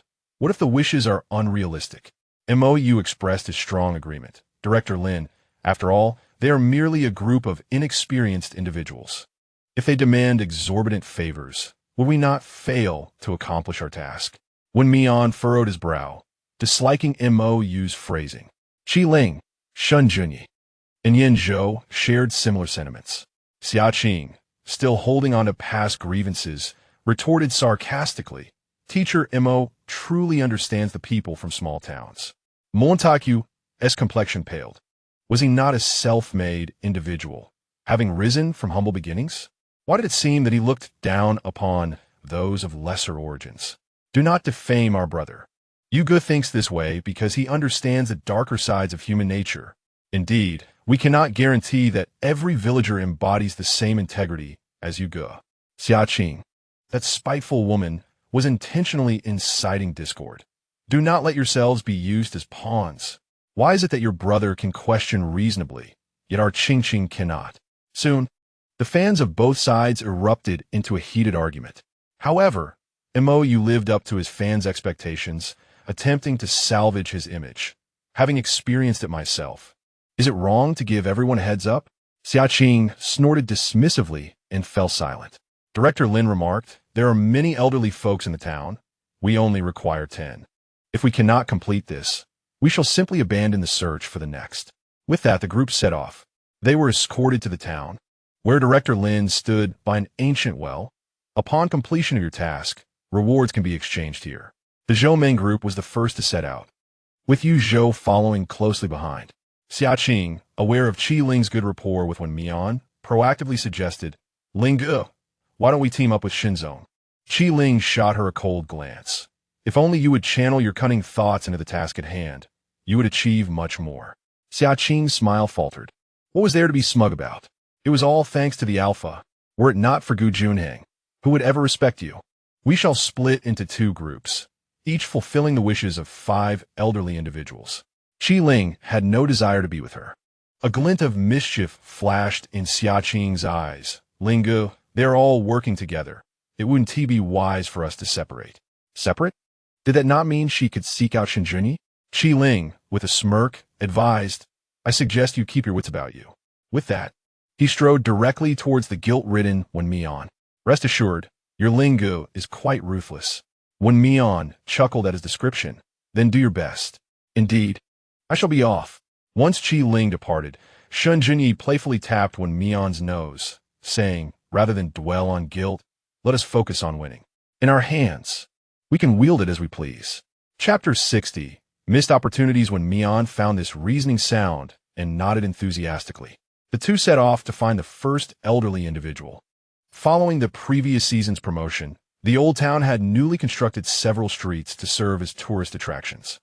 Wen Mian and Shen Junyi bypassed the bustling areas and ventured to the old streets of the town. The flagstone path wound between the tiled houses, and the elderly man at the entrance, despite his simple attire, still bore traces of his youthful handsomeness. He sat in the shade, and Wen Mian exchanged a glance with Shen Junyi before approaching politely. Grandfather, we are currently recording a program and would like to conduct an interview with you. If that is agreeable? Wen Mian smiled gently, his tone warm. The old man, quite talkative, replied, of course.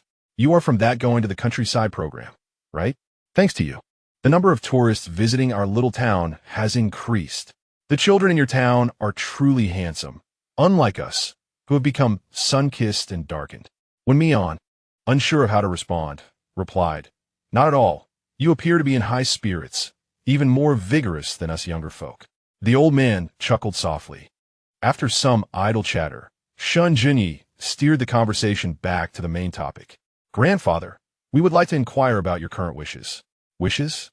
The old man paused momentarily, elongating his tone as he replied, indeed, there is one. Shen Junyi and Wen Mian listened intently. As an old man without children or grandchildren, having reached the age where one is close to the grave, my greatest wish is to apologize to the person I missed out on many years ago. This old man possessed a certain charm that seemed incongruent with the town's ambience. Though dark in complexion, he was quite a handsome elder. I had assumed he longed for companionship in his twilight years, yet it turned out to be a matter of pure love. I pondered the feasibility of his wish. What if he could not find that person from his past? The upstairs cynic remarked, this grandfather is quite wonderful. I hope he can fulfill his wish. Wen Mian asked, Grandfather, do you still have any way to contact her? Indeed. The old man pointed to his head, stating, I remember it all right here. Wen Mian hesitated. May I inquire why you two parted ways? The old man became lost in reminiscence, his eyes glistening with moisture. Our story is a classic tale of the wealthy young lady and the impoverished young man. She was the bright moon in the sky, and I was mere dust upon the earth, unworthy of her. Wen Mian could not help but reflect upon her own situation. Was Shen Junyi not also a moon in the heavens? No, she was just about to assert that he was the sun, and herself, merely a grain of sand upon the earth. Their encounter might have been a result of the tempestuous winds that swept her along, bringing them together. Shen Junyi inquired, did she marry? Yes, she did, and she is very happy, the old man replied, revealing a smile that radiated both blessing and resignation. At least she did not choose me. A silence enveloped Wen Mian and Shen Junyi. That statement, at least, stirred an unexpected wave of emotion within me. In truth, it is understandable. Reality is not a novel, and there are not so many gray boys and princesses. The wealthier the family, the more they emphasize social standing. Yet the grandfather remained unmarried for her sake. One could only say that fate can be cruel. Could you help me dial this number? The old man's eyes were filled with trepidation, yet his words were earnest. I have contemplated calling countless times, but I have never mustered the courage. Even after coming to terms with it, I still cannot bring myself to do so. I fear I would only burden her. If not for the two of them bringing up his wish, he might have never mustered the courage to pursue it before his demise. I shall assist you. Shen Junyi took the phone being offered by the staff. He entered the numbers one by one, and with a beep, the call connected. Hello, who are you looking for? A youthful voice resonated from the other end, leaving the old man momentarily stunned. He stammered, I'm looking for Lin Menglan. You're looking for my mother? The voice on the other end exclaimed, a hint of urgency lacing their tone. Who are you? I am Zhou Song, a friend of your mother. A long silence enveloped the phone line. What was happening? Why was there no response? A sense of foreboding washed over me. Could it be a case of mistaken identity? Otherwise, why the silence? Was it possible she recognized her mother as past and chose not to speak? Surely not. The other party has already married. Making such a call could indeed be considered an intrusion, one that likely leaves one speechless. Amidst the speculations of netizens, a choked voice emerged from the other end. My mother has passed away. Why didn't you call sooner? The person on the line, in a state of despair, accused. My mother waited for you her entire life. Even in her final moments, she was waiting for you. Why did you not reach out earlier? Why? Zhou Song's mind went blank in an instant. His dark eyes lost their luster, and his lips quivered, unable to utter a single word. Do you not understand? My mother suffered from gastric cancer. She sacrificed everything for you, severing ties with her family. All these years, she searched for you. Why did you only appear after her death? Why? If you were so heartless, why call now? The woman's frantic inquiries echoed throughout the live stream. Even through the screen, her despair and sorrow were palpable. Oh my heavens, there must be some misunderstanding. From what this woman implies, Lin Minglan has never married. Is she perhaps an adopted child, or the biological daughter of Grandpa Zhou? Did Grandpa Zhou not say that Lin Minglan was married and very happy? Wen Mian and Shen Junyi, as bystanders, shared the same curiosity. When Mian asked, "Grandfather, why are you so certain that Ms. Lin is living a happy life?" The woman's cries abruptly ceased. Zhou Song replied, "I once sought her out. She was laughing and talking with a handsome man and her daughter, and I thought." The woman interrupted, "The man you saw is a lawyer, assisting me and my mother with the adoption process." A wave of astonishment swept through the live stream. One believed she was happily married with children, while the other had waited in vain. Zhou Song, overwhelmed, rose abruptly, swaying as he moved towards the exit. "So, she has been waiting for me all along. I must find her." The woman's voice rang out once more. My mother, before she departed, instructed me to scatter her ashes. She said, "Once I become the wind, I will come to find you." Zhou Song's face turned ashen, and he knelt on the ground, weeping like a child. The sight nearly brought tears to my eyes. To love yet remain apart, decades of misunderstandings, and when the truth is unveiled, the other has turned to ash. In grief, I lament, when in love, one should speak out, lest regrets linger. Do not sacrifice for the sake of another, thinking it noble. I cannot accept such an ending. When Mian found it equally unbearable, she bit her lip, struggling to hold back tears, only managing to tilt her head to suppress them. Shen Junyi also felt the weight of sorrow. He gently touched Wen Mian's hand, reassuringly saying, "It's all right. Do not bite. You can cry in my embrace." Chapter 61. The injustice. When Mian shook her head, still harboring doubts, wishing to ask Zhou Song. However, witnessing his current state, she felt it was not the right moment. The call remained connected as the woman softly said, "Uncle Zhou, my mother has something for you. I will send you the address shortly." With that, she ended the call. Zhou Song wept like a child, his lips only uttering apologies. The staff exchanged glances with the elderly man and informed Wen Mian and Shen Junyi, "We will stay here. You two should complete your task." Shen Junyi nodded in agreement, pulling Wen Mian, who frequently glances back, forward along the cobblestone path. They round a corner where Zhou Song's figure is no longer visible. Suddenly, Shen Junyi, who is walking ahead, is halted by Wen Mian's gentle tug. "Shen Junyi," he calls softly, looking at Wen Mian with tender eyes. "What would you like to say?" Wen Mian shakes his head at the intrusive camera, realizing that his thoughts are unsuitable for the show. However, Shen Junyi chuckles and ruffles his hair, promising, "You may ask me anything you wish to know, and I will answer without reservation." The light in Wen Mian's light brown eyes brightens. Though he does not smile, an inexplicable warmth emanates from him, evoking smiles in others. He nods. "I will remember that." Still reeling from the earlier sadness, he struggles to bear the sweetness of their interaction. Is this a way of making him lick his own wounds? Are they truly not involved? Ever since Shen Junyi appeared, the two have been inseparable. Did they know each other prior to this? At that moment, a voice disrupts the sweet atmosphere. "Shen Junyi, what a coincidence." It is Xiaqing. Shen Junyi furrows his brow. "What are you doing here?" The four groups are clearly in different directions. Xiaqing pouts, feigning innocence. "I got lost." She casts a challenging glance at Wen Mian before continuing in a pitiful tone. "Shen Junyi, as an Omega, I feel unsafe. May I accompany you?" Wen Mian interjects. "Ling Gu is also an Omega. It is not unusual for him to be on his own. Mr. Wen, I understand you do not favor me, but this place is desolate, and I am a stranger here. Her eyes glisten with unshed tears. Even if you look at me coldly, you cannot deny that as an alpha, Shen Junyi should protect the vulnerable Omega. When Mian responds, this woman is attempting to impose moral obligation. Who said you were alone? Shen Junyi pulls the filming staff towards him, directing them to Xia Qing and her accompanying PD. Are the staff not human? Moreover, if I am to protect a weaker Omega, it ought to be Wen Mian, not you. Besides, you're not weak. Just ask the viewers in a live chat who can cause trouble. It's you. Xia Qing is left speechless. Isn't Shen Junyi supposed to be the epitome of elegance?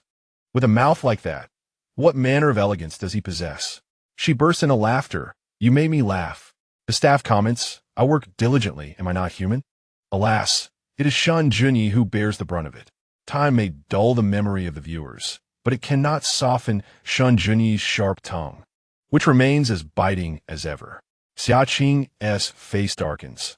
Can she not maintain her act of innocence? What superiority does she believe she holds? Thinking Shen Junyi would favor her, Shen Junyi exhibits no gentlemanly demeanor, and as an alpha, he is anything but. His harshness toward an Omega is a disgrace to our kind. Is Xia Qing unwell? When Mian says, let us go, Shen Junyi, weary of the madness, pulls Wen Mian along in search of the next elder. As they walk away, Xia Qing watches their retreating figures, her fury rising like a tidal wave. She vows to make Shen Junyi regret it. With a flash of determination in her eyes, she turns to her accompanying staff. I'm going to the restroom. Once out of sight of the cameras, she retrieves her phone and dials a number. Do you claim to possess evidence of Wen Mian's chaotic private life? Of course. Xia Qing narrowed her eyes. Why should I trust you? Miss Xiao pondered how clean an artist signed under Tang Xiao could possibly be. He had actually signed with Tang Xiao. Xia Qing's eyes widened in realization. No wonder he exuded such a seductive charm. He was indeed a seducer. Do you have any evidence? Xia Qing wasn't naive.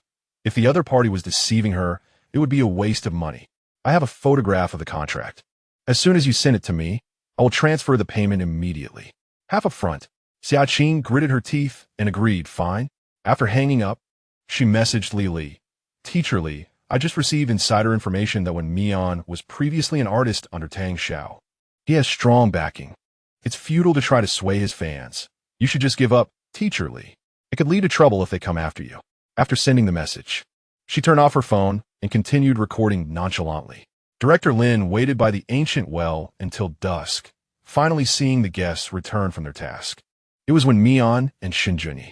The elderly individuals they assisted had simple desires: to help their grandchildren with homework, to purchase down jackets for their partners online, and to carry rice to sell.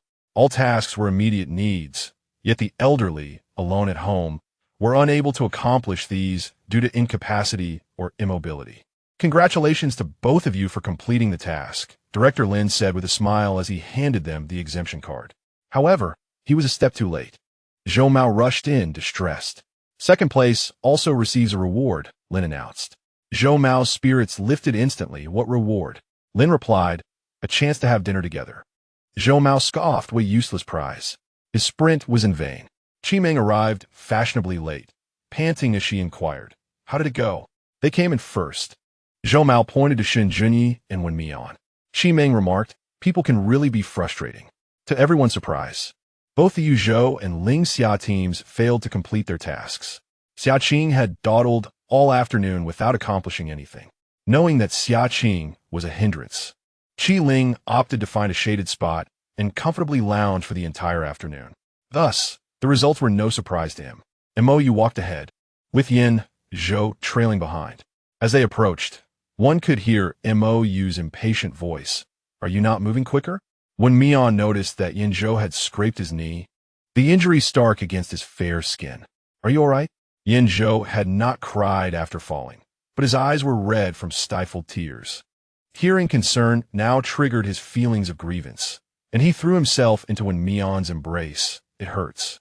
In truth, the wound on his leg no longer pained him. Rather, it was his heart that ached.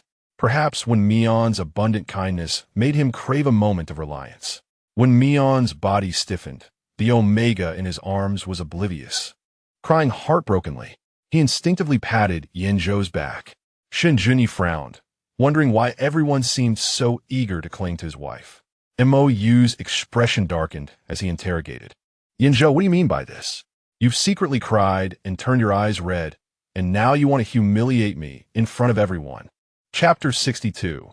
The loser's secret. When Mian observed the person in his arms sobbing in utter despair, he coldly directed his gaze at Mou, questioning whether it was forbidden to weep in his presence, or was it rather that he was the cause of the grievances endured by this individual. Mou was momentarily struck silent. Yin Zhou's current behavior was clearly drawing criticism towards him. Gritting his teeth, he retorted, "Our team matters are none of your concern." When Mian found himself both amused and infuriated. If they were truly a team, mutual support should be the norm, rather than an arrogant belief in superiority over one another. Unable to contain himself, Qi Ling interjected sharply at Mou. "Shut your mouth. A worthless alpha like you has no right to exude such confidence." Mou pressed his lips together, his eyes icy. Although he refrained from further comment due to Qi Ling's status, his gaze towards Yin Zhou was ablaze with anger. As an alpha, if he could not even protect his fellow Omega teammate, it would merely reflect his incompetence. Shen Junyi stepped forward, positioning himself protectively in front of Wen Mian and Yin Zhou. "What an exceptional alpha Shen is, voicing precisely what I have longed to express. Wen Mian and Qi Ling. A formidable duo indeed. After watching this live stream for so long, this is the moment that has angered me the most. Yin Zhou has worked so hard to accomplish the tasks, yet Mou drags him down, and when Yin Zhou stumbles, he offers nothing but cold remarks. Truly a despicable alpha." He used to criticize Yin Zhou incessantly. It seems he intentionally tarnishes his reputation. Where is Yin Zhou's character lacking? It is clearly Mou's temper that is at fault. A bunch of ill-mannered wildlings. Our Yugu is simply forthright. No pretenses. To call bullying forthright? Genuine character? You all must be masochists. Director Lin, noticing Mou's grim expression, cleared his throat to shift the topic. "We have prepared a luxurious dinner. May the esteemed guests with rankings proceed." Qi Ling interrupted. "Director, what about us? If the victorious guests wish to invite you, we certainly have no objections." Director Lin replied with a smile, noting that there was an abundance of food prepared. Upon hearing this, Wen Mian smiled at Qi Ling and the tear-streaked Yin Zhou, saying, "Lingo, why not join us?" Qi Ling raised an eyebrow, deliberately asking Shen Junyi, "You wouldn't object, would you?" "I'll follow Wen Mian's arrangement," Shen Junyi replied nonchalantly. With Qi Ming and Zhou Mao present, having a couple more guests would be inconsequential. Qi Ling scoffed, recognizing the typical flattering nature of alphas. Observing Wen Mian's demeanor, he shook his head, thinking to himself that an alpha's words could easily deceive an Omega. Qi Ming frowned at this scene. She initially intended to invite Qi Ling, but was dismayed that Wen Mian beat her to it. Suppressing her discontent, she asserted her presence. "The more, the merrier. Let us all go together." Zhou Mao concurred, feeling that leaving two individuals behind was inappropriate. "I have no objections." "Thank you." Meng Jie and Zhou Ge. Xiaqing had hoped that Shen Junyi would take the initiative to invite her, but was surprised that Qi Ming spoke first. She harbored no resentment, as attending would provide her with more opportunities to interact. It would also prevent Wen Mian from causing any disruptions. Mou glanced at the silent Yin Zhou and coldly declared, "I shall not attend, lest someone witness my grievances." Yet, the way his eyes furtively darted towards Yin Zhou suggested a different sentiment, as if silently conveying, "If you come apologize to me, I might consider joining you." Yin Zhou lowered his head, pretending not to notice. Wen Mian and Qi Ling exhaled in relief. They were not afraid of a love-stricken mind, but rather of one infused with the attributes of a devoted admirer. Zhou Mao was about to offer further persuasion when Shen Junyi interjected. "Teacher Mo is tired. If he doesn't wish to go, then let us not go. Indeed, let us depart." Qi Ling concurred eagerly. Zhou Mao and Qi Ming exchanged glances and followed suit. Leaving Mou standing alone, his expression darker than the gathering storm clouds above. "Ha, what an act! He truly believes himself to be of such importance that everyone must cater to his whims. The ridicule was palpable as the audience laughed at his expense. MOU's fans could not claim isolation as a justification. It was he who had chosen to alienate himself. Indeed, the live chat was rife with mockery. And though MOU's fans initially aimed to retaliate, they were outnumbered and swiftly defeated. The accompanying production director remarked, "Teacher, MO, you will need to resolve your dinner on your own." MOU inhaled deeply. "Please exchange my points for a bucket of instant noodles." "Apologies, but your points currently stand at 0. MOU clenched his fists and coldly declared, "I will not eat." With that, he turned and walked away. The director had intended to suggest completing tasks to earn points, but the production team had prepared a lavish seafood feast, abundant in quantity. A gathering of individuals feasting without any entertainment felt rather dull. Qi Ling proposed, "Why don't we engage in a game?" Zhou Mao asked, "What sort of game?" "I'm not adept at anything too difficult." Qi Meng chimed in, "I have 5 chances which you do not." Qi Ling inquired about the structure of penalties and rewards as they discussed the game amongst themselves. Meanwhile, Shen Junyi diligently peeled shrimp and prepared crabs for Wen Mian, proclaiming, "One must be well fed to have the energy to play." Yin Zhou looked on with envy when suddenly a leg of king crab appeared in his bowl. Wen Mian gazed earnestly into his eyes and said, "To give is to those who are worthy, and so is affection." Yin Zhou parted his lips, unable to suppress the question swirling in his mind. Is it worth it? Is my admiration for MOU justified? After trailing MOU for years, he had never contemplated this question. He quietly asked Wen Mian, "Do people change? MOU had once treated me well. Yet why is he transformed so suddenly?" A flicker of confusion crossed his gaze.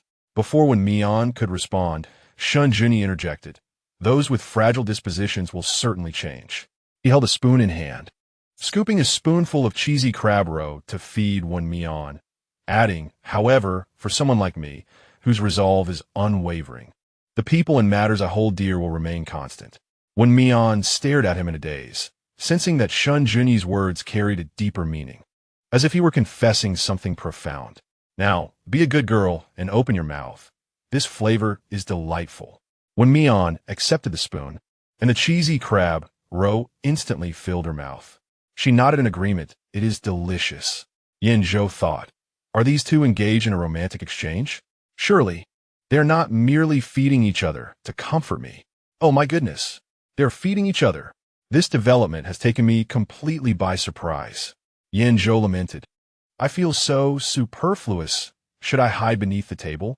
Initially, he had been shipping Shen Jun and Nan Yun, but in less than an hour of their shared screen time, that pairing had fallen apart. Cough, cough, cough, my dear sisters.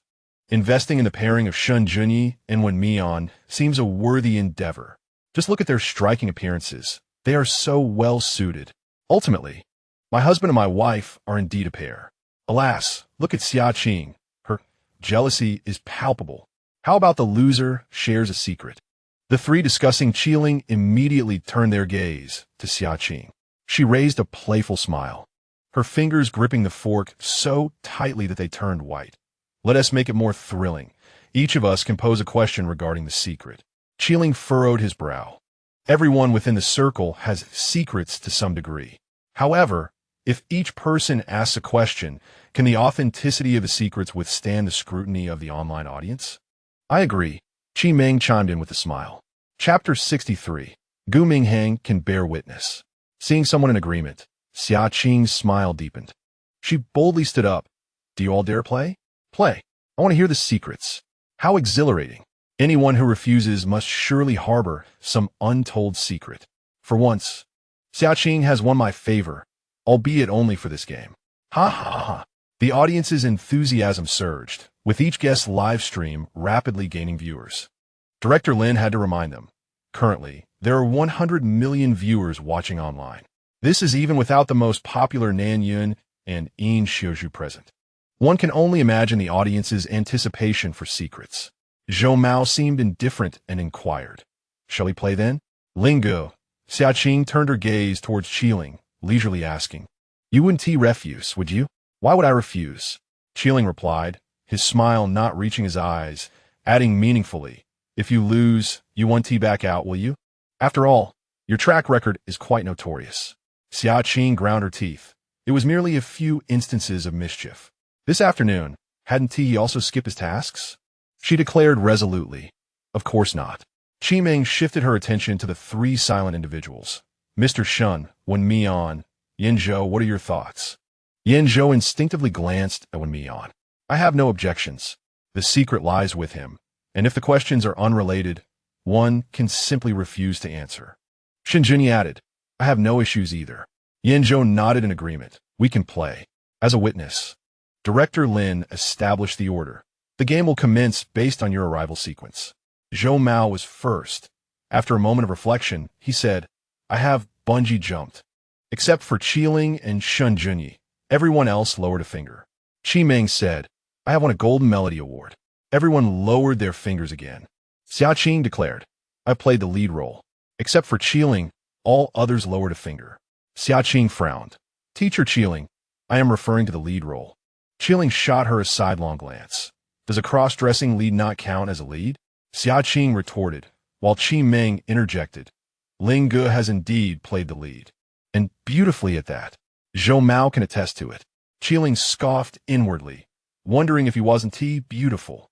After finishing, he had been requested by someone to dress up. Ling Ge's female attire was truly spectacular. Remember that time it trended? I recall Ling Ge didn't leave his bed for 3 days, forgetting to switch accounts and cursing Gu Junheng as a beast. I was indeed that time. The director even called out to inquire if Mr. Gu wanted to purchase all the female clothing Ling Ge had worn. In the end, Mr. Gu bought them back at a high price. I was utterly amused, laughing heartily. As of now, the remaining opportunities for Zhou Mao, Qi Ming, Xia Qing, and Shen Junyi are 3. Qi Ling has the most, with 4 chances left. Wen Mian and Yin Zhou have the fewest, with only 2 opportunities remaining. Director Lin reminded, 1, it's your turn. I once juggled 5 part-time jobs in a single day. Xia Qing frowned. Aren't you studying? How could you possibly have that much time? Even if you did, managing 5 part-time jobs is unfeasible. Shen Junyi tightened his brow, aware that Wen Mian could indeed accomplish it. However, the thought of Wen Mian enduring such hardship filled him with sorrow. If only he had encountered her sooner. Would she have to bear such burdens? Qi Ming harbored doubts, but remained silent. Wen Mian was not seeking sympathy. He stated matter-of-factly, I ride a tricycle at 5 in the morning to sell breakfast, finishing by 7, then I head to school. During my lunch break, I distribute flyers for an hour. After school, I work part-time at a hot pot restaurant, sometimes until 8, sometimes until 9. Upon returning, I tutor a child from the neighbor's house for an hour. Then I assist at a barbecue restaurant, closing as early as 2 in the morning or as late as 4. At that time, I was still a beta, and being younger, the owners of the hot pot and barbecue restaurants took good care of me. Noticing the silence, he added, I'm not always this busy. Xia Qing retorted, selling breakfast means you're the owner. How is that a part-time job? Just as when Mian was about to argue that it counted as 4 jobs, he was abruptly interrupted by Shen Junyi. Enough. Are you illiterate? Have you never understood the distinction between part-time and full-time? His eyes, once warm, now glinted with a fierce intensity, as if he could punish Xia Qing for her ignorance. If previously Shen Junyi's anger was merely verbal reprimand, now his gaze conveyed a chilling threat. Xia Qing was instantly silenced, her face paling. The atmosphere in the room grew tense, with everyone afraid to provoke Shen Junyi's ire. Wen Mian had once attended university despite his demanding schedule. It was hard to imagine how our intellects could differ so greatly, yet perhaps not by much. Merely a slight disparity in intelligence. The beautiful young man spoke without a hint of complaint, even with gratitude. Indeed, I noticed that too. If it were me, I would have crumbled long ago. Don't you all find Shen's gaze terrifying? It felt akin to having a knife at one's throat. Xia Qing, too, was seeking trouble. Witnessing Shen's fervent defense of the young man, it stirred a sense of admiration within me. Wen Mian tugged at Shen Junyi's sleeve. The latter cast a glance at him, his gaze then compellingly directed at Director Lin. Director Lin cleared his throat. Wen Mian, that indeed counts as 5 part-time jobs. Everyone tacitly lowered a finger. Yin Zhou had but 1 opportunity left. He glanced at Wen Mian and resolutely stated, I have harbored feelings for someone for several years. I am prepared to relinquish my affection for him. Among those present, only Qi Ling was married. The rest, if they did not speak up, would be admitting to having someone they liked. For a moment, no one dared to respond. Instead, Director Lin inquired, Yin Zhou, are you indicating that you have feelings for someone, or that you're giving up on someone you have liked for many years? Yin Zhou lifted his head and spoke earnestly. There is someone I cherish, but I have let go. Wen Mian's fingers ultimately could not hold on. He has someone he adores, yet he does not wish to relinquish her. Qi Ling was not spared either. He candidly declared, my devotion to my husband is unwavering until death. There is no need to flaunt affection at this moment. Wen Mian observed that Shen Junyi had also succumbed. A sense of doubt lingered in his mind. Did not the alpha once harbor feelings for Xu Wang? Could it be that he had not yet given up? That should not be the case. However, Shen Junyi unexpectedly leaned closer, asserting, the one I love can only belong to me. Wen Mian's heart raced. Before he could ponder further, Qi Ling interjected, Xia Qing, have you never held hands with anyone throughout your life? Qi Ming and Zhou Mao had both publicly announced their relationships, yet ended up parting ways, resulting in their fingers remaining unlinked. Did not Shen and Wen Mian also withdraw their hands? Xia Qing felt a twinge of dissatisfaction. Qi Ling was deliberately targeting her. If she were to be dragged into this, she would shift the focus away. Shen Junyi glanced at her and calmly stated, Gu Minghang can attest that I had no unresolved feelings for anyone. Chapter 64. Too busy for romance upon hearing this. Qi Ling's gaze shifted from Wen Mian back to Shen Junyi. He provocatively inquired, then why did you cozy up to Xu Wang when you appeared on that variety show years ago? Instantly, all eyes were drawn to Shen Junyi, including Wen Mian's. It was evident that past actions would evoke countless memories, eliciting laughter. When Shen Junyi first appeared on the variety show, he expressed a fondness for Xu Wang, even competing with the esteemed actor Gu for her affection. Indeed, Shen Junyi almost shared a room with Xu Wang. This wretched memory made Wen Mian yearn to rewatch that dating show. In those days, he had rooted for Shen Junyi and Ling Gu, but alas, Gu to Gu was too captivating, leading him to switch allegiances. Be cautious, Gu Juning might come after you through the internet. His appearance on the variety show was solely to pursue Ling Gu. Isn't anyone curious whether Shen Junyi ever had feelings for Xu Wang? While Wen Mian was uncertain if others were curious, he certainly sought an answer. He could accept that Shen Junyi had once loved someone else, but he absolutely could not tolerate the notion that he still harbored feelings for another while maintaining a vague connection with himself. When Shen Junyi caught Wen Mian's gaze, he felt a wave of anxiety wash over him. His instincts warned him that if he did not clarify matters today, he risked losing the beloved woman he had nearly won over. He spoke earnestly, word by word. Xu Wang is a good friend of my brother's. We knew each other before the variety show. In any case, Gu Minghang has retreated behind the scenes, and as Xu Wang is no longer in the entertainment industry, it matters little if I speak of it. There was a misunderstanding between them, primarily due to Gu Minghang's unilateral indifference. As for my participation in the show, it stemmed from boredom. Additionally, my brother urged me to take care of Xu Wang, so I inadvertently played the role of matchmaker. He turned to Wen Mian and added deliberately, I have always regarded him as a younger brother. Wen Mian's tightly clenched fingers relaxed, and the long-standing question finally found resolution at this moment. He suppressed the joy swelling within him, a subtle smile gracing his lips. He believed every word spoken by the alpha. Qi Ling let out a satisfied "oh," his spirits soaring. Once the two wed, he would surely demand a generous red envelope from Shen Junyi. However, judging by Wen Mian's reaction, it seems she has indeed watched that dating show. Does this imply that she has harbored feelings for Shen Junyi for many years? As these thoughts lingered, Shen Junyi deftly redirected the conversation back to Xia Qing.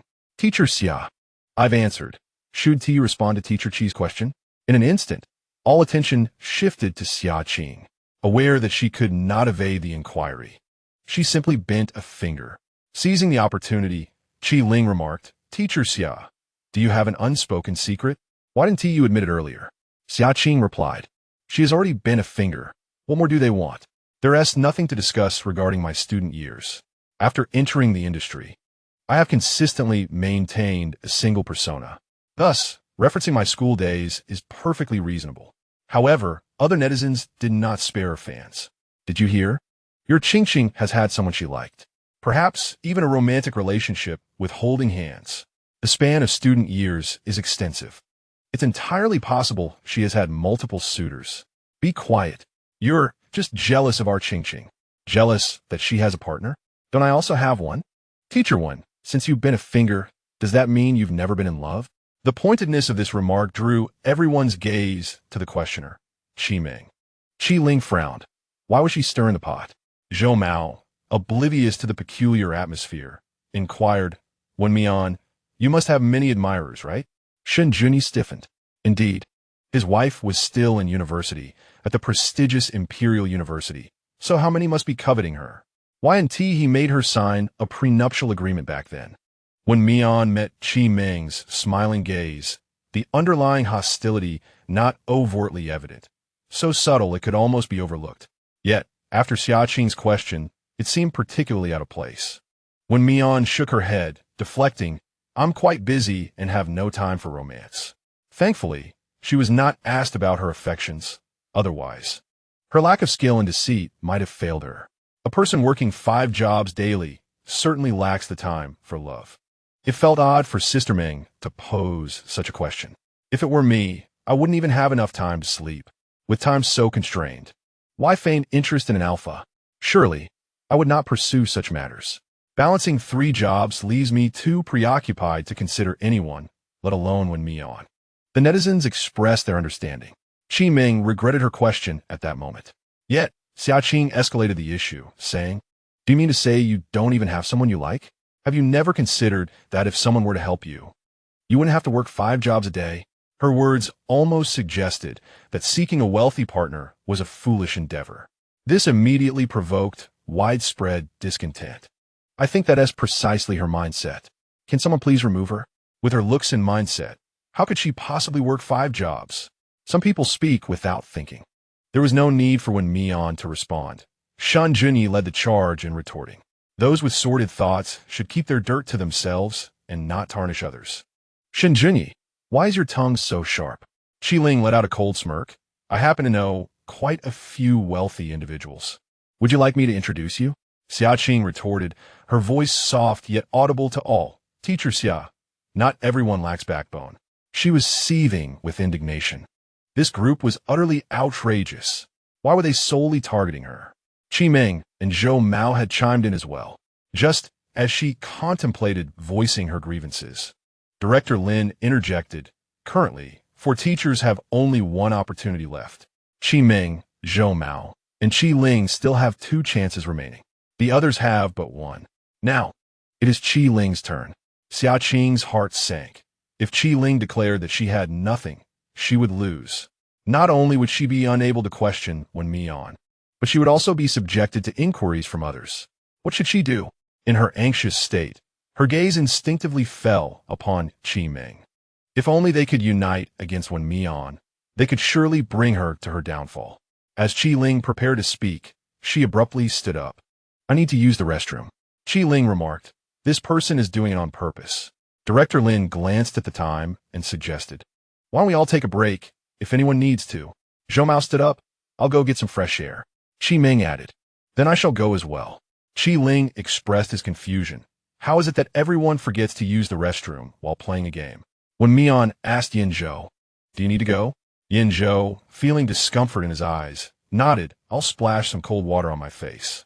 Once the table was left with only 3 individuals, Qi Ling slouched in his chair, his gaze shifting back and forth between Shen Junyi and Wen Mian. Wen Mian, feeling uneasy under his scrutiny, touched his face. Ling Ge, is there something on my face? To his surprise, Qi Ling actually nodded. Wen Mian instinctively sought confirmation from Shen Junyi, who indulgently replied, He.S. just bored and teasing you. Wen Mian sighed. Qi Ling chuckled. Oh, come now, Mian. You are simply too charming. Shen Junyi frowned. If you're so idle, go tease your husband instead of bullying this child. Ah, child. How sweet, Qi Ling retorted. I have big friends. Is our little beauty's ear turning red? I rub my eyes, certain of it. It truly is red. Ah, Mian, dear wife. Come and cuddle with me. All right, soon Mr. Shen will say, what are you cuddling for? Don't you have a wife of your own? Laughter erupted around the room. 10 minutes later, everyone returned. Without waiting for Director Lin to announce the start, Qi Ling boldly declared, I have been sitting here the entire time, without stepping away. The restroom trio responded, let us not make it too obvious. Director Lin stated, in the first round, Xia Qing is eliminated. Aside from Qi Ling, everyone has only one opportunity left. Xia Qing felt a sense of injustice, yet surprisingly refrained from causing a scene. It's my turn. Shen Junyi placed one hand on the table, smiling brightly. I came here on a private jet. Silence enveloped the room, followed by the sound of fingers folding down. Ha ha! Mr. Shen's move is lethal. What a formidable man. He cares not for my wife in his pursuit of victory. Is this the competitive spirit of an alpha? Currently, only Shen Junyi and Qi Ling remained in the game. Everyone seemed to agree that there was no point in continuing the game, leaving only the prospect of punishment. Qi Ling fixed his gaze on Xia Qing. The rules state that the loser must disclose a secret, correct? Xia Qing reluctantly nodded. Qi Ming furrowed her brow. So what do we do now? Apart from Ling Gu and President Shen, should we all share a secret? Director Lin was eager for this. He cleared his throat and said with a smile, let's follow Qi Ming's suggestion. Director, you certainly enjoy stirring the pot, someone remarked. Zhou Mao, adhering to the philosophy of early demise leading to early rebirth, was the first to raise his hand. I'll go first. I was subjected to unspoken rules, but my counterpart found me lacking in physical appeal and let me off. Wow, is that something one can actually say? The revelation was indeed explosive. Those who followed were expected to meet this standard. Otherwise, their confessions would be deemed invalid. That makes sense, Qi Ling said, somewhat at a loss for words. Is it true that even an alpha can be subjected to unspoken rules? Of course. Zhou Mao stood tall and declared the other party was a beta. This world is not very kind to betas. They are victims of slander. Which beta is so desperate as to seek out an alpha? Qi Ming inquired further. Are you implying that you'd actually like to be subjected to unspoken rules? Zhou Mao shook his head vigorously as if to dismiss the notion. I rely on my acting skills for a living. Don't you have any expectations at all? Shen Junyi seemed doubtful. Absolutely none. Zhou Mao replied firmly. Yin Zhou chimed in. Do they want you on top or below? Zhou Bao's question struck at the heart of the matter. Who led my little darling astray? How delightful. My dear has progressed to asking such profound questions. Zhou Mao found himself at a loss for words. Below. Qi Ling burst into laughter. Could it be that they found you too robust, making it difficult for them? Wen Mian joined in the laughter. Generally, an alpha's physique tends to tower over that of an omega or beta. However, a beta who prioritizes fitness may very well surpass an alpha in stature. Zhou Mao, being fitness-conscious and possessing a noble appearance, was quite difficult to envision in such a light. Xia Qing, Wen Mian, if you have any questions now is the time to ask, Zhou Mao said, throwing caution to the wind. Xia Qing shook her head. I have nothing to inquire. Wen Mian, however, was curious about that individual's identity. Just as he was about to speak, he changed his mind and instead asked, was it coercive? Instantly, silence fell over the group. This was a challenging question to answer. Xia Qing, watching with anticipation, had initially worried that Wen Mian would offend someone, but now he seemed to be digging his own grave. If Zhou Mao answered poorly, his career could be irreparably damaged, and his fans would loathe Wen Mian. Qi Ling frowned and shot a look at Shen Junyi, urging him to intervene. Shen Junyi assumed that Wen Mian harbored resentment towards those individuals due to his experience with Tang Xiao. Thus he focused all his attention on Wen Mian, entirely missing Qi Ling's warning glance. He should have taken the initiative to handle the matter with Tang Xiao rather than letting Wen Mian take the money and handle the contract termination himself. Little beauty, you are quite bold in your inquiries. Are you building your happiness on someone else's suffering? I roll. I had just praised Wen Mian, and now he seems intent on leading my Zhou Gu to ruin. If it wasn't coercive, could have been voluntary? His intelligence seems rather limited. Otherwise, how could he pose such a foolish question? Wen Mian was well aware that asking this question could lead to backlash. However, he did not wish to remain an idle bystander, allowing others to fall into the same predicament as himself. To live is to bear a sense of responsibility. Furthermore, Zhou Mo was no fool. His ability to speak of this matter in a public setting indicated that he had no lingering concerns. As it turned out, he was indeed correct. The person had already entered, likely lamenting behind bars. Zhu Montauk replied. Qi Ling let out a sigh of relief. Zhou Mo did not perceive any malice from Wen Mian. After some contemplation, he decided to do Shen Junyi a favor. He countered Wen Mian's inquiry. What made you choose this question? Wen Mian was taken aback, but quickly grasped Zhou Mo's intent and seized the opportunity. I surmise that you mentioned this, Zhou Ge, to remind everyone that certain principles must not be compromised. Of course, I also suspected that the other party might be treading on thin ice. Zhou Mo gave Wen Mian a thumbs up, realizing he had not misjudged him. Qi Ling suddenly understood. He turned his gaze to Shen Junyi, whose eyes sparkled with admiration for Wen Mian, as if he were gazing at an idol. Qi Ming's expression remained cold and indifferent. Xiaqing nearly ground her teeth in frustration. Zhu Montauk, why are you passing pillows to Wen Mian? Damn it, we are all cursed. So Wen Mian had already anticipated the outcome.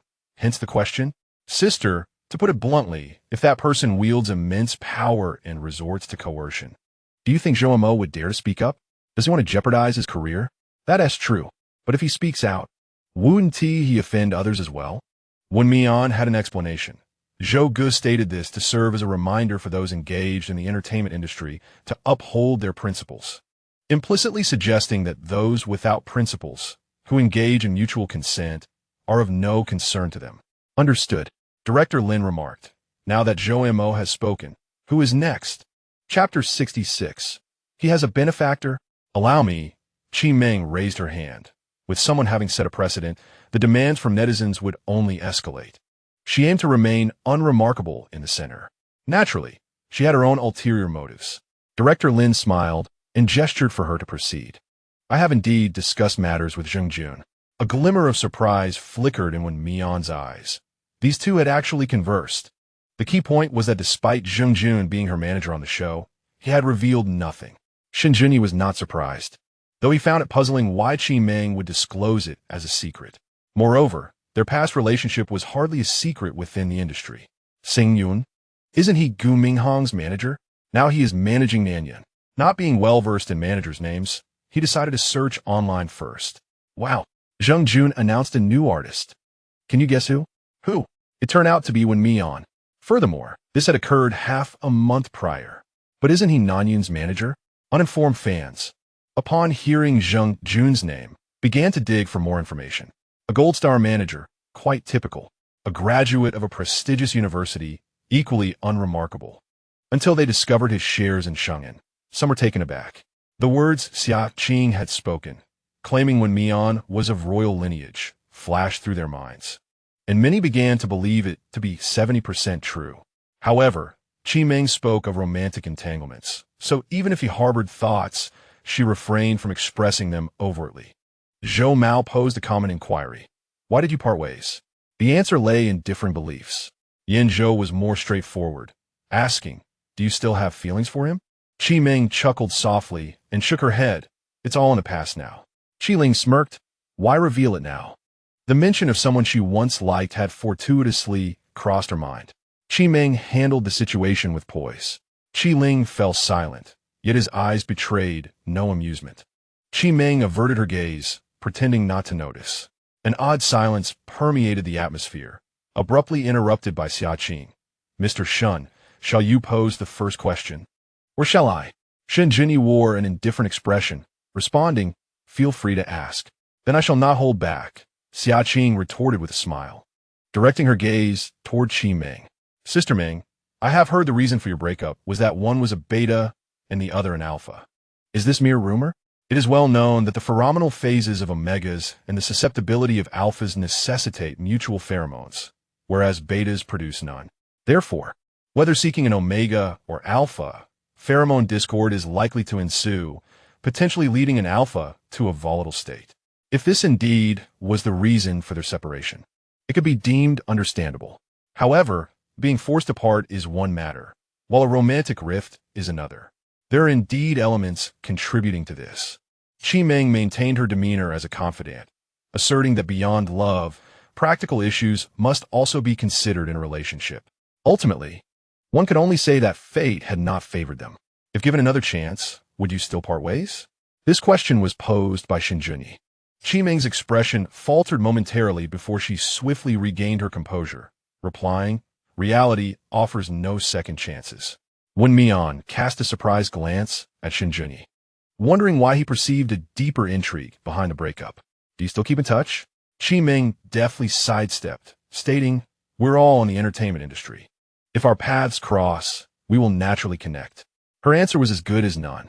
Meanwhile, Zhang Jun, the subject of the discussion, sat before his computer, his eyes clouded with complexity. In his view, a qualified ex should be treated as if they were deceased. Was Qi Meng assuming he had no time to watch the livestream?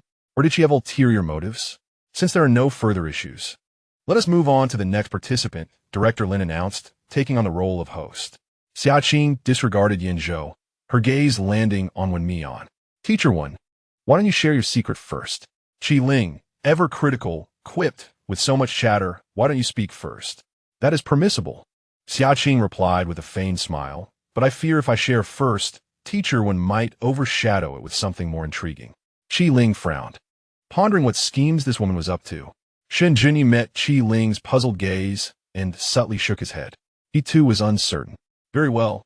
Wen Mian acquiesced to Xiaqing's suggestion, articulating each word carefully. "Teacher Xia, I truly detest you." "Huh?" she exclaimed, taken aback by the directness, her sparkling eyes wide with surprise. "Dear Mian, we ought not to be so fierce," although it was quite exhilarating, especially witnessing the twisted expression on Xiaqing's face. "I must admit, if I were in her shoes, I would not dare to speak so openly. However, when it comes to others, I find it utterly entertaining." Xiaqing gritted her teeth and exclaimed, "On what grounds do you detest me? You have targeted me repeatedly. If I do not despise you, who else would I?" Wen Mian boldly retorted.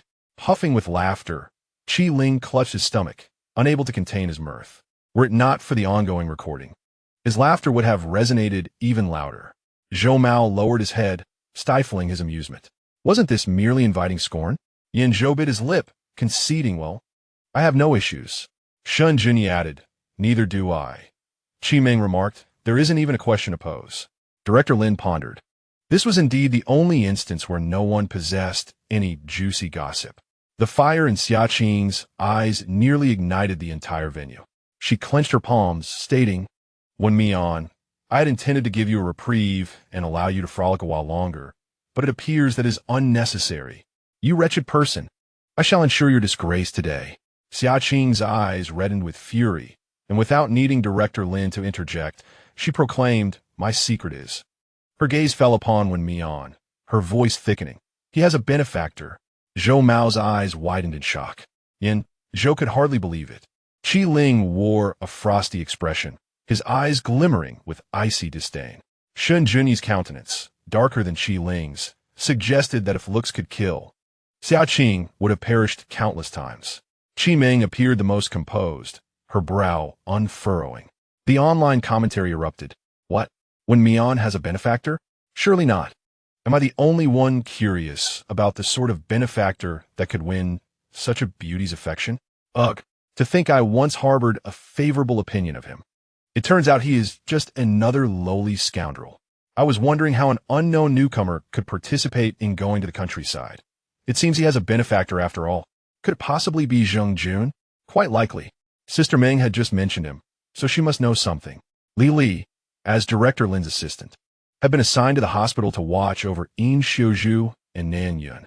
Gripping his phone, he witnessed this unfolding drama and recognized an opportunity. He immediately contacted the hired online trolls, commanding, "Send it out. I want Wen Mian to fall into a pit he cannot escape." Upon hanging up, he gazed at Xiaqing's live stream, deeply moved. He never anticipated that she would go to such lengths to teach Wen Mian a lesson. He could not afford to lag behind. In less than a minute, the internet was rife with countless rumors. Wen Mian and Zheng Jun's affairs. Wen Mian rose to prominence on Nan Yun's coattails. Wen Mian is of royal descent. Each of these phrases had the potential to ruin Wen Mian. Initially, only a portion of Nan Yun's more zealous fans demanded justice on the accounts of Sheng and Zheng Jun. However, as the situation escalated, rational fans began to analyze and join the outcry. In mere minutes, Wen Mian's live stream was inundated with profanities. Observing Wen Mian's silence, Xiaqing interpreted it as a sign of guilt. She straightened her back and raised her chin defiantly, declaring, "Wen Mian, once today passes, I shall see how you navigate within this industry." She eagerly anticipated the expression on Shen Junyi's face, fantasizing that once the facade of Wen Mian was shattered, his attention would be solely focused on her. However, what met her gaze were eyes as cold as ice. It felt as though an invisible hand was tightening around her throat, gradually siphoning the oxygen from her surroundings. "You claim Wen Mian has a benefactor. Do you have any evidence?" That terse sentence was nearly squeezed out between Shen Junyi's gritted teeth, revealing the depth of his fury. Zhou Mao, known for his amiable disposition, adopted a serious demeanor, saying, "Xiaqing, such matters are no joking matter. You should apologize at once." If Wen Mian truly had a benefactor, how could Shen Junyi be unaware? It was inconceivable that he would engage in ambiguous behavior on the show. Xiaqing truly lacked common sense. Why should I apologize? Withstanding Shen Junyi's murderous glare, Xiaqing unlocked her phone screen, declaring, "This is the evidence." Wen Mian was momentarily stunned. Just as he suspected that his contract with Shen Junyi had been leaked, Xiaqing spoke again. "Tang Xiao Entertainment. I trust everyone is familiar with it?" She continued. "Wen Mian was once an artist signed under their banner. I know Tang Xiao. It's that agency notorious for its unscrupulous dealings and the chaos of its management. It was said that no artist there escaped the predatory practices. If Wen Mian signed with such a company, what good could he be?" "Exactly," Qi Ling sneered. "What does a contract signify? Did you witness it firsthand? Or have you experienced it yourself?" Xiaqing's eyes widened. She pointed at Qi Ling. "Don't think just because your husband is Gu Junhang, I can't sue you for defamation. So you are aware that defamation can lead to legal action?" Qi Ling retorted mockingly. "You." Xiaqing was momentarily speechless, yet she remained resolute, asserting, "Wen Mian undoubtedly has a benefactor. Are you suggesting that because I signed with Tang Xiao, it implies I have a benefactor?" Wen Mian smiled coldly. Xiaqing believed he was merely a stubborn duck refusing to yield. She scoffed, "If you had no benefactor, how did you escape Tang Xiao's clutches and enter Sheng in, becoming an artist under Zheng Jun? Then according to your logic, who should his benefactor be?" Shen Junyi's gaze was frigid. Xiaqing glanced at Qi Ming and confidently declared, "It must be Zheng Jun." Shen Junyi let out a cold laugh from deep within his throat, thinking some people fancied themselves clever, while in reality, they were fools. "Prepare to receive a lawyer's letter." Xiaqing frowned. "President Shen, what do you mean?" "It means exactly what it says." Shen Junyi now regarded her with disgust. He had never disliked an Omega so intensely. "Did you not just accuse me of defamation? How is it that when others claim you are slandering, you cannot comprehend?" Qi Ling watched her with a leisurely demeanor. Xiaqing felt an inexplicable pang of anxiety for a moment. "What do you mean?" Yin Zhou interjected. "What you say is merely conjecture.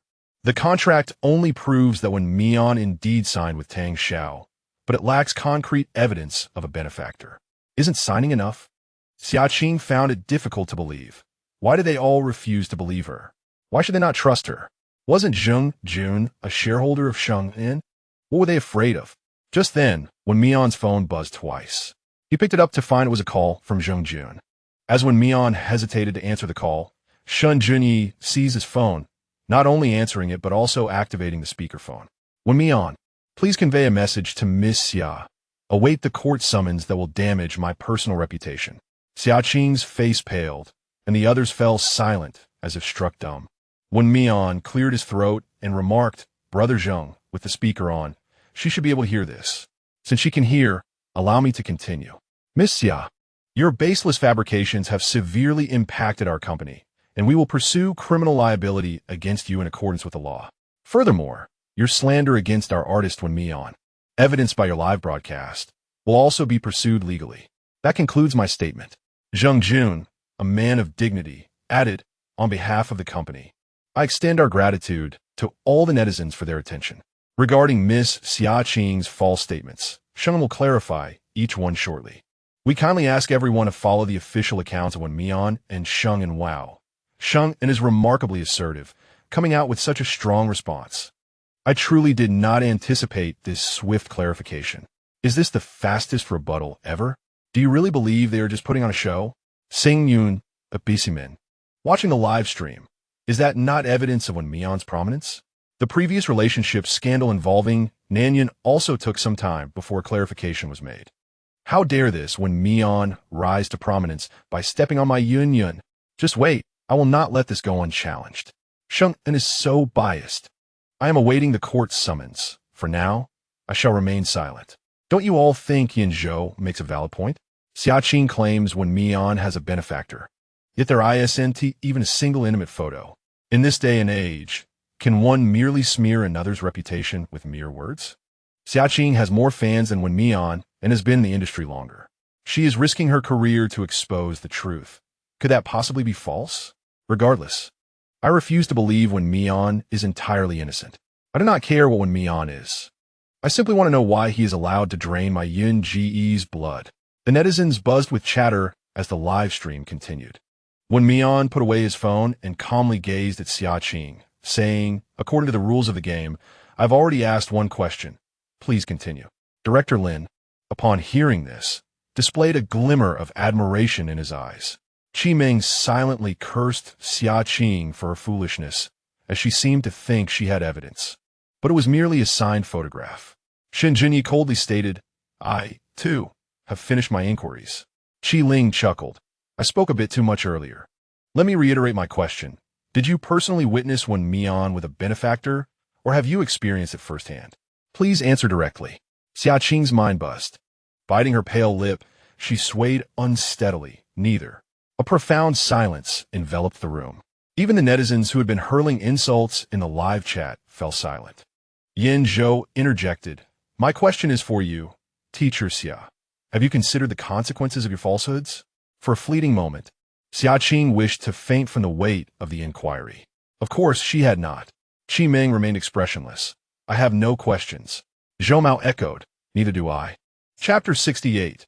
Unreasonable. The live stream had yet to conclude when Nan Yun, currently in the hospital, called Director Lin. In Xiuzhu, having listened to him, pursed his lips in displeasure. You are conducting a personal live stream to clear Wen Mian's name? Nanyan looked at him in confusion and, being honest, nodded his head.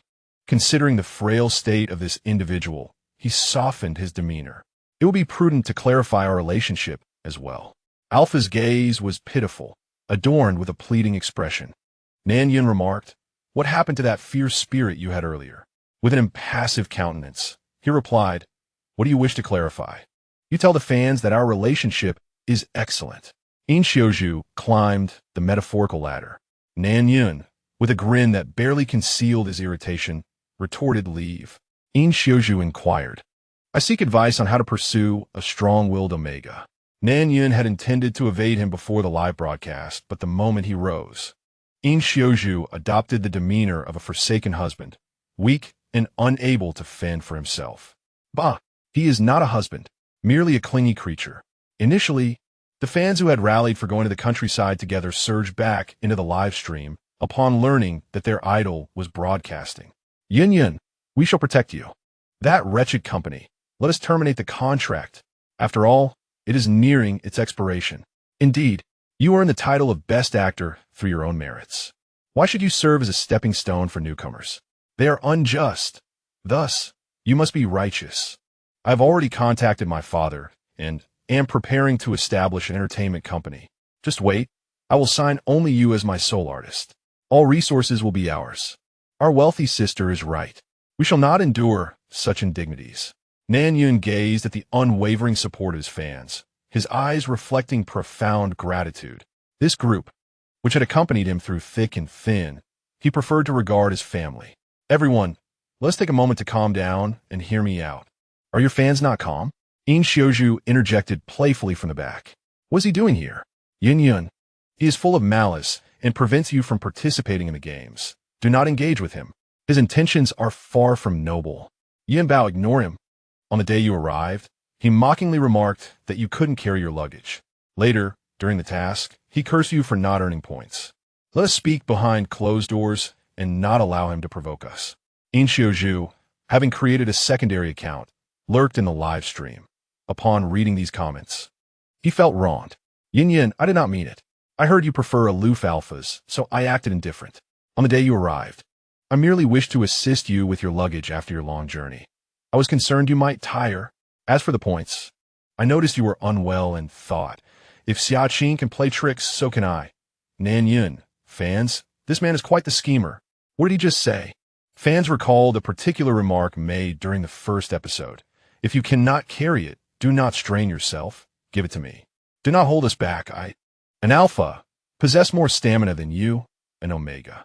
Fans, how infuriating. Would it kill this dog alpha to say something different now? In Xiaozhu felt wronged. The omega had openly expressed his preference for powerful and aloof alphas, yet he had not received a glance. Oh, and omega also favored warmth. It was one thing to confess affection over the phone, but to state it on the show was another. Fan, brother, this woeful demeanor of yours is unrecognizable.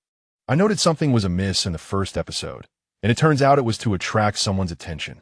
I confirmed in Nan Yun's livestream that my brother is indeed a devoted admirer.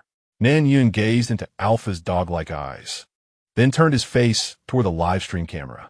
Given that he had previously rescued me from drowning, the fans were a tad more lenient with him. Just a tad? In Xiaozhu insisted relentlessly. Nan Yun's expression faded. Sensing the shift, In Xiaozhu decided to retreat gracefully, smiling at the fans in the live stream. I'll be fine soon. Thank you all for your concern. With that, he vanished from the broadcast. The fans mercilessly mocked him, calling him a coward. Today's live stream primarily aimed to clarify a matter. Nan Yun redirected the conversation back to the topic at hand. I have always stated that I prefer acting to participating in variety shows. I felt honored to receive an invitation from director Lin, but initially, I declined it. As he spoke, Nan Yun's gaze seemed to drift into memories.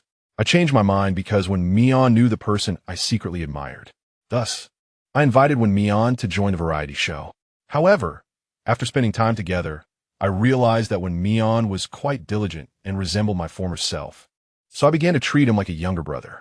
At this moment, Nan Yun suddenly stood up and bowed deeply toward the camera. I apologized for my selfishness, which led my family to misunderstand my intentions.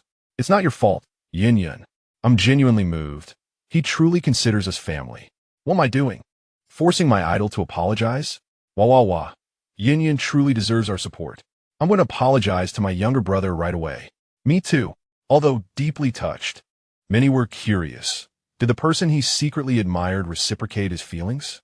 In Xiaozhu was initially displeased, especially upon discovering that the object of Nan Yun's affection was Shen Junyi. He was contemplating Shen Junyi's lack of insight when Nan Yun's next statement transformed his annoyance into astonishment. The Omega only sees Wen Mian as a younger brother, not in a romantic sense. He could hardly contain his excitement. If you regard Wen Mian as a brother, why did you confess your feelings to him over the phone? Nan Yun replied coolly, while the fans reacted, is he foolish? He certainly seems quite dim-witted. Come on, brother Xiao, is it possible that when Yun Gu mentioned liking someone, he was referring to his crush? Haha, that cracks me up. It seems Alpha is quite possessive. Nan Yun was reluctant to explain to the fool.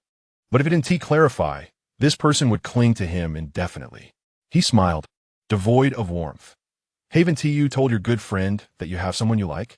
A flicker of confusion crossed In Xiaozhu's eyes before he shook his head. Nan Yun completely lost interest in him. In Xiaozhu hastily corrected himself. Yin Yun, please don't be mad at me. I'll immediately tell all my friends that I like you, okay? Indeed, he harbors ill intentions toward our Yin Yun. The fans of both sides erupted. The former were outraged at In Xiaozhu's ambitions, while the latter lamented that their son had courted a prized catch. Due to In Xiaozhu's indiscreet remarks, he successfully diverted attention away from Wen Mian.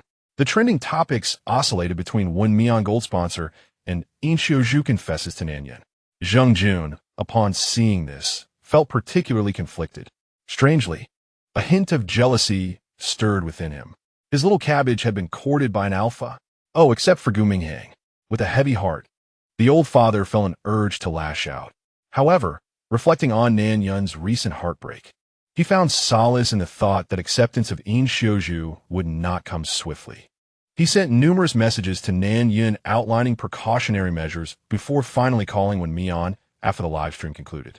To his surprise, it was Shen Junyi who answered. Responding coldly, "What is it?" In Chapter 69, "You are a scoundrel." Zheng Jun's frustration was palpable as he demanded, "Have Wen Mian take the call." Moments later, Wen Mian's voice came through. "Zheng, I'm right here." Taking a deep breath to compose himself, Zheng Jun maintained his calm demeanor. Nan Yun has conducted a live stream to help you gain traction. You need to swiftly record a clarification video and post it on your account. I will send you the content shortly. On the other end, Wen Mian paused for a moment before responding. "All right. You two need to exercise restraint while recording." Zheng Jun reiterated, his concern evident. Rest assured, Shen Junyi's tone suddenly turned serious. "I do not believe that Xia Qing acted impulsively. You should have someone investigate. The results will be in the Sheng an announcement tomorrow." Understood. Shen Junyi ended the call and returned the phone to Wen Mian. "Can you guess how many people are involved?" Wen Mian met Shen Junyi's icy gaze, and after a brief silence, he asserted, "You are suggesting that Xia Qing has accomplices." It was not a question, but a certainty. Shen Junyi ruffled Wen Mian's hair. "Clever." Wen Mian continued, "She has certainly been planning this for a while. The contract photographs on her phone are not accessible to just anyone. Are there any loose ends with Tang Xiao?" Shen Junyi narrowed his eyes, a dangerous aura emanating from him. Regardless of whether there are, tomorrow will be his last day of carefree indulgence. Wen Mian, undeterred by Shen Junyi's intensity, found herself drawn to him even more. Her eyes sparkled, prompting Shen Junyi to feel a protective urge. He instinctively covered her eyes, fearing he might lose control if he looked too long. As Wen Mian attempted to remove his hand, they were interrupted by Qi Ling's voice. "You two need to be mindful. There are others in the room." The recording in the small town concluded with Yin Zhou revealing his secrets. Since Shen Junyi was staying in a separate villa, Director Lin suggested that Wen Mian and Qi Ling share a room, allowing them to relocate to the adjacent accommodation. Naturally, both moved, and Director Lin had no objections. However, Qi Ling, feeling too lazy to pack, left only Wen Mian to make the move. Just as her luggage was packed, the phone rang. Gu Junhang was returning from his business trip, asking if she would record a few episodes alongside him. Noticing Wen Mian's flushed ears, Shen Junyi released her. "Like you two, I'll be heading back after tomorrow's recording." Watching the young couple bask in their affection made him yearn for his own partner. Recalling something, he added, "Dear Mian, you should mention Qiming to Zheng Jun when you have the chance." Wen Mian, puzzled, replied. Shen Junyi clarified. Much of what she said today was not the truth. Qi Ling patted Wen Mian's shoulder. "Your Zhenggu is quite the unfortunate soul." Wen Mian's imagination began to wander, contemplating whether Zheng Jun's perpetual singlehood stemmed from past wounds. Qi Ling glanced at Shen Junyi and shrugged. "Who knows?" Wen Mian concluded. Then he should refrain from mentioning the alpha's name in front of Zhenggu in the future. Shen Junyi grasped the suitcase and addressed Wen Mian. "Let us depart." Mian. "All right." However, little did they anticipate that upon stepping outside, they would encounter the tumultuous scene involving Mou and Yinzhou. "Yinzhou, who granted you the audacity to openly express your affection for me? Are you aware that your words could jeopardize our group?" Yinzhou remained chillingly composed, then replaced me. Upon hearing the commotion, Mou held back his subsequent words. As he discerned Shen Junyi and Wen Mian, he released Yinzhou's hand, his expression reverting to indifference. Yinzhou instinctively stepped back, seeking refuge behind Wen Mian. "I wish to move next door with you." "Yinzhou, do not forget, it is because of whom you have the opportunity to be on this show." Montague exclaimed in exasperation. Yinzhou cast a glance at Wen Mian and, summoning his courage, declared, "If it were not for the popularity of our pairing, you would never have chosen me. Moreover, you are fully aware of my feelings for you. Yet you continue to dangle them before me. You are nothing but a scoundrel." He resolved to withdraw from the industry. Thus, he felt no trepidation in voicing his thoughts. In the past, he had been naive, yielding to Mo's every whim, including relinquishing the resources provided by his uncle without hesitation. Even when Mo bestowed gifts upon his beloved, he dared not utter a word of dissent. However, times had changed. He had awakened to reality. It would not happen again, nor would he grant Mo any favors. What did you say? Mo gazed at Yin Zhou in disbelief. Qi Ling stood by the door, arms crossed. Is your hearing impaired? He just called you a scoundrel. Mo felt a surge of rage and humiliation. His eyes fixed intently on Yin Zhou. You shall not regret this. Yin Zhou resolutely replied, I certainly will not. He merely lamented that he had discerned people's true nature too late, resulting in enduring such humiliation, an affront to his uncle's reputation. Mo resembled a wild dog, a tempest of frustration, glaring fiercely at Yin Zhou before storming upstairs. Once Mo departed, Yin Zhou reverted to his previously timid demeanor. He patted his racing heart and turned to Wen Mian and Qi Ling. Thank you both. Qi Ling remained silent, while Wen Mian offered a smile. Yin Zhou felt a twinge of apprehension towards Shen Junyi, reiterating his earlier request. May I accompany you to reside next door? Shen Junyi was not fond of third wheels, but did not object. Wen Mian understood his intent and encouraged Yin Zhou. If you wish to go, then go. I shall pack my belongings. Yin Zhou exclaimed joyfully. Previously, while with Mo, he had found it impossible to forge friendships. Additionally, Mo's affection for a particular Omega, who was seemingly innocent, often ensnared him in traps, leading others to perceive him as the malicious counterpart. Shen Junyi observed as Yin Zhou dashed back to his room. Then turned to Wen Mian. Has Zheng Jun sent you the content that needs clarification? Upon checking her phone, Wen Mian confirmed that he indeed had. Shen Junyi instructed, You record it in your room first. Qi Ling and I will wait for Yin Zhou at the door. Qi Ling remarked, When did he require our waiting? He can return to his room with us. Yet seeing Wen Mian nod, he remained still. What do you wish to say? Shen Junyi regarded him with a complex expression. Are you truly intent on making a comeback? Will Gu Juanheng consent to this? Years ago, when Qi Ling withdrew from the industry, fans and those within the circle presumed it was due to love, yet those familiar with him knew otherwise. The child, alas, may become a lifelong torment for Qi Ling, while the true perpetrator remains unknown, perhaps swallowed by some shark's belly. He certainly disagrees. Qi Ling, indifferent, remarked that he had no intention of making a comeback. Shen Junyi's expression grew more complex. Qi Ling snorted coldly, his tone unfriendly. If it weren't for your incessant delays in organizing matters, would I have bothered to come to this program to see my cousin's wife? Shen Junyi replied, You truly are one to make an astounding entrance after a period of silence. Qi Ling raised an eyebrow, his smile laden with meaning. The one who respects Omegas the most engages in more frivolous pursuits than they do. Shen Junyi rubbed his forehead, resolute in his intention to deduct Lin Feng's bonus. Such news could hardly be concealed. Chapter 70, A Night of Heartache in a Room. When Mian was reviewing the content sent by Zheng Jun, it merely outlined the key points that required clarification. The specifics were left to his own discretion. He positioned his phone to record an explanation regarding his contract with Tang Xiao and the absurdity of claiming Zheng Jun as his financial backer. After recording, he posted it on his account before stepping out. Upon seeing him emerge, Shen Junyi paused his conversation with Qi Ling to inquire, Is it done? When Mian nodded affirmatively. Yin Zhou had also packed his belongings, instinctively wary of Shen Junyi and cautiously standing beside Wen Mian. Mr. Shen, Mian, I am ready as well. Shall I offer you a ride? Qi Ling politely inquired. Naturally, Shen Junyi would not allow him to do so. Otherwise, Wen Mian would have to return him afterward. No need, he replied. When Yin Zhou noticed Shen Junyi reaching for his suitcase, he was taken aback and said, Mr. Shen, no, I can manage on my own. After saying this, he looked at Wen Mian for help. The stairs are tricky. Once we reach level ground, we will carry it ourselves.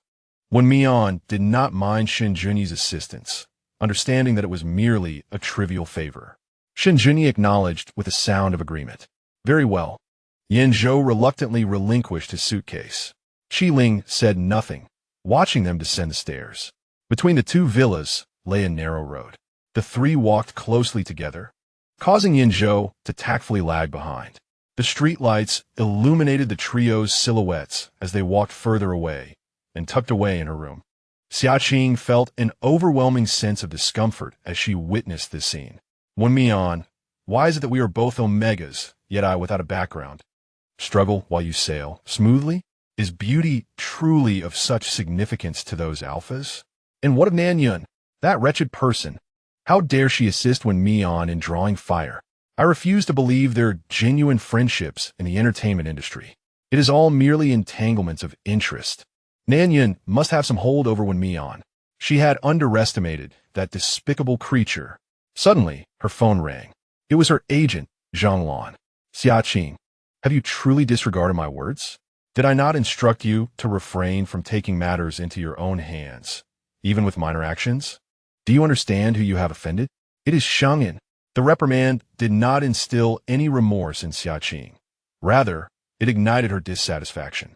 Zhang Lan, if I hadn't sought Mr. Wang's assistance to make you my agent, you would still be merely an assistant. Do not presume to act superior before me, or I shall have Mr. Wang dismiss you. Zhang Lan fell into silence. She never anticipated that her wholehearted dedication to Xiaqing would culminate in such a remark. Taking a deep breath, she replied, I understand. It's good that you know, Xiaqing retorted insistently. Remember, my appointing you as my agent was to resolve issues, not to reprimand you. Although Zhang Lan felt disheartened, she acknowledged that Xiaqing had once offered her support. To her, opportunities were vital, as was her own diligence. Softening her tone, she urged, Qing, the legal team at Shengin is formidable. If you apologize now, President Wang might still retain you. If you delay and Shengin pursues you, Zhang will be of no help. Xiaqing was impervious to her words. She could apologize to Zheng Jun, but there was no way she would apologize to Wen Mian. There were many in the industry who spoke harshly, and in the end, it always boiled down to interests and alliances to clear their names. Moreover, Zheng Jun's shares were hardly substantial. If they were, why was he still working for Gu Minghang? In any case, she would not yield. Silence. Xiaqing was accustomed to picking on the weak. Upon Zhang Lan's softening, she grew even more obstinate. Who do you think you are to make decisions for President Wang? Let me tell you, he would never abandon me for a wretch. Besides, I am a favored artist of the company. Even if I am universally criticized, I am still popular. Zhang Lan thought to herself that it was futile to reason with someone so stubborn. In the face of Shengin, President Wang's company was hardly significant. So what if she was popular? A single ban from Shengin would render her untouchable in the industry. Unfortunately, Xiaqing did not grasp this. Perhaps she did, but she preferred to wallow in her narrow perception rather than accept reality. I shall refrain from further comments, as long as you understand. With a cold snort, Xiaqing hung up the phone. Just then, a knock resounded at the door. Knock, knock, knock. Xiaqing frowned. Who could be visiting her at this hour? She opened the door to find Qi Meng's calm, unperturbed eyes staring back at her. What brings you here? Xiaqing asked, visibly displeased. Earlier in the afternoon, during a game, she had invited Qi Meng to steer the conversation towards Wen Mian during the QA session. Yet, the timid girl had only dared to utter ambiguous statements. I merely wish to inform you not to underestimate Wen Mian. Gazing into Qi Meng's inscrutable eyes, Xiaqing furrowed her brow. What, do you also believe I will lose?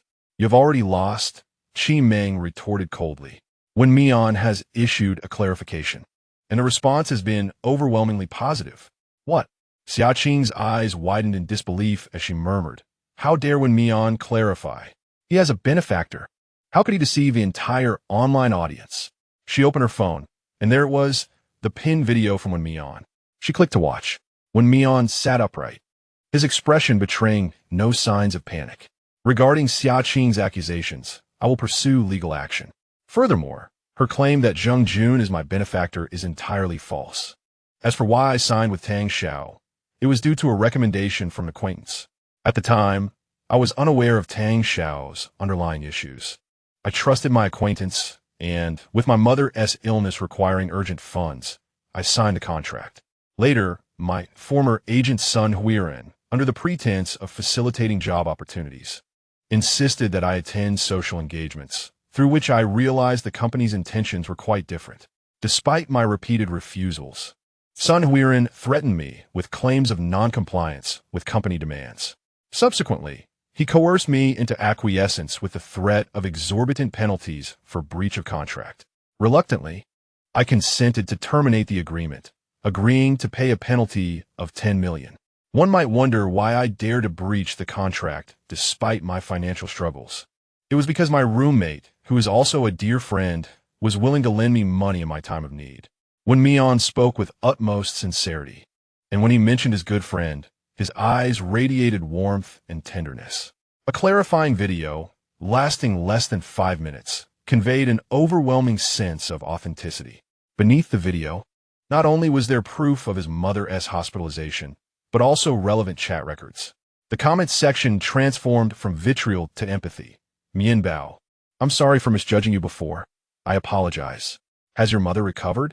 No wonder you mentioned working 5 jobs a day. It's because of her illness. The heartfelt exchanges between Mian and his friend were truly touching. I yearn for such friends, those who, when faced with adversity, would implore me for assistance. Mian, you must pursue legal accountability. Those who spread rumors must not go unpunished. The little beauty will surely thrive. Xiaoqing scoured through the comments, unable to find even a single derogatory remark. Frustrated, she contemplated smashing her phone, but refrained due to the presence of others. Did you come merely to remind me? She questioned, unable to believe Qi Meng could be so benevolent. Qi Meng shook her head, a smirk playing on her lips. Of course not. I am here to mock you. Xiaoqing's eyes flared with rage. She raised her hand, intending to slap Qi Meng, but her wrist was seized. I hold grudges. Even the smallest grievances are intolerable, Qi Meng declared, releasing her and adding, you should reflect on whether, after tomorrow, you will still be a celebrated star or merely a pariah. Qi Meng, Xiaoqing screamed, wishing she could tear her to shreds. Don't shout, Qi Meng interjected, placing a finger to her lips and gesturing towards the surveillance camera outside the door. The cameras within the room might be disabled, but those in the corridor were not. Xiaoqing seethed with frustration, regretting having opened the door to this wretched woman. Securing a contract with Tang Xiao is indeed impressive, Qi Meng taunted, but alas, you lack witnesses on your side. With that, she turned to leave. Little did she know, upon turning away, Qi Meng's expression immediately fell. Once inside her room, her demeanor turned icy. Xiaoqing, if you remain oblivious to this, it can only be said you are worthless. At the door, Xiaoqing slammed it shut with a resounding thud. That old hag Qi Meng, how dare she take advantage of me? Fury ignited within her, and as Qi Meng's final expression flickered in her mind, she suddenly froze. That's right, witnesses. If Wen Mian could produce chat records as evidence, why couldn't she find that acquaintance to counter Wen Mian's claims? A smile crept across Xiaoqing's face. That old wretch Qi Meng certainly never anticipated she would indeed have a witness. She awaited the sight of their displeased expressions. She messaged Zhonglan, if you don't want me to have matters to attend to tomorrow, bring someone over immediately. If you fail to manage this, you may as well resign. As night deepened, the lights of another villa illuminated the darkness. Shen Junyi carried the suitcases of Wen Mian and Yin Zhou to the 2nd floor. This villa was smaller than the previous one and lacked a 3rd floor. Shen Junyi took the initiative to say, you two will sleep in the rooms upstairs. I will occupy the ground floor. Yin Zhou nodded, glancing at the two. Well, it's a bit late. I shall retire for the night. With that, he tugged his suitcase, casually pushed open a room, and swiftly slipped inside, closing the door behind him. Wen Mian remarked, they are not going to eat us, awkwardly touching her nose. Shen Junyi raised an eyebrow. At least they are perceptive, recognizing the need to allow us some privacy. Understanding his implication, Wen Mian stated, I will just put my luggage down. Shen Junyi had no objections and reminded her. The villa's cameras are only installed in the hall and the rooms. Originally, this was a staff residence, but due to an increase in the number of guests, the production team had to relocate. When Wen Mian emerged after organizing her belongings, Shen Junyi inquired, are you hungry? Wen Mian's stomach still felt full. Just as she was about to shake her head, she noticed Shen Junyi's threatening gaze. There seemed to be fruits in the kitchen. Would you care for a glass of juice? Yes, Wen Mian thought. Could it be what she suspected? Then let us go. Shen Junyi led the way, with Wen Mian closely following. Upon entering the kitchen, Wen Mian discovered, to her relief, that there were indeed no cameras. Furthermore, due to the terrain, the entire house was enveloped by stone walls, leaving only the front door exposed to the vastness outside. The kitchen, conveniently located at the back near the armchair, was dimly lit and not easily overlooked, requiring illumination even during the day. Her fingers tightened slightly. She felt akin to a lamb ensnared in a tiger's den. Shen Junyi, where are the fruits? Shen Junyi smiled, pulling her close and wrapping his arm around her waist. Do you truly desire juice, Wen Mian? Wen Mian responded, I can't shake the feeling that this juice is not what it seems.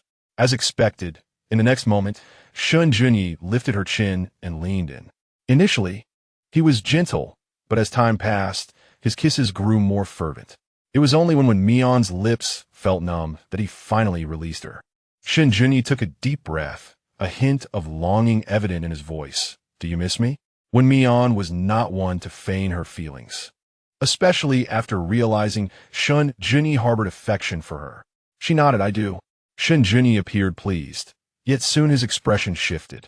He leaned close to her ear, whispering a phrase that left Wen Mian's cheeks flushed like ripe apples. This villa is rented. Once you finish recording, I will purchase it outright. Shen Junyi was indeed quite extravagant. Wen Mian glanced towards the living room, noting Yin Zhou's presence. So, you also wish for Wen Mian to stay? Shen Junyi seized upon this critical point. Meeting the gaze of the alpha, filled with his reflection, Wen Mian found it difficult to voice any insincere words. Come with me. Shen Junyi took Wen Mian's hand, guiding her towards a small door in the kitchen. Given the kitchen's location at the back and the large household, every room upstairs was equipped with its own bathroom, while the downstairs only had two. The two restrooms downstairs are separated by merely a wall. The washroom leading to the living room was ingeniously constructed utilizing the leftover space from the staircase. The bathroom access through the small kitchen door lies on the opposite side. Shen Junyi inquired of the landlord why they did not simply merge the two spaces, to which the landlord replied that the original design intended for separate male and female restrooms, but insufficient space ultimately resulted in the current layout. Shen Junyi pushed open the bathroom door, his voice muffled. Wen Mian has arrived. The restroom was impeccably clean, yet Wen Mian felt a tinge of tension. Shen Junyi enveloped him from behind, teasingly asking, do we not resemble thieves? Wen Mian was guided before the mirror. The Omega's face bore a delicate blush, his willow-like eyes catching the light, exuding an air of poetic beauty. The Alpha buried his head in his shoulder, his gaze fixated on the Omega, filled with an overwhelming possessiveness. Wen Mian's breathing grew slightly erratic. The Alpha smiled, placing a hand on the button of his shirt, noticing its wrinkled state. It would be wonderful if there were a bathtub, Wen Mian murmured, biting his lip, aware that they had recording to do the next day. I know, he replied. The bathroom light remained illuminated for an hour, while the fruits left in the kitchen were soaked for a while before being placed into the juicer. Wen Mian ascended the stairs with the juice in hand, his legs trembling with fatigue. His attire remained pristine, appearing unchanged, yet Wen Mian knew it was anything but. He set the juice on the bedside table, grabbed his pajamas, and hastily entered the bathroom. Shen Junyi, in a good mood, tidied up the kitchen before returning to his room. A peaceful night ensued. Chapter 71. Not too tired, the guests did not share accommodations. Yet this did not prevent the crew from rising early. Wen Mian had stood in the bathroom for an hour last night and spent the day running about. Now lost in slumber. Upon hearing a knock at the door, he was momentarily dazed, recalling that he was still recording a show. He rose to open the door, where a staff member greeted him. Teacher Wen, did you sleep well last night?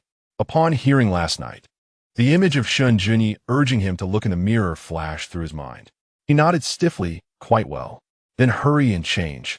Director Lin is calling for gathering. Okay. Oh my goodness. My wife's bare face is a stunning revelation. And those adorable tufts of hair, how charming. Is Mianbao's ear flushed from sleeping?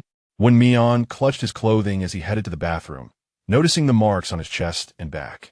He chose a short-sleeved shirt with a modest neckline and swapped his pants for loose-fitting trousers. When Shen Junyi beheld Wen Mian's attire, his eyes darkened momentarily. He swallowed hard and approached Wen Mian, greeting him, "Mian Mian, good morning." He added, "Did you enjoy the juice from last night?" Wen Mian felt a wave of unease, instinctively glancing at Yin Zhou, biting his lip as he glared at Shen Junyi. "Not good." Shen Junyi's expression fell. "Then I shall prepare a different flavor for you tonight." Wen Mian thought, the CEO is making juice for Mian Mian? How infuriating. The production team promised a 24-hour live stream. I want to witness their interactions, or I will cause a scene. Wait, the cup Wen Mian just washed, could it be the one made by the CEO? It's quite possible. Why is Yin Zhou absent? If you ask me, whom should I inquire? The meeting place remains the villa from before. Upon the arrival of the three, only Zhou Mao and Qi Ling were present in the courtyard. Ling Yi, Su Yi, Yansu greeted them warmly. Qi Ling stifled a yawn. "Good morning." His gaze briefly lingered on Shen Junyi and Wen Mian, causing a momentary pause. Wen Mian felt somewhat uneasy, as if Qi Ling was privy to some hidden truth. Zhou Mao, in high spirits, remarked, "I was so exhausted yesterday that I fell asleep immediately, and the quality of my sleep was exceptional." Yin Zhou nodded in agreement. "I felt the same." Qi Ling, having spent the entire afternoon in silence, remained a passive observer. When Wen Mian noticed their gazes upon her, she forced a nod. "Me too." Shen Junyi smiled brightly. "Fortunately, I am not too tired." Wen Mian felt Qi Ling's narrowed eyes upon her. Zhou Mao sincerely praised, "Shen's stamina is truly remarkable." Yin Zhou concurred. Being a boss entails managing countless affairs, which also requires stamina, Shen Junyi remarked with an implied meaning. Wen Mian sensed Qi Ling's internal scoff. Indeed, Shen Junyi, the domineering alpha, was taking advantage of the situation to tease her. This alpha had no sense of restraint. "After the recording today, I will leave that very night. What about the two of you?" Yin Zhou was momentarily perplexed, wondering if two referred to Shen Junyi and Wen Mian, while three included himself. Shen Junyi spoke enigmatically, "We may need to discuss the project, perhaps tomorrow." Wen Mian recalled his earlier comment and felt her legs involuntarily tremble. Zhengge said he would pick me up tomorrow and show Yunge the new script, she mentioned. Zhou Mao, oblivious to any unusual tension, expressed envy. Manager Zheng is truly dedicated. Even as a shareholder, he still takes such a hands-on approach with the artists. Yinzhou noticed someone arriving at the entrance and alerted. "Everyone is here."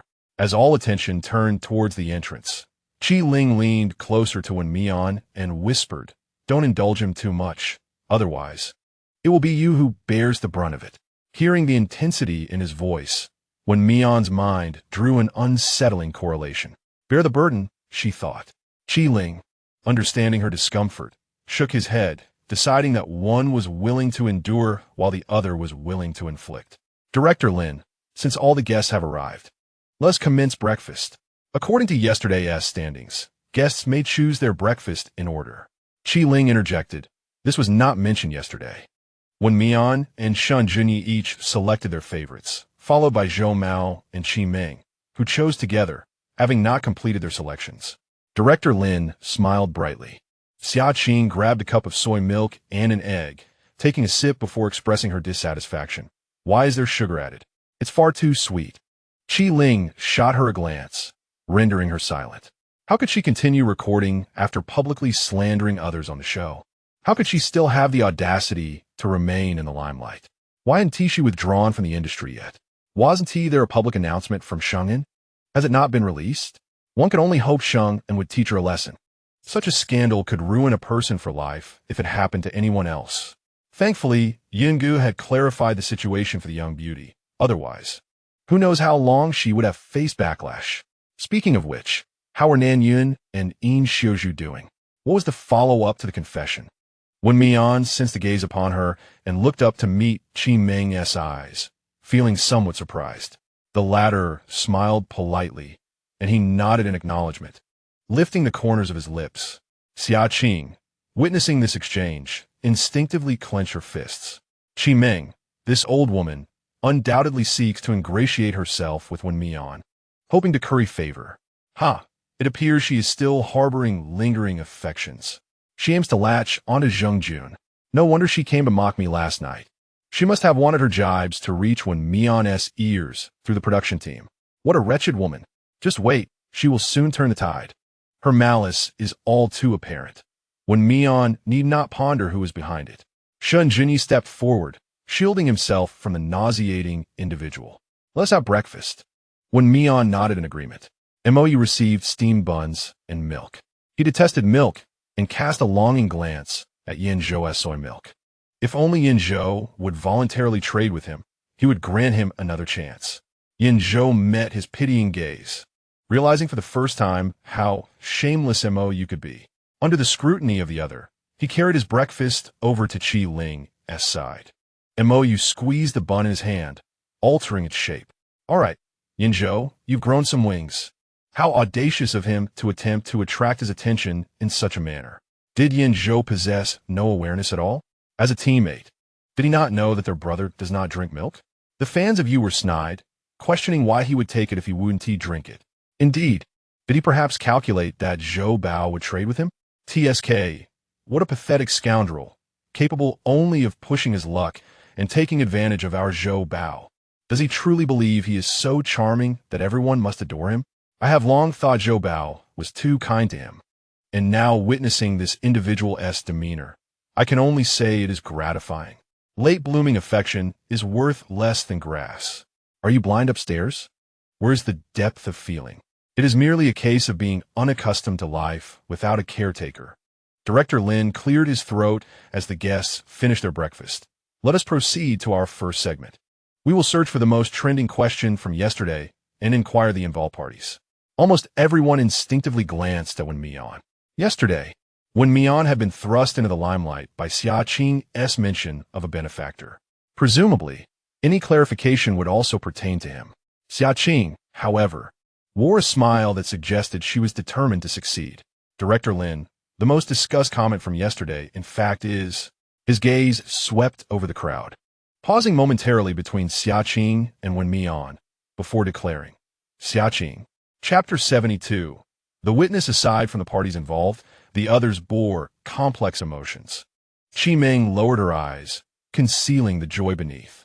This foolish Xia Qing still serves a purpose. It seems she has taken a hint. Let us await the spectacle. Zhou Mao scratched his head. Director, have you made a mistake? Yin Zhou nodded in agreement. Director Lin maintained an impassive expression. I have not. Qi Ling exchanged a look with Shen Junyi, who discreetly sent a message to Zheng Jun beneath the cover of the table. Wen Mian appeared contemplative. What was Xia Qing plotting? If someone has already been thoroughly condemned by netizens, yet still chooses to stir trouble, Wen Mian narrowed his eyes. He was curious to see how Xia Qing would exonerate herself. Mou pressed his lips together, visibly displeased.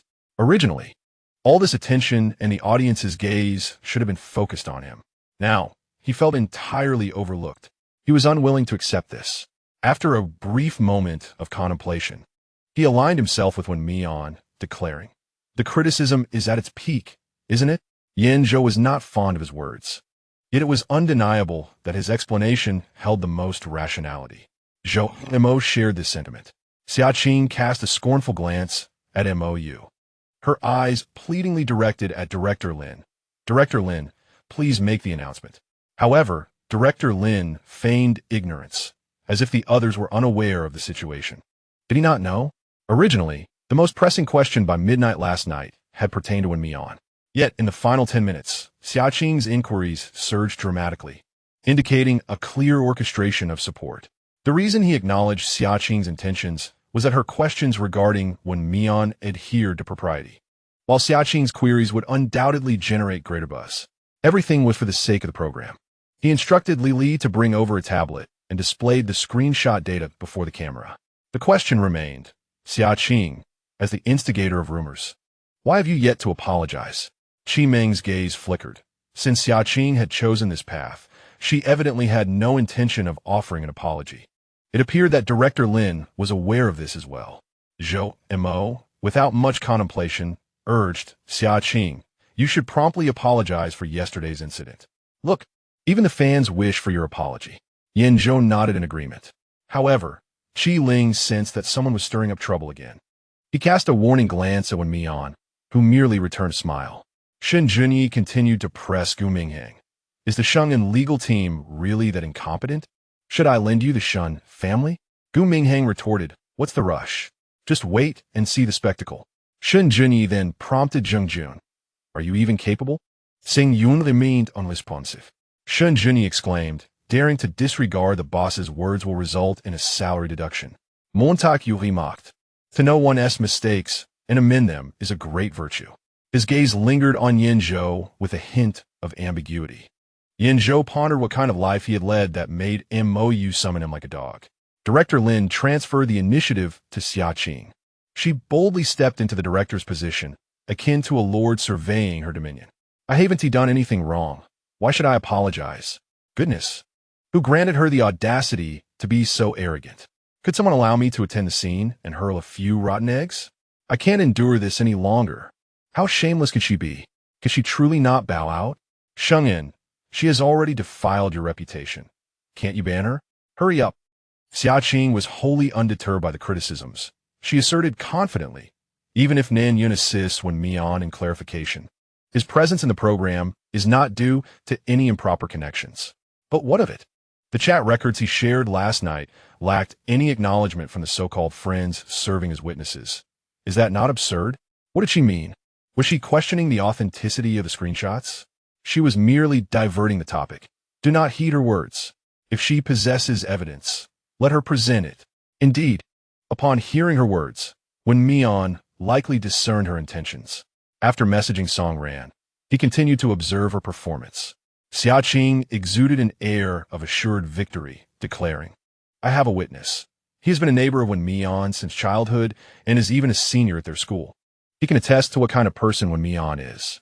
She clapped her hands, and an unremarkable-looking man entered the filming venue. Director Lin furrowed his brow, casting an unhappy glance at Li Li, who dared to conceal a person among the staff. Li Li believed he was boasting about his own merits, standing tall and content with himself. Director Lin remarked, once this recording concludes, let Li Li take his leave. Qi Ling, unsure of Wen Mian's acquaintances, quietly inquired, is he truly from the same school as you? He appears rather ordinary. Wen Mian nodded, his name is Shi Hao. It was he who introduced me to Sun Hairen. Qi Ling's gaze instantly turned frigid. Shen Junyi recalled that name. When Sun Hairen and Zhou Buduan were apprehended, this individual, though not captured alongside them, had nonetheless sullied his reputation at school. A pariah. Who would have imagined he would appear here? Xia Qing seized a microphone from Li Li and handed it to Shi Hao, encouraging, speak freely now. This is live, and Wen Mian dares not retaliate. Shi Hao nodded. He glared menacingly at Wen Mian, bitterly resenting why his life had turned so wretched while Wen Mian faced no consequences. Clearly, it was Wen Mian who deserved to descend into despair. He pointed at Wen Mian, accusing, I supported him while caring for his ailing mother, coordinating with hospitals, and even connecting him with an agent. Yet, once he ingratiated himself with the wealthy, he unceremoniously cast me aside. Fearing exposure, he tarnished my reputation at school, making me a target for scorn. I'm also a victim. I merely intended to assist him through his difficulties, but when that company faltered, he shifted all blame onto me. With Sun Hairen and Zhou Buduan imprisoned, he believes they cannot emerge to clarify matters. Wen Mian, await your turn to suffer, just as I have. No, it shall be 100-fold worse. I possess evidence of assisting his mother with hospital admission procedures, photographs of his contract with Tang Xiao, and videos of him disembarking from a luxury vehicle. His declarations were so fervent that one might wonder if there was truth to them. Both were students of the prestigious Beijing University. Would anyone dare to mention the official account? The students of your esteemed institution are truly chaotic. I wondered where Xia Qing's contract had originated. It seems this was the source. Surely, our Qingqing is only acting to seek justice for Shi Hao, hence her open accusations against Wen Mian. It must be so. Director, may we play the video? Xia Qing feigned inquiry. Director Lin instinctively glanced at Shen Junyi, who subtly nodded. In the footage, Wen Mian was seen stepping out of a Rolls-Royce, though the license plate remained unseen. Wen Mian exhaled in relief that Shen Junyi's plate had not been captured. Director, I believe I can explain, he began. Xia Qing frowned, What justification can you offer for your misdeeds?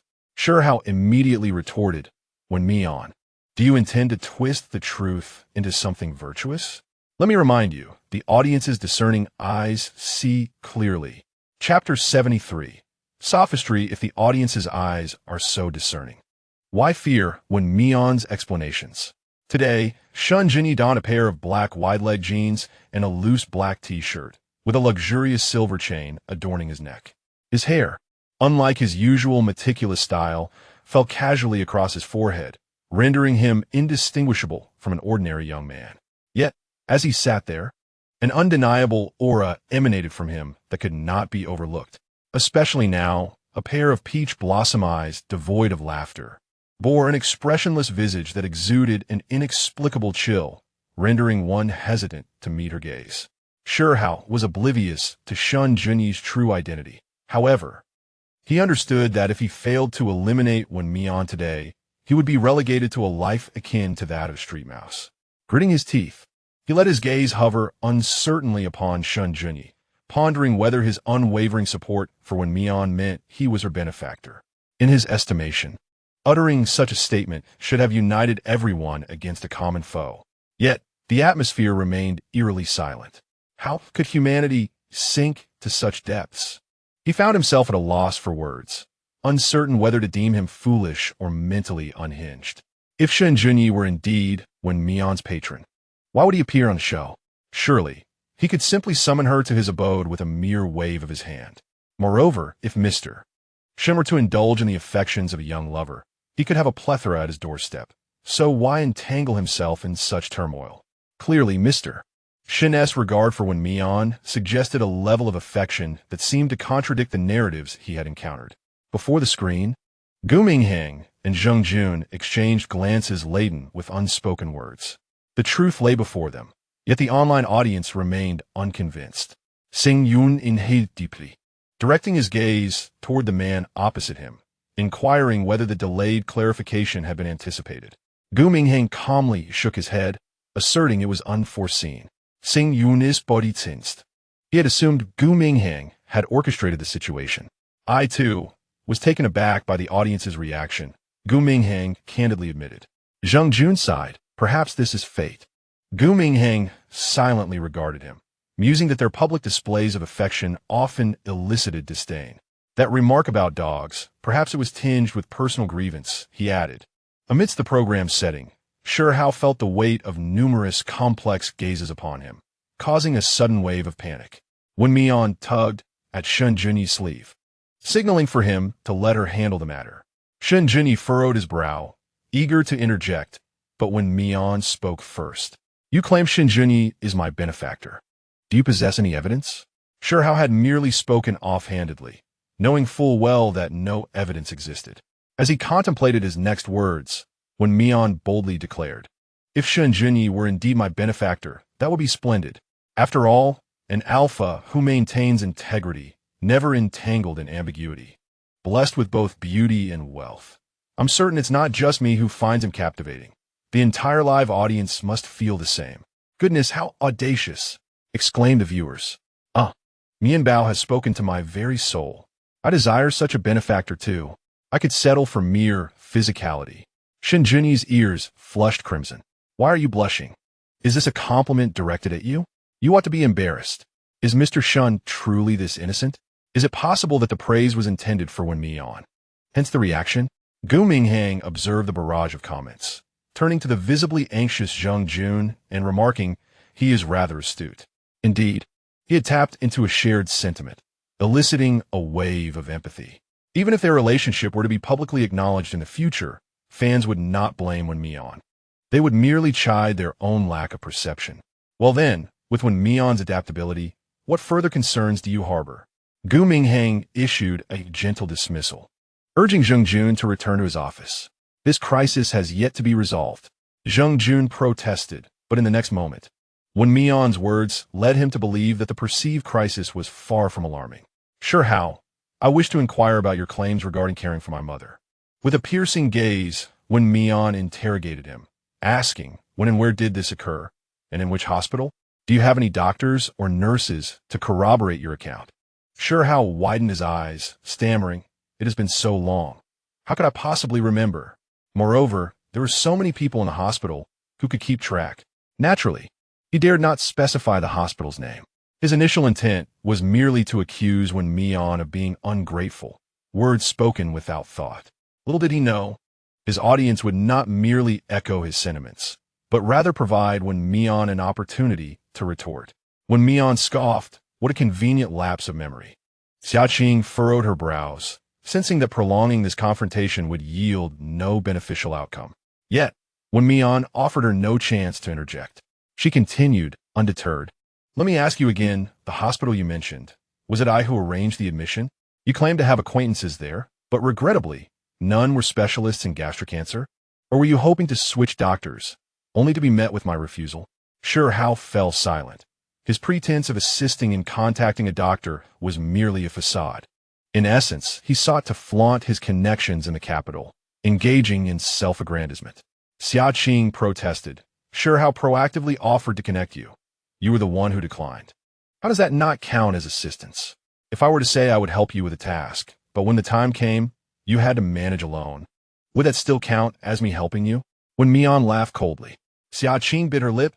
"You are twisting the narrative. This is rather shameless. You merely speak. You want to take advantage of others. Doesn't that border on deceit?" Indeed, Sure Hao's silence was an admission of truth to Wen Mian's assertions. Whether he actually contacted a doctor remained known only to him. And this was a student from the prestigious university of the capital. He ought to be expelled and sent to a lesser institution. Exactly. I doubt he has spoken a single truth. I suspect the earlier claims of care were mere fabrications. If he truly had cared, the nurses would have undoubtedly recognized him during their rounds. Right, especially with gastric cancer, the duration of hospitalization would surely leave an impression on the nurses. Those who associated with Xiaqing still held out hope for his integrity. How naive. Am I being unreasonable? Wen Mian advanced toward Sure Hao. "Let us discuss your affiliations with the affluent. As a mere impoverished student, working multiple jobs, how could I possibly find the time to engage with the wealthy? Or perhaps you suggest that this wealthy individual was introduced to me with ulterior motives?" Upon meeting the icy glint in Wen Mian's eyes, Sure Hao instinctively took a step back, fear creeping into his expression. Xiaqing quickly positioned herself in front of him, speculating with the utmost malice. "Who knows if you have met unsavory characters through your part-time jobs?" Shen Junyi could no longer contain himself. "Xiaqing, are you not being hypocritical in accusing Wen Mian of twisting words while you do the same?" Xiaqing, momentarily at a loss for words, retorted. "You and he are at odds. Kindly keep your distance." Wen Mian unceremoniously pushed her aside and continued addressing Sure Hao. "Now, let us deliberate further. Why is it that every artist you introduce to Sun Hairen has encountered misfortune? Take, for instance, the artist Jian, who is reported for misconduct." Chapter 74. Recording Qi Ling had been detached from the industry for years and was unfamiliar with this name. Upon observing the peculiar expressions on the faces of the crowd, he turned to Shen Junyi and inquired, "Who is Jian? This name sounds somewhat familiar. Is she an artist?" Sure Hao appeared to be anxious, his complexion pale. Was there truly something amiss? "I recall a minor celebrity named Jian, yet she is no longer alive. I wonder if she is the one Wen Mian referred to." "Goodness, there's a scandal. Please elaborate," I urged. To be succinct, Jian had previously made public allegations against Tang Xiao, claiming they employed unscrupulous methods to coerce artists into prostitution, and even suggested the existence of a gray industrial chain supported by concrete evidence. However, a sudden reversal occurred. There surfaced a video wherein she appeared to be the one initiating intimacy, and in that footage, she did not seem coerced at all. The outcome was predictable. Tang Xiao publicly accused her of distorting facts and threatened legal action. You know how the internet reacts. Unable to bear the pressure, she ultimately took her own life. Recently, it was uncovered that Tang Xiao had issues. So, Jian's claims were indeed valid? I remember Jian was also a student at the Imperial Capital University. Could it be that she is somehow connected to this Sure Hao? Shen Junyi had already uncovered Jian's situation while investigating Tang Xiao. Like Mian, she was a student at the same university. Her family had a gravely ill sister, and later, Through Hao's introduction, she became an artist under Sun Hiren. Sun Hiren? Isn't he the notorious agent involved in such dealings? The one from that viral video? Yes. Moreover, he compelled artists to cater to producers. If Hao was aware of the character of the person he introduced, then he truly is not a good individual. Qi Ling wore a grave expression. Those who do not regard omegas as human deserve to be punished. Wen Mian fixed a piercing gaze on Hao. Do you need me to jog your memory? He has a gravely ill sister to care for, and I have a mother who is dear to me. I once refrained from informing my mother, fearing it might worsen her condition. Now that my mother has recovered post-surgery, knowing these sordid affairs poses no harm. Do you consider this a mere coincidence? Sun Hiren ensnared him and recorded those videos. Tell me, did you and Sun Hiren ever ponder the damage you inflicted upon me? When Mian's cold words pierced like a knife, melting into his being, leaving behind a gaping wound. In that moment, Hao was struck by the notion that he was indeed a devil. Shen Junyi's brow furrowed in distress. He wished to shield Wen Mian from recalling this painful past. His clenched fists emitted a cracking sound. He had believed he had protected Wen Mian, only for such filth to ruin it all. Indeed, he should have let Hao suffer greatly before sending him away. I see now. Hao intends to ensnare Wen Mian just as he did Ji Yan. Yet, Wen Mian was luckier. He chose to terminate the contract and compensate rather than allow them to succeed. Ultimately, it seems Wen Mian's fortune shone brightly, coinciding with Tang Xiao's investigation. Had the timing been different, he might have met the same fate as Ji Yan. Just the thought of Mian enduring such tribulations fills me with rage toward Hao. Such refuse should remain in the trash, not emerge to wreak havoc upon others. I shall report this. I concur. Let us apprehend him. Being neighbors merely adds to the enmity. What are you saying? I cannot comprehend, Hao screeched, forcefully pushing Wen Mian away. Do not divert the topic. These are merely your conjectures. You possess no evidence whatsoever. Wen Mian was nearly thrown off balance, but fortunately, Shen Junyi was well prepared. Before the other party could spiral into madness, he had already risen to his feet and swiftly stepped forward, cradling Wen Mian in his embrace. Are you all right? Wen Mian met Shen Junyi's concerned gaze and shook her head. I'm fine. His eyes then fell upon the guilty-looking Hao. Do you not seek evidence? Here it is. Wen Mian raised her phone high, revealing a recording. Su Fan, I heard your family is in debt to loan sharks. With your looks, have you considered entering the entertainment industry? No, I'm rather introverted. It doesn't suit me. In the entertainment world, personality is not paramount. What matters most is appearance. Don't you wish to earn 2.08 million daily and effortlessly repay your debts? Forget it. I prefer to work earnestly, and I've already been accepted into the prestigious university in the capital. As long as I graduate, I won't struggle to find a good job. But you'll need 4 more years of university. You can wait, but can those demanding repayment afford to wait? I have acquaintances in Tangshao. I can help introduce you. I have no other demands. If you become successful, remember to lend me a hand. But no buts. As long as you agree to sign, I will immediately connect you with the most esteemed agent in Tangshao, Sun Hiren. You know him, right? He has abundant resources. Securing a deal for you will make your debt a trivial matter. The dialogue concluded here, yet the recording persisted. Next came Sun Hiren's monologue. Due to the low volume of the call, the other party's voice was inaudible. Brother Sun, rest assured about the person Mr. Zhao desires. He has a soft touch. Easily manipulated. I will send you the photos shortly. His family is deep in gambling debts. As long as we leverage this point, we need not worry about him being disobedient. The contract will be signed within these few days. Do not worry. The contract he sees will not be the same as the one we sign. Once he puts pen to paper, should he wish to back out, DLL face hefty penalties. Brother Sun, how is it going with Wen Mian? Can he truly afford to break the contract? Does that young master from the song family genuinely wish to pay him so much? The recording concluded at this juncture, and Wen Mian turned to Hao. Do you require me to contact the involved parties in your presence to verify the truth? Oh, and by the way, the luxury car you saw was not a lie. It was merely a rideshare. It was a dedicated rideshare back to school, with the preceding evidence laid bare. There was no need for Wen Mian to produce the rideshare order. Netizens readily explained it themselves. This Shihao is truly despicable. He and Sun Hairan deserve to be locked up together. Even that would be too lenient. Who knows how many promising Omegas have been harmed. Indeed, just because someone hails a luxury vehicle, they spread rumors about having a benefactor. It's utterly repugnant. Not long ago, I even took a ride in a Bentley. The owner said it was merely for the thrill of experiencing life. I've also been in a Lamborghini rideshare. The driver was a wild Omega, also seeking to experience life, and our conversation nearly drove me to madness. But I digress. We should be denouncing Shihao and Xiaqing. Yes. Wen Mian encountering Xiaqing is truly unfortunate.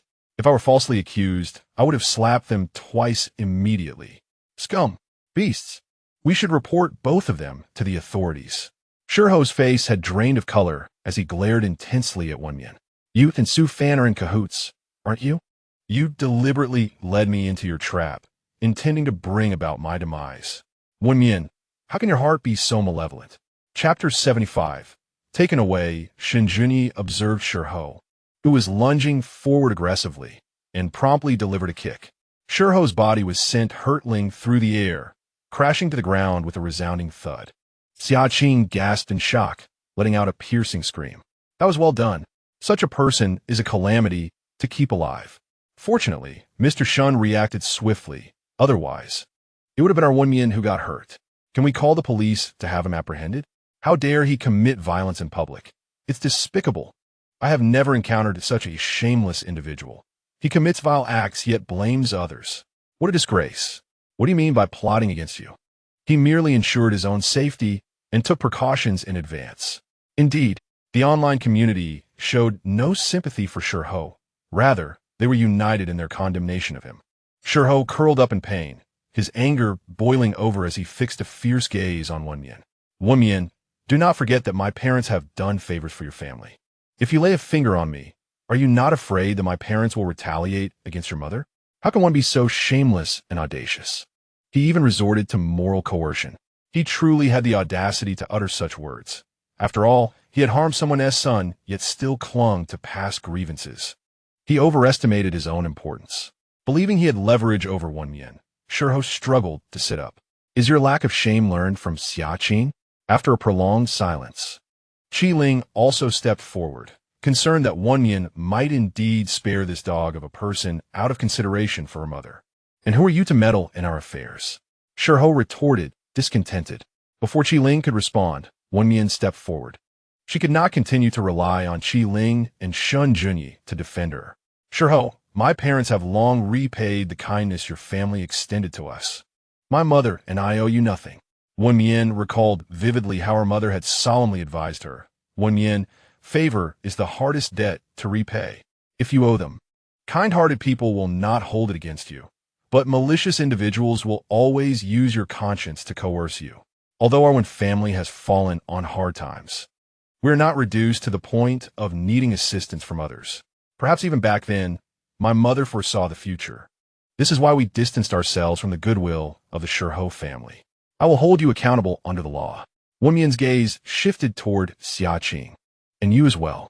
As her words lingered in the air, the village chief arrived, flanked by 2 uniformed officers. The duo marched straight toward Shihao and Xiaqing. Everyone, look, Sheng'an has issued a statement. Haha, what a relief. Sheng'an has already submitted materials to sue Xiaqing. Not only that, they have reported her to the police. Xiaqing is truly shameless. She even hired online trolls to slander Wen Mian. From the very beginning, she was the one stirring up trouble in the live stream. She deserves it. Who told Xiaqing to be so arrogant? Initially, I was drawn in by her vivacity, but it turns out she is nothing but a nuisance. Let us not allow her to harm anyone else. Let us get her arrested at once. Indeed, the company of the esteemed actor Gu Ying is commendable. When their artist faces troubles, they confront the situation head-on. The company of my idol seems to do nothing but apologize and muddle through each day. Once I graduate from university, I shall attempt to join Sheng'an. May this opulent fortune of Sheng'an embrace me. Who is Xiaqing? Come, accompany us. Xiaqing, at this moment, is gripped by fear exclaiming, "What do you intend to do? I have not committed murder. On what grounds do you take me away? Please cooperate with our investigation." "I refuse. You cannot arrest me. I'm a rising star." As she gazes at the approaching officers, she struggles desperately to break free. If she were to be apprehended in public, how would she ever clear her name? Absolutely not. I cannot go with them. Just then, two plainclothes officers, guided by a villager, arrived at the filming site. They approached Sher Hao directly, presenting their badges, and stated, "Sher Hao, we have received a report from Sister Ji Yin regarding your involvement in a criminal case. Please accompany us for questioning." Sher Hao, having just been kicked by Shen Junyi, lacked the strength to resist. He helplessly watched as the silver bracelet was clasped around his wrist, belatedly realizing, Ji Yin brought this upon herself. "It has nothing to do with me. Regardless of your involvement, please cooperate with our investigation." A wave of despair washed over Sher Hao, and suddenly, he turned to Wen Mian for help. "Wen Mian, for the sake of our brotherhood, please assist me. I do not wish to face imprisonment. If you claim Ji Yin's death has nothing to do with you, why are you afraid of jail?" Wen Mian remained unmoved. A flicker of guilt crossed Sher Hao's eyes. Ji Yin's demise was, in fact, partly his doing. "I cannot go to the police station. If I do, I shall never return. Wen Mian, please save me. I did not intend to frame you." Sher Hao pointed accusingly at Xia Qing, declaring, "It is her. She wishes to harm you, which is why she coerced me into providing false testimony. Truly, when I initially sent her the contract photos, it was merely to earn some money. I never intended to harm you. It was all her doing. She contacted me first." Xia Qing, fuming at Sher Hao's unfounded accusations, retorted, "Nonsense. When did I ever reach out to you first? It was you who approached me. Enough of this bickering." The officer shouted, and both parties exchanged glances before declaring, "Take them away." As Sher Hao was dragged off, he, in a fit of rage, spat at Wen Mian. "You will meet a terrible fate. You are so ungrateful." Shen Junyi's gaze turned dangerous. He would ensure that Sher Hao was well taken care of. Turning to Wen Mian, he advised her not to take his words to heart. Wen Mian shook her head. "I never concern myself with irrelevant individuals." Shen Junyi felt relieved. Finally, he was taken away. What a foolish creature. However, neither party admitted to being the first to initiate contact, which was rather amusing. Clearly, they were shirking responsibility. Perhaps our Mian shall live a long and vibrant life. Indeed, if I were present at the scene, I would tear his mouth apart. When Mian recalled Zheng Jun's instructions and approached Director Lin, bowing as she said, "I apologize, Director Lin, for disrupting the filming schedule." Although Director Lin maintained a neutral expression, internally he was elated. The show's popularity was soaring, and with the potential for penalties, it was quite favorable. Furthermore, Shungen owed him a favor, which would simplify future investment endeavors. He waved his hand dismissively. "It is not your fault." Upon concluding his remarks, he addressed the live camera, stating, "This incident serves to remind us that harming others ultimately leads to self-destruction. While conflicts may arise, we must refrain from resorting to dishonorable tactics, for the law remains an inviolable boundary for us." Seizing the moment, Director Lin extolled the righteousness of the program, yet Qi Meng appeared to diminish her presence. She cast her gaze downward, concealing the coldness in her eyes. Fortunately, no one noticed her unease. After today's recording, when Mian departed, eager to avoid any further disturbances, she covertly glanced at Wen Mian, a flicker of jealousy crossing her eyes. However, she masked her emotions adeptly, leaving no one the wiser. Chapter 76. Poisonous mushrooms. "I declare that today's task is to work the land," Director Lin stated, returning to the topic at hand with a cheerful demeanor. "As this is a rural program, how could we not engage in farming?" Zhou Mao, a star fond of exercise and sun-kissed skin, was the first to chime in. "Director Lin, working the land is no issue. Will there be a grand feast today?" Director Lin responded cryptically, "That remains a secret." The others regained their focus, with Mo sheathing his brilliance, inquiring, "Must we form teams today?" When Mian whispered to Shen Junyi, "Are you all right with this?" He truly could not fathom what it would be like for someone as distinguished as Shen Junyi to toil in the fields. An alpha could never admit to having issues. Shen Junyi's expression was less than amiable. When Mian replied, He didn't mean it that way. Besides, with an alpha's strength, even if he did have issues, Shen Junyi would not. At this thought, discomfort washed over him. Director, how do we divide groups with one person missing? Qi Ling raised his voice. Director Lin, with a smile, clarified, today, we will adopt an individual scoring system. There will be no teams. The tasks for today include catching a pound of loach from a paddy, picking tea from the tea mountain, foraging mushrooms in the hills, and cooking. Yin Zhou, puzzled, remarked, if someone is already cooking, what is the purpose of scoring? Qi Ling concurred, exactly. Director Lin explained, the authority over scoring does not rest with us, but rather with the host family you will assist. Furthermore, there is no limit to today's scoring. MOU inquired, can tasks overlap? Director Lin affirmed, indeed. Shen Junyi and Wen Mian exchanged glances, both sensing something amiss. The absence of scoring limits, coupled with the lack of food redemption, felt peculiar and deviated from the program's usual patterns. Qi Ling glanced at the quiet Qi Ming. Deep in thought, all right, everyone, choose your tasks and head to the respective locations. No need for teams, and overlapping tasks are allowed. Yin Zhou, reluctant to be left alone, yet not wanting to be a third wheel, clung to Qi Ling's arm. Lingu, may I select the same task as you? Of course. Qi Ling replied without objection. MOU's demeanor turned frosty. He wished to question Yin Zhou about why he did not follow him, but held back for the sake of pride. Director Lin surveyed the group and cleared his throat. By the way, Nan Yun and Yin Xiuzhu are returning today. They have chosen the Tea Mountain and will come directly from the hospital. Director, I choose to catch loach. Zhou Mao was the first to raise his hand. Shen Junyi turned to Wen Mian. What do you wish to choose? And you? Wen Mian countered. Shen Junyi looked to Director Lin. I choose to cook. In an instant, all eyes turned to him. Shen Junyi can cook? Wealthy and handsome, yet skilled in the culinary arts, he maintains a commendable decorum. What an extraordinary individual. Am I the only one who truly wonders if he can cook? Mr. Shen appears somewhat inept, even with a knife. Who could argue otherwise? Wen Mian remains skeptical, recalling that even an alpha struggles to peel apples properly. Then I shall gather mushrooms, he decides. Should Shen Junyi fail to earn any points, he could still benefit from this endeavor. Shen Junyi promptly changes his mind, declaring, then never mind, I shall also gather mushrooms. Qi Ling and Yin Zhou exchange glances, with Qi Ling asking, can you cook? Yin Zhou nods, having previously prepared a heart-shaped bento for MOU, only for it to be given to another Omega. Then we shall choose cooking, he responds submissively. MOU, frustrated, exclaims, I will catch loaches too. He glances at Yin Zhou, but alas, Yin Zhou's attention is elsewhere, prompting MOU to storm off in a huff. Qi Ming, unwilling to team up with Wen Mian, yet reluctant to join the overly clever Qi Ling, opts for tea picking instead. The group divides their tasks, with only Yin Zhou and Qi Ling remaining as the others depart in the production team's vehicle. Wen Mian and Shen Junyi's mushroom spot is the furthest, and crucially, the vehicle cannot enter the forest, necessitating a short walk for the two. Fortunately, a villager leads the way. Uncle Lu walks ahead, advising, do not pick the red or green ones. They are toxic.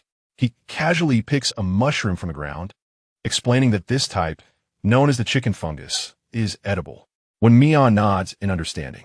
Shen Junyi picks a yellow mushroom, asking Uncle Lu, is this one safe to eat?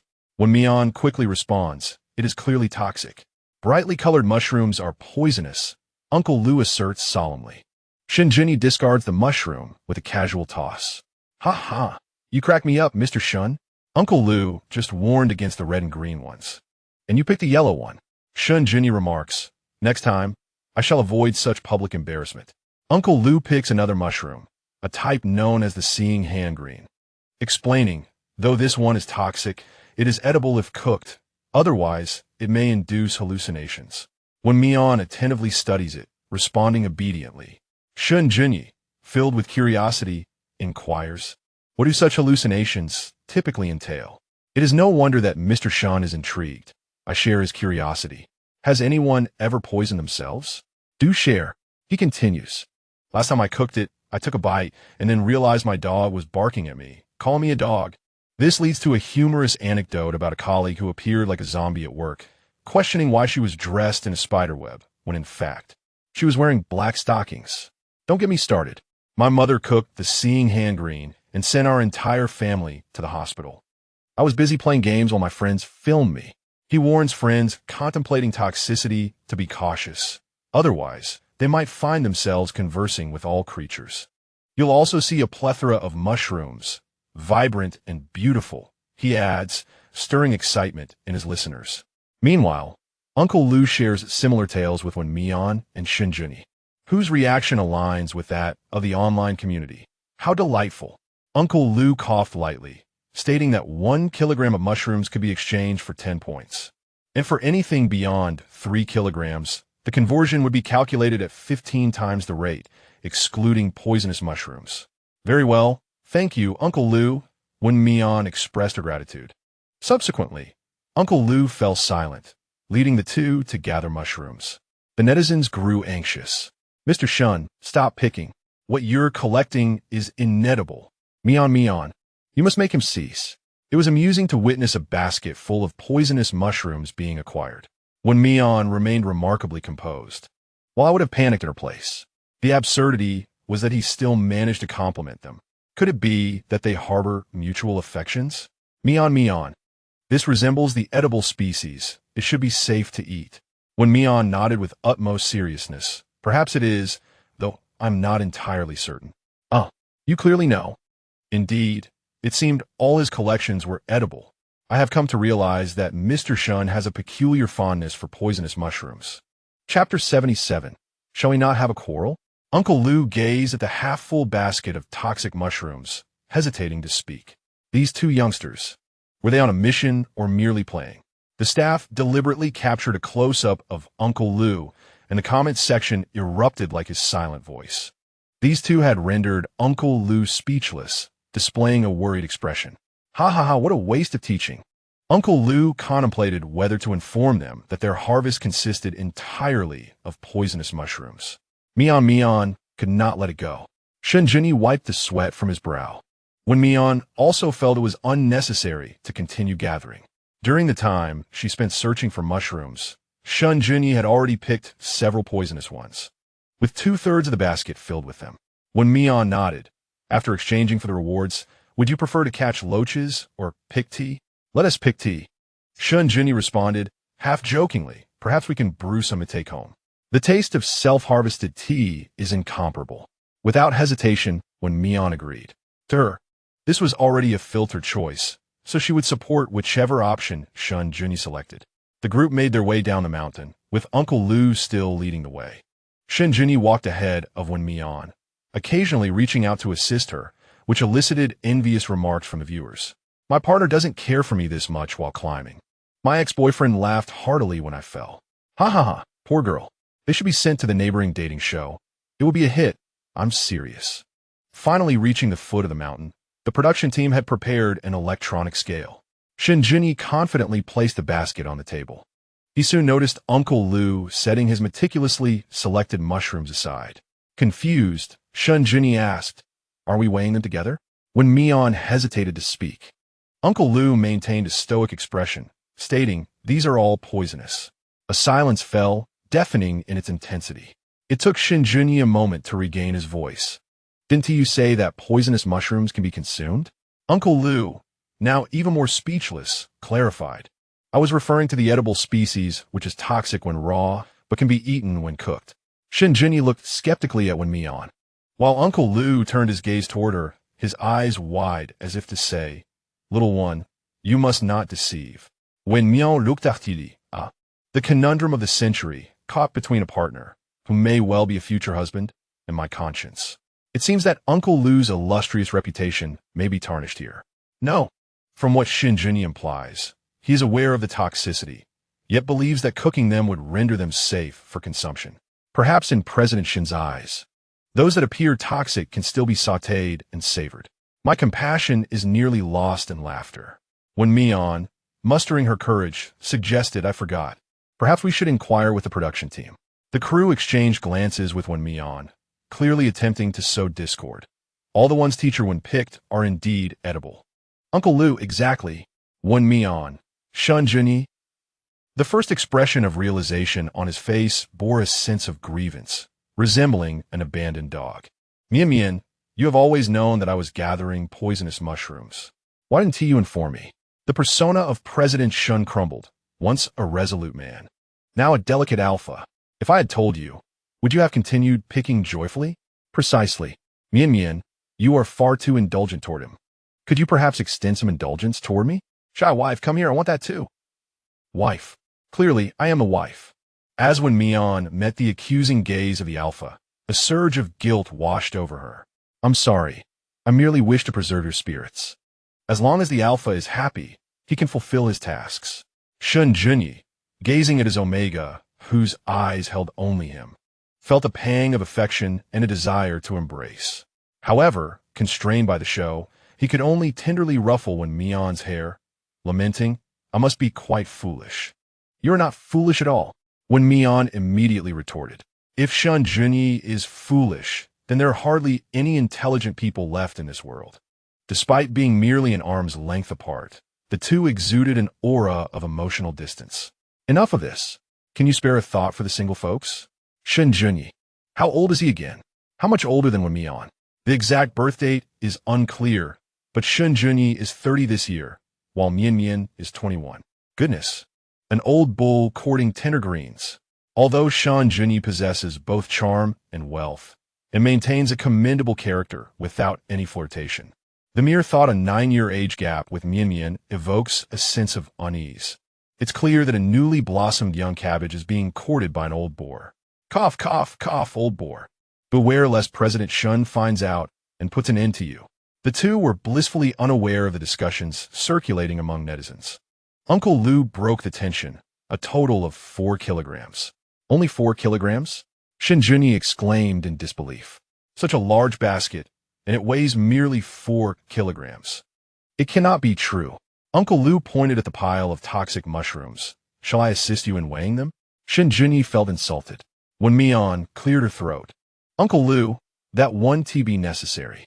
She pulled Shen Junyi closer. It's all right. We can still go and pick tea leaves. Shen Junyi's mood darkened. He felt he had let his wife down. No wonder Wen Mian initially wished to be a mere canary.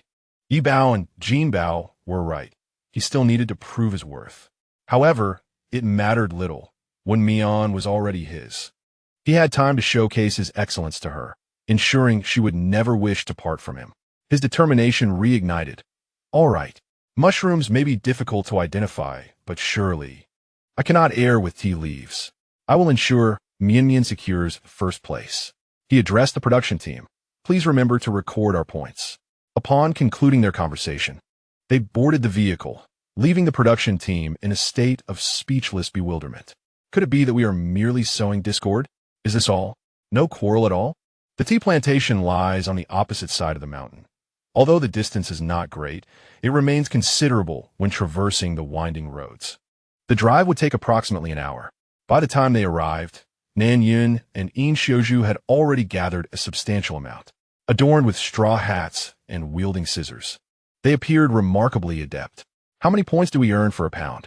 Shen Junyi inquired of the staff member who was seeking refuge under a large umbrella from the sun. The staff member gestured towards an elderly man nearby, who was fanning himself with a straw hat.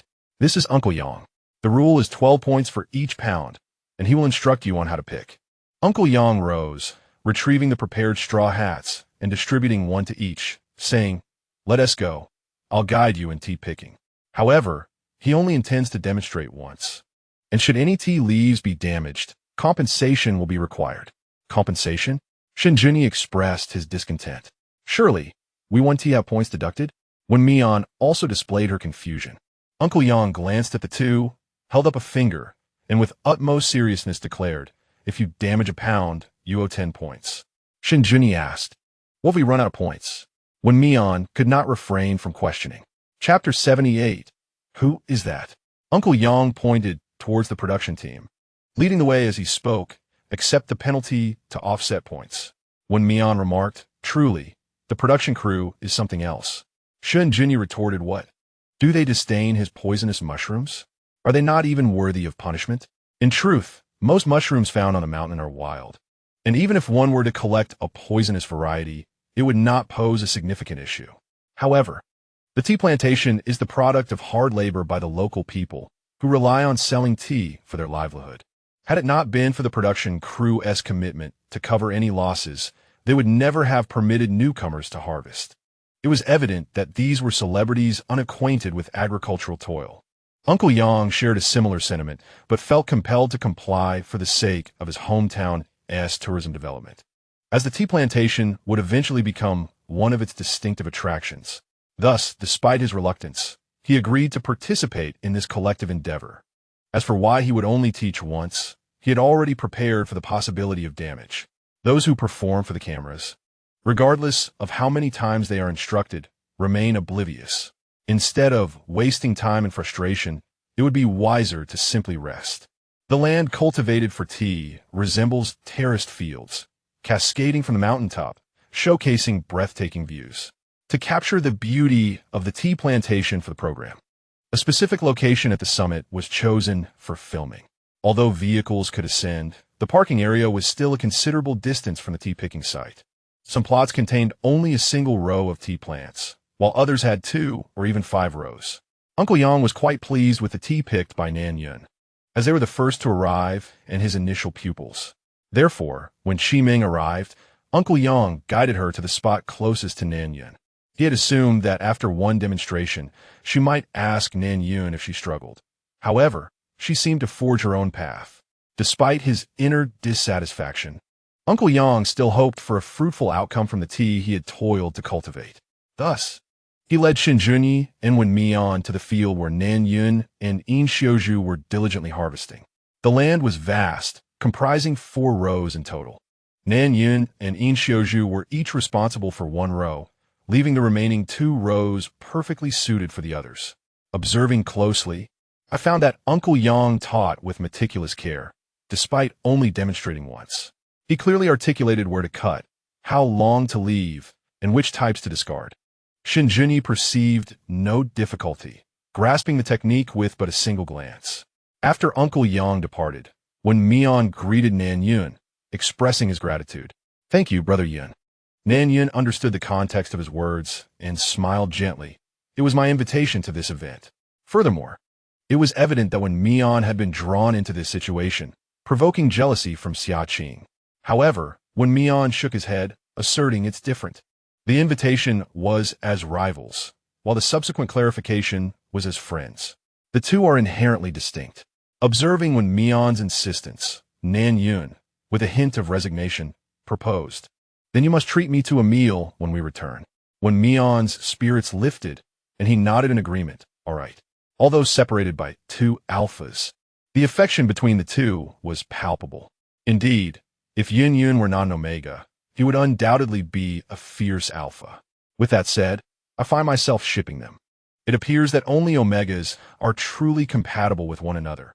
Alphas merely serve a physical purpose. Aha, tadmakasensa, Shen Junyi interjecta, blocking Wen Mian's bio. He turned to Wen Mian, saying, "It's too sunny. Stand behind my shadow." Wen Mian did not refuse. Nan Yun merely cast a brief glance before returning his focus to the tea leaves. The possessiveness of dog A was rather overwhelming. Yin Xiuzhu, feeling displeased, retorted, "Shen Junyi, your words lack consideration."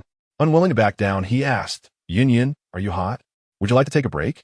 The tea leaves I gather will all count for you." Nan Yun shot him an exasperated glance, bluntly responding, "I don't want to be penalized." Yin Xiuzhu, with a look of grievance, protested, "I'm doing perfectly fine. Uncle Yang praised my work during the lesson." "Yin Yun," Shen Junyi interrupted, "you an alpha?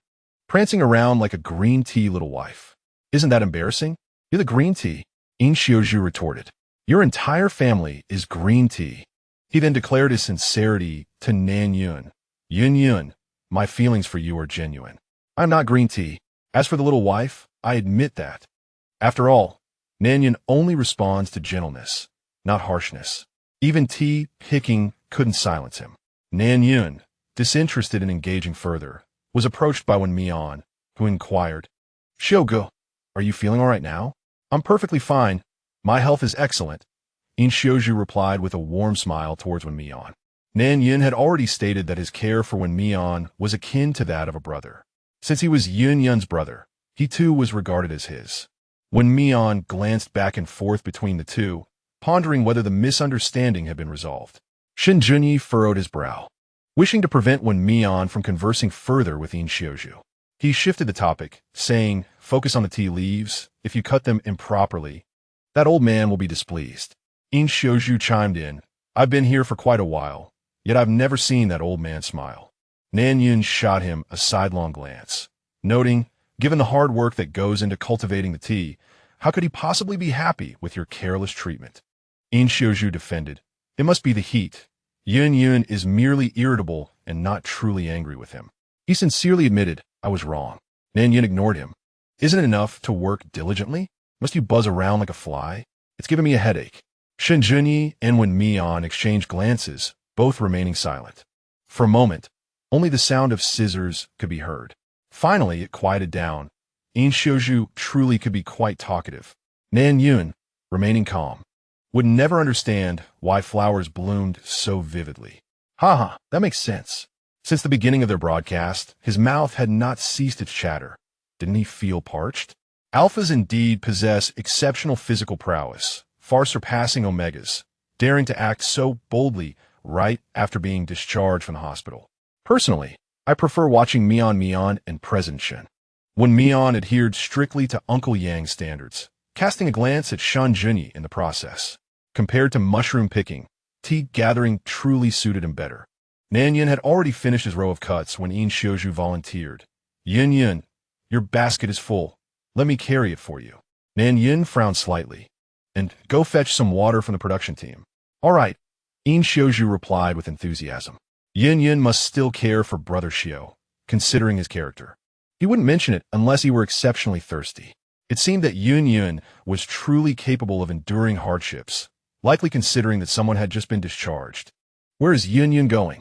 Nan Yun disregarded Shen Junyi and approached Wen Mian, lowering his voice to inquire, "Did you check whether Xiaqing and Shihao's accounts align?" Wen Mian paused, nodding. Nan Yun felt reassured and, without further hesitation, asked, "Is there any result?" "Not yet," Wen Mian replied, halting his scissor work and shaking his head. "Who do you think it might be?" "What do you mean by who? What riddle are you speaking? What are they discussing?" "I don't understand." "Neither do I. Could it be concerning Hao and Xiaqing?" "It's quite possible." "Then how do we explain that?" Chapter 79. Drink some water. When Mian shook his head, stating that without evidence, it was easy to invite scandalous gossip.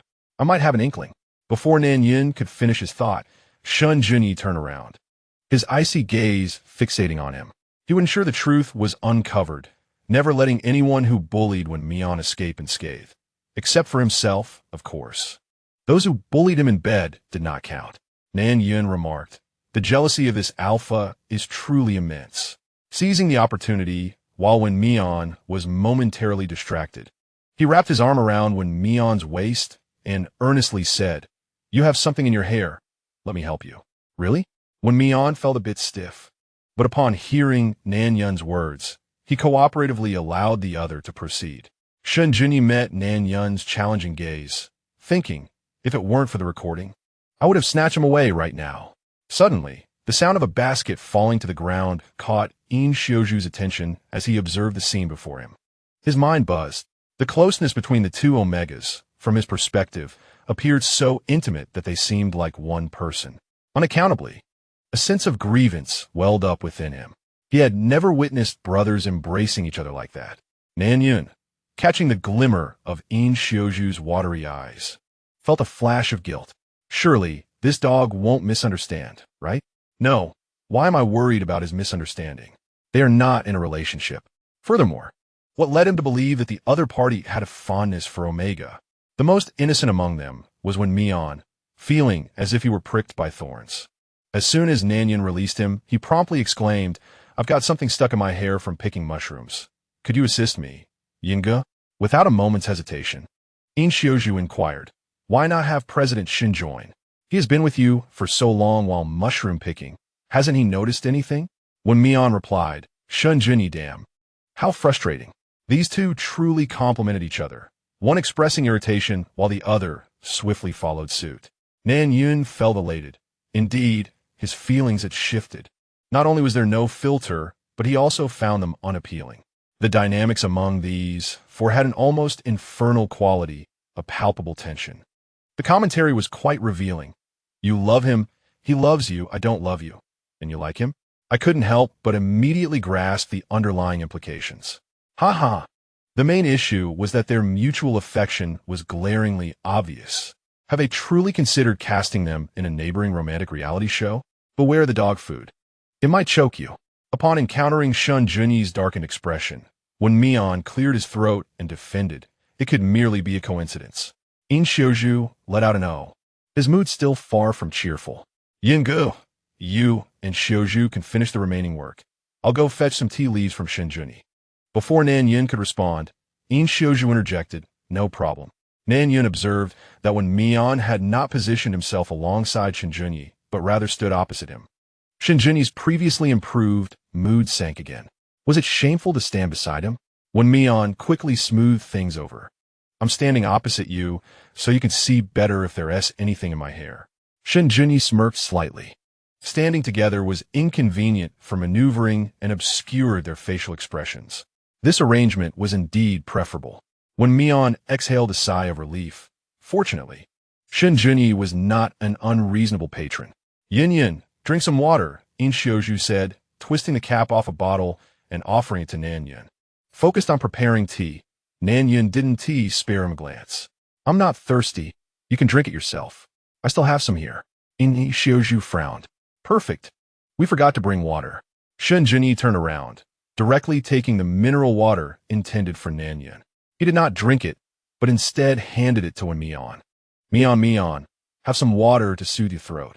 Wen Mian indeed felt a bit parched. He nodded and accepted. Thank you. Shen Junyi then turned to In Xiuzhu, saying, thanks. In Xiuzhu felt inexplicably defeated. How frustrating. He wondered when Yin would accept himself. Lowering his gaze, he exuded the melancholy of a large dog. Nan Yin cast a glance at him and, exasperated, said, hand it over. In Xiuzhu, taken aback, looked bewildered. Nan Yin reached out and reiterated, water. What on earth? Nan Yin exclaimed, what kind of fool is this? Is this the same person who previously opposed himself? Did he fall into a well and drown his senses? Observing the transition in Nan Yun's expression from impatience to bemusement and then to sympathy, In Xiuzhu instinctively resorted to his usual tactics, resting his chin on Nan Yun's hand. Wen Mian, Shen Junyi, Nan Yin, what the hell? Is In Xiuzhu really this adorable in front of Nan Yin? No.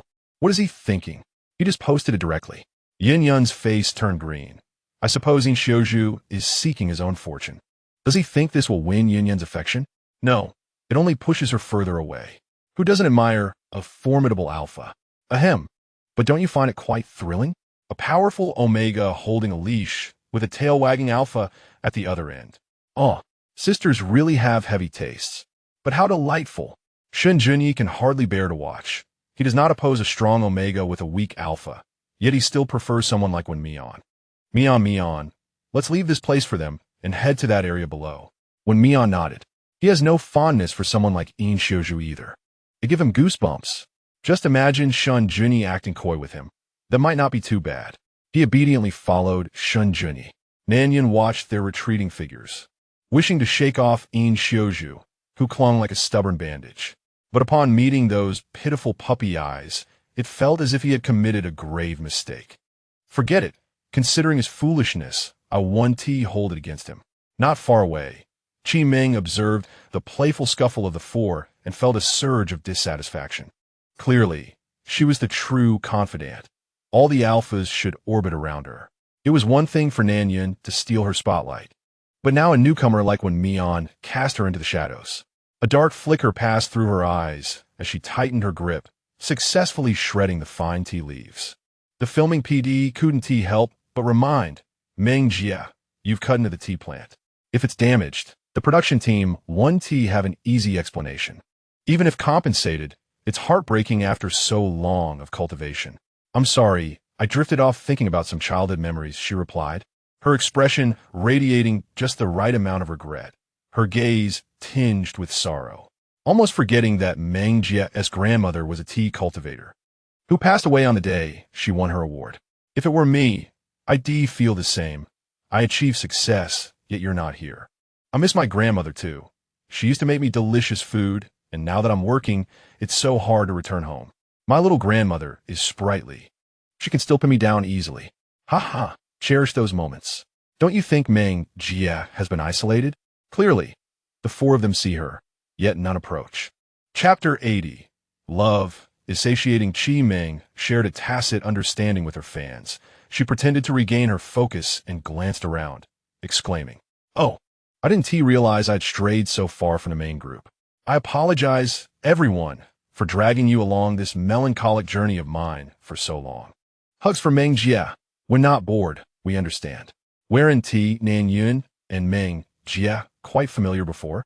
How come they can't even show a little consideration for Meng Jie's feelings? And that Wen Mian, all he does is cling to President Shen.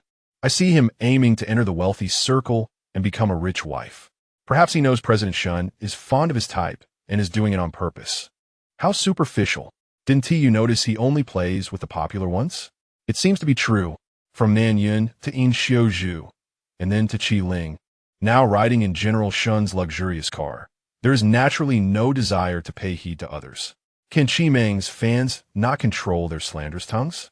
Is your Meng Jie such a coveted treasure that everyone must revolve around her? Must one be acquainted to comprehend your sister's sorrowful past? Do you think Sheng and his jesting? Could you refrain from emulating Xia Qing's fans in stirring up trouble?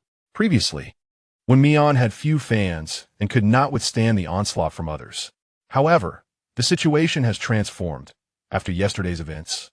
Wen Mian not only garnered a significant wave of admirers, but also attracted a multitude of devoted maternal fans. Their combativeness is formidable, fiercely protective of their beloved. Those who initially aimed to incite discord in the live broadcast were swiftly driven away by the maternal fans before they could even commence. The mountains are awash with tea, and it cannot possibly be consumed in just a day or two. Approaching midnight, the five paused their scissor work. Uncle Yang glanced at the piles of tea leaves on the ground, furrowing his brow, and suggested weighing the two of them first. He gestured towards Nan Yun and In Xiuzhu. The staff understood. If it could be weighed, it indicated they had met the standard. A total of 7 genes. So much for merely 7 genes? In Xiuzhu exclaimed in disbelief. Indeed, the tea appeared plentiful, yet it was light. He grimaced, noting 71,284 points.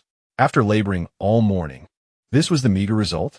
Such a large heap amounted to this? This is merely for the entertainment of the production team. Typically, such tea is harvested by machines. Yes, in no time, it is bagged, slowly cut with scissors, indeed a slow process. Moreover, In Xiuzhu occasionally distracted Yun Yun, which was quite commendable. Observing In Xiuzhu's dejected demeanor, Nan Yun gently patted his head, stating, 84 points, let us split it.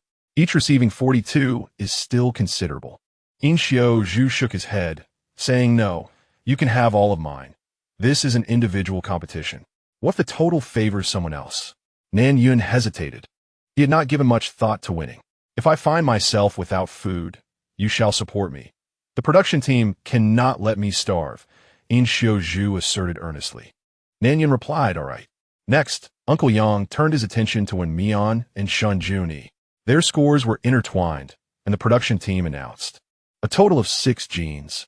What? In Xiuzhu was displeased. We arrived before them for so long, and we only have an extra gene? With their scores. Don't they surpass us? I have no more dealings with Mian than you do. Shen Junyi, he stated coldly. In Xiuzhu retorted. Yes, the one who fetched the water. Can't that be counted? Regrettably, he dared not voice this thought. What if Yin Yun accused him of being petty? He turned his head away, lapsing into silence. The staff stated a total of 72 points. General Shen, Teacher 1, shall we divide it? When Mian replied, attribute it to his score. Shen Junyi chimed in, assign it to Wen Mian. The two spoke in unison. Their eyes met, and they exchanged a smile. Nan Yun remarked, it truly is disheartening to witness such a lack of restraint. In Xiuzhu ground his teeth, muttering, damn it, I lost again. When will I ever reach a mutual understanding with Nan Yun? The staff suggested. Shall you discuss it further? Denying Wen Mian the opportunity to speak. Shen Junyi was the first to declare, assign it to Wen Mian. Congratulations to Teacher 1 for earning 72 points. And with the addition of 6 points from the mushrooms, the total is 78. In Xiuzhu. You guys have been busy with mushrooms for so long. And only got 6 points? Shen Junyi. They've been ridiculed. If he gets angry, wouldn't that just play into their hands? As long as it's not directed at his wife, he wouldn't be upset. He confidently stated, I have picked 2/3 of the poisonous mushrooms. Wen Mian. He is still pondering how to make up for it, while the others have already openly expressed their opinions. Nan Yun clicked his tongue. Shen has truly brought honor? Shen Junyi frowned, sensing that the following words would not be pleasant. Sure enough, Nan Yun remarked. Do you not feel any shame for dragging Mian down with you? Wen Mian quickly stepped in front of Shen Junyi, saying, Yungo, it was my slow picking that caused this. It's also because he picked the poisonous mushrooms too quickly. Otherwise, you could have gathered more, Nan Yun retorted. Wen Mian. Shen Junyi squinted slightly, realizing the truth. Nan Yun did not harbor any affection for him, but rather for his wife. Approaching her under the guise of liking him, he grasped Wen Mian's shoulders and turned her to face him, saying, Mian, I am truly sorry. Having never seen him so humble, Wen Mian quickly shook her head, insisting, it has nothing to do with you. Neither of us is at fault. We simply suffered from unfamiliarity. Mian is correct. Shen Junyi's charming eyes sparkled with amusement. Nan Yun, a sight to behold. Wen Mian was thoroughly captivated by Shen Junyi. In Xiuzhu suddenly had an epiphany and ceased to ridicule Shen Junyi. He rested his head on Nan Yun's shoulder and said, Yun, I apologize. It's all my fault for being slow. Otherwise, we could have ranked first. Nan Yun, is there something wrong with the brains of alphas? Your chin is digging into me, he said expressionlessly. In Xiuzhu immediately raised his head and patted his shoulder, saying, once I work on my muscles, you won't feel it anymore. Having skipped lunch, he felt full just watching the live stream. Let's send it over to the neighbors. Looking at it gives me a headache. It's not that I fear my idol finding a partner, but rather that I dread them being uninterested in a fan. Now, it's amusing, I'm a loyal admirer. Kneeling in adoration. Ha ha, Qi Meng is quite pitiful. The tea leaves she trimmed were subpar, and now she has to consume dog food. To add, the atmosphere on site is still quite tense. Honestly, judging by Uncle Yang's expression, you can tell how angry he is over the tea she trimmed. She has cut many tea plants, and it's uncertain if they will grow back next year. Did she donate her eyes to the blind, or was her brain devoured by zombies? This is unacceptable, Uncle Yang declared without negotiation, and ultimately couldn't tea help but add, if you cannot trim properly, you might as well withdraw early. Why keep fussing over the tea plants? Qi Meng did not anticipate being reprimanded in public. She steadied her emotions and replied, I apologize. You only taught once, and I thought I was doing it correctly. Chapter 81. Not compromising by withdrawing from a circle. This old man is utterly unreasonable. Who told him to teach only once? It served him right for ruining the tea plants. Exactly, knowing the importance of tea plants, yet allowing others to trim them, and then causing a ruckus when they are damaged. Isn't that just pure folly? What is this rural old man so proud of? It's just a few tea plants. They can grow back. Qi Meng's fans are truly amusing. Her grandmother cultivated tea, and having grown close to her since childhood, she nonetheless did not know that one must not carelessly trim the tea plants. Others grasp it with ease, yet for you, Dream Qi is merely a reflection of Uncle Yang's shortcomings. How amusing. Perhaps it is the folly of humanity. You should refrain from casting your snide remarks amidst the cacophony of comments. Yet it does not deter a few from aligning their thoughts with the netizens. Wen Mian calmly stated, Teacher Qi, Uncle Yang only taught us once as well. Nan Yun added, we too had but a single lesson. In Xiuzhu nodded in agreement. A wave of discomfort washed over Qi Meng. Unbeknownst to her, that greater embarrassment lay ahead. Blaming the teacher for one's own lack of comprehension is a common folly. Shen Junyi cast a cold glance at Qi Meng, sarcastically commenting, would you have us believe we are too clever? Qi Meng laughed. Haha, you are quite the wit, Mr. Shen. She continued, if we can blame others, why should I bear the brunt of my own ignorance? Amongst teachers, there may exist those who are not exemplary, yet in a class where the majority pass, the fault lies solely with the few who do not. As an audience member, having viewed it once, I discerned that she intentionally edited only the uppermost segment. Qi Meng's demeanor was rigid as she faced the 4 accusations, humbly asserting, I apologize, it is my oversight. My grandmother also cultivated tea, but she has passed, which has caused some distraction.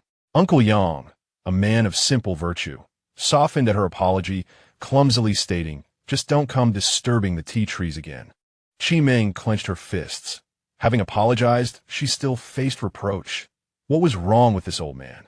Uncle Yang then turned to Wen Mian and the others, dryly expressing gratitude. He was merely a tea farmer, never expecting such renowned stars to defend him. Nan Yin replied with a smile, we are merely addressing the matter at hand. In Xiuzhu concurred, indeed. Shen Junyi glanced at the tea leaves on the ground, asking, Uncle Yang, may I purchase the portion that Wen Mian and I harvested? Wen Mian looked on in surprise. Your production team has compensated you. There is no need for further purchases. Uncle Yang quickly waved his hand. After packaging, the tea indeed holds value, but the tea in a farmer's hands is not expensive at all. Do you have more tea available? I wish to buy some as gifts. Shen Junyi intended to bring some for Xu Wang and Shen Lui, considering it a local specialty.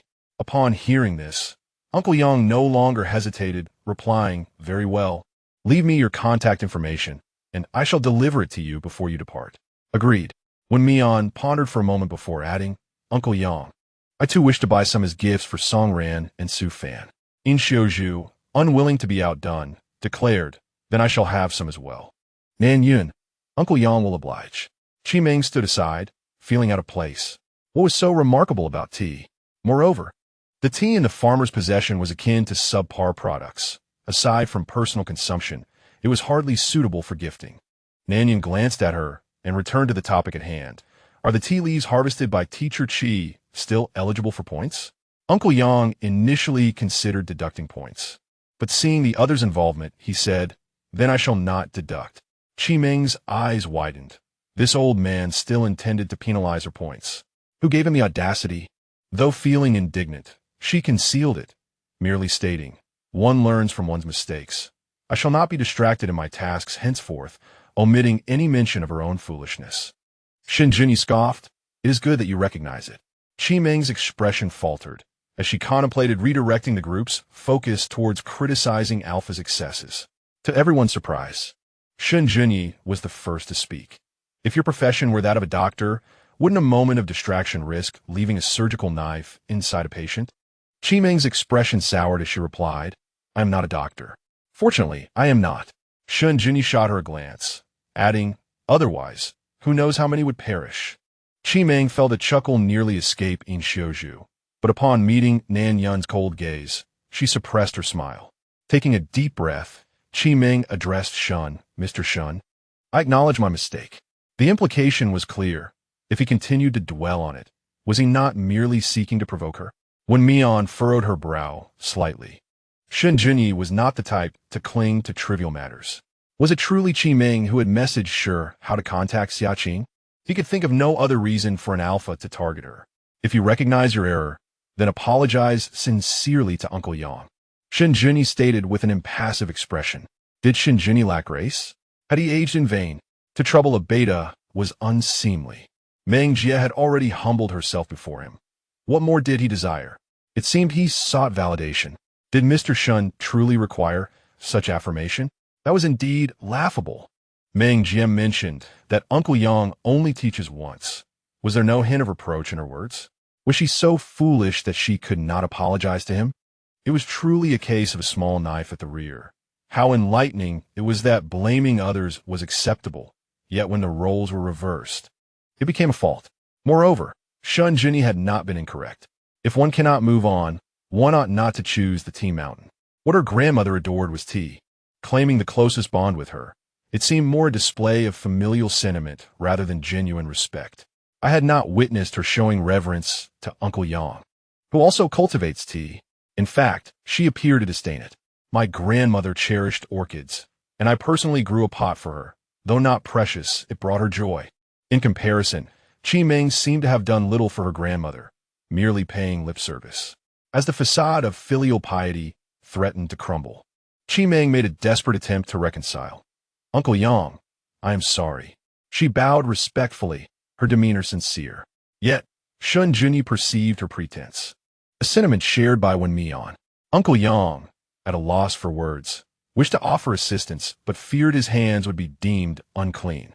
He could only gesture vigorously, insisting, "It's nothing, it's nothing." As the group descended the mountain, with only 2 vehicles remaining, one would need to accommodate 3 passengers. In Xiuzhu spoke first. "I'll ride with Yun Yun to foster our relationship. You 3 can share the other vehicle." After all, he had already confessed his feelings, so pursuing his affection openly was no matter. Nan Yun retorted, "Shen Junyi is even more brazen. I just had a falling out with Teacher Qi. Sharing a ride would make everyone uncomfortable." In Xiuzhu's eyes widened in disbelief. Could such things be said so openly? The viewers in the live stream were equally bewildered. How candidly had it been expressed? Truly, Shen Junyi was impressive. Qi Meng's expression was as if she had swallowed a fly. Nevertheless, I genuinely admire those who refuse to compromise themselves. I too wish to embody such a spirit. Nan Yun subtly indicated to Wen Mian, "Aren't you going to intervene?" Wen Mian feigned innocence, believing it sufficient as long as the alpha was pleased. The viewers, having just been toyed with by Xia Qing, were no longer so naive. "Nan Yun, let us ensure these 2 are locked together. The kind of situation where they cannot escape without marriage." In Xiuzhu, Mr. Shen, disrupting others' relationships could invoke divine retribution. When 2 individuals who are ill-suited share a vehicle, the likelihood of conflict escalates. Shen Junyi, unwilling to concede, locked eyes with Nan Yun. Qi Meng's countenance darkened. What did these take her for?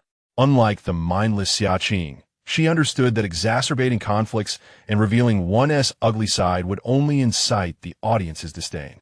She resolved to adopt an opposing strategy. Pressing her lips together, her brow furrowed in sorrow, she spoke in a desolate tone. "Perhaps the production team should send another vehicle? It seems rather excessive for 2 alphas to bully a beta. The targeting is far too blatant. It won't be long before we return, so why not make do? We come to the countryside. Do they still consider themselves as young masters? Is it possible that they truly are young masters? No, Qi Meng is not Xia Qing. She hasn't offended them, has she? Poor Qi Meng. If it were me, I would surely break down in tears and run away." Wen Mian and Nan Yun observed nearby. If the apologies were made due to Uncle Lu's matter, then targeting a girl like this is simply too much.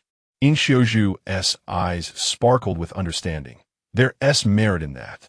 Shen Junyi's gaze shifted to the staff, as if to say, "Why aren't you moving?" The staff, caught in a dilemma, replied, "One of the vehicles has a flat tire, and switching it would take too much time.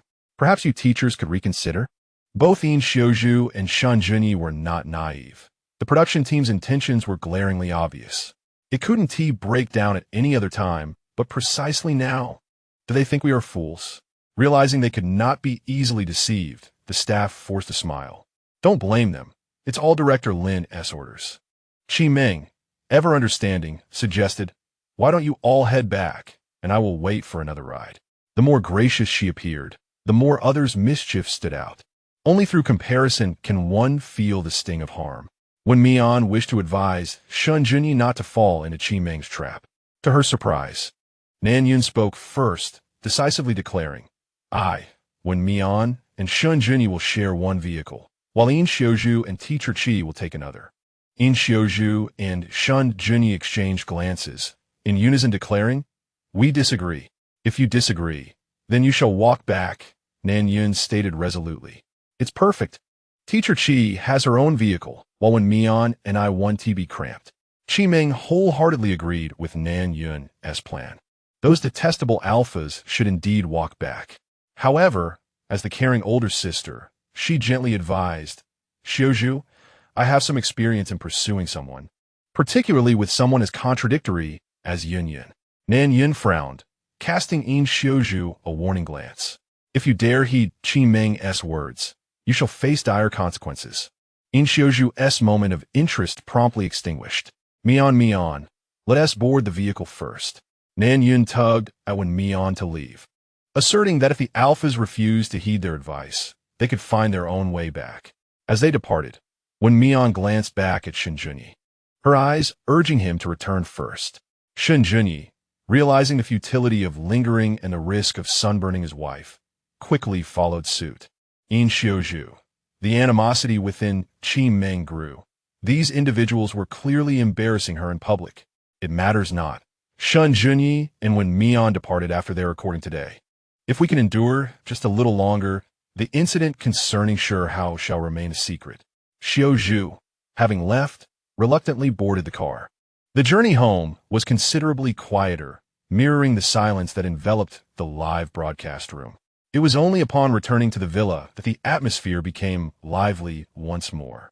Qi Ling was thoroughly satisfied by Yin Zhou's culinary skills, exclaiming, "Zhou Bao, whoever marries you must have accumulated 8 lifetimes of good fortune." Wen Mian nodded in agreement as she ate, stating, "I concur." Nan Yin was even more forthright, advising, "Stay away from scoundrels in the future." Yin Zhou, basking in praise, felt a surge of joy. There was no lingering sentiment for the scoundrel. As Mo stepped through the door, his pace faltered, his gaze drawn toward Yin Zhou. The latter, clad in an apron, was surrounded by 3 omegas, his face adorned with a radiant smile, just as he had when they first met. Exuding warmth like a little sun. Despite his efforts to dim that light, it remained bright, a possession he could not claim. Why things changed? Qi Meng, sitting directly opposite him, observed the shadows in his eyes. She called out, "Mou, have you finished catching the loaches?" Wen Mian and her companions turned their attention, as did Shen Junyi and In Xiaozhu, who were seated on the sofa. Mou replied coolly, "Yes," and then walked straight toward Yin Zhou. Qi Ling whispered to Yin Zhou, "Do not let your heart soften." Wen Mian nodded in agreement, remarking that scoundrels only love themselves. Mou halted before Yin Zhou and addressed Wen Mian and her companions. "I need to speak with Yin Zhou privately. Could you kindly excuse us?" Wen Mian turned to Yin Zhou, asking, "Do you wish to listen?" Yin Zhou shook his head, replying, "I do not." Qi Ling interjected, "Apologies, but that cannot happen." Nan Yin added, "Perhaps you should refrain from speaking for now." Mou burst into laughter. "Ha ha, absolutely not." The trio's serious demeanor was quite amusing. Mou's face turned a shade of green with frustration. Some people's arrogance was truly remarkable. It was ironic that while Yin Zhou was affectionate toward him, he had previously ignored Yin Zhou, and now, when his family turned their backs, he sought affection instead. Silence. You two are merely business partners.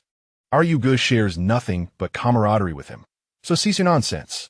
Yin Zhou exhibited no awareness of his idol status, openly declaring his affection for Yuge, suggesting he ought to withdraw from their group. Yin Zhou was nothing more than a rat's droppings. Previously, he was like a stubborn adhesive, and now he seemed to be seeking attention from Yuge through cunning means. Yin Zhou, this is a matter concerning the group. Mou believed this rationale. Knowing Yin Zhou could not refuse, Nan Yin thought to himself that this man was truly pathetic. If it were him, he would disregard the matter entirely. Even if he knew the scoundrel would not behave well, he would still lend an ear, just in case it was indeed work-related. One could not allow a scoundrel to impede their career. Qi Ling and Wen Mian remained silent this time. Should Yin Zhou agree, they would understand. However, they all underestimated Yin Zhou's resolve. "Then I have even less desire to listen," he declared, straightening his back. He abhorred self-pity and only knew how to be humble. He intended to grow toward the sun, distancing himself from scoundrels. "Your fans often claim that I owe my success to you, don't they? Then let everyone bear witness." Yin Zhou, with a composed demeanor, gazed earnestly into the camera and declared, "I, Yin Zhou, shall retire from the entertainment industry forever after recording going to the countryside." Chapter 82. The wandering spirit. He was curious to see what these individuals could achieve without the resources his uncle provided, mere leeches draining his vitality. Yin Zhou entered the entertainment circle due to his admiration for Mou, but he held little interest in this capricious realm.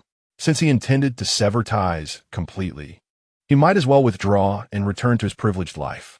Seriously, is he really going to quit after just a few comments? His resilience is pathetic. How on earth did he even make it into the group? Can he truly call himself a star? All you toxic fans upstairs, get lost. What happens to my baby is none of your business. Can he even afford the penalty for breaking his contract? That is of no concern to you. My baby is financially secure. I recall when Zhou Bao first debuted. He shone just as brightly as he does now, but since joining the group, his demeanor has become overly cautious. Seeing the vibrant Zhou Bao now brings me to tears. The little son has returned. What little son? He has nothing but trash. Completely indifferent to his teammates' well-being. Yin Zhou, do not act recklessly. Mou felt a fleeting panic upon hearing Yin Zhou's announcement of his retirement. However, he quickly regained his composure, convinced that Yin Zhou was merely seeking his attention with such declarations. He believed that by taking a step back, Yin Zhou would revert to being the loyal follower revolving around him. He stepped forward, grasping Yin Zhou's hand, and insisted, Zhou, the debut position is yours. Zhang Ran will never take your place. Wen Mian quietly inquired of Nan Yun, who is Zhang Ran? He had been the fifth member of their group, rumored to be a constant substitute, with some saying Yin Zhou had taken a spot. Wen Mian frowned, instinctively feeling that Yin Zhou was not that type of person. Nan Yun added, a master of tea brewing.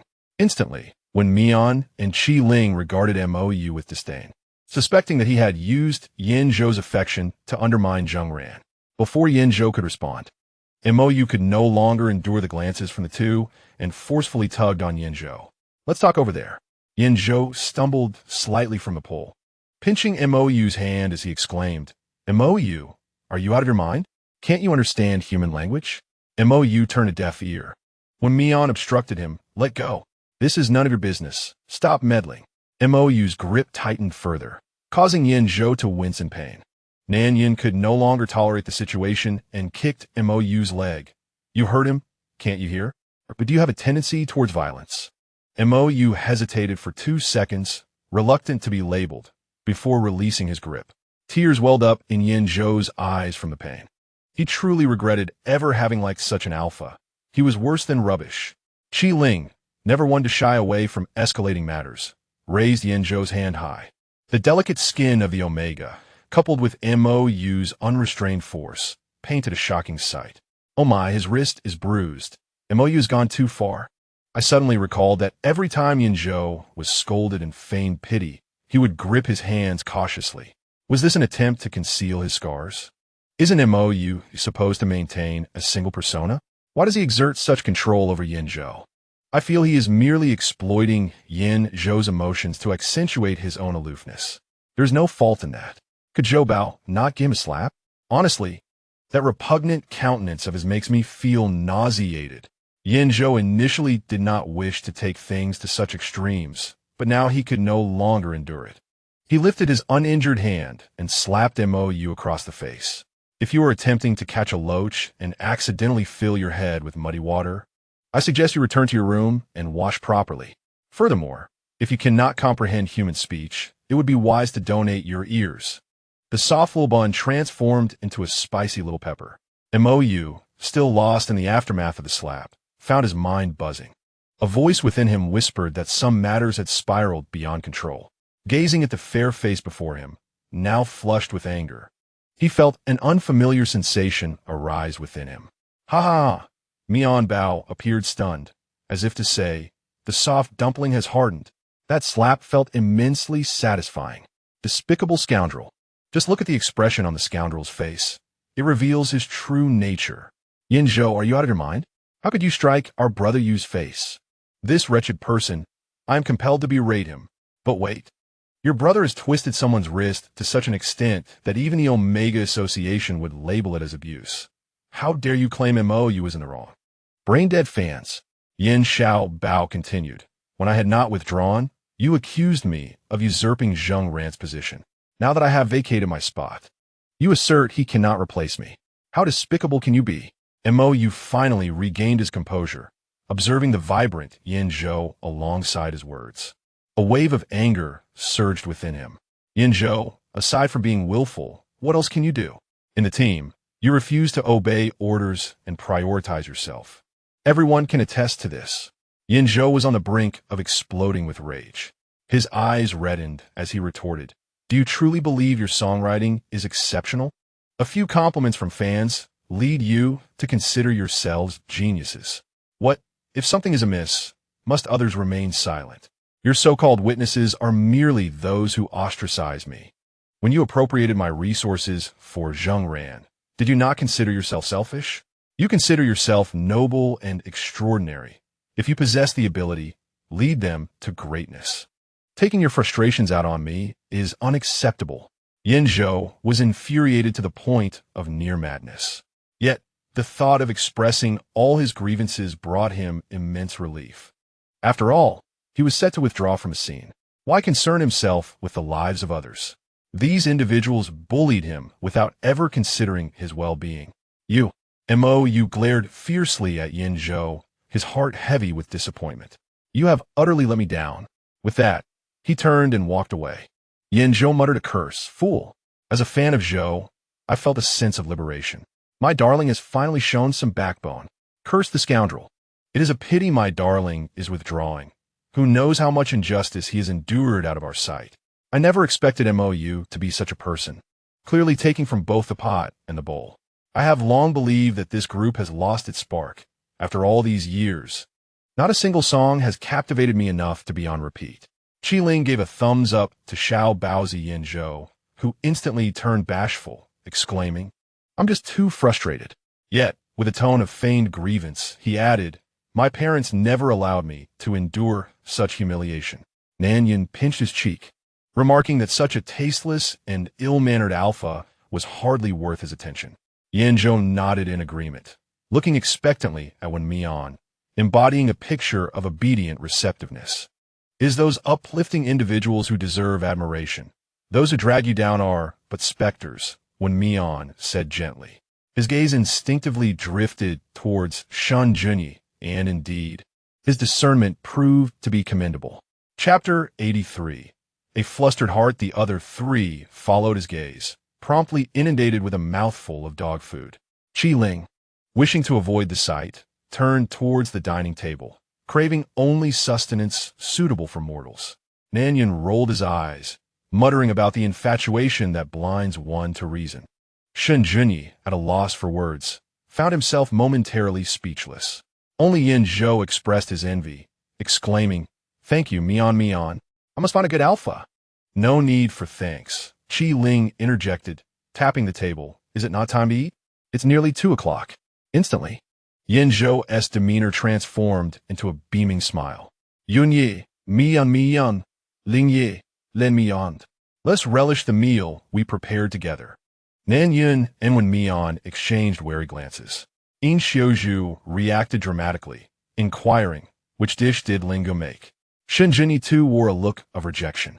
Even Qi Ming, merely observing the scene, wore an odd expression. Qi Ling rolled his eyes. "It's all made by Baozi. I merely washed the vegetables." In Xiuzhu patted his chest in relief, truly relieved. "Thank goodness you only washed the vegetables," he said, clearly apprehensive. Shen Junyi, typically unafraid of anyone, especially his sister-in-law, declared, "If this continues, your husband might lose all his earnings." Qi Ling retorted, "You can't silence someone with food." He lamented, unable to comprehend why Wen Mian was drawn to Shen Junyi. Wen Mian promptly served a piece of rib to Shen Junyi, urging him to taste it. "Close your mouth," Shen Junyi quipped. In Xiuzhu, unwilling to be outdone, chimed in, Yin, eat the ribs."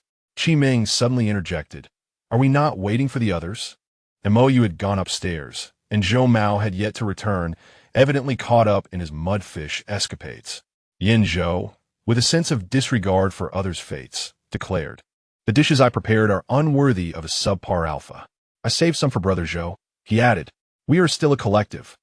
Isn't this a bit inappropriate?" Qi Ming hesitated. Wen Mian turned to her. "Do you empathize with the subpar alpha?" Qi Ling, growing increasingly blunt, questioned, "What? Do you share a kindred spirit with MOU?" Qi Ming's smile faltered, "Of course not. Then when you broke up with Zheng Jun, your situation resembled that of his." Shen Junyi remarked with a knowing smile. Qi Ming exclaimed, "These madmen, do they not understand decorum? A subpar alpha truly does not deserve the meals our precious one prepares." What did President Shen mean by that? It felt as though Qi Ling and President Shen were speaking in riddles.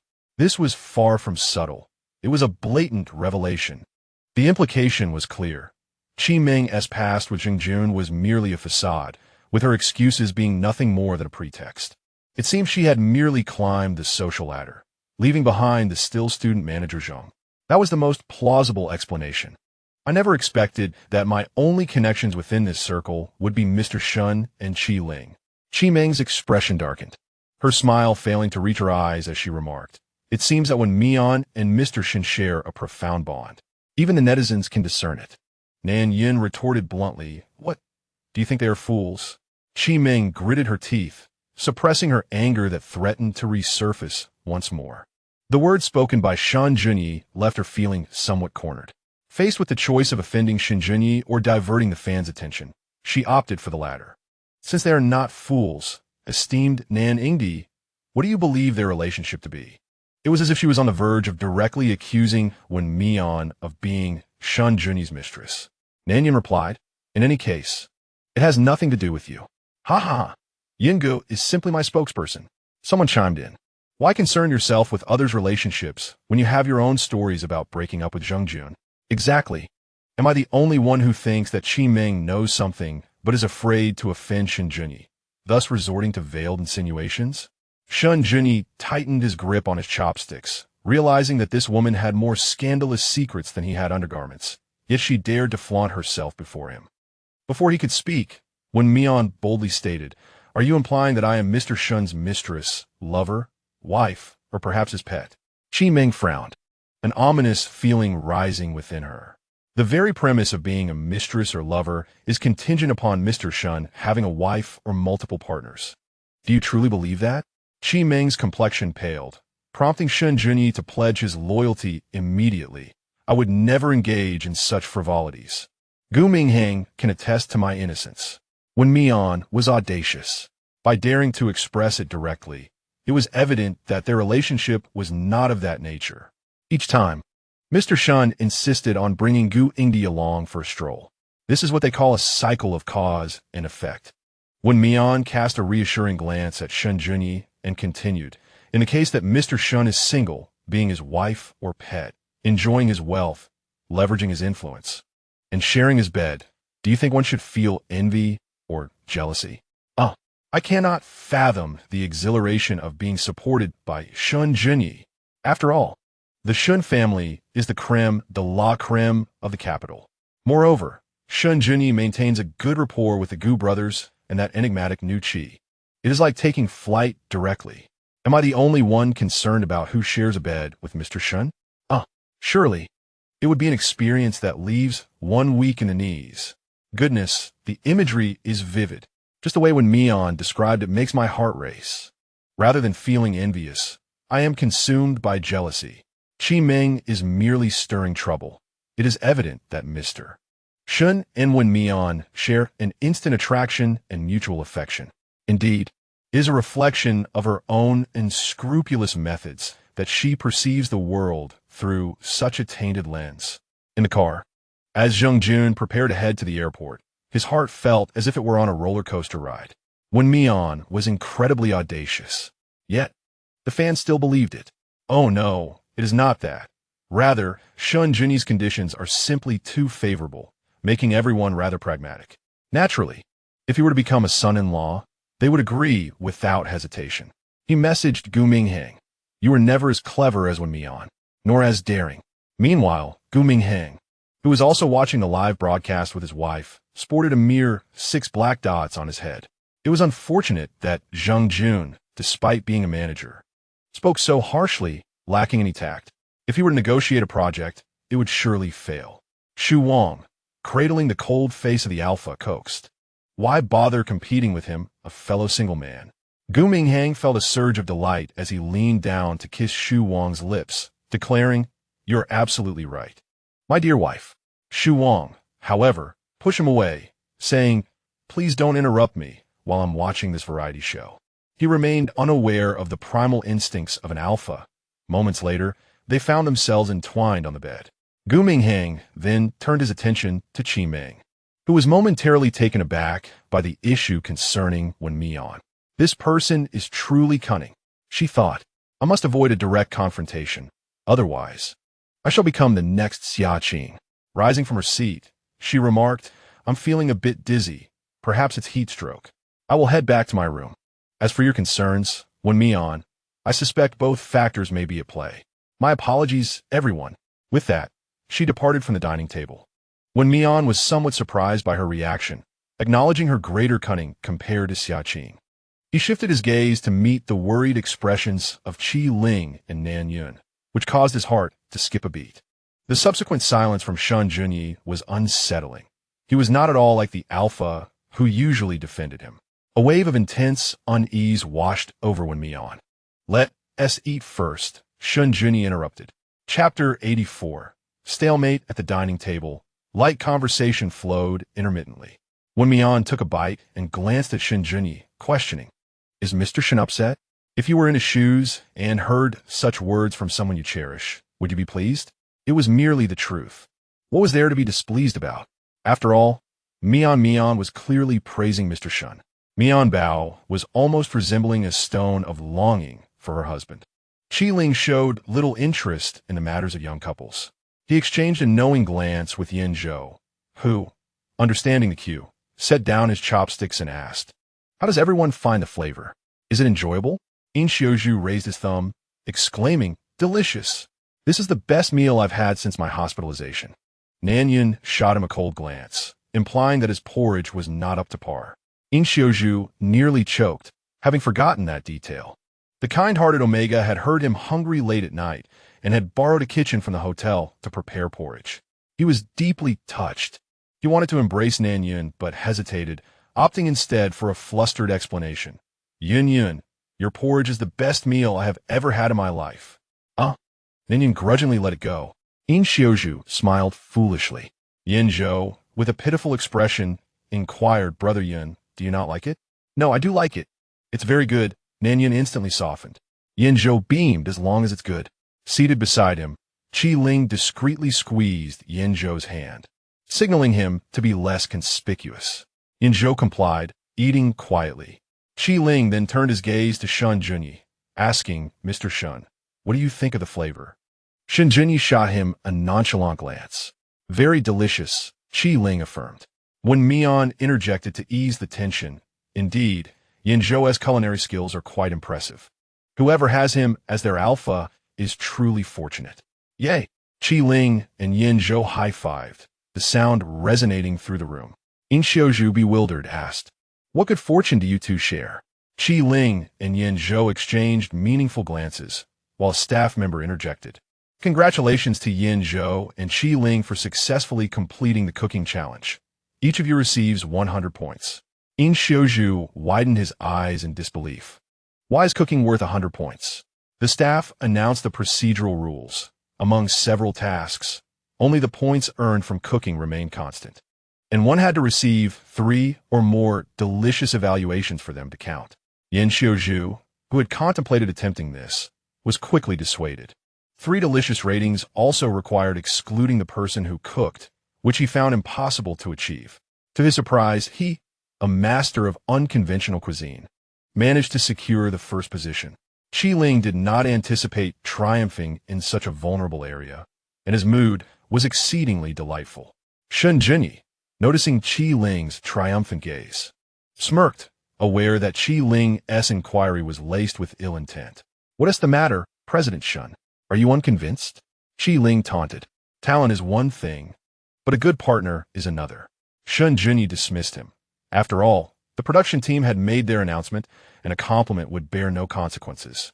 He turned to Yin Zhou and remarked, Your culinary skills are impressive. Thank you, President Shen. Yin Zhou replied, his previously shaken confidence bolstered by the praise, filling him with joy. You are all wonderful. Mou, descending the stairs, happened to overhear this. What did Yin Zhou mean by that? Were they all good? Well, he was not. Approaching the dining table, he glared at the remnants of the meal, feeling inexplicably irked. He questioned, Yin Zhou, where's mine? I am not your maid. You must redeem your own points for food, Yin Zhou retorted, rising and addressing the others at the table. Could you help me clear this up? He wouldn't even feed Mou, treating him like a dog. Wen Mian glanced at Shen Junyi, then stood to serve the dishes, saying, "I'll help you." Cleared away.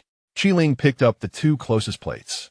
Shen Junyi unexpectedly asked, "Does cooking include washing the dishes?" As an old acquaintance, Ling was well aware of Shen Junyi's intentions. He rolled his eyes, rest assured, this disabled alpha is covered. The disabled alpha Shen took the last two plates and turned to Yin Xiuzhu, instructing, "You wipe the table." "All right." Mou felt utterly ignored, clenching his fists in frustration. "I thought it was all a jest, but it turns out to be serious. Yin Zhou is truly bold. Why must he deny our brother food? Where is the director? Can someone come forth to uphold justice? Yin Zhou is being excessively unreasonable. Can we leave our private emotions out of the program? For heaven's sake, use your brains." The production team announced the task without stating everyone must eat, and as long as 3 people rated as delicious, it counts as a success. They succeeded. What is wrong with not wanting to feed your brother? Besides, your brother didn't pay. At least those who ate contributed positive reviews. Frankly, Yin Zhou is retaliating against your brother, and your fans share the blame for hurling insults so easily. The front row makes a valid point. In the kitchen, Ling pinched Yin Zhou's cheek. "Not bad. Well done." Nan Yun frowned. "While this feels satisfying, you will undoubtedly face much criticism." "Well, I'm planning to withdraw from the industry anyway. Let them criticize," Yin Zhou huffed. "That scoundrel Mou is truly despicable." Ling patted Nan Yun's shoulder, suggesting, "Rather than worry about him, it would be better to check on Yin Xiuzhu. What if he is being bullied?" Nan Yun recalled the image of the feeble alpha and stated, "I'll go see if he is cleaned up properly." Ling watched his retreating figure, shaking his head. Some individuals fall into love unaware. As we washed the dishes, you two stood by as overseers? Wen Mian, Shen Junyi. Yin Zhou scratched his head. Perplexed. "Are you worried about me?" "I intend to return to my life as a young master. No need for concern." Ling, exhausted, two are silent as gold. And one is a little fool. In truth, Wen Mian did not worry about Yin Zhou. After all, the young master could quit the circle whenever he wished. Clearly, lacking support would be untenable. "Well, I'm not worried about you." Upon saying this, Wen Mian's gaze fell upon the back door of the kitchen. He remembered that outside lay a small garden, a convenient spot for conversation. He tugged on Shen Junyi's hand, expressing a desire to see the flowers. Shen Junyi nodded indifferently, allowing the Omega to lead him away. Yin Zhou, with a puzzled expression, inquired, "Lingu, are there flowers outside? Aren't they just vegetables?" Ling poked his forehead with a finger. "Go outside and see if they're fighting. I will wash these bowls." "No, I will wash them. You go take a look." Yin Zhou reverted to his timid demeanor, expressing fear of innocent casualties. Ling, Wen Mian turned off the microphone, noticing Shen Junyi's stillness. He bit his lip and reached out to assist the alpha in shutting it down. "You are angry," Shen Junyi readily admitted. "Yes." Wen Mian, in a rush, said what I said was merely. He suddenly faltered, almost forgetting the contract binding them. Moreover, he had accepted money, leveraged influence, and even shared an intimate encounter. Chapter 85. I Want to Win. Shen Junyi, seeing his face pale, felt a pang of sympathy. "Are you sore today?" "Huh?" Wen Mian looked bewildered. Shen Junyi reminded him. "Last night." Wen Mian's ears instantly flushed red, his mind blank except for the color. "Will you try to trust me?" Shen Junyi suddenly softened his tone, pulling him into an embrace and whispering against his neck. "I know your earlier remarks to Qi Meng were to prevent others from speaking ill of me, but I hope that, as you mentioned, you can consider yourself more." The inception of their relationship stemmed from his wealth, looks, and power. Thus, he harbored no anger. His discontent arose from Wen Mian's low self-esteem. "You need not feel guilt towards me." Wen Mian wished to assert that he felt no guilt. However, the alpha precisely found his lips. The words he wanted to express were swallowed into silence. When they finally parted, Wen Mian's lips bore an unnatural hue of red. "With me around, you may indulge a little." Meeting Shen Junyi's affectionate gaze, Wen Mian felt a surge of love swell within him, a feeling akin to happiness. "Lower your head a bit." Shen Junyi, uncertain of the Omega's intentions, complied nonetheless. Wen Mian leaned closer to his ear, asking, upon returning tomorrow, "Shall we still make juice tonight?" Shen Junyi swallowed hard. Wen Mian glanced sideways, catching a glimpse of the unmasked emotions swirling in his eyes, continuing, "The fridge is stocked with plenty of fruit. We could juice for quite a while." Shen Junyi felt his breath quicken. He pressed a kiss to Wen Mian's neck, saying, "Just know that if the power runs out, I'll want to stop." Wen Mian's heart trembled, yet he nodded in agreement. Shen Junyi, he now longs for the night to fall. Taking a deep breath, he urged, "You go in first." Wen Mian furrowed her brow. "Aren't you coming with me?" "My dear, how can I maintain my composure when you tempt me so?" Shen Junyi's gaze fell downward. In an instant, Wen Mian's face flushed crimson. Fortunately, her trousers were loose, yet the evidence was still apparent. "Then I shall go in first." Shen Junyi nodded. Once she departed, he leaned against the nearby grape trellis, feeling a pang of guilt. After a moment, the alpha retrieved his phone and dialed Zhang Jun's number. "I intend to ensure Qi Meng has no chance of resurgence." Zhang Jun responded in disbelief. "Why are you telling me? I broke up with her ages ago." Shen Junyi remained impassive. "Just a heads up, in case you still harbor lingering feelings." Zhang Jun retorted angrily. "I've told you at least 800 times. I no longer have feelings for her. My lack of a relationship stems from not meeting the right person, not from her heartbreak." "Oh," Shen Junyi replied, his demeanor unruffled. "Then how did you part ways?" Zhang Jun, seated in his car, wished for a tailgater to hasten his exit. "Not saying?" Shen Junyi's tone grew resolute. "Then you still have feelings for her." Zhang Jun lashed out. "You're as delusional as Gu Minghang." Despite his outburst, he spoke the truth. Aside for what you know, she was unfaithful. It's laughable. Even a toad has more legs than she does. Shen Junyi countered, "A toad has 4 legs. All I know is that one of her benefactors is a rival of both the Gu and Shen families." Shen Junyi fell into contemplation. Her subsequent resources were diminished due to her benefactor's downfall. Yet her connection to you indicates that this supporter is formidable enough to engage with your Shen family. Among those who can stand against the Shen family in the capital, there's also the Wen family, though the patriarch is well into his 50s. Is there anything else? If not, I shall hang up. Although Zhang Jun worked 2 jobs, he was not one to be trifled with. Shin Kong-Kei was all about showing off their affection or poking at one's vulnerabilities, and he had no desire to be exasperated. Arrive a bit later tomorrow. With that, Shen Junyi ended the call, leaving Zhang Jun in a state of confusion. What did a bit later mean? Were they discussing a project? Upon returning to the main hall, Zhou Mao, covered in mud, had already returned. He was exuberantly sharing his joy. "I didn't expect my score to be the highest. Who wants to join me in catching loaches?" Qiling declined. "I detest slippery things." Zhou Mao was not ready to concede. 1 kilogram earns 60 points. The production crew bought plenty to release in the field. "I caught 2 kilograms. Ha ha, Zhouge, you big sieve." Went too early and happened to stumble upon the crew releasing loaches. "Don't say it. Just look at how fresh they are." Those raised in the countryside are certainly not fools. In such a small patch of land, how could one possibly catch 2 kilograms? It was clear that the production crew was not meticulous, failing to consider the need for additional land. In Xiuzhu was restless. "You caught 2 kilograms by yourself?" He was reluctant to be outdone by Shen Junyi, his face a portrait of conflict. "Of course."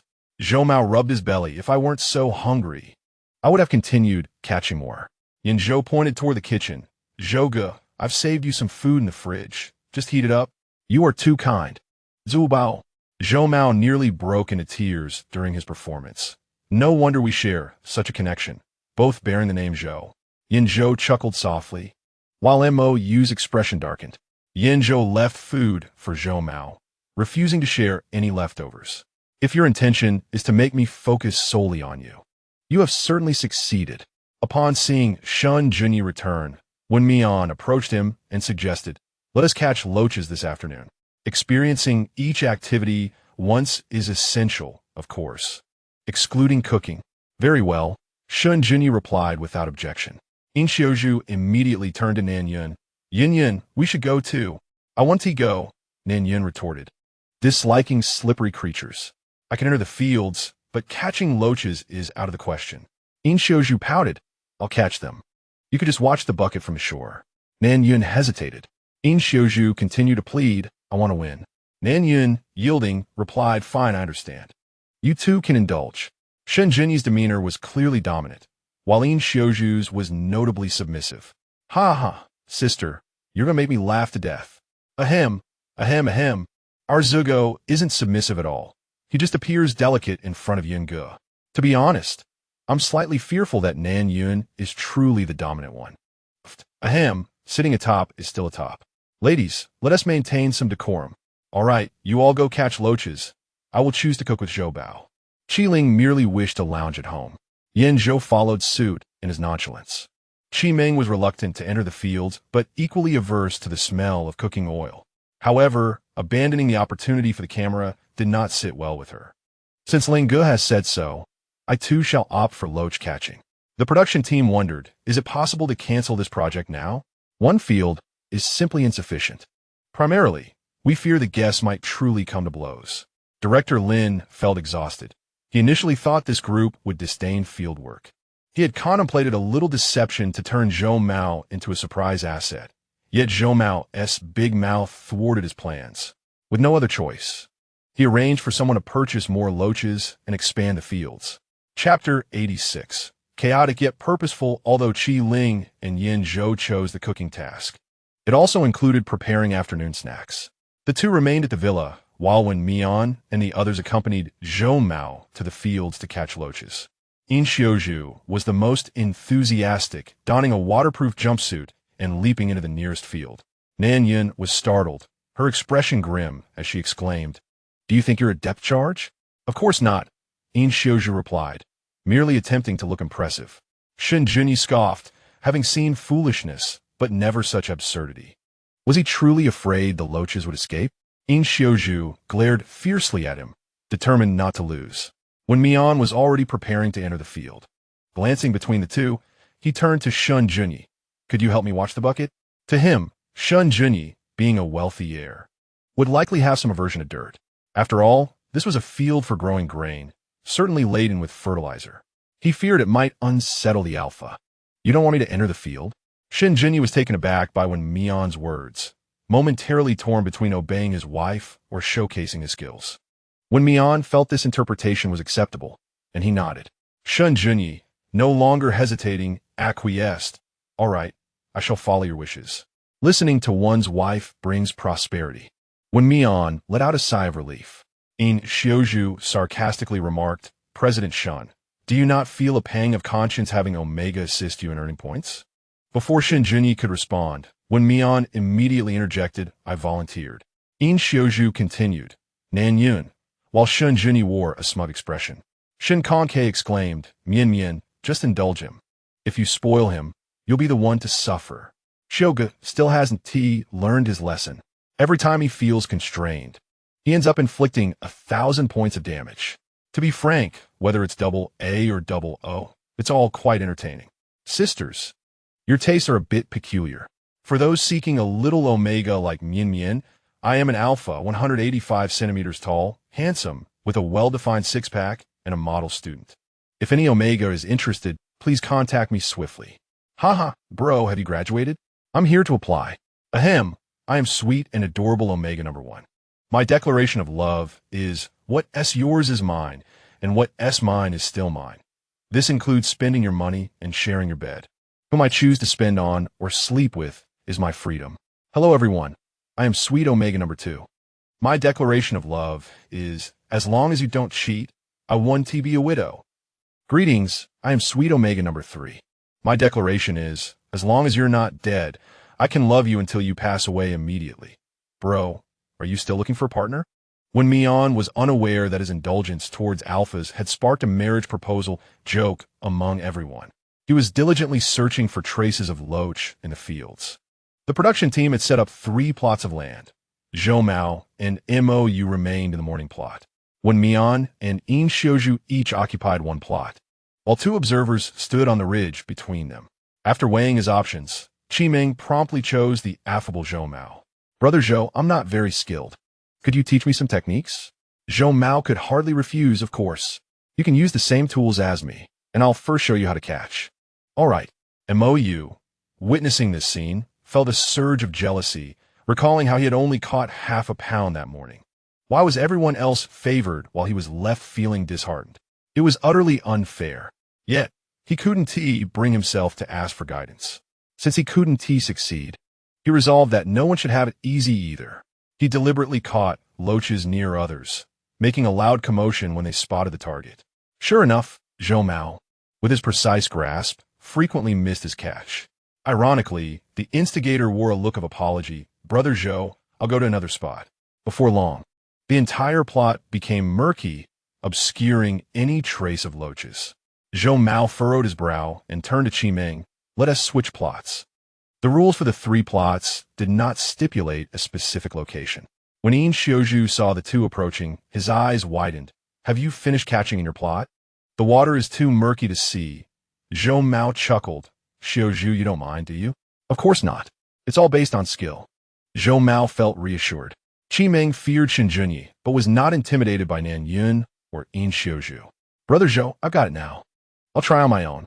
Excellent, Zhou Mao replied, not suspecting anything amiss. As Nan Yun observed Qi Ming drawing ever closer to Yin Xiuzhu, her beautifully arched brows knitted together in concern.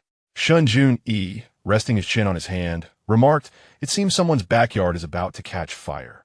Nan Yun, just as Wen Mian arrived with a basket of loaches, inquired curiously, what is about to ignite? Shen Junyi gestured with his chin. Suddenly noticing the loaches in the basket, he exclaimed in astonishment, you caught so many? That must weigh at least a pound. Wen Mian chuckled, attributing his good fortune to the dense gathering of workers, which allowed him to seize the opportunity. With one basket full, he managed to collect quite a bit. Furthermore, the loaches bore marks from being trapped, barely alive, and hardly attempted to escape. Xiuzhu, I apologize. Qi Ming inadvertently collided into Yin Xiuzhu's embrace. Meanwhile, a certain fool remained oblivious to the situation. Upon witnessing this scene, Nan Yun's expression soured, her displeasure palpable. Shen Junyi quietly remarked, jealous, are we? Are you idle? Shen Junyi. Nan Yun shot a fierce look at him, clearly displacing her ire. I'm not salt. Why would I be salty? Shen Junyi replied nonchalantly. Yet here you are, don't fall into a vat of vinegar. Wen Mian attempted to cover Shen Junyi's mouth, but since they were still live-streaming, he merely tugged at his arm. Help me pour the loaches from the basket into the bucket. Oh, Shen Junyi complied. Wen Mian glanced at Nan Yun and then at Yin Xiuzhu, bellowing, Xiugu, you're about to lose. Initially, Yin Xiuzhu refrained from pushing anyone due to the live stream, yet Qi Ming deliberately leaned closer to him. At Wen Mian's loud proclamation, he abruptly turned. Noticing Nan Yun's discontent, he forcefully shoved Qi Ming away, causing her to plop down into the field. Fortunately, the water was shallow, though the situation was rather awkward. A hush fell over the crowd. Even the mischievous Mo ceased his antics. Furrowing his brow, Yin Xiuzhu remarked, I was catching loaches just fine until you came over. I like Yin Yun, not anyone else. What was a minor issue escalated when Qi Ming suddenly felt something moving beneath her. Losing all sense of reason, she screamed and lunged toward Yin Xiuzhu. What are you doing? He exclaimed, staring at her as if she were a bizarre zombie, echoing her screams. In the next moment, Qi Ming clung to his leg, losing her balance and tumbling into the field. Zhou Mao, thinking a fight was about to ensue, rushed forward. He initially intended to help Qi Ming up, only to trip over someone else's foot. Then, out of nowhere, Mo landed atop Qi Ming. Yin Xiuzhu found his leg pinned down, but managed to brace himself with his hands as he fell. Unfortunately, Qi Ming bore the brunt of the weight, her face smeared with mud, rendering her unrecognizable. Montague, caught in the middle, fared better, but emerged with his suspenders soaked and his white t-shirt stained brown. The production team, concerned that mud might obstruct breathing and lead to tragedy, hurried to assist. For a moment, Nan Yun felt a surge of panic, but upon seeing that Yin Xiuzhu was only pinned down at his foot, her composure returned. Shen Junyi mercilessly revealed, aren't you going to check? What if that fellow sprained his hand? Nan Yun coldly interrupted, that has nothing to do with me. Shen Junyi shrugged, displaying a contradiction between his words and his heart. The two individuals must be tethered together. Otherwise, what if Nan Yun harbors designs on his wife? Wen Mian hesitated, suggesting, "Shall we go lend a hand?" "Very well," replied Shen Junyi, pinching Wen Mian's cheek, "but I shall go alone. It is unsafe for you, and Omega." Wen Mian countered, "What if someone goes mad?" Reluctantly, she acquiesced. The soil in the fields was already soft, and since this group was not accustomed to agricultural labor, their feet sank into the mire, making it exceedingly difficult to maintain balance amidst the chaos. Although Shen Junyi lacked experience, he understood that one should not attempt to rescue a panicking individual. It was akin to saving someone who was drowning. If the person flailed in a frenzy, any attempt to save them could jeopardize the rescuer. He observed that as the person began to tire, the chances of survival for both would increase. Qi Meng, in a frenzy, clung tightly to Yin Xiuju's leg, rendering them inseparable. Shen Junyi first pulled Zhou Mao to safety and then tossed Mou aside. He called out to the muddy staff, "Help me drag them to the side." "Understood, Mr. Shen." The laughter erupted. "This is too funny." Resembling that meme of a cat being dragged away. Xiuju lamented, his once illustrious reputation tarnished in an instant. Why does Qi Meng insist on clinging to Xiuju's leg? It seems she had lost her wits in fear. Is she afraid of eels? Then why choose this task? Shen Junyi exuded an overwhelming aura of capability. Look at those veins on his arms, the chiseled contours of his jaw. Upon reaching a safe location, Yin Xiuju could no longer contain himself. "Teacher Qi, how long do you intend to grasp my leg?" Qi Meng, with a face full of resentment, blamed Yin Xiuju. "If it weren't for you, I would not be in this predicament." Indeed, she had regained her composure when the staff approached, yet she was unwilling to accept her misfortune alone. Thus, she stubbornly clung to Yin Xiuju, who remained unaffected, sitting firmly on the ground. Upon hearing his impatient remarks, she felt an urge to tear him apart. It seemed that those close to Nan Yun were equally insufferable. "My apologies, I was simply too frightened." Qi Meng released her grip, her hair caked in mud. Resembling a victim, Yin Xiuju thought, suddenly, this woman seems even more detestable than Xia Qing. Xia Qing's foolishness is overt, while Qi Meng is like a rat in the gutter, ready to bite and spread her contagion. Wen Mian interjected, "Teacher Qi, shouldn't you wash up first?" Qi Meng froze momentarily before sprinting towards the villa, with the staff hastily following.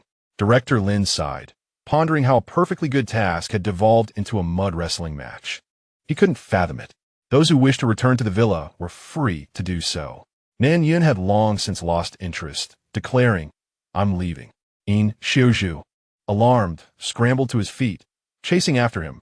Yin Yun, in his haste, he nearly stumbled awkwardly. Mian, do we still need to hold on?" Shen Junyi turned to Wen Mian. "Let us head back," she replied, shaking her head. It was evident that everyone had lost interest, and thus the group made their way home. In the dam, there was a washing hose, and before entering the house, Qi Meng was drenched like a drowned rat. Shen Junyi held a bucket in his hand. Mian, I will go to the production team to exchange points. You go wash the mud off your overalls." When Mian nodded, Mou seized the opportunity and leaned closer to Wen Mian, lowering his voice to interrogate. "What exactly did you say to Yinzhou?"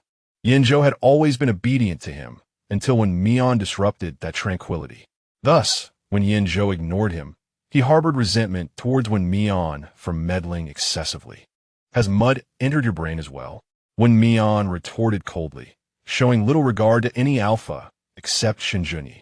Mou's expression darkened, and he gritted his teeth. "Wen Mian, I'm done washing. Here, that's the hose for you." Wen Mian thrust it into his embrace and turned to leave. Mou's face darkened like the bottom of a pot. What had they discussed that had incited Mou's anger? On the beautiful island of Phuket. Your brother's aloof persona has been reduced to a scowl. Nonsense. Do not malign our brother. Once the group changed their clothes and reconvened in the living room, Yinzhou's snacks were ready. Qi Ling brought them out and, glancing at Mou, subtly remarked, some people did not cherish what they had before. They shouldn't indulge now. The only one present who shared a past with Yinzhou was Mou, whose face remained cold, his fists nearly crushing in anger. Yin Xiuju offered a piece to Nan Yun. Yin Yin, try this. Nan Yin declined and took a piece for himself instead. In Xiaozhu instantly resembled a wronged puppy. Nan Yin continued to ignore him. Dogs must be trained, otherwise everyone will pet them, and he dislikes it. Wen Mian also took a snack, preparing to feed it to himself when he suddenly heard Shen Junyi cough. Wen Mian tentatively offered, "Would you like to try?" Shen Junyi took a bite from his hand and remarked, "It tastes quite good." Qi Ling, with a smile that did not reach his eyes, added, "Mr. Shen, please use delicious or not delicious to describe it." "Then let me have another." Shen Junyi finished the snacks in Wen Mian's hand, declaring, "Delicious. I'm a bit full now." Shen Junyi truly has thick skin. My baby-s face has turned red. This alpha was so calculating. He simply wished to hold Wen Mian's hand. Envy and jealousy filled the air. Was this considered flirtation? If they did not end up together, I would live stream myself eating excrement. In Xiaozhu, filled with envy and resentment, gazed longingly at Nan Yun's elegant hands. When would he have such an opportunity? Tears streamed down his face. "Teacher, one is indeed particularly special to Mr. Shen," Qi Meng remarked unexpectedly, and Mo Yu concurred. After all, he said that Mr. Shen is the alpha everyone aspires to be. Suddenly, it struck him that Wen Mian was quite calculating. Was his participation in the show merely to pursue Shen Junyi? Although they appeared sweet together in light of previous events, it did seem a bit sycophantic. He was indifferent towards other alphas. Could it be he looked down upon them? To be honest, his goals are quite clear. Chapter 87. Apology. Wen Mian sensed the malice from the two, his brow furrowing slightly. Mo Yu was vexed due to Yan Zhou's troubles with him, but he could not fathom Qi Meng's motivations towards him. He believed he had not offended her initially. Yet, her seemingly indifferent demeanor masked a hidden agenda, such as manipulating how to strike a deal with Xia Qing behind scenes. As Wen Mian fell into silence, a glimmer of triumph flickered in Mo Yu's eyes. His gaze shifted to Yan Zhou, who had just emerged from the kitchen, cautioning against heeding the words of the cunning, for one might find themselves sold without even realizing it. "Be quiet," Yan Zhou retorted fiercely. "Stop trying to sow discord here." "Sow discord?" Mo Yu's expression darkened. It was clearly Wen Mian who was instigating trouble. Qi Meng chimed in, "Zhou, those who truly care for you will invite you to join them, rather than leaving you aside to have their private moments with someone they fancy." "Nonsense." Yan Zhou was about to argue that they must be blind, as the two were clearly smitten with one another. However, before he could voice his thoughts, he was abruptly interrupted by Shen Junyi's cold laughter. "Are you all blind? Can't you see that I am pursuing Wen Mian?" The room fell into a stunned silence. Wen Mian had already braced himself for criticism, as his previous remarks indeed suggested an eagerness to please. For Shen Junyi's reputation, he bore no regrets. Yet, he was utterly taken aback by Shen Junyi's public admission of his pursuit. He stood there, momentarily dazed, forgetting to respond. Wow, the CEO has publicly acknowledged it. Were those who were just speaking, come forward and apologize. Even if the CEO admits to pursuing Wen Mian, it doesn't negate the fact that Wen Mian was intentionally alluring. Exactly. Those are two different matters. Two different matters? Wen Mian interjected, "Let me ask you, if someone like the CEO were to pursue you, could you remain indifferent? Would you be able to resist the urge to draw closer? Especially when he is constantly defending you, standing up for you, and showering you with affection." As an Omega, I reflected deeply. Not only would I be smitten, but I would also want to be with him immediately. I wouldn't be indifferent, unless I were an animal, or perhaps a monk, in a world rife with temptation. I truly admire Wen Mian's self-control. I believe I would have succumbed long ago. Qi Meng clenched her fists, questioning why Wen Mian could attract someone like Shen Junyi while she was left with older men. If Shen Junyi knew her thoughts, he would surely add, "Who told you not to cherish Zheng Jun?" Although Zheng Jun may not possess the looks or elegance of Shen Junyi and Gu Mingheng, he still stands out among many alphas. One could only blame Qi Meng for choosing to overlook the valuable for the trivial. Could it be that the CEO is deliberately saying this to help Wen Mian save face? Hearing Qi Meng's sarcastic tone, Qi Ling exposed her hypocrisy. "What's the matter? Are you jealous? The only ones pursuing you are older alphas, not someone like Shen Junyi, a true prodigy?" Qi Meng retorted. "Does Qi Ling even remember that he came as my friend? Damn. No wonder he remains childless to this day. I wonder how Gu Junhang tolerates Qi Ling after all this time. She redirected her anger at Qi Ling. Teacher Qi, don't let your temper flare. It's harmful to your health and could lead to infertility.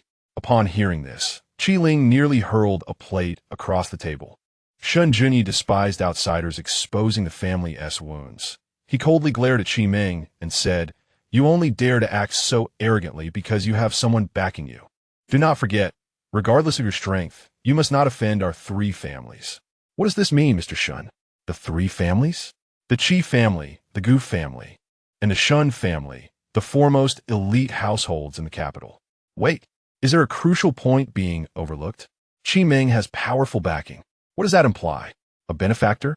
Or a godfather? Is there a distinction? Aren't they essentially the same? No. There's a significant difference. A benefactor could be of any age, but a godfather is certainly older. Let's not forget what Ling Gu said. A godfather. Qi Ming's face turned pale, a flicker of fear flashing in her eyes. She was utterly confounded. How could she make the same mistake as Xia Qing? It was all Wen Mian's fault. If it weren't for him provoking these powerful individuals, how could she have uttered such words? How could she have forgotten the identities of Qi Ling and Shen Junyi? She absolutely could not become a pawn. With a pale countenance, she turned to Qi Ling and said, "Ling Gu, as my friend on this show, I was merely envious of your defense of others. I meant no harm. I was simply concerned for your health." Upon her remark, the netizens began to resonate with her. If my good friend were to criticize me on behalf of someone else in my presence, I would be infuriated, not just angry. I would be inclined to make a scene. Witnessing a close friend cultivate new relationships while introducing us to potential allies would certainly provoke my ire. To put myself in that position, I am already incensed. Qi Ming initially intended to ease the situation under the guise of friendship before apologizing, but unexpectedly, Qi Ling deviated from a norm. "I apologize, my presence on the show was facilitated by the Gu family's connections. It has nothing to do with our friendship. Furthermore, the notion of friendship was arranged by the production team, as among the participants, only you and I share such a superficial connection." Qi Ming froze in place. Wasn't Qi Ling the epitome of grace? Why would he make such statements publicly? Ling Gu has always been gentle and courteous.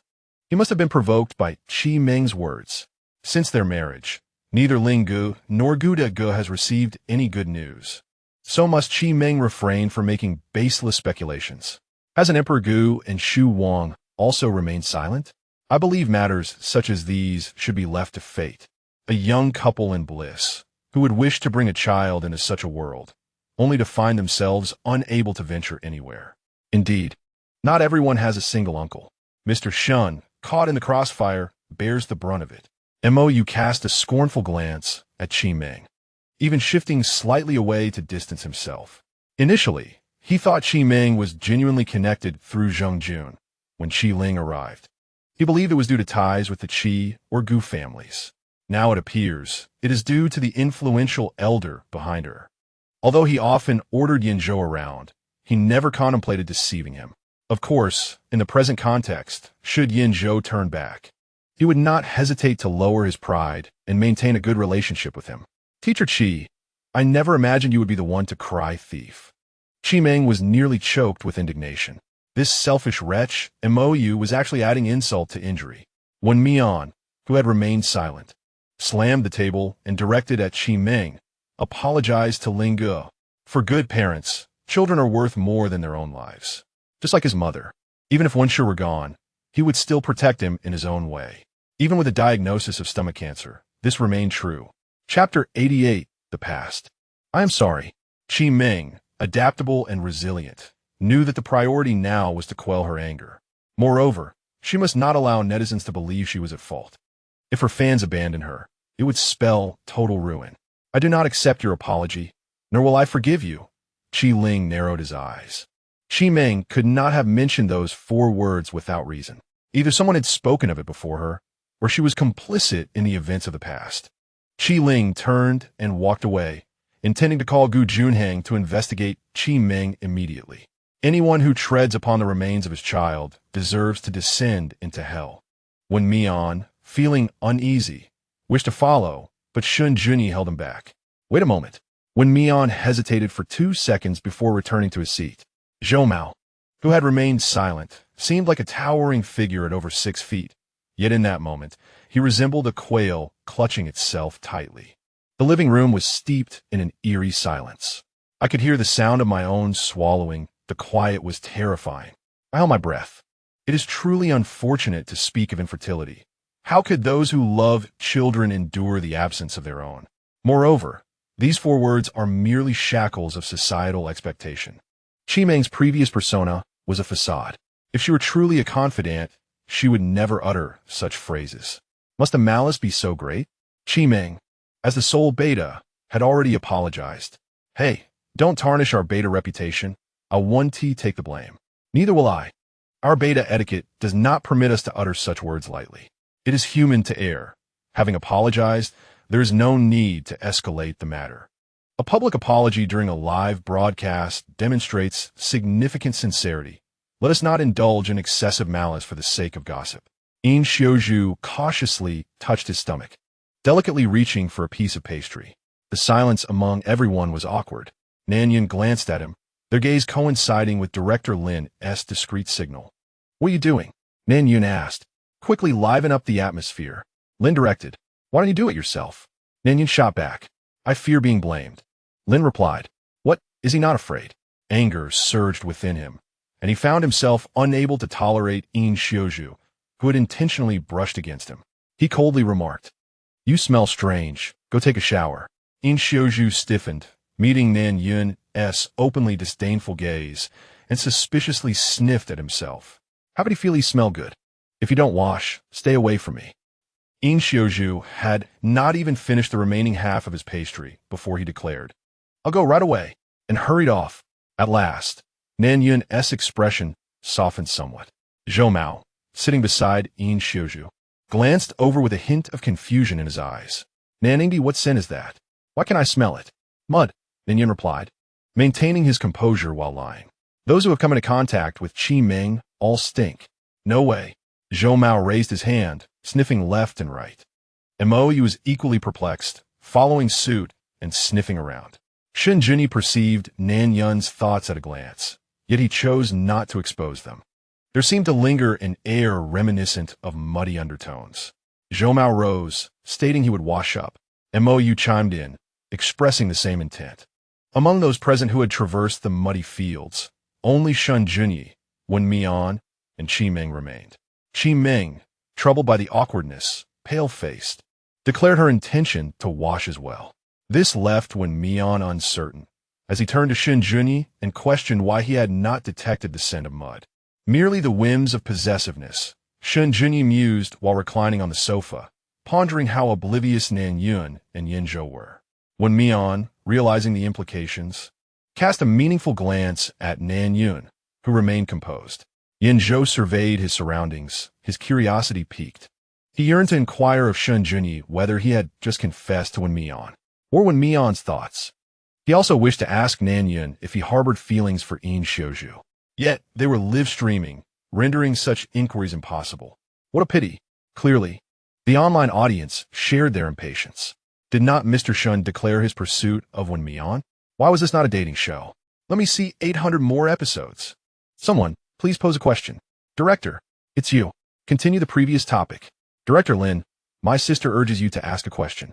Director Lin, it's hard not to notice you when there's a lull in conversation. He cleared his throat. Mr. Shen, the audience is curious if your appearance on the show is solely to pursue Wen Mian. Truly, the director was astute. Such a mentee. Director Lin struck a chord with me. Someone, give him a thumbs up. Respond quickly. Wen Mian's fingertips twitched. Understanding that Shen Junyi's purpose for being there was ostensibly for a project, perhaps to shield him from being bullied. Yet, he could not help but entertain a glimmer of self-deception. Shen Junyi cast a sharp glance at Director Lin. Was his motive for joining the variety show not evident? Under pressure, Director Lin fabricated a response. My mother said, I can't participate in a dating show because I do not grasp the concept of mutual understanding. Mr. Shen, do you believe my mother's assertion holds merit? Mutual understanding? Shen Junyi pondered these words. From their serendipitous encounter until now, He realized he had never truly conveyed his feelings to Wen Mian. Had he broached the subject of marriage with Wen Mian before enlisting Lin Feng to draft the agreement? Might the outcome have diverged? Thus, he turned to Wen Mian earnestly, declaring, "Wen Mian, from the very first moment I laid eyes on you, I sensed a connection between us. My presence on this show is not for a project, but for you." Wen Mian was taken aback. He thought he should be elated, yet an inexplicable sorrow enveloped him. A connection from the first glance, yet he remained unrecognized. Perhaps Shen Junyi's instinct to rescue him stemmed from a mere disdain for witnessing an Omega being mistreated. Indeed, on that day, had it been anyone else, Shen Junyi would have intervened, much like the scene 3 years prior. He had been a newcomer server at Wei Xianzhai, and due to his striking appearance, a patron in a private room had requested to see his gland. The supervisor had forced a mask upon him, followed by a stern reminder that even if the customer was in the wrong, he must not take offense. Alpha suddenly appeared, and compared to years past, he had become more composed and remarkably handsome. Despite his weary appearance, his noble charm was undeniable. Upon learning the situation, Alpha ordered the people in the private room to leave. For Alpha, this was a trivial matter, yet he had held onto a particular phrase he had spoken for many years, whether he was an Omega or a Beta, suggesting the examination of glandular functions was tantamount to sexual harassment. Chapter 89. A lifetime of humiliation. Shen Junyi initially believed that Wen Mian would be pleased upon hearing this, yet he still caught a glimpse of bitterness in her eyes. His fingers curled slightly, and a flicker of panic crossed his gaze. Did Mian think he was being too ostentatious? Was he neglecting the interests of Omega? However, the previous impression he had received from Omega was one of willingness. Due to their perspective, the audience in Yinzhou did not notice Wen Mian's discomfort. Yinzhou, with his bright eyes, excitedly exclaimed, "Wow, Yinzhou is truly me." "Oh." Shen Junyi publicly admits he came to the show for Wen Mian. "Mom, I believe in love again." He chuckled. This other person sounded great, yet they refused to date. Was this a confession? What would Mian say? What would she say? Mian is focused on her career. A good man must withstand trials. Yes.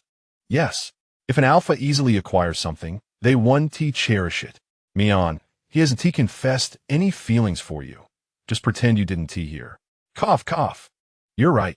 Let us maintain our Omega dignity. While others were unaware of their relationship, Nan Yun was well aware. He felt no envy towards Shen Junyi's public declaration. After all, he had his own matters.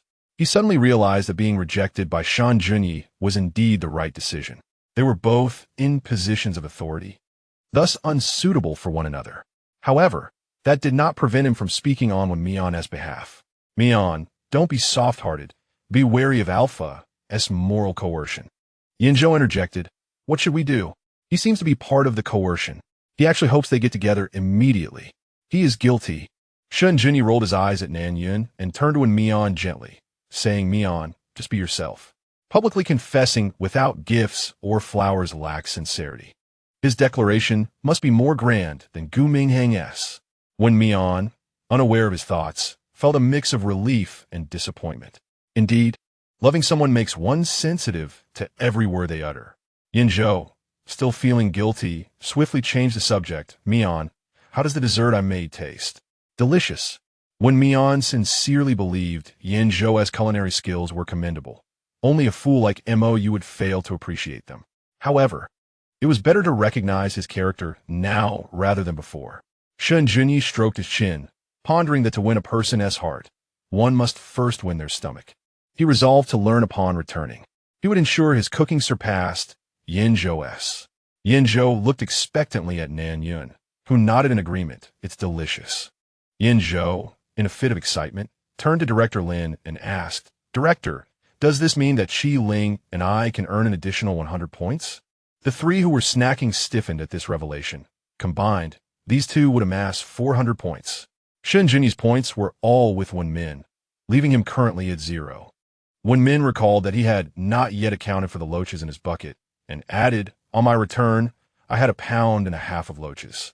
Director Lin replied with a beaming smile, "I'll add them for you." Currently, the highest scores were Qi Ling and Yinzhou, each with 200 points.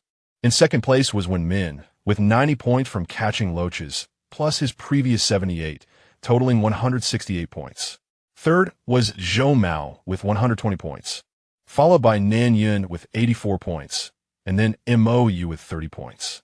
The remaining participants had 0 points. As Director Lin announced these standings, the other guests gradually descended from upstairs. Qi Meng, walking at the back, prudently refrained from speaking. MOU, unable to contain himself, exclaimed, "This is unfair." All eyes turned toward him. Wen Mian and Nan Yun had assistants. Not all the credit should fall on them. Shen Junyi shot him a cold glance, stating, "My points are mine to distribute as I please. The rules set forth by the production team do not prohibit gifts.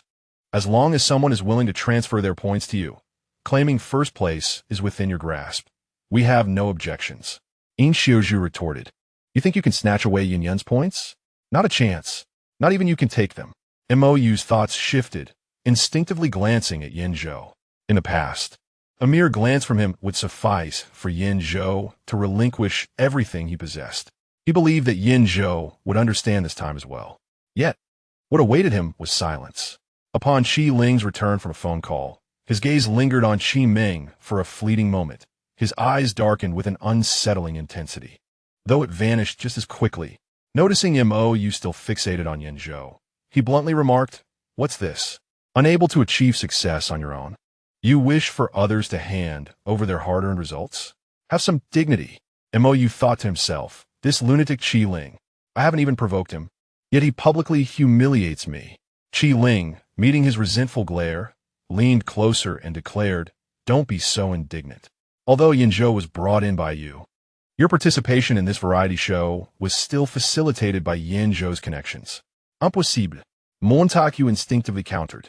Clearly, the director valued my popularity. Qi Meng, though surprised, had lost her previous bravado, especially under Qi Ling's piercing gaze, which made her feel immensely guilty. Yin Zhou, displeased, interjected, "How can it be impossible? This opportunity was secured through my uncle's efforts. If you doubt it, feel free to ask the director." Director Lin, equally bewildered, found himself at a loss when faced with MOU's scrutinizing stare, choosing not to engage.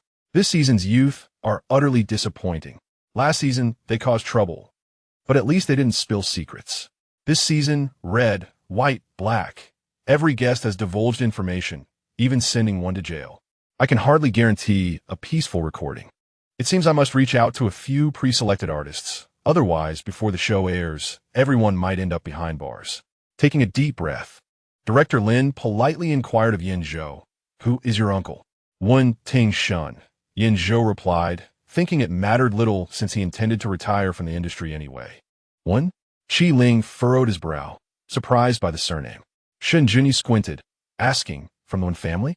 Qi Meng clenched her fingers, as if she had heard that name from the lips of the man before her. "Huh?" Yin Zhou was momentarily taken aback, then recalled the Wen family, adversaries of the Shun and Gu clans, and immediately shook his head vehemently, insisting, "My uncle has no ties to the Wen family." Shen Junyi exchanged a glance with Qi Ling, choosing not to press further. Wen Mian sensed the unease and instinctively turned her gaze towards Shen Junyi, disapproving of the rapport he shared with others. "I'll tell you after the live broadcast," Shen Junyi whispered, just loud enough for the two of them to hear. Instantly, the displeasure within Wen Mian dissipated. She smiled in response. "All right. So, Wen is indeed your uncle." Director Lin, suddenly enlightened, turned to MOU and remarked, "The quota for your group was indeed requested by President Wen. In fact, he even donated a road to the village for this." MOU's face shifted through shades of green and white. He directed his fury towards Yin Zhou, shouting, "You deceived me." Yin Zhou retorted, "He simply didn't mention it." How is that deceit? Clearly, he had never concealed his identity as a young master, evidenced by his penchant for high-end fashion. His face flushed with anger. "You were just blind."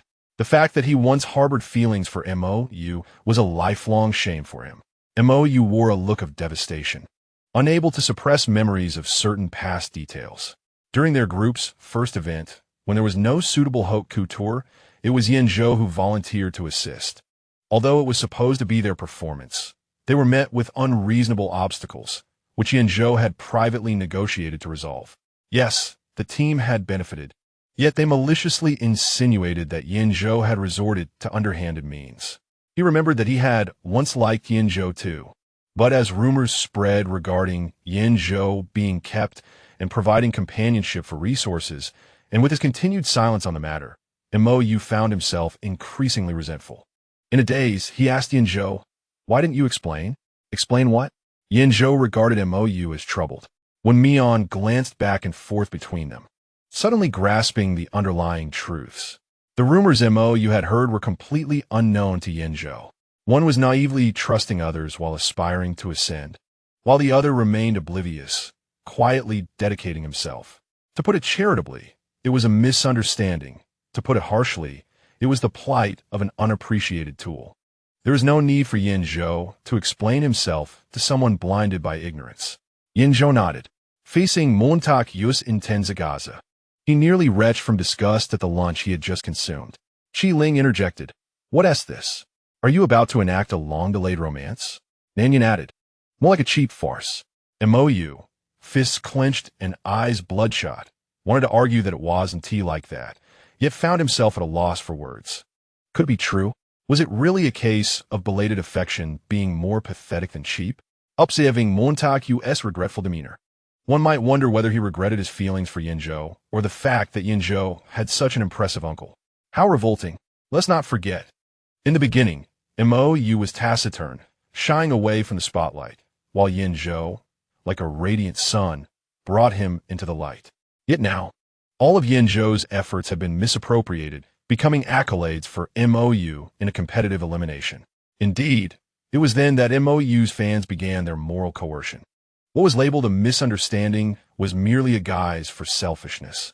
He claimed to be closest to Yinzhou, yet never once inquired about his feelings, even choosing to believe others' words. He was nothing but a scoundrel. Yinzhou, do not forgive him. Shen Junyi, uninterested in Mo's pretentious display of affection, swiftly shifted the conversation.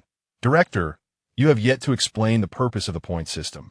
At that moment, the others began to realize that the recording with the new guest was nearing its conclusion after 2 episodes. So, what exactly is the purpose of these points? Director Lin cleared his throat. Those with a surplus of points, provided they exceed those with fewer points by over 100, can demand that the latter perform a task. Yinzhou's eyes sparkled with intrigue. "Any task?" Director Lin replied. "As long as it is not illegal or criminal, anything goes." Naturally, if you wish to settle personal scores through public means, that is also permissible. With such an assertion, the guest should afford him some respect and refrain from causing trouble. Shen Junyi and Yin Xiuju remained composed. Apart from the unpredictable Zhou Mao, the others were familiar faces. Any vendettas would hardly involve them. However, Qi Meng felt an unsettling premonition rising within her. She instinctively glanced at Qi Ling, who was indeed looking at her with a smile that held an enigmatic quality. Her heart tightened. "Zhou Bao, brother will choose first, all right?" Qi Ling turned to Yinzhou. The latter hesitated for a moment, sensing something amiss in Ling Ji's gaze. He nodded instinctively. "Director, I choose Qi Meng. Since I have 200 more points than her, may I request her to perform 2 tasks? Director Lin, oblivious to any underlying tension, nodded in agreement. Of course, as long as the tasks are not illegal or criminal, right? Qi Ling spoke again, and after a brief hesitation, Director Lin agreed, feeling that something was off. Once designated, the individual must comply, correct? Qi Ling inquired, and Director Lin felt increasingly uneasy, yet confirmed that this was indeed the rule. Very well. Qi Ling turned to Qi Meng. For the first task, quite simple. Please share how you came to create the song that won the Golden Melody Award. Qi Meng's gaze faltered. Could Qi Ling possibly know something? It was impossible. She had executed that matter flawlessly. A bitter smile crept onto her lips. It was inspired by my grandmother's sudden illness. I hope for her to have more years to live. Suddenly, her feelings towards Qi Ling soured. Did he not realize how painful it was to bring this up? It was truly excessive to inquire about something so hurtful, like rubbing salt into a wound. How cruel. Stop it. Quickly, look at the trending topics. What? Qi Meng plagiarized? No way. Wasn't it about the hope for her grandmother? The girl in the video claimed to be the original creator, stating that the lyrics and melody emerged from her struggles with illness, declaring that even in the face of death, one must carve a path through thorns. Moreover, she even presented her manuscript, written on the back of a hospital discharge paper. Could Qi Ming truly have plagiarized? The staff, sensing the shift in atmosphere, hurriedly leaned towards Director Lin to whisper. However, before they could call for a halt, Qi Ling interjected. I recently met a young girl who's been diagnosed with liver cancer. During her hospitalization, she encountered her idol, who promised to help her with her treatment, making her believe she had met an angel. Yet, that person turned out to be a devil. Qi Ling paused, locking eyes with Qi Ming, whose panic was evident, and continued. Not only did the idol fail to assist her, but also took the song she had painstakingly crafted, proclaiming to everyone that she had won the Golden Melody Award. Isn't that a curious coincidence? Qi Ming pinched herself, striving to maintain her composure. What are you saying? I don't comprehend. My song is dedicated to encouraging my grandmother. Wen Mian seized the moment and inquired, Lingu, why is the young girl's idol in the hospital? Qi Ling let out a cold laugh, implying that it was merely the unfortunate timing of a child. The subsequent words were self-evident. Shen Junyi cast a complex glance at Qi Ling, likely forming a conjecture in his mind. This matter pertains to Qi Ming from years past. Yin Zhou spoke softly. This seems to be a case of song theft.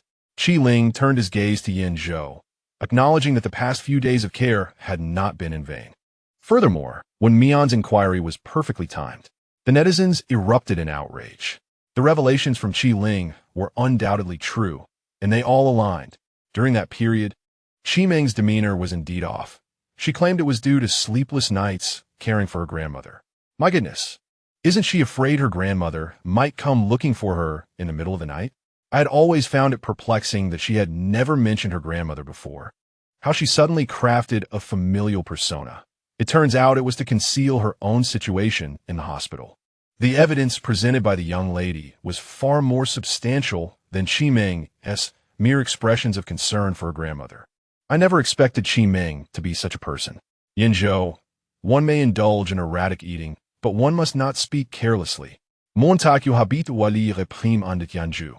Shen Junyi found it hard to articulate, having never encountered anyone so foolish. Mian, whether choosing teammates or friends, be sure to avoid such arrogant, brainless, and utterly useless individuals.